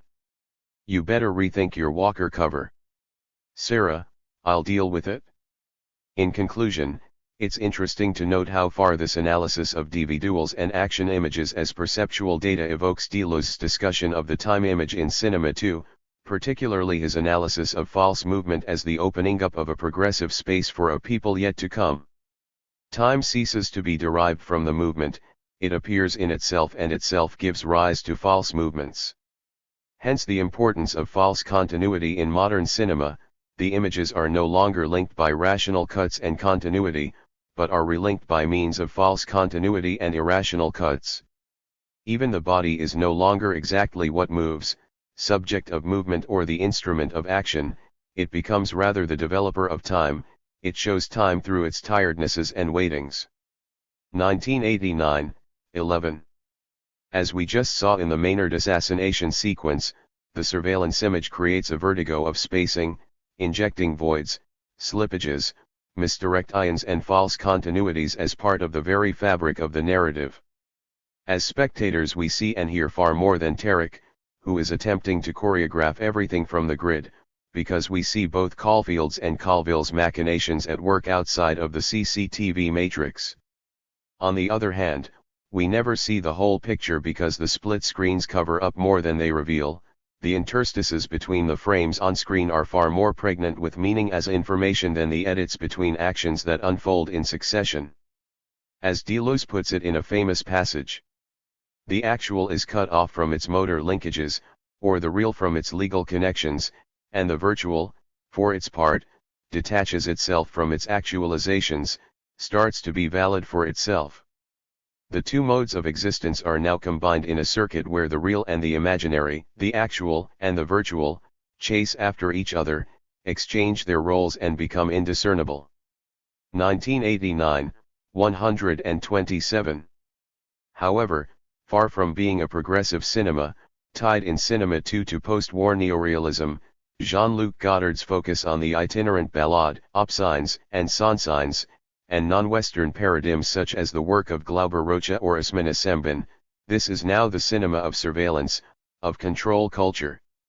The people is no longer missing, it has returned not as a revolutionary formation but as a multiplicity, the subjectivity of the dispositif. Which is why the acceptance of a minor fascism may be the only form of viable resistance to velvet fascism, and why spooks become our heroes as well as our enemies, our very own abstract machine. Chapter 9. Species States, Animal Control in Phil Clay's Redeployment. Colleen Glennie Boggs. Cartoon animals are inescapable. With recent titles ranging from Penguins of Madagascar, 2014, a spin-off from the Madagascar movies, 2005, 2008, 2012, to The Secret Life of Pets, 2016, and Zootopia, 2016, in the UK, Zootropolis, they are everywhere. They are also inescapable in another sense. We cannot get away from cartoon animals, no matter how much we and they may want to go our separate ways. The movies revolve around animals trying to escape their human bondage. Likewise, the films depict humans abandoning their responsibilities to domesticated animals who then try to fend for themselves. Even in films that remain devoid of human characters, animal whereabouts are a key concern. Investigating animal disappearances launches the career of a police bunny in Zootopia and helps her befriend an outlaw fox and recruit him for the police force. Whereas the key plot of previous pet movies such as Lassie Come Home, 1943, revolved around the trauma of inadvertent separation and the triumph of reunion, a plot element that does persist in The Secret Life of Pets, the current movies have more in common with the genre of prison break narratives. Celebrity-voiced cartoon creatures perform antics with an attitude and recall Steve McQueen's cool. Only now and then do the escape movies venture towards the more gut-wrenching noir of The Shawshank Redemption, 1994, for instance, when we encounter a group of pets rendered refuse in the sewers of New York and get a very different appreciation of the dirty secret that makes up Life of Pets. One thing these cartoon creatures all understand is that they are dispensable, the abandoned pets, but even the special ops penguins of Madagascar share this knowledge, though their effective response differs and ranges from horror to an acceptance that verges on the nihilistic. Current animated movies collectively seem like an elaborate pun on the notion of animal control, a word that euphemistically describes the life and death decisions municipalities make about the non-human creatures in their midst.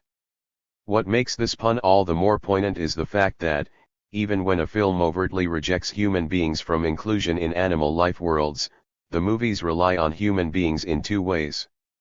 For one, the moviegoers are human, and, 2, the talking, singing, car driving, uniform wearing and high-tech gear operating cartoon creatures are themselves human, all too human. Cartoon animals eliminate the possibility of becoming animal with their insistent narratives of becoming human that reinforce the species boundaries they appear to unsettle. Their exaggeration of human characteristics makes these films laughable as forms of self-recognition for adults and children alike. In this sense, the cartoon animals become proxies for control narratives whose subject is ultimately human. The laughter of self-recognition is a feature of cartoons going back as far as Scooby-Doo, 1969 to 1970, with the comic foil double of teenager Shaggy and his dog Scooby-Doo. However, that earlier kind of animated silliness had a countercultural bent to it that made the Mystery Van a version of flower power, anti-Vietnam and anti-Nixon sentiment, critical of rather than complicit with state control. Scooby-Doo himself is the show's ultimate countercultural hero. In a symbiotic relationship with Shaggy, he remains intelligible mainly by expressing his libidinal energy, specifically his gluttonous drive. Scooby-Doo's voracious appetite keeps the gang's detective work from falling into complicity with states of control, and keeps it separate from the control of the state. With Shaggy himself as the prototypical stoner, the cartoon's central characters indulge their appetites and remain beyond the pale of physical or emotional control. Scooby-Doo also reminds us of an ingredient that is largely missing from most of the contemporary films: interspecies camaraderie. While there are several instances of enemies becoming frenemies and even friends, earlier animal narratives' reliance on the species line-crossing odd couple is largely absent. The penguins of Madagascar stick together in a paramilitary group that forms command structures but does not befriend others. What makes the absence of the odd couple curious is not just the fact that animal narratives, by and large, have depended on the human-animal bond as a staple. Again, Lassie comes to mind, but also the fact that concurrent with this wave of popular animal narratives, the scholarly field of animal studies has emphasized cross-species bonds. Variously characterized as the ultramondialization that companion species produce, Haraway 2008, 22, the species kinship that kissing cousins share, Bertkowski 2008, 4, or the reframing of post-humanism as a post-species condition, Wills 2008, the field has been unsettling the species lines that popular movies ultimately reaffirm. There is very little in these movies that resembles the companionship emphasized in animal studies. Cartoon animals want to get away, and yet that attempt at autonomy reanimates the control apparatus they are trying to escape in the first place. As I said in the beginning, cartoon animals are inescapable. Where might we look, then, for theoretical paradigms and cultural contexts that help us make sense of this pervasive oddity? The short answer to this question is announced by this book's title: we are pushed into a control culture that configures itself in post-disciplinary terms. The shift from discipline to control goes hand in hand with the rise of biopower that understands the regulation of populations as its proper domain. The longer answer to this question requires us to probe into the definitions and definitional limitations of current scholarship on biopower. To a large extent, scholars have understood the domain of biopower to be civilian and in line with state power, not military power.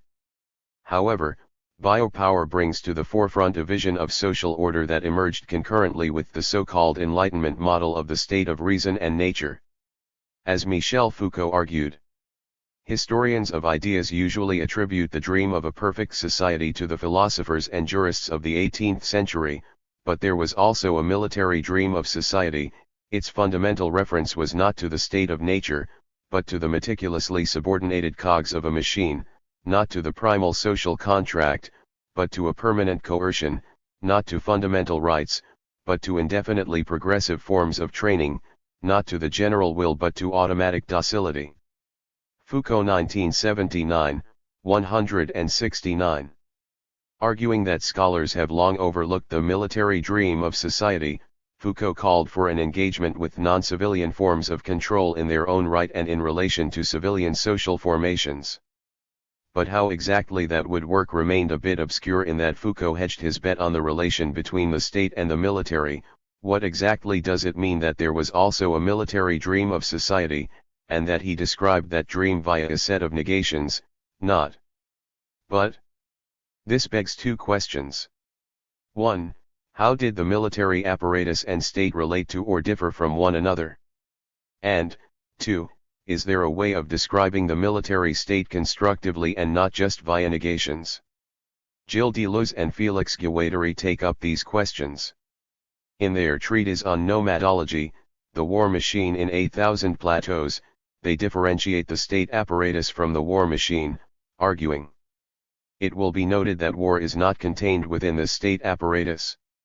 Either the state has at its disposal a violence that is not channeled through war, either it uses police officers and jailers in place of warriors, has no arms and no need of them, operates by immediate, magical capture, seizes and binds, preventing all combat, or, the state acquires an army, but in a way that presupposes a juridical integration of war and the organization of a military function.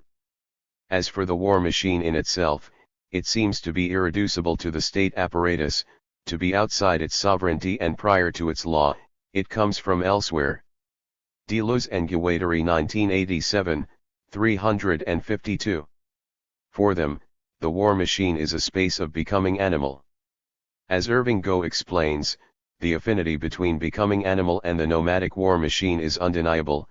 Goh 2006, 228, he explains that becoming animal is not the anthropomorphic mimesis of animals, such as we see in the cartoon creatures that populate current cinema, 2006, 228. Instead, Goh explains that becoming animal is about the adjacent space between the human and the animal, in which a molecular anti-anthropomorphism at the edges of the human departs and communicates with the molecular particles of the animal that have likewise left the phrase of its form, 2006, 228. This becoming generates a multiplicity, a pack, and sets aside the pets that Deleuze and Guattari deride as Oedipal. The pack itself, however, is not a final communitarian outcome, according to Goh, but an intermediary step towards new non-organic social relations, 2006, 229. If this becoming animal is premised on the difference between the state and the military, and if the state and the military are understood in their distinction from one another, then what happens when the distinction between the two collapses? We need to ask that question in the context of the contemporary United States, where the cultural production of the films I have referenced has occurred alongside the so-called War on Terror, which began around 2002, is ongoing, and currently has no end in sight. Fought on multiple fronts, it is most often associated with the war in Iraq, often with little reference to the so-called home front of American civilian life. A book that breaks this barrier is Phil Clay's short story collection Redeployment, 2014, which by its very title indicates the deep imbrications, the back and forth of U.S. soldiers repeatedly sent home and stationed abroad. It posits a linkage between the state apparatus and the war machine. For Clay, developing an understanding of that linkage directly involves an engagement with animal beings and animal becomings. The collection's eponymous opening story frames the book in relation to animals, dogs in particular, and offers a contemporary version of human-animal relationships that may on the surface seem in stark contrast to contemporary cartoons' portrayals of animals. Yet the work is deeply in dialogue with the larger question of how a culture of control expresses and exerts itself via fantasies of species. Clay makes horrifically clear that animal control remains deeply tied to human agency, yet exceeds that agency and becomes a modality for biopower, more broadly speaking. In the process of controlling animals, human beings subject themselves to control structures impacting physical bodies on the one hand. This animal control is also an effective modality. That effective modality makes species itself contingent, far from a fixed category. Species is rendered fungible for strategic purposes of exerting control, physical as well as emotional. Becoming animal is no longer an alternative to state formations, but a direct result of the fusion between the state and the military, and itself a form of control that closes off possibilities for alterity. What the cartoon landscape and redeployment ultimately have in common is an understanding that species states are subject to definition, and that those definitions of species are a core mechanism for how control culture operates in our current moment. We shot dogs, Clay 2014, 1. The opening lines of Phil Clay's story Redeployment are shockingly unsentimental. But the fact that they are shocking to readers, and noticeable for their seeming lack of sentimentality, tells us something about the expectations we already bring to animals in literature. In being shocked by the violence against dogs and in noting the seeming absence of an effective engagement, we are reading the text through a particular cultural and political legacy that dates back to John Locke and reflects a specific vision of civil society. First published in 1693, John Locke's Some Thoughts Concerning Education reflected on how to use childhood pedagogy to cultivate good citizens. Offering a model of child rearing that relied on rational as well as emotional training, Locke turned his attention to animals in two respects: 1, as literary characters, and 2, as living creatures. Examining the landscape of texts available to children, Locke lamented the fact that no appropriate literature existed, with the possible exception of Aesop's Fables, Locke 1968, 298. Harkening back to a text from antiquity that linked, albeit often loosely, animal fables with moral instruction, Locke's choice established a connection between species and order. His call for more children's literature resulted in the development of the genre in general, and its reliance on animal representations in particular, Boggs 2013, 138-43. Locke also turned his attention to children's direct interactions with animals and insisted that children needed to be taught kindness. Claiming that children love liberty, he warned his readers that they love something more, and that is dominion, Locke 1968, 204. They exercise such dominion in their treatment of animals, Locke argued, that the custom of tormenting and killing of beasts will, by degrees, harden their minds even towards men, and they who delight in the suffering and destruction of inferior creatures, will not be apt to be very compassionate, or benign to those of their own kind. 1968, 226. To cultivate compassion towards others, he advised that children be given animals and taught to practice responsibility towards them. Locke explained that the cultivation of compassion was crucial for turning children away from despotism to good citizenship, which required a sense of care for others. Laying the basis, then, for the boom in sentimental literary texts that extolled that virtue, Locke linked the relationship between species to the education of citizens. Despite the opening line's appearance to the contrary, the narrator of Clay's story has learned this lesson well. "I'm a dog person," he says in the same paragraph, Clay 2014, 1. Defining himself in relation to species and via the affective bond to dogs that marks him as a person, the narrator creates a stark juxtaposition between the violence of the opening line and the creaturely compassion that the Lockean frame expects him to exercise towards dogs. It is that juxtaposition that he himself strains against, and in which he positions his readers. Here is the full opening passage: "We shot dogs. Not by accident. We did it on purpose, and we called it Operation Scooby. I'm a dog person, so I thought about that a lot." Clay 2014, 1. While his assertion that he's a dog person would make the narrator a good citizen of the society Locke envisions, that citizenship is here set up dialectically against the martial vision of a society that undercuts such self-definitions. Beginning with the plural we, and repeating it 3 times before arriving at the first person singular, the passage stages a collective, group formation.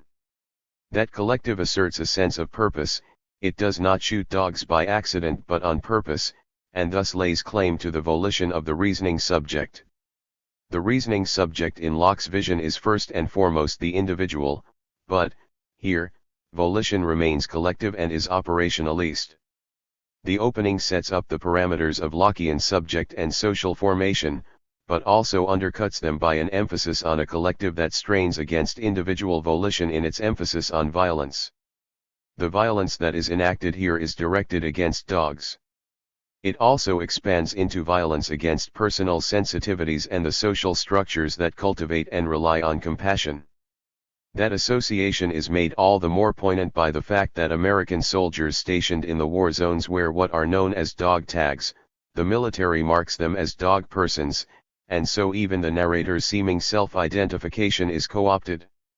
In emphasizing a collective we, the story temporarily opens up a space of becoming animal. But the animal becoming that is invoked also turns into a form of self-violence and self-destruction in that it animates an apparatus of animal control that fuses the military with the civilian state. In appending Locke's dictum that human beings ought to learn via other creatures to be benign to those of their own kind, this violence becomes directed not only at the dogs but at the dog person of Clay's story, Locke 1968, 226. The fact that the group identified its action and called it Operation Scooby indicates that it is not the military per se that gives rise to this operation. As much as this group is throwing on Lockean education, it is also parodying military order. The militarization of cartoon character Scooby-Doo ridicules the nomenclature of military command structures and appropriates it for humorous purposes. But the humor seems misguided. Naming the shooting of dogs for a cartoon dog is inappropriate at best, and it is that friction which the following sentence augments. Shooting dogs on purpose and being a dog person are antithetical in Locke's logic, but, clearly, that logic does not apply to the military society that the group's operation and shooting of animals already set up. The dream of the military society that Foucault invoked here runs alongside the dream of civilian society.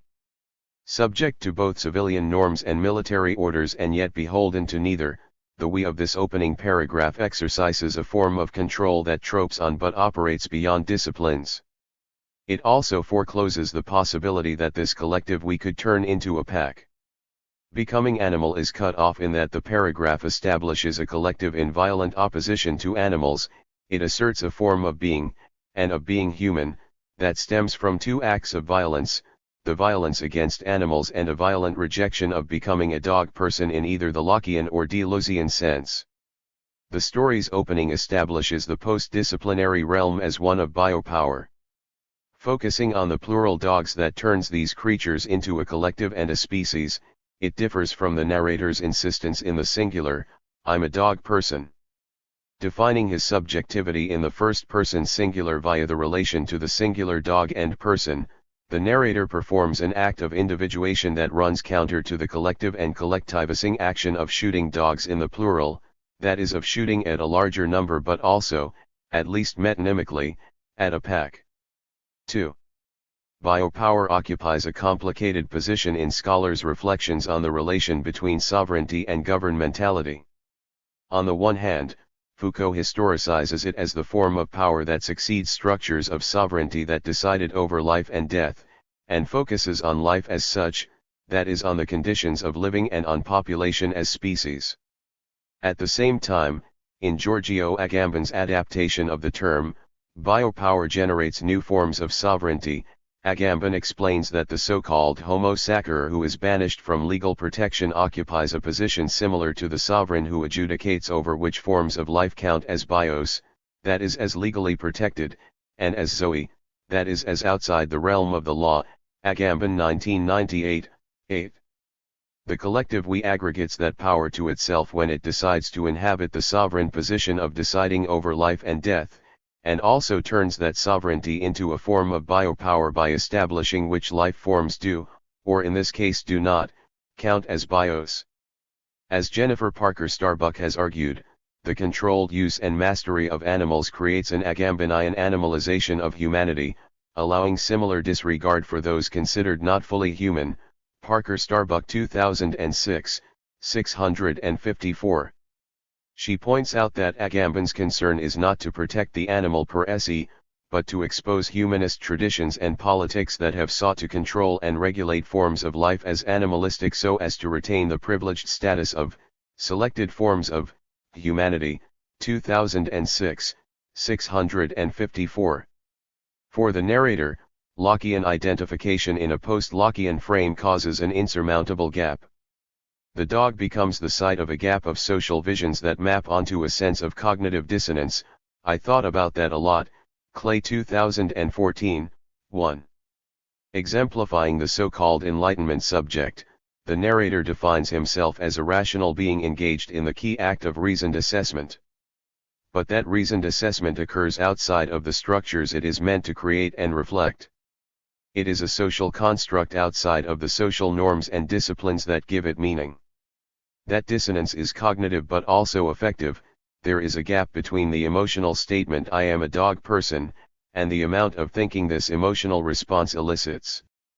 The opening shows the friction that the war on terror produces in the Lockean subject, caught in a conflict that tropes on civil society and military order, the very parameters of species interaction, subject formation, and civil society are simultaneously activated and undercut. The categories that enable social structure and subjectivity are themselves at risk. But in what sense, and for whom? To what extent can the narrator, who is serving in the military and deployed to the war zone in Iraq, stand in for the Lockean subject more generally speaking? The question becomes especially relevant given the imbalance between American military spending and American military personnel. According to the military balance for 2016, the U.S. remains the world's most capable military power, the military balance 2016, 38. In terms of personnel, that means 1,381,250 active service WO/men, 14,850 civilian employees and 840,500 reserves for a total of 2,236,600, 2016, 38. The U.S. population on February 26, 2016 was officially calculated at 323,063,587, which means roughly 0.7% of the population was in the military. http://www.census.gov/popclock/ accessed February 27, 2016. What significance can we attach to this relatively small percentage? Clay's story takes up precisely that issue in that it weaves the dream of military society together with the civil society that the military nominally protects. Instead of reading the figure to show that a small number of people serve the military in a civilian society, we could also read the figures to reveal that a large number of civilians belong to military society. The overarching theme of redeployment indicates an imbrication of the one with the other. In that sense, the crisis of the Lockean subject in the war zone becomes paradigmatic of the crisis that the so-called state of exception inaugurated by the War on Terror initiates for liberal subjectivity as such. Explaining how the sight of a dog drinking blood led to the killings of Operation Scooby, the narrator performs important distinctions and slippages. Pointing out that it wasn't American blood, but still, he indicates that the violence against animals takes place within the context of violence among human beings, Clay 2014, 1. But those human beings themselves have a precarious relationship to biopower and its willingness, or lack thereof, to recognize them as bios or zoe. Stating that watching the dog drink blood was the last straw, I guess, and then it's open season on dogs, the narrator begins the next paragraph. At the time, you don't think about it, and you're killing people, 2014, 3. The suspension of thought indicates a break in the subject's reasoning. That break takes the form of suspending the distinction between dogs and people. It lumps dogs and people together as the enemy of a war machine that advances block by block, 2014, 3. And yet that lack of discrimination is itself crucially important. In lumping human beings and dogs into the same category of zoe, it asserts one of biopower's most crucial functions, namely the ability to make determinations about species as such. In suspending the difference between dogs and people, this war machine effectively asserts its power over all life. It reflects the fungibility of species lines in making dogs and human beings alike in their designation as killable with impunity. It exercises a control of life as such that articulates control as its own raison d'être. It exercises control as such, removed from purposes of distinction and discipline. That form of species blurring control emerged as one of the hallmarks of the so-called War on Terror in the use of animals and animal imagery at Abu Ghraib. Having written at length about this matter elsewhere, I will here only summarize my findings, namely that the depiction of detainees as dogs via the use of leashes, and the use of guard dogs to intimidate the detainees, created categories of what Kerry Wolf and Jonathan Elmer have termed the humanized animal, that is, the guard dog, and the animalized human, that is, the leashed detainee, Wolf and Elmer 1995, 146. Both are subject to control by the so-called humanized human, the soldier, who allots himself the power to designate species, 1995, 147. That humanized human inhabits the position of the sovereign who is himself exempt from the biopower he exercises. Clay's narrator draws this connection to Abu Ghraib and to forms of power that exercise control via species designations. The soldier is unable to get his thoughts into any kind of straight order, Clay 2014, 2. Interweaving different memories, he tries to think about home, then you're in the torture house. You see the body parts in the locker and the retarded guy in the cage. He squawked like a chicken, 2014, 2. Associating torture with animal cruelty, the narrator likens the prisoner to a caged chicken. The association is made all the more poignant by the fact that one of the perpetrators of the abuse at Abu Ghraib, Lindy, England, worked in a chicken factory, Singer and Don 2004. That factory was convicted of cruelty in workers' treatment of the animals. Combining the sense of home with torture and the fungibility of the species line, the narrator implicates the two in each other. The narrator's depiction of this logic outside of the prison setting indicates that the species logic practiced at Abu Ghraib might be paradigmatic for the larger war on terror. What such a charge does not yet account for is the distress and trauma that the narrator himself undergoes. The narrator describes how on the aeroplane back, it was his own dog Vicar and Operation Scooby, all the way home, Clay 2014, 3. The narrator introduces this juxtaposition by a mini-portrait of how he and his wife adopted their dog, Vicar, from the shelter. Although the narrator does not state so explicitly, he implicitly invokes the fact that such shelters are also known as humane societies. In fact, they are alternatively known as animal control and humane societies, and it is the friction between those two that resonates in him juxtaposing Vicar and Operation Scooby, taking that friction all the way home, 2014, 3. The narrator associates domesticity with his wife and dog, even animalizing his wife when he reflects on the fine dark hairs on her arms, and indicates that his wife is ashamed of them, but they're soft, delicate, 2014, 2. The narrator's depiction of his wife's hairs pivots from the descriptive to the intimate when he reveals that his relation to them is not just one of sight but also of touch, they're soft. That touch of the hairs creates a relationship between them that makes her his pet. It strangely animalizes her and turns that animalization into a moment of intimacy between them. By extension, then, their shared adoption of a dog brings a non-human creature into a domestic setting that revolves around the sense of touch and a process of becoming animal in an intimate relationship. There is a slippage in this description between the dog and the wife, and while that slippage here revolves around affection and intimacy, it also recalls how such slippage can be violent. This realization leads the narrator to an impasse, where he reflects that you're prepared to kill people, that the target on which you practice are man-shaped, but are called dog targets even though they don't look like fucking dogs, 2014, 3. The association between the literal and the symbolic slips around the image of the dog, and part of the violence that the passage captures is not that of killing but of categorizing.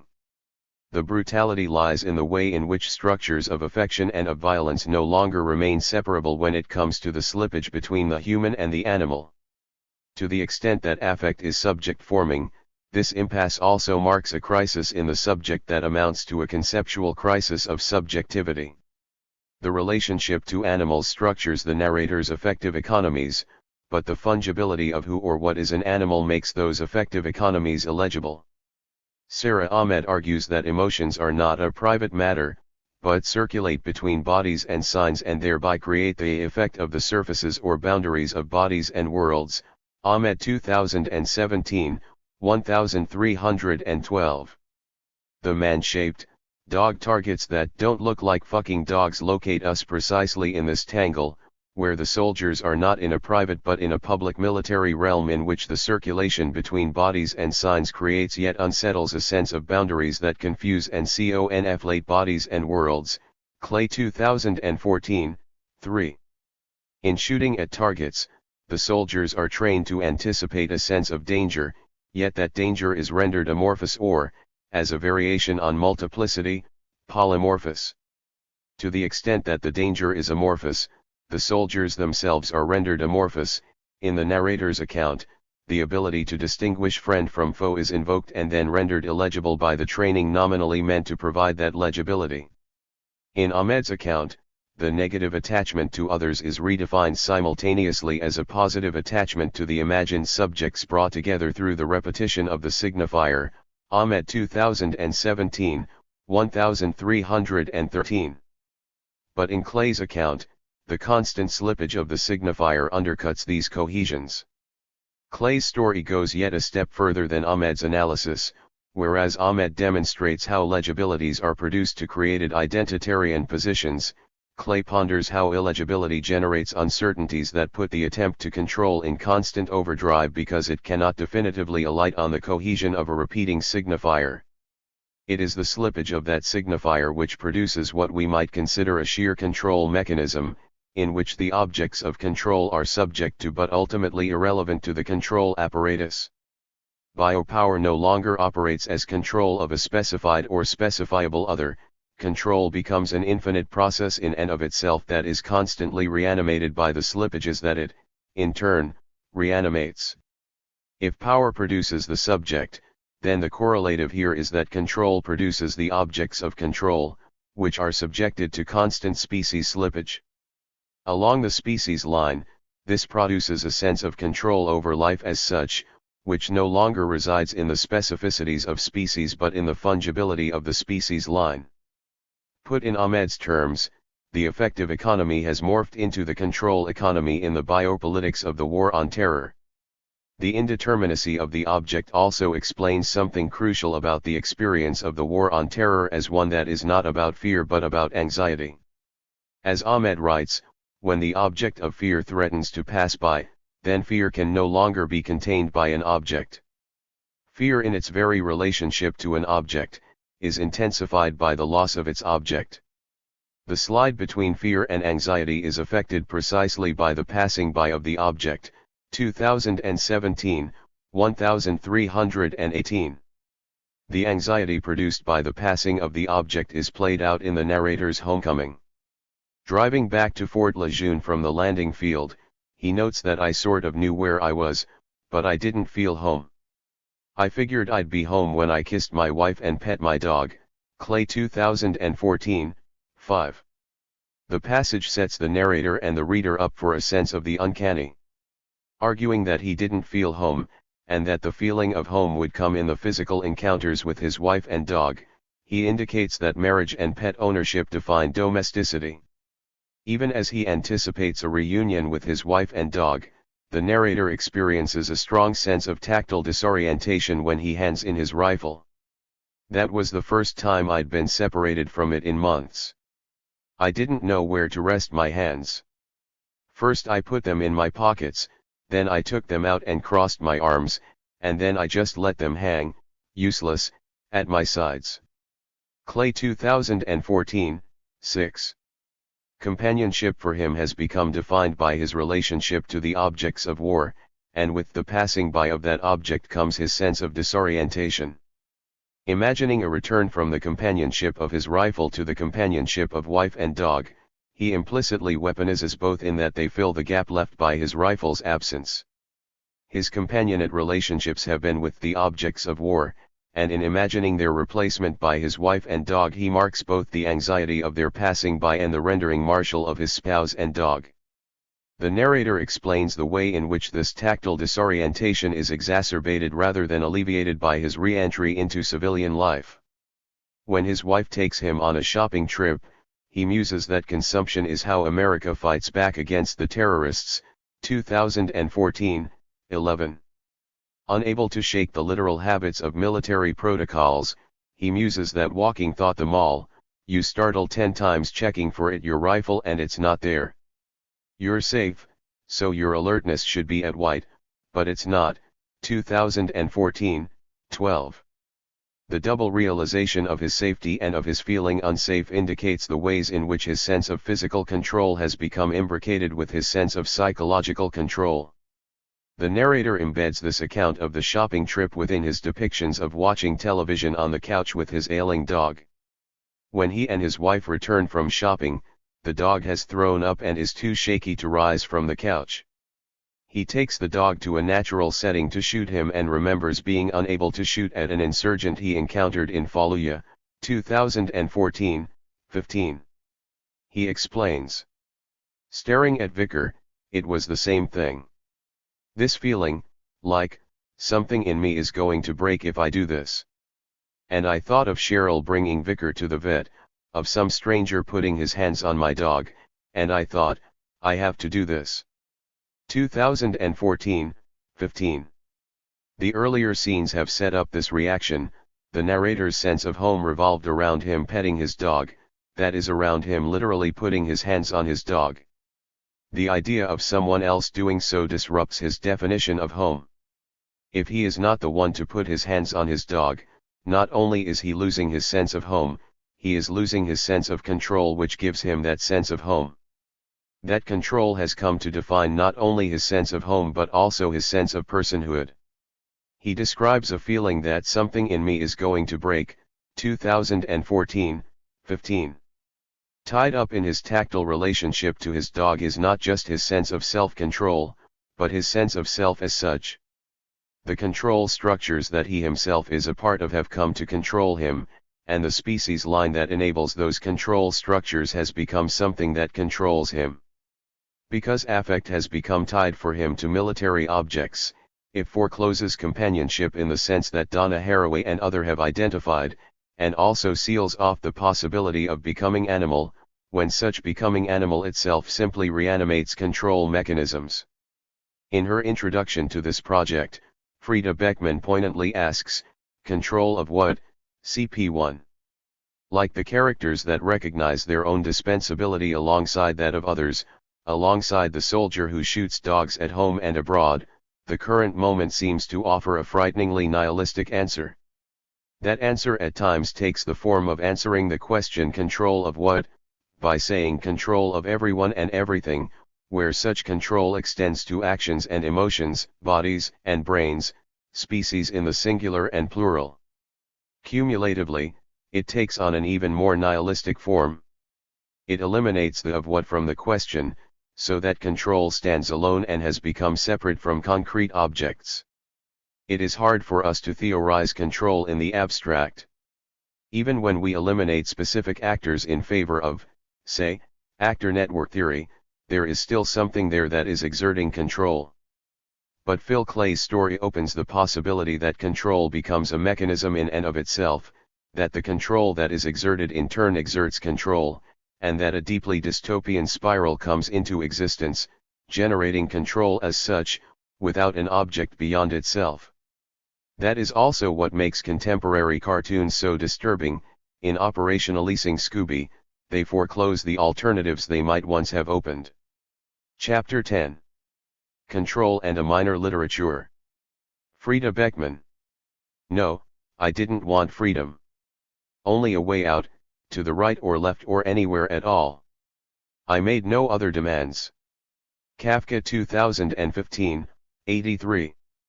While Gilles Deleuze's control theories have been gaining attention within fields such as philosophy and political theory, their possible effects on and in relation to the field of literature is if not an undeveloped then certainly an underdeveloped mode of inquiry. Deleuze writes in his postscript that there is no need to worry about the increasingly all-encompassing control mechanisms that he outlines, but that we must nonetheless search for new weapons. Here, I would like to point to how Deleuze himself, especially in his collaborations with Guattari, can help us develop such weapons in a specifically literary context and thus help us read and understand literature in control society. Because I see this as the beginning of what I hope to be a broader engagement by literary scholars with Deleuze's conception of control, I will address what seems to be an obvious question to ask literature within such theoretical parameters, the relation between the history of the novel and discipline. The emergence of the novel in the Western world is intimately associated with the emergence of industrial capitalism and, in turn, with the focus on the individual but well-trained bourgeois subject, and it could be interesting, therefore, to think about ways in which the novel as a form and our novel reading as interpreting subjects might be affected by the continued development of disciplinary society towards the somewhat different structures and mechanisms of control society. Theories of the development of the novel have in common an emphasis on the connection between its form and its focus on the individual. The hero of earlier literary forms, such as the epic, was never strictly speaking an individual, as Georgi Lukács points out, but rather a representation of the relation between the parts and the whole, Lukács 1971, 66. Indeed, the focus on the general and the universal was, Mikhail Bakhtin observes, so central to the epic that it disintegrates as a form as the individual perspective increases, Bakhtin 1981, 34. Ian Watt notes that the novel's focus on this perspective fundamentally challenged the formal demands of earlier literary forms, since capturing the unique experience of the individual meant a departure from the predetermined and the general, Watt 2000, 30. But unlike the heroes of the epic, who had cosmic possibilities, Guido Mazzoni points out, this individual is also represented as inevitably shaped by laws and institutions, Mazzoni 2017, 222-5. This feature is underlined by new historicists such as D. A. Miller and Jeremy Tumbling, who point to the close relations between the novel and constructions of the subject in industrial capitalism, see Miller 1988 and Tumbling 1995. In other words, it is an ambivalent and ambiguous individual who emerges through and with the novel. On the one hand, the integrity of individuals as thinking subjects with a right to themselves is forwarded and supported. Cartesian theories of the subject are significant, as are Locke's and Hobbes' theories of the individual's possession of the self as property that will have enormous influence on the modern society and the novel building that emerges with industrial capitalism. What C. P. Macpherson later comes to theorize in terms of possessive individualism lays the ground for what Watt sees as an increasingly strong focus on economic individualism as the novel takes shape as a mode of literary expression. With the middle class, in other words, and as we already know, grows a focus on the individual, and the liberal subject is ascribed a considerable role in the development of society. On the other hand, the construction of the individual in the novel is affected by the civil society of which it constitutes a part. The ambition of the novel to capture ordinary people and ordinary life is reflected exactly in how the individual is recurrently circumscribed by state policy, the law, labor specialization and other restrictions of the individual subject, Mazzoni 2017, 225. This aspect has also been developed in Foucauldian readings of how the novel form is shaped by, but also constitutes a part of, the power structures of disciplinary society. During the 19th century, Foucault notes, the more spectacular and hierarchical forms of power that had previously shaped the West are increasingly replaced by discrete and continuous techniques of power. Surveillance, training, and normalization take place via societal institutions, the family, the school, the factory, the army barracks and the prison come to constitute major instruments and functions of power. In disciplinary society, people are no longer controlled as a great and anonymous mass but by being individualized as subjects. Correct training, Foucault shows, is enabled by observation, normalization, and examination. The role of the institution is to measure, differentiate, examine, analyze, divide, and train individuals, and thus to ascertain a normative behavior. The individual, he insists, is not an elementary nucleus that can be exposed to or protected from power. What disciplinary society makes clear is how the construction of bodies, gestures, and desires in terms of individuals is itself an effect of this modern construction of power, Foucault 2003, 29-30. As Michael Hart puts it, disciplinary society thus comes to constitute the underside of civil society, Hart 1995, 33. In Discipline and Punish, Foucault notes a connection between these shifting power structures and developments in literature. While the epic constructs unique heroes and depicts their great and honorable deeds, the novel both accounts for and creates individual subjects that, through precisely this process, can be objectified as well as normalized. In other words, the novel becomes part of the correct training of disciplinary society. Miller places the emerging novel form in this context and underlines how disciplinary power becomes part of both its form and its function. Characters of the novel go through disciplinary training and normalization, and through this the class divisions of society become clear. This happens, Miller insists, via the novel's double plot. For example, he shows how Dickens' novels put into contrast the more overt police form of power that keeps the poor and the working class under control with the more discreet and disciplinary power that takes place via the social training of the middle class, a Foucauldian micropolitics. According to this reading, not only the characters of the novel but also the readers of the novel are shaped by discipline. The novel form becomes part of the internalization of the functions of disciplinary society. In a similar fashion, Tumbling explores the extent to which the novel form is not just influenced by but also very much aware of the power structures growing strong during this period. Both Miller and Tumbling thus suggest, in slightly different ways, that the novel form does not just happen to coexist with or reflect disciplinary society but is actually deeply imbricated in its forms of power. In this light, and by clarifying and emphasizing the gradually changing role of institutions and individuals in society after World War II, Deleuze's control texts impel us to pose questions regarding the current status of such relations between discipline and literature. Alongside various developments, not the least technological, subtler forms of control emerge, as Deleuze shows. These forms are not primarily dependent on institutions or on normalist individuals. Deleuze's starting point is specifically in Foucault's theories of disciplinary society as well as in his indications, in his late lectures at Collège de France, towards gradual changes in its power structures. In Discipline and Punish, as we have noted, Foucault theorizes the emergence of disciplinary society during the 18th and 19th centuries and its characteristics, how the subject and the individual are shaped and trained via the many institutions of society. But in his later lectures at Collège de France, later collected as Society Must Be Defended, Lectures at the Collège de France 1975-76, 2003, and The Birth of Biopolitics, Lectures at the Collège de France 1978-79, 2004, he notes how these power structures continue to develop, the influence of institutions decreases and control begins to take different shapes. The individual as such takes on less importance as a mode and target of control, as the biopolitics Foucault describes here focuses rather on life itself in all its shapes and forms, from cells to species. After a technology of power that focuses on the body as an individual, he explains, follows another which is not individualizing but rather massifying, that is, directed not as man as body but at man as species, Foucault 2003, 243. When Deleuze starts developing these theories at the end of the 1980s and beginning of the 1990s, he sees how such control is increasingly replacing disciplinary society, Deleuze 1995a.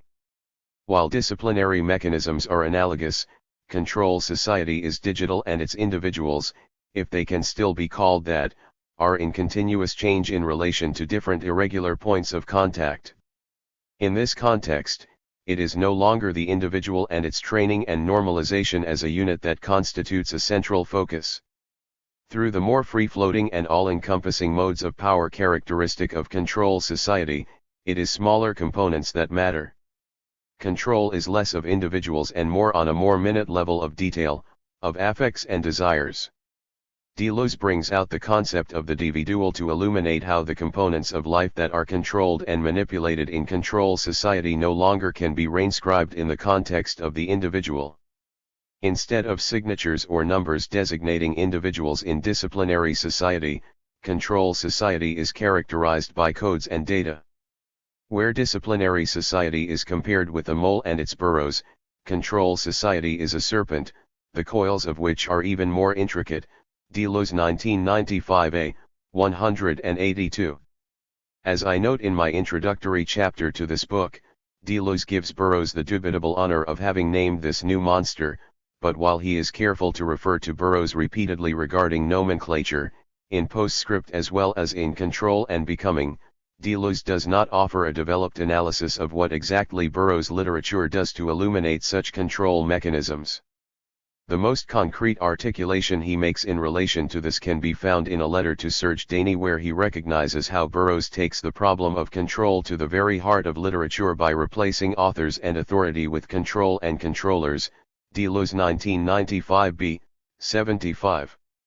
Other small pointers can be found in other places in his philosophical works where Burroughs is mentioned more or less in passing, like for example in Francis Bacon, The Logic of Sensation, Deleuze 2003, where he compares Bacon's and Burroughs' ability in art and literature to see how the body works to escape through a point or through a hole that forms a part of itself or its surroundings, Deleuze 2003, 17, or where he and Claire Parnett, in Dialogues, want to show how pick-up as a method is more useful than Burroughs' cut-up, Deleuze and Parnett 2007, 10, or where he and Guattari read Burroughs' Naked Lunch as a schizoid body in A Thousand Plateaus.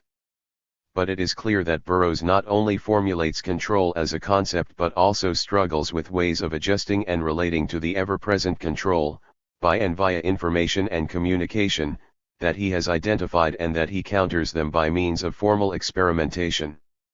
Later researchers have followed this up more closely than Deleuze did, and so we see, for example, how Timothy D. Murphy, Nathan Moore, and Christopher Land worked to further develop Deleuze's control theories in widely different contexts, from literature to organizational theory to law, while repeatedly returning to Burroughs' literary texts. See Murphy 1997, Land 2005, Moore 2007. Compared to the short reference to Burroughs in Postscript and Control and Becoming, the attention to Kafka in Postscript, which includes no less than 7 lines, seems almost detailed.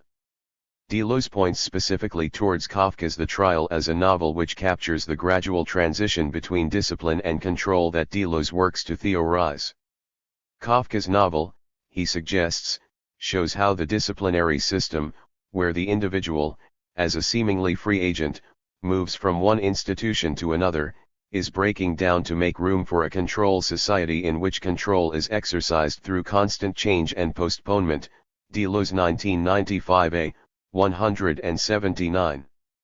In their book about Kafka, Deleuze and Guattari develop readings of his work in relation to the machinic and to minor literature, but here, in the control essay, Deleuze thus presents Kafka as an example of how the breaking point between discipline and control is signaled within the framework of the novel.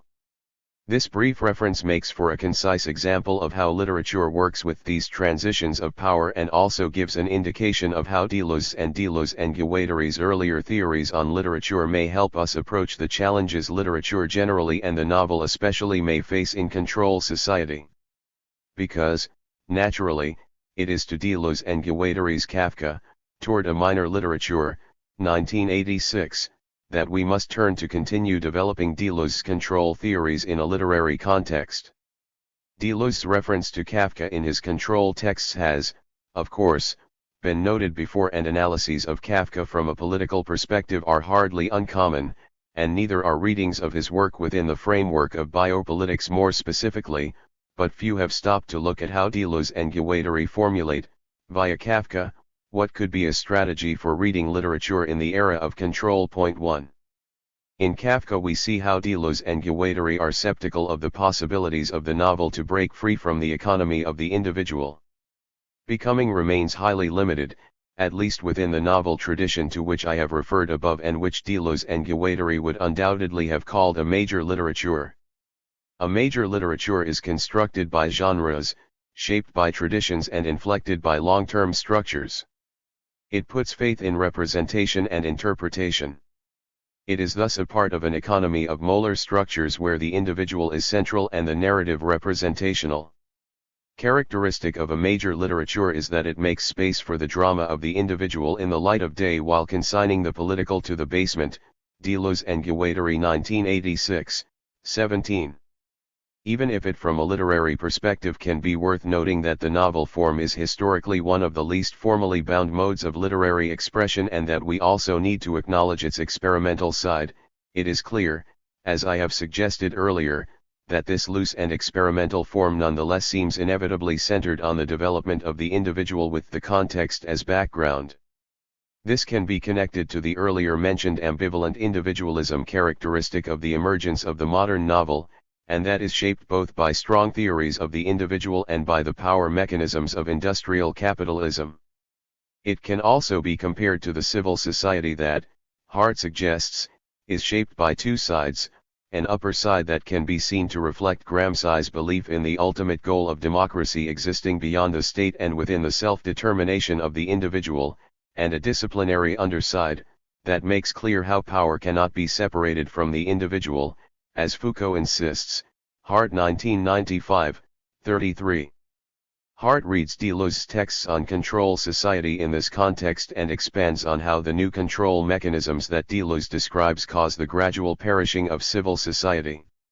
Gramsci's and Foucault's theories no longer suffice to analyze this emerging post-civil society. Deleuze's brief interpolation on control society can, according to Hart, be seen as constituting a first attempt at developing a new theory, Hart 1995, 34. And, of course, Hart himself, as well as Negri and others, continue to develop such a theory within the frames of political theory. But also exactly from a literary perspective, and if we take a closer look at how Deleuze and Guattari analyze the novel form's intimate connections with the economy of a major literature, we can see how Deleuze's brief sketches on control society can be further developed within the framework of his own production. Discussions of this kind are held in the Kafka book. Apart from novels, Kafka also wrote short stories and letters, and while much if not most of this, and especially the letters and the novels, were never intended for publication, these different forms of writing give some insight into Kafka's writing processes. It is mainly the contrast between the novels and the shorter stories that Deleuze and Guattari are interested in. Point 2, and here becoming animal comes to constitute a fault line. Unlike the short stories, which are densely populated with animals and animal becomings, Deleuze and Guattari note that there are very few animals in Kafka's novels and definitely no becoming animal. It is, they suggest, as if becoming animal cannot be developed within this format, as though the becoming animal was not rich enough in articulations and junctions. By toying with the idea that Kafka would have written about the bureaucratic world of ants or about the castle of the termites, they realize that this would have resulted in science fiction and a form of descriptive symbolic writing that has little in common with Kafka's project. Deleuze and Guattari 1986, 38. This is what makes them look at the tensions and differences between the short stories and the novels in Kafka's oeuvre. The differences between the two can, as they admit, be questioned considering the fact that some of the stories consist of the beginning of unfinished novels and the novels constitute unfinished stories. Deleuze and Guattari 1986, 38. But ultimately, this strengthens rather than weakens their argument. The short stories show how becoming animal functions to resist the mechanisms of major literature. And in the three novels that were actually published, The Trial, 1925, The Castle, 1926, and America, 1927, inhuman violence and desire are effected through the use of human parts and cogs. Deleuze and Guattari 1986, 39.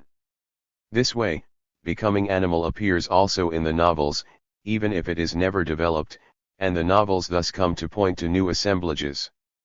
5 points are noted in Deleuze and Guattari's attempt to explain why the novel struggles to break free from the structures of major literature. In a first point they note that a text that includes animal becomings cannot be developed into a novel. Here, they give the Metamorphosis as an example, where Gregor's reinscription into Oedipal family structures lead to his death.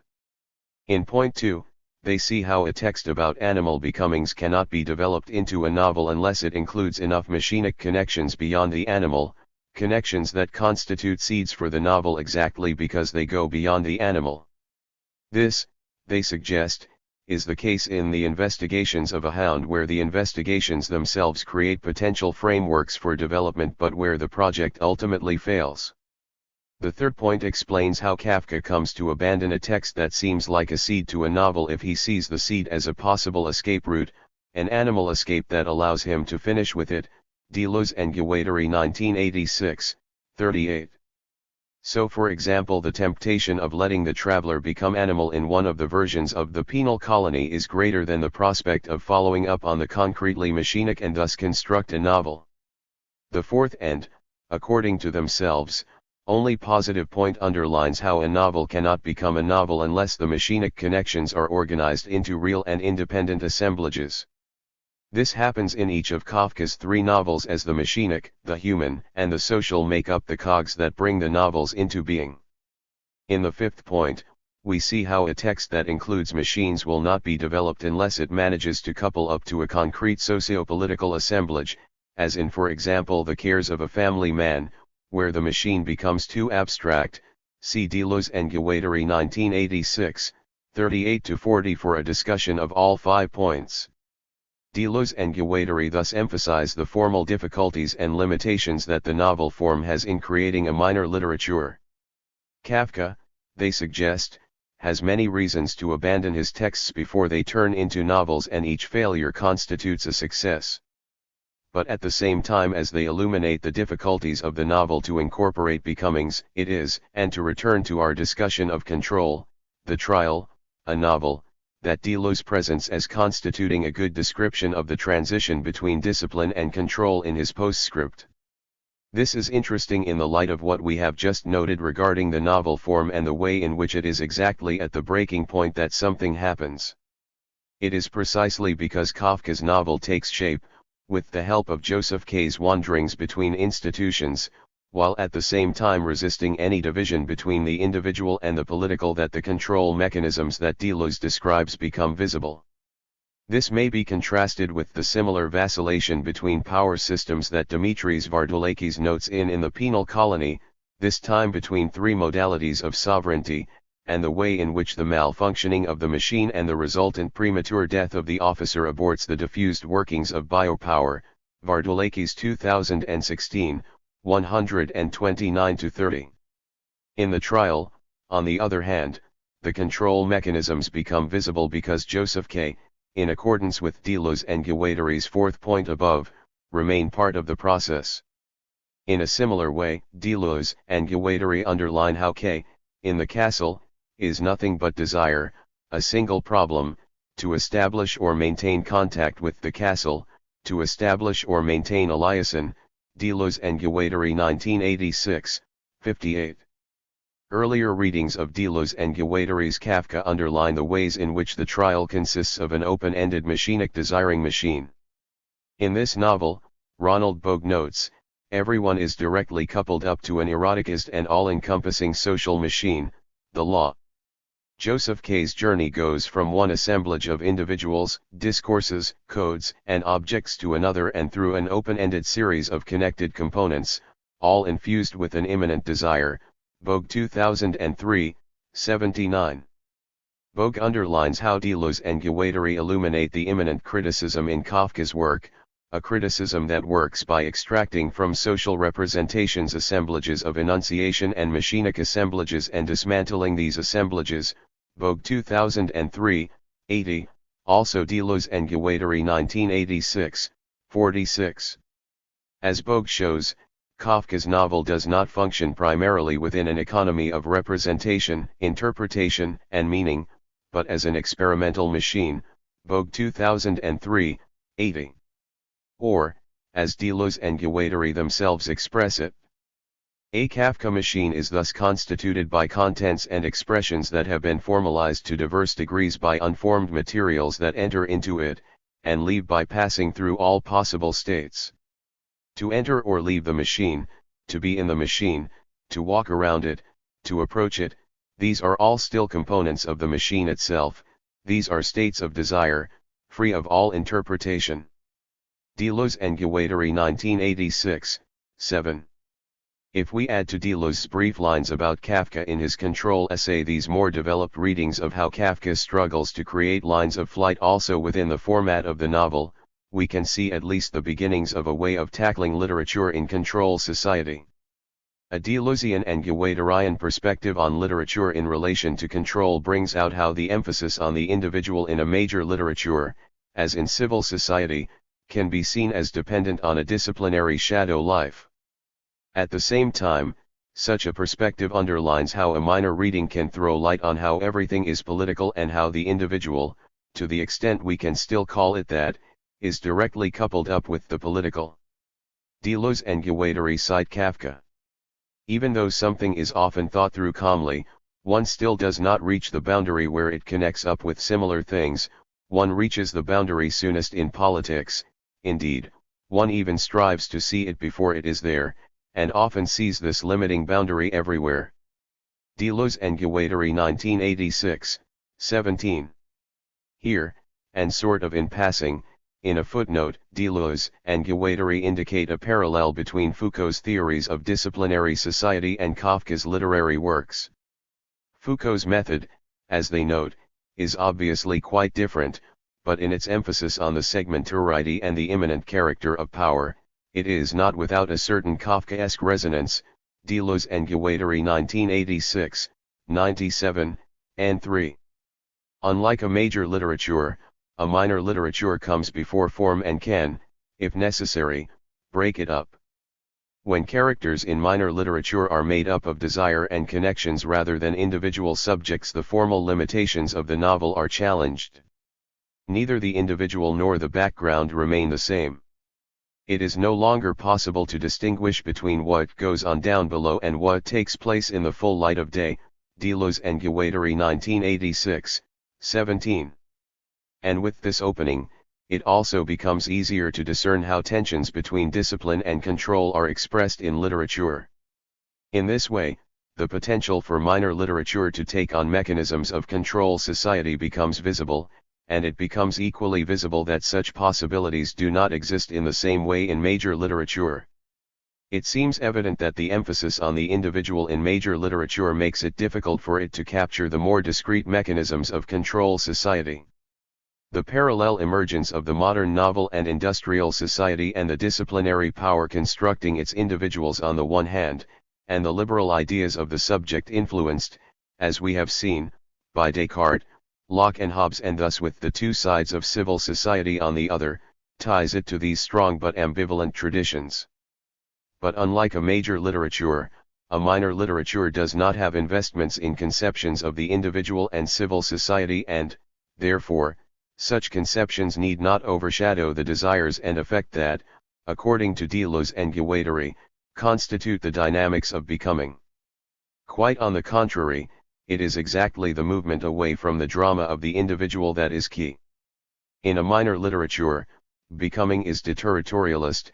In a minor literature, everything is political. In a minor literature, everything has a collective value. Deleuze and Guattari 1986, 16-17.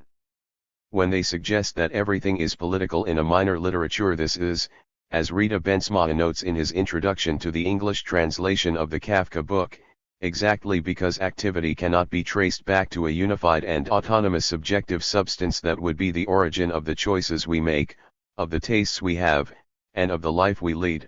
Bensma 1986, 18. Deleuze and Guattari, as Bensma underlines, want us to pay attention to the work done demolishing forms and categories that shape major literature. Bensma 1986, 19. Instead of representing the individual subject, a minor literature notes connections and blockages of desire. It shows how the cogs of the machinery are different every time. This way, it also makes it easier to see when these cogs make up the tracks of a mole and when they follow the coils of the snake. My point here is obviously not to suggest a direct equivalence between a minor literature and control society. Instead, what I have tried to illustrate is the many reasons to engage the former to better understand and analyze the latter. The mechanisms of control society and a minor literature both share a movement away from individuals and institutions. They both dissolve the borders between the upper and undersides of civil society. They are both interested in the permanent flows of desire. But in order to make a minor literature into the weapon Deleuze asks for in his postscript, it is also necessary, of course, to note how it contrasts with control society. To begin with, control is related to power, and its mechanisms are tied up with political and economic interests. The shifts towards control society constitute an effectivization and intensification of control in accordance with the mechanisms of contemporary capitalism. Of course, a minor literature does not have any such interests and is not of the kind to be able to have interests to begin with. Second, control society has nothing to lose from a continued belief in the centrality of individuals and institutions to society. Quite on the contrary, such beliefs constitute a convenient construction that hides the modulations of affect and desires that are harder to grasp. A minor literature, on the other hand, functions exactly to bring out that which constructions of individuals and institutions hide. The problem is not that of being free but of finding a way out, or even a way in, another side, a hallway, an adjacency. Deleuze and Guattari 1986, 7-8. It wants to see how the map is modified if one enters by another point. Deleuze and Guattari 1986, 3. It seems, then, that Deleuze and Guattari's analysis of a minor literature can be useful in understanding literature in control society on two levels. To begin with, it can help us bring out and illuminate other forces and dynamics in the history of the novel. Because even if their reading of Kafka is heavily anchored in the specificities of Kafka's writing, his letters, his stories, his novels, its purpose is to bring out minor literature as a practice. In reality, and as Bogue points out, a minor literature is not so much a subcategory of literature but rather literature as it could, Bogue actually says should, work. This is the literature that Deleuze loves, full of becomings, stutterings, collective enunciations and a people to come. Bogue 2003, 162. In reality, there is plenty of such literature. Deleuze himself tends to refer to authors such as Herman Melville, Antonin Artaud, Samuel Beckett, and Lewis Carroll, to mention a few, and his and Guattari's readings can and have helped us find additional examples. This way, other established authors and texts can also be revisited and aspects that escape the disciplinary molds of the established traditions of the novel may be illuminated. This reading practice is already well established within Deleuzian studies generally, but perhaps it is also possible to strengthen more specifically how a minor literature can illuminate or even challenge the biopolitical underpinnings of the modern novel. Second, and this is a more specific but less developed dimension, Deleuze and Guattari's minor literature can provide us with the tools to analyze the relation between cultural expression and contemporary control mechanisms. The traditions of a major literature build, as we have seen, on the ambiguous grounds of individualism and disciplinarity that make up, or made up, civil society. As long as its narrative negotiations continue to mirror these grounds, it remains hard for the novel to capture the spirit of control society, and it also, if involuntarily, risks hiding this spirit by reproducing ideas of the individual and its agency that are no longer completely tenable. A minor literature, on the other hand, brings out these smaller parts that control society has learned to play. By being open to dynamics outside the frameworks of the individual and institutions, it has the capacity to expose the mechanisms that now infuse every dimension of life. By resisting the impulse to interpret, find structures and organize into genres and forms, see for example Deleuze and Guattari 1986, 7, a minor literature also resists the traditions of representation and interpretation that enfold literature in disciplinary molds. As Deleuze and Guattari make clear, it is not always literature itself but our readings of it that make the principles of a major literature overshadow those of a minor one. In other words, it might not be primarily a different kind of literature that we need to understand control society but a different way of reading literature. A work of art, Deleuze stresses in having an idea in cinema, and here we can add a literary reading, must appeal to a people that does not yet exist. Deleuze 1998, 19. As Deleuze and Guattari note, a major language can open for an intensive use that discovers other lines, other openings.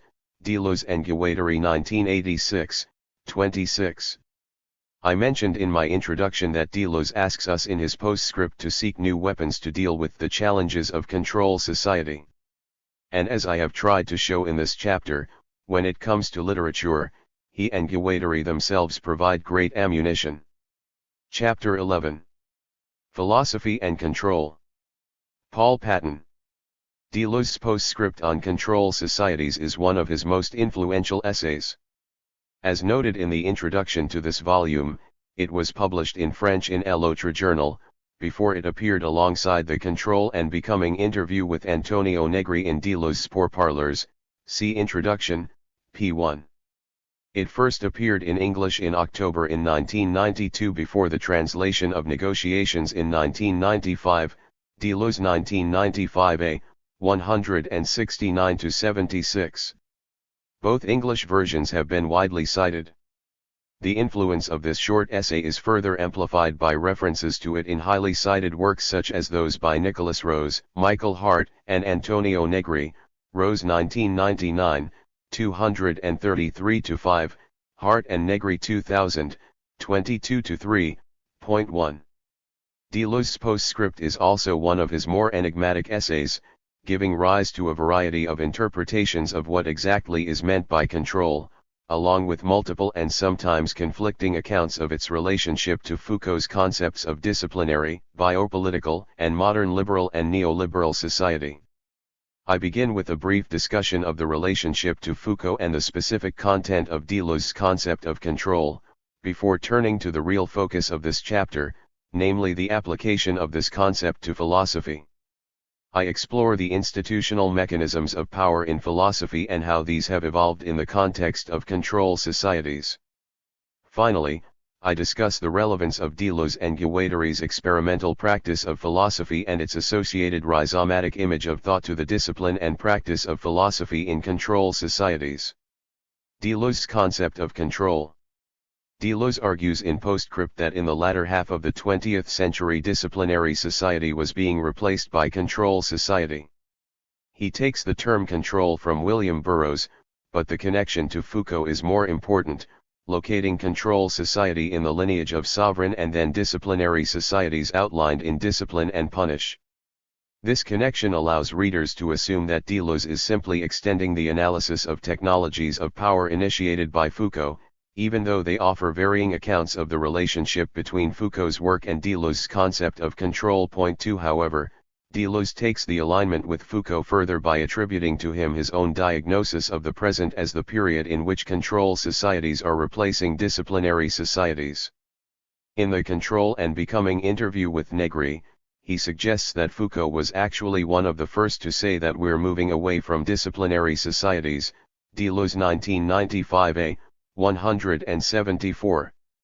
In postscript, he argues that, as the government of lives by means of disciplinary techniques deployed in closed institutions such as the family, school, barracks, factory, hospital, and prison began to break down, we were no longer in disciplinary societies, we were leaving them behind, Deleuze 1995a, 178.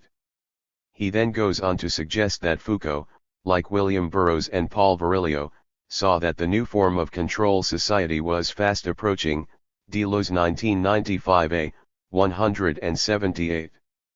Foucault's interviews support Deleuze's first claim but not the second. For example, in a 1977 discussion of Bentham's Panopticon with historians, he noted that the procedures of power at work in modern societies are much more numerous, diverse, and rich than the principles of permanent visibility so important to Bentham, and that it would be wrong to say that the principle of visibility governs all technologies of power used since the 19th century, Gordon 1980, 148.3. However, there is no support in interviews or anywhere else for the stronger claim that Foucault thought disciplinary societies were giving way to societies of control, Deleuze 1995a, 174. Further confusion about the relationship between Deleuze's thesis and Foucault's analysis of discipline is generated by the fact that Foucault made widespread use of the word control with reference to the operation of disciplinary power. In Discipline and Punish, for example, he introduces the concept of disciplinary power by reference to its novel object, the body, scale, and infinitesimal power over the active body, and objective, the meticulous control of the operations of the body, Foucault 1995, 136-7.4. On this basis, Mark Kelly argues that Deleuze's thesis is partly redundant, inasmuch as he is talking about things already covered by Foucault's notion of discipline, and partly simply false, describing as changes. Things which are either not new or are not happening at all, Kelly 2015, 151. The problem with this argument is that it takes the appearance of a word to imply the appearance of a concept, thereby overlooking the fact that Deleuze is advancing a quite specific concept of control. Control in Deleuze's sense of the term does not have the same object, nor the same objective as disciplinary power. It does not employ the same techniques or modes of regulation of individual and group behavior. It does not operate on the physiological, affective, and intellectual capacities of human bodies to produce certain kinds of individuals, as Foucault famously argued that disciplinary power produces docile and obedient subjects. Control societies do not mold individuals in the way that disciplinary societies do, but rather modulate certain individuals. Individuals are not whole subjects but partial subjects defined by certain functional aspects identified in relation to particular ends. The same biological person might correspond to a financial capacity to repay a bank loan, as defined by their age, income, lifestyle, and existing level of debt, to an intellectual capacity to undertake a given program of study, as defined by their prior education and levels of achievement, and to a physiological capacity to qualify for a certain insurance product based on their medical history, genetic makeup, and lifestyle. Each of these financial, intellectual, and physiological individuals can be tabulated and recorded along with others of the same kind to form a data bank that can be analyzed and exploited for commercial, governmental or other ends. In contrast to discipline, control does not establish institutional spaces of confinement where the actions of individuals can be strictly ordered in space and time. Control does not confine people but operates through continuous control and instant communication, Deleuze 1995a, 174. It operates in the open rather than in confined spaces, by means of various digital and electronic technologies. To take an example that has emerged since Deleuze wrote his postscript, consider the manner in which GPS location has become endemic in a whole series of devices, from mobile phones to electronic watches and other tracking devices. These simultaneously serve the interests of the individual who voluntarily consents to using them and the interests of the providers or other agencies who are thereby able to monitor the individual in the course of his or her daily activities. 5. Control establishes series of thresholds through which individuals can only pass with appropriate passwords, which Deleuze contrasts with the order words that accomplish the transition from one phase or state of life to the next in disciplinary societies, childhood to adulthood, failure to success, good health to ill health, and so on. These are not the increasingly complex, everyday passwords that we carry about as individual members of control societies. Rather, Deleuze uses the term to refer to the various ways in which we are coded to indicate that we meet the criteria for access to particular services or environments. At the level of the modality of action, control mechanisms do not impose particular molds according to the nature of the institution in which they are employed, producing a certain kind of subject, body or relationships. Rather, they involve the continuous modulation of behaviors or performances in and by means of their relations to one another. Deleuze writes that enclosures are molds, distinct moldings, but controls are modulations, like an auto-deforming self-transmuting mold that would continuously change from one moment to the next, Deleuze 1995a, 178-9. He takes the concept of modulation from Simondon. Before this essay, he used it in a variety of contexts, including his elaboration of a transcendental empiricism in difference and repetition. 6. Deleuze associates the emergence of control with a mutation in the nature of capitalism.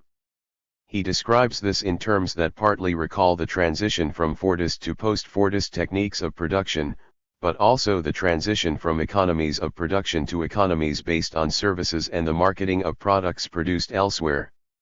Capitalism in its present form, he argues, relies on meta-production rather than production. It no longer buys raw materials and no longer sells finished products, it buys finished products or assembles them from parts. What it seeks to sell is services, and what it seeks to buy are activities. It's a capitalism no longer directed towards production but toward products, that is, toward sales or markets. Deleuze 1995a, 181. Whereas discipline was a long-term, infinite, and discontinuous process, control is short-term and rapidly shifting, but at the same time continuous and unbounded. Deleuze 1995a, 181. This is consistent with the replacement of manufacture by the sale of services or immaterial products in the economic sphere, the replacement of apparent acquittal by unlimited deferral of judgment in the judicial sphere, and the replacement of examinations by continuous assessment in the educational sphere. He imagines education becoming less and less a matter of confining students to closed sites, such as schools or universities that are separate from workplaces, hospitals, military establishments, or prisons, and more a matter of continual training and monitoring of behaviors. In a control-based system nothing's left alone for long. Deleuze 1995a, 175. Philosophy and Control 1, Control over Other Activities. In his brief survey of the transition to societies of control, Deleuze mentions a variety of social institutions and milieus: the school, the hospital, the judiciary, business, and finance. However, he only indirectly refers to the university and makes no specific mention of philosophy. Can we identify a similar transition in a field as recondite as that of philosophy? How could we begin to think about control in relation to philosophy? Perhaps we should begin by specifying the kind of control we are talking about. We can distinguish control exercised over activities external to philosophy, such as the conduct of scientific inquiry, the defense of human rights, or the treatment of morality and politics in literature, from the kinds of control exercised within philosophy, such as what counts as philosophical argument or what kinds of issue are appropriate subject matter for philosophy. The first kind of control might seem to be a non-issue.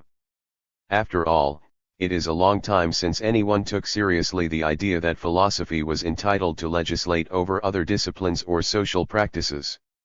When Deleuze and Guattari define philosophy in What is Philosophy? As the art of making concepts, where these are distinct from the intellectual products of art and science, they are careful to point out that there is no hierarchy between these different forms of intellectual production. Point 7. However, the fact that it is necessary even to assert that philosophy enjoys no privileged status in relation to science or art might be considered evidence that this remains a sensitive issue among philosophers and non-philosophers alike. The same sensitivity is apparent in a recent exchange between Samuel Moyn and John Tejolas over the nature of human rights. Point 8. Moyn criticized an article by Tejolas that took issue with the controlling gesture of many philosophers of human rights who see themselves as responding to the proliferation of rights discourse by stating clearly what is required for something to be a human right. Tejolas 2012, 5. Tejolas did not disagree with their concern to instill greater clarity and rigor into the discourse of human rights, but rather with the way they did this. Tejolas 2012, 6.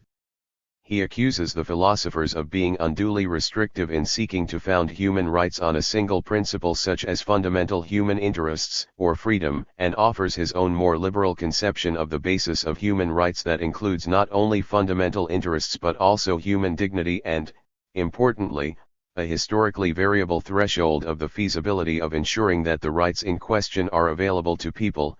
Tejolas 2012, 15-18. As liberal and historically sensitive as this may be, Tejolas' conception of what it is to be a human right remains an exercise in identifying normative foundations.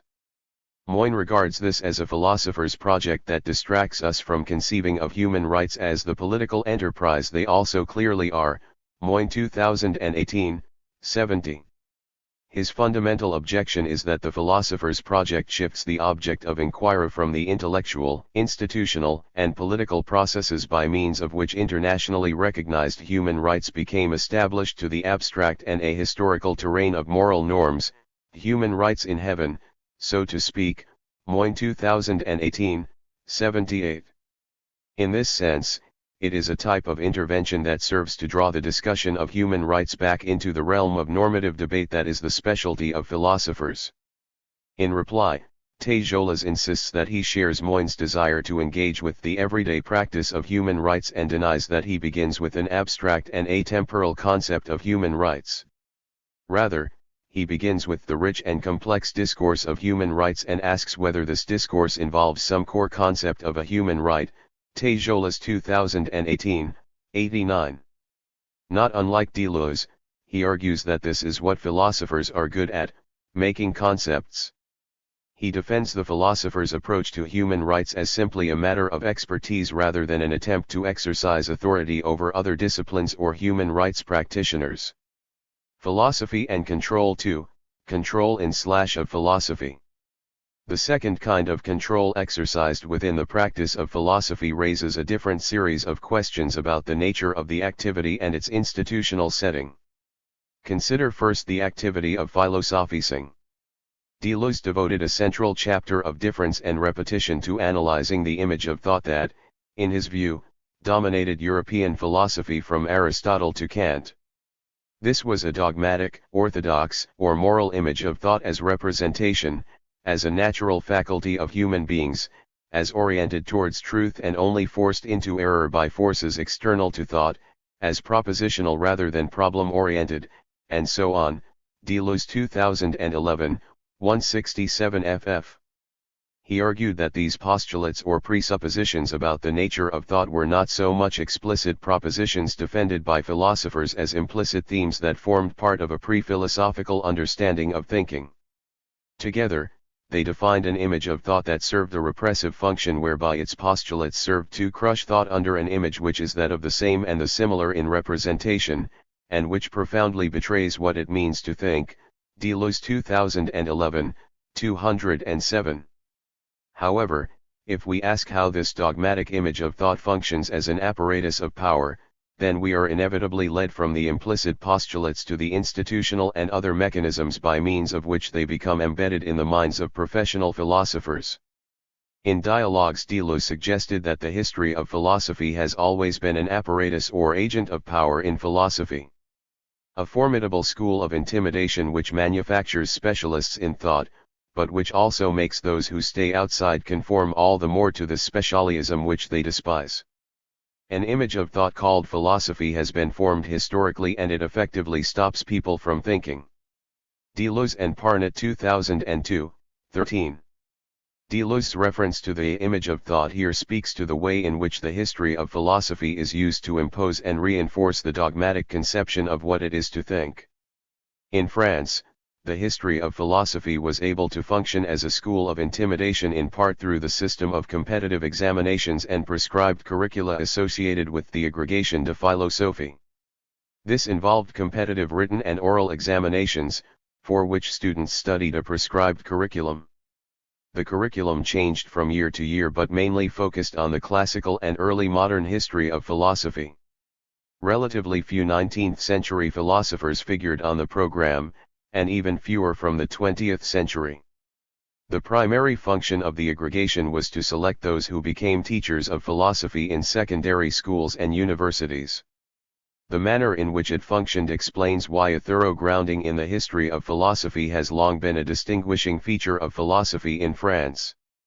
Students were expected to become familiar with the entire oeuvre of those figures selected for the written examination in a given year.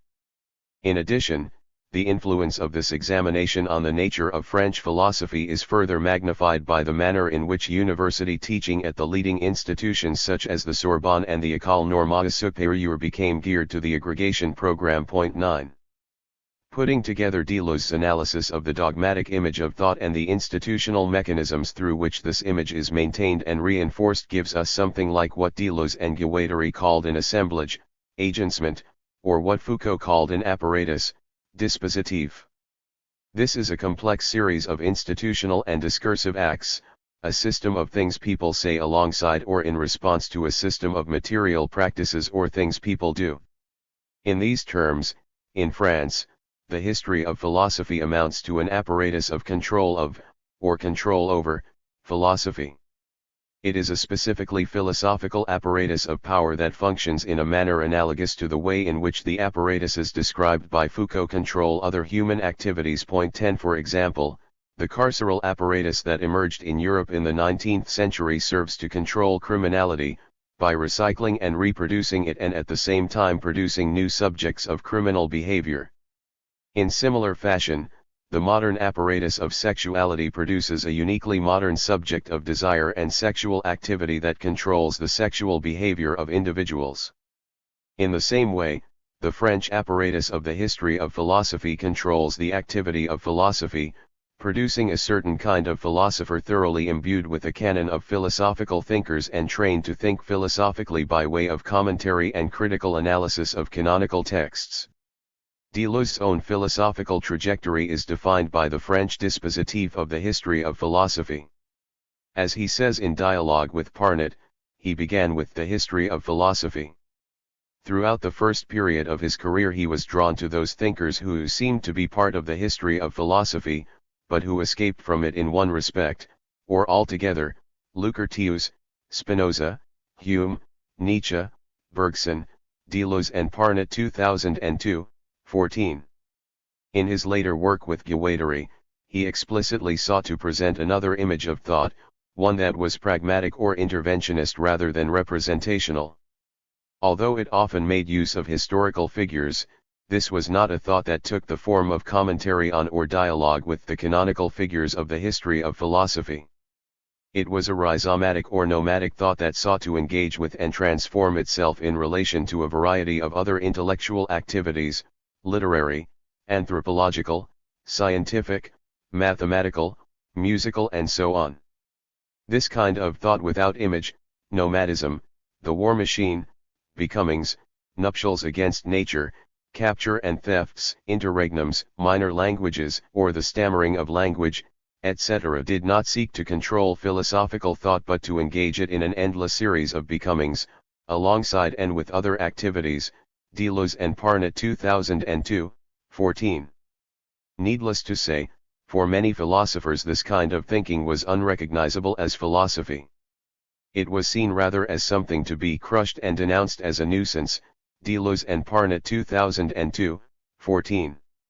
On Deleuze's own account, the large book co-written with Guattari that he regarded as his best work, A Thousand Plateaus, failed to resonate with the social milieu in which it appeared in 1980.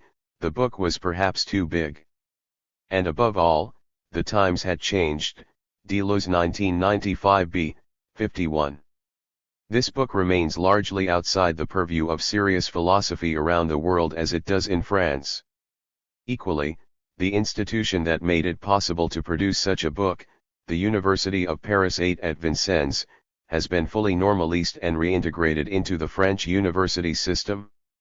After 1980 it was relocated to Saint-Denis and the demo-untable buildings of the old campus demolished. Deleuze took very seriously the experimental character of the original Vincennes that flourished for a few years as an extraordinary anomaly within the French university system.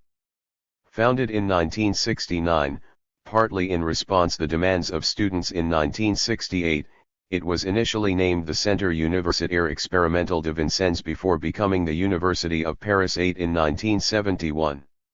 In an essay that he contributed to a volume published in defense of the initial mandate, in the face of threats to the very existence of Paris 8 coming from the Ministry of Education, Deleuze drew attention to the distinctive features of the way teaching was conducted there. Deleuze 2007, 152-4. Point 11. There was no distinction between the level of courses, no progression from a first to second or third year, but simply a suite of courses that were open to all, whatever the student's level of prior education. Point 12. Second, the content of classes was constantly adjusted in response to the needs or the interests of those attending. There was no preordained program of instruction in the discipline of the kind required for the aggregation.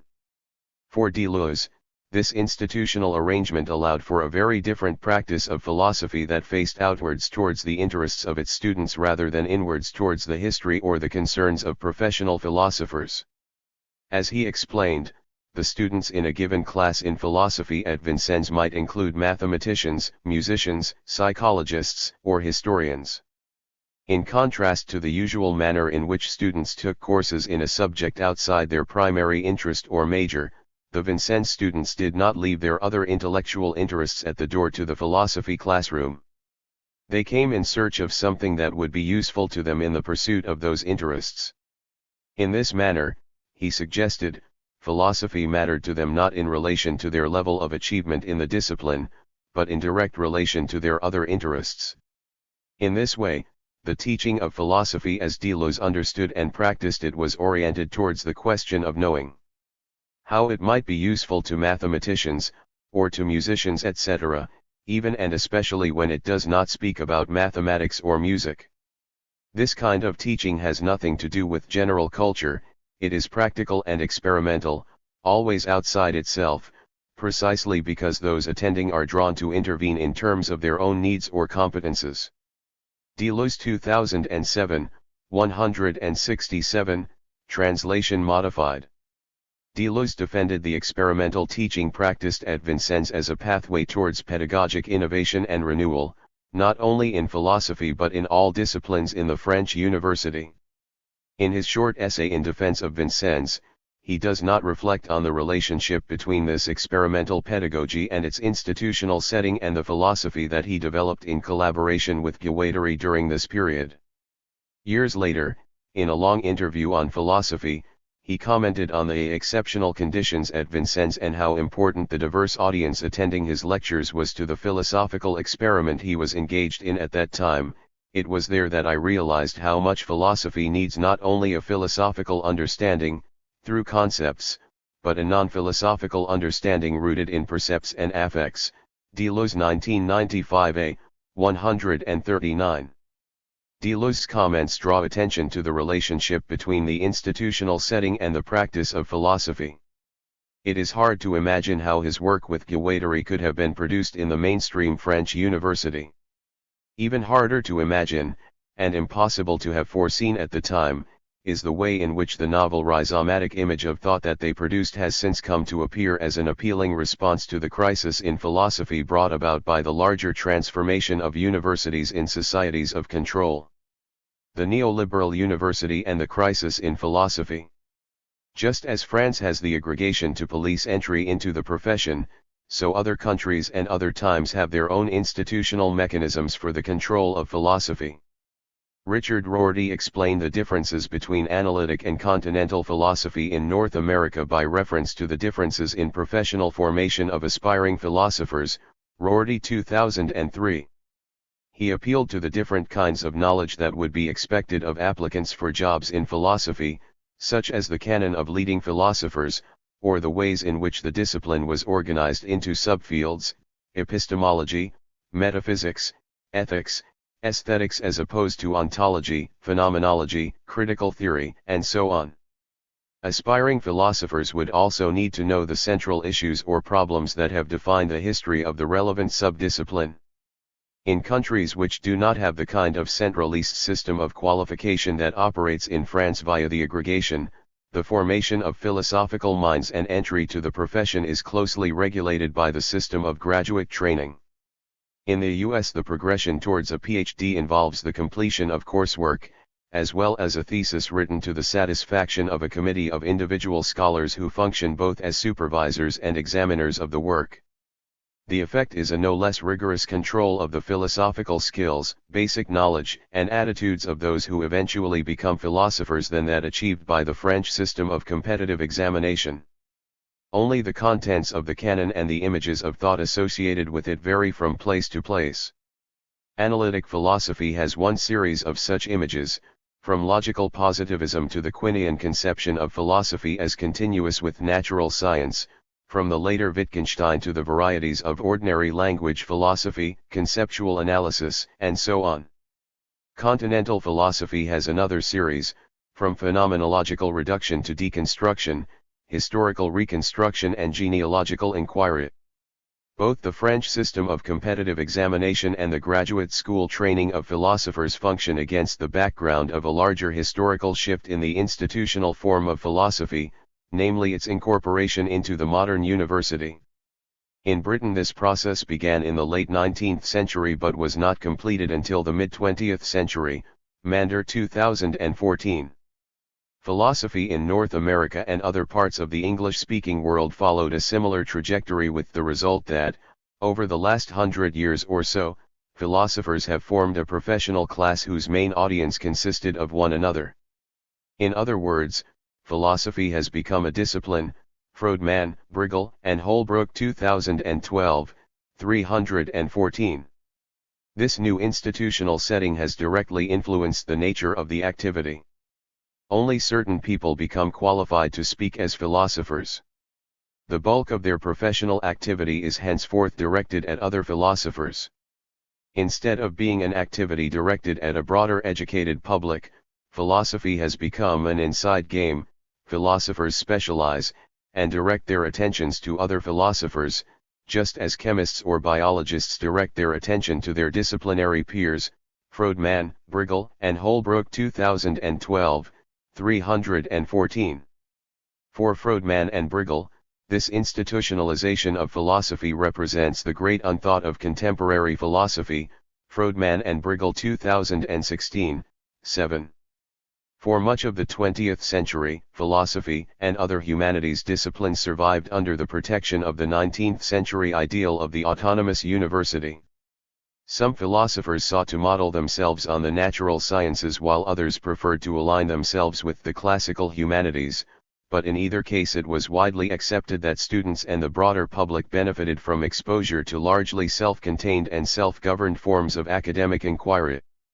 Since the 1980s, the impact of neoliberal demands for a more market-sensitive and market-responsive university has undermined this consensus.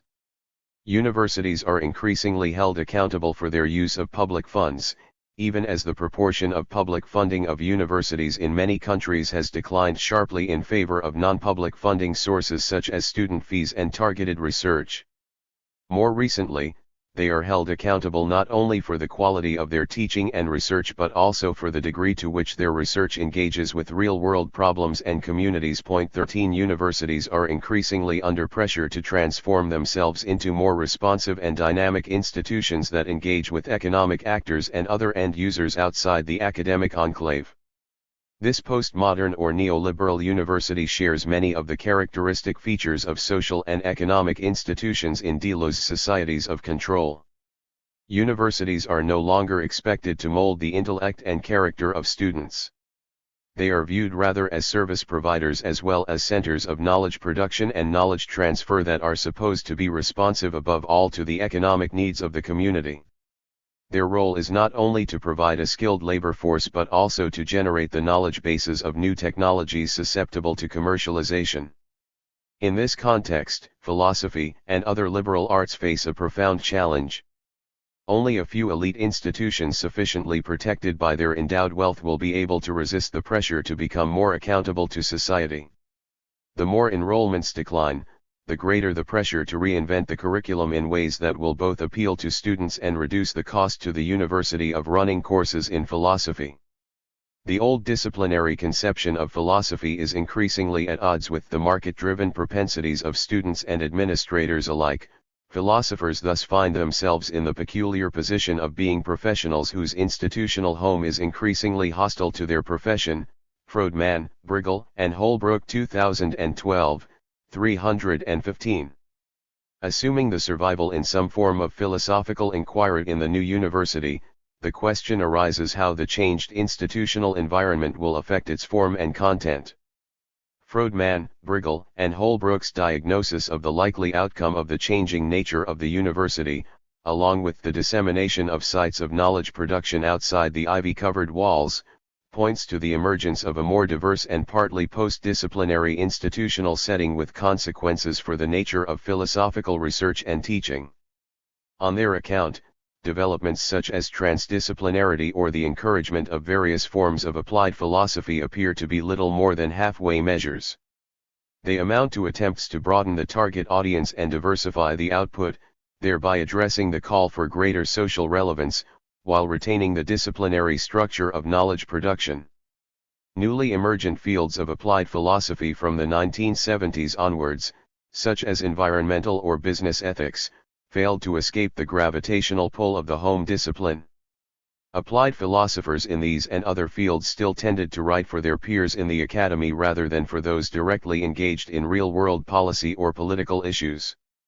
They employed epistemic rather than occasional or contextual criteria of rigor in their analyses.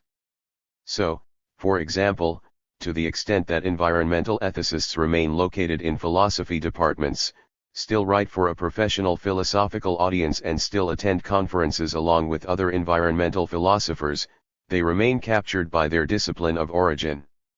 One finds neither a practical, e.g. the development of internship programs at the National Park Service, nor theoretical, e.g. how does the nature of our arguments change when our audience is non-philosophers, questioning of the disciplinary model of knowledge production.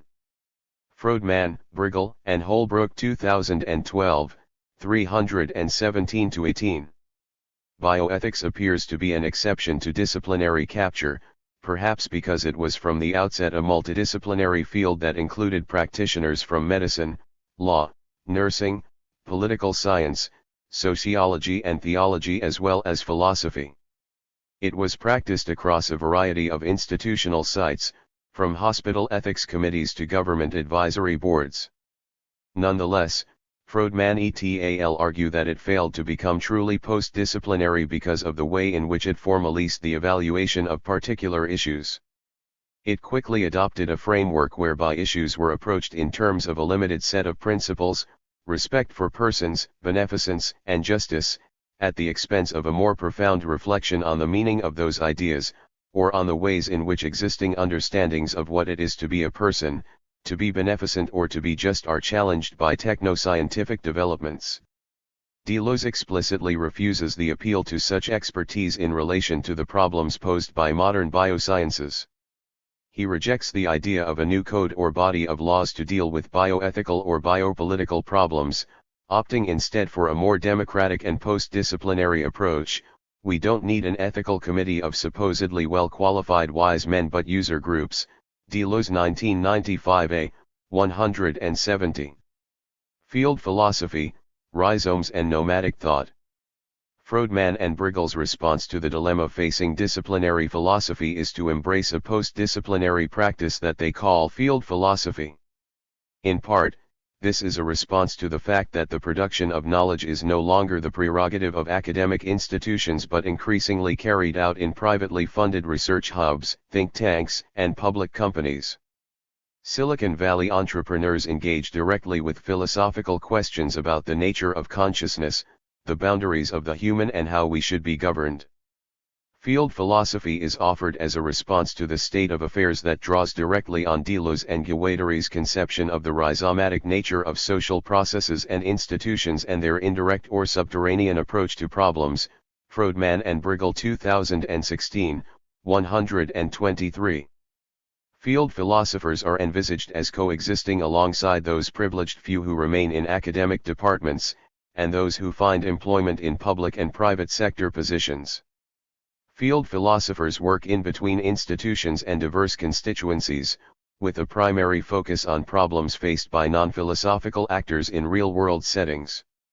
Their aim is not to extract idealized versions of problems and provide solutions of interest only to philosophers, but to contribute to solving practical problems in terms that are attractive to the non-philosophers engaged in them. In sum, field philosophy begins with problems as defined by non-philosophic actors in real-world settings and seeks to make contributions deemed successful according to more than disciplinary standards.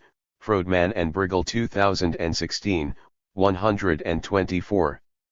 The central characteristics of field philosophy bear striking resemblance to the experimental practice of philosophy described by Deleuze. In the first place, the initial audience for field philosophy consists of one or another specific group of non-philosophers. It is these non-philosophers who define what counts as a problem and what would constitute a satisfactory solution. Field philosophers may therefore have to spend time learning the historical, political, scientific, technological, economic, legal, and cultural dimensions of a problem.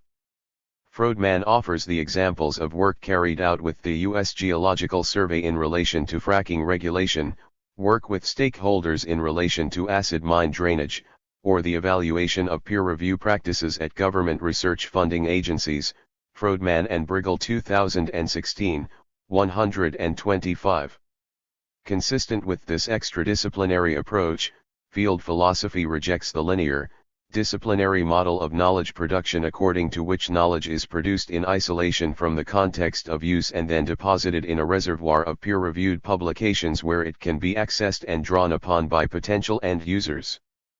Field philosophy is nomadic.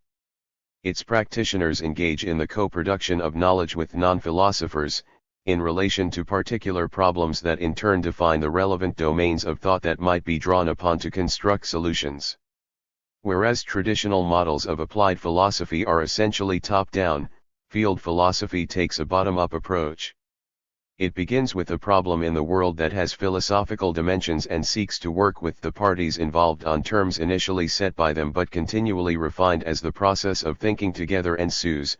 Beckman, Brigel, and Holbrook 2012, 324-5. As such, there is no single analytical method but rather a plurality of methods and research techniques appropriate for the problem. Finally, while disciplinary philosophers continue to think that one can make progress in the discipline according to its own internal criteria of success, field philosophers embrace a different notion of progress that places more value on helping non-philosophers to reimagine, to work through and to solve their own problems. Disciplinary philosophy continues to measure progress in philosophy on the model of progress in the natural sciences, by the extent to which it increases our understanding of the world. By contrast, field philosophy measures progress by the extent to which it manages to change the world, but again, without pretending to know in advance of the actual field work what kind of change will be for the best.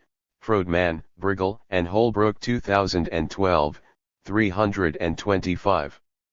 Field philosophy carries implications for both the institutional setting and the practice of philosophy.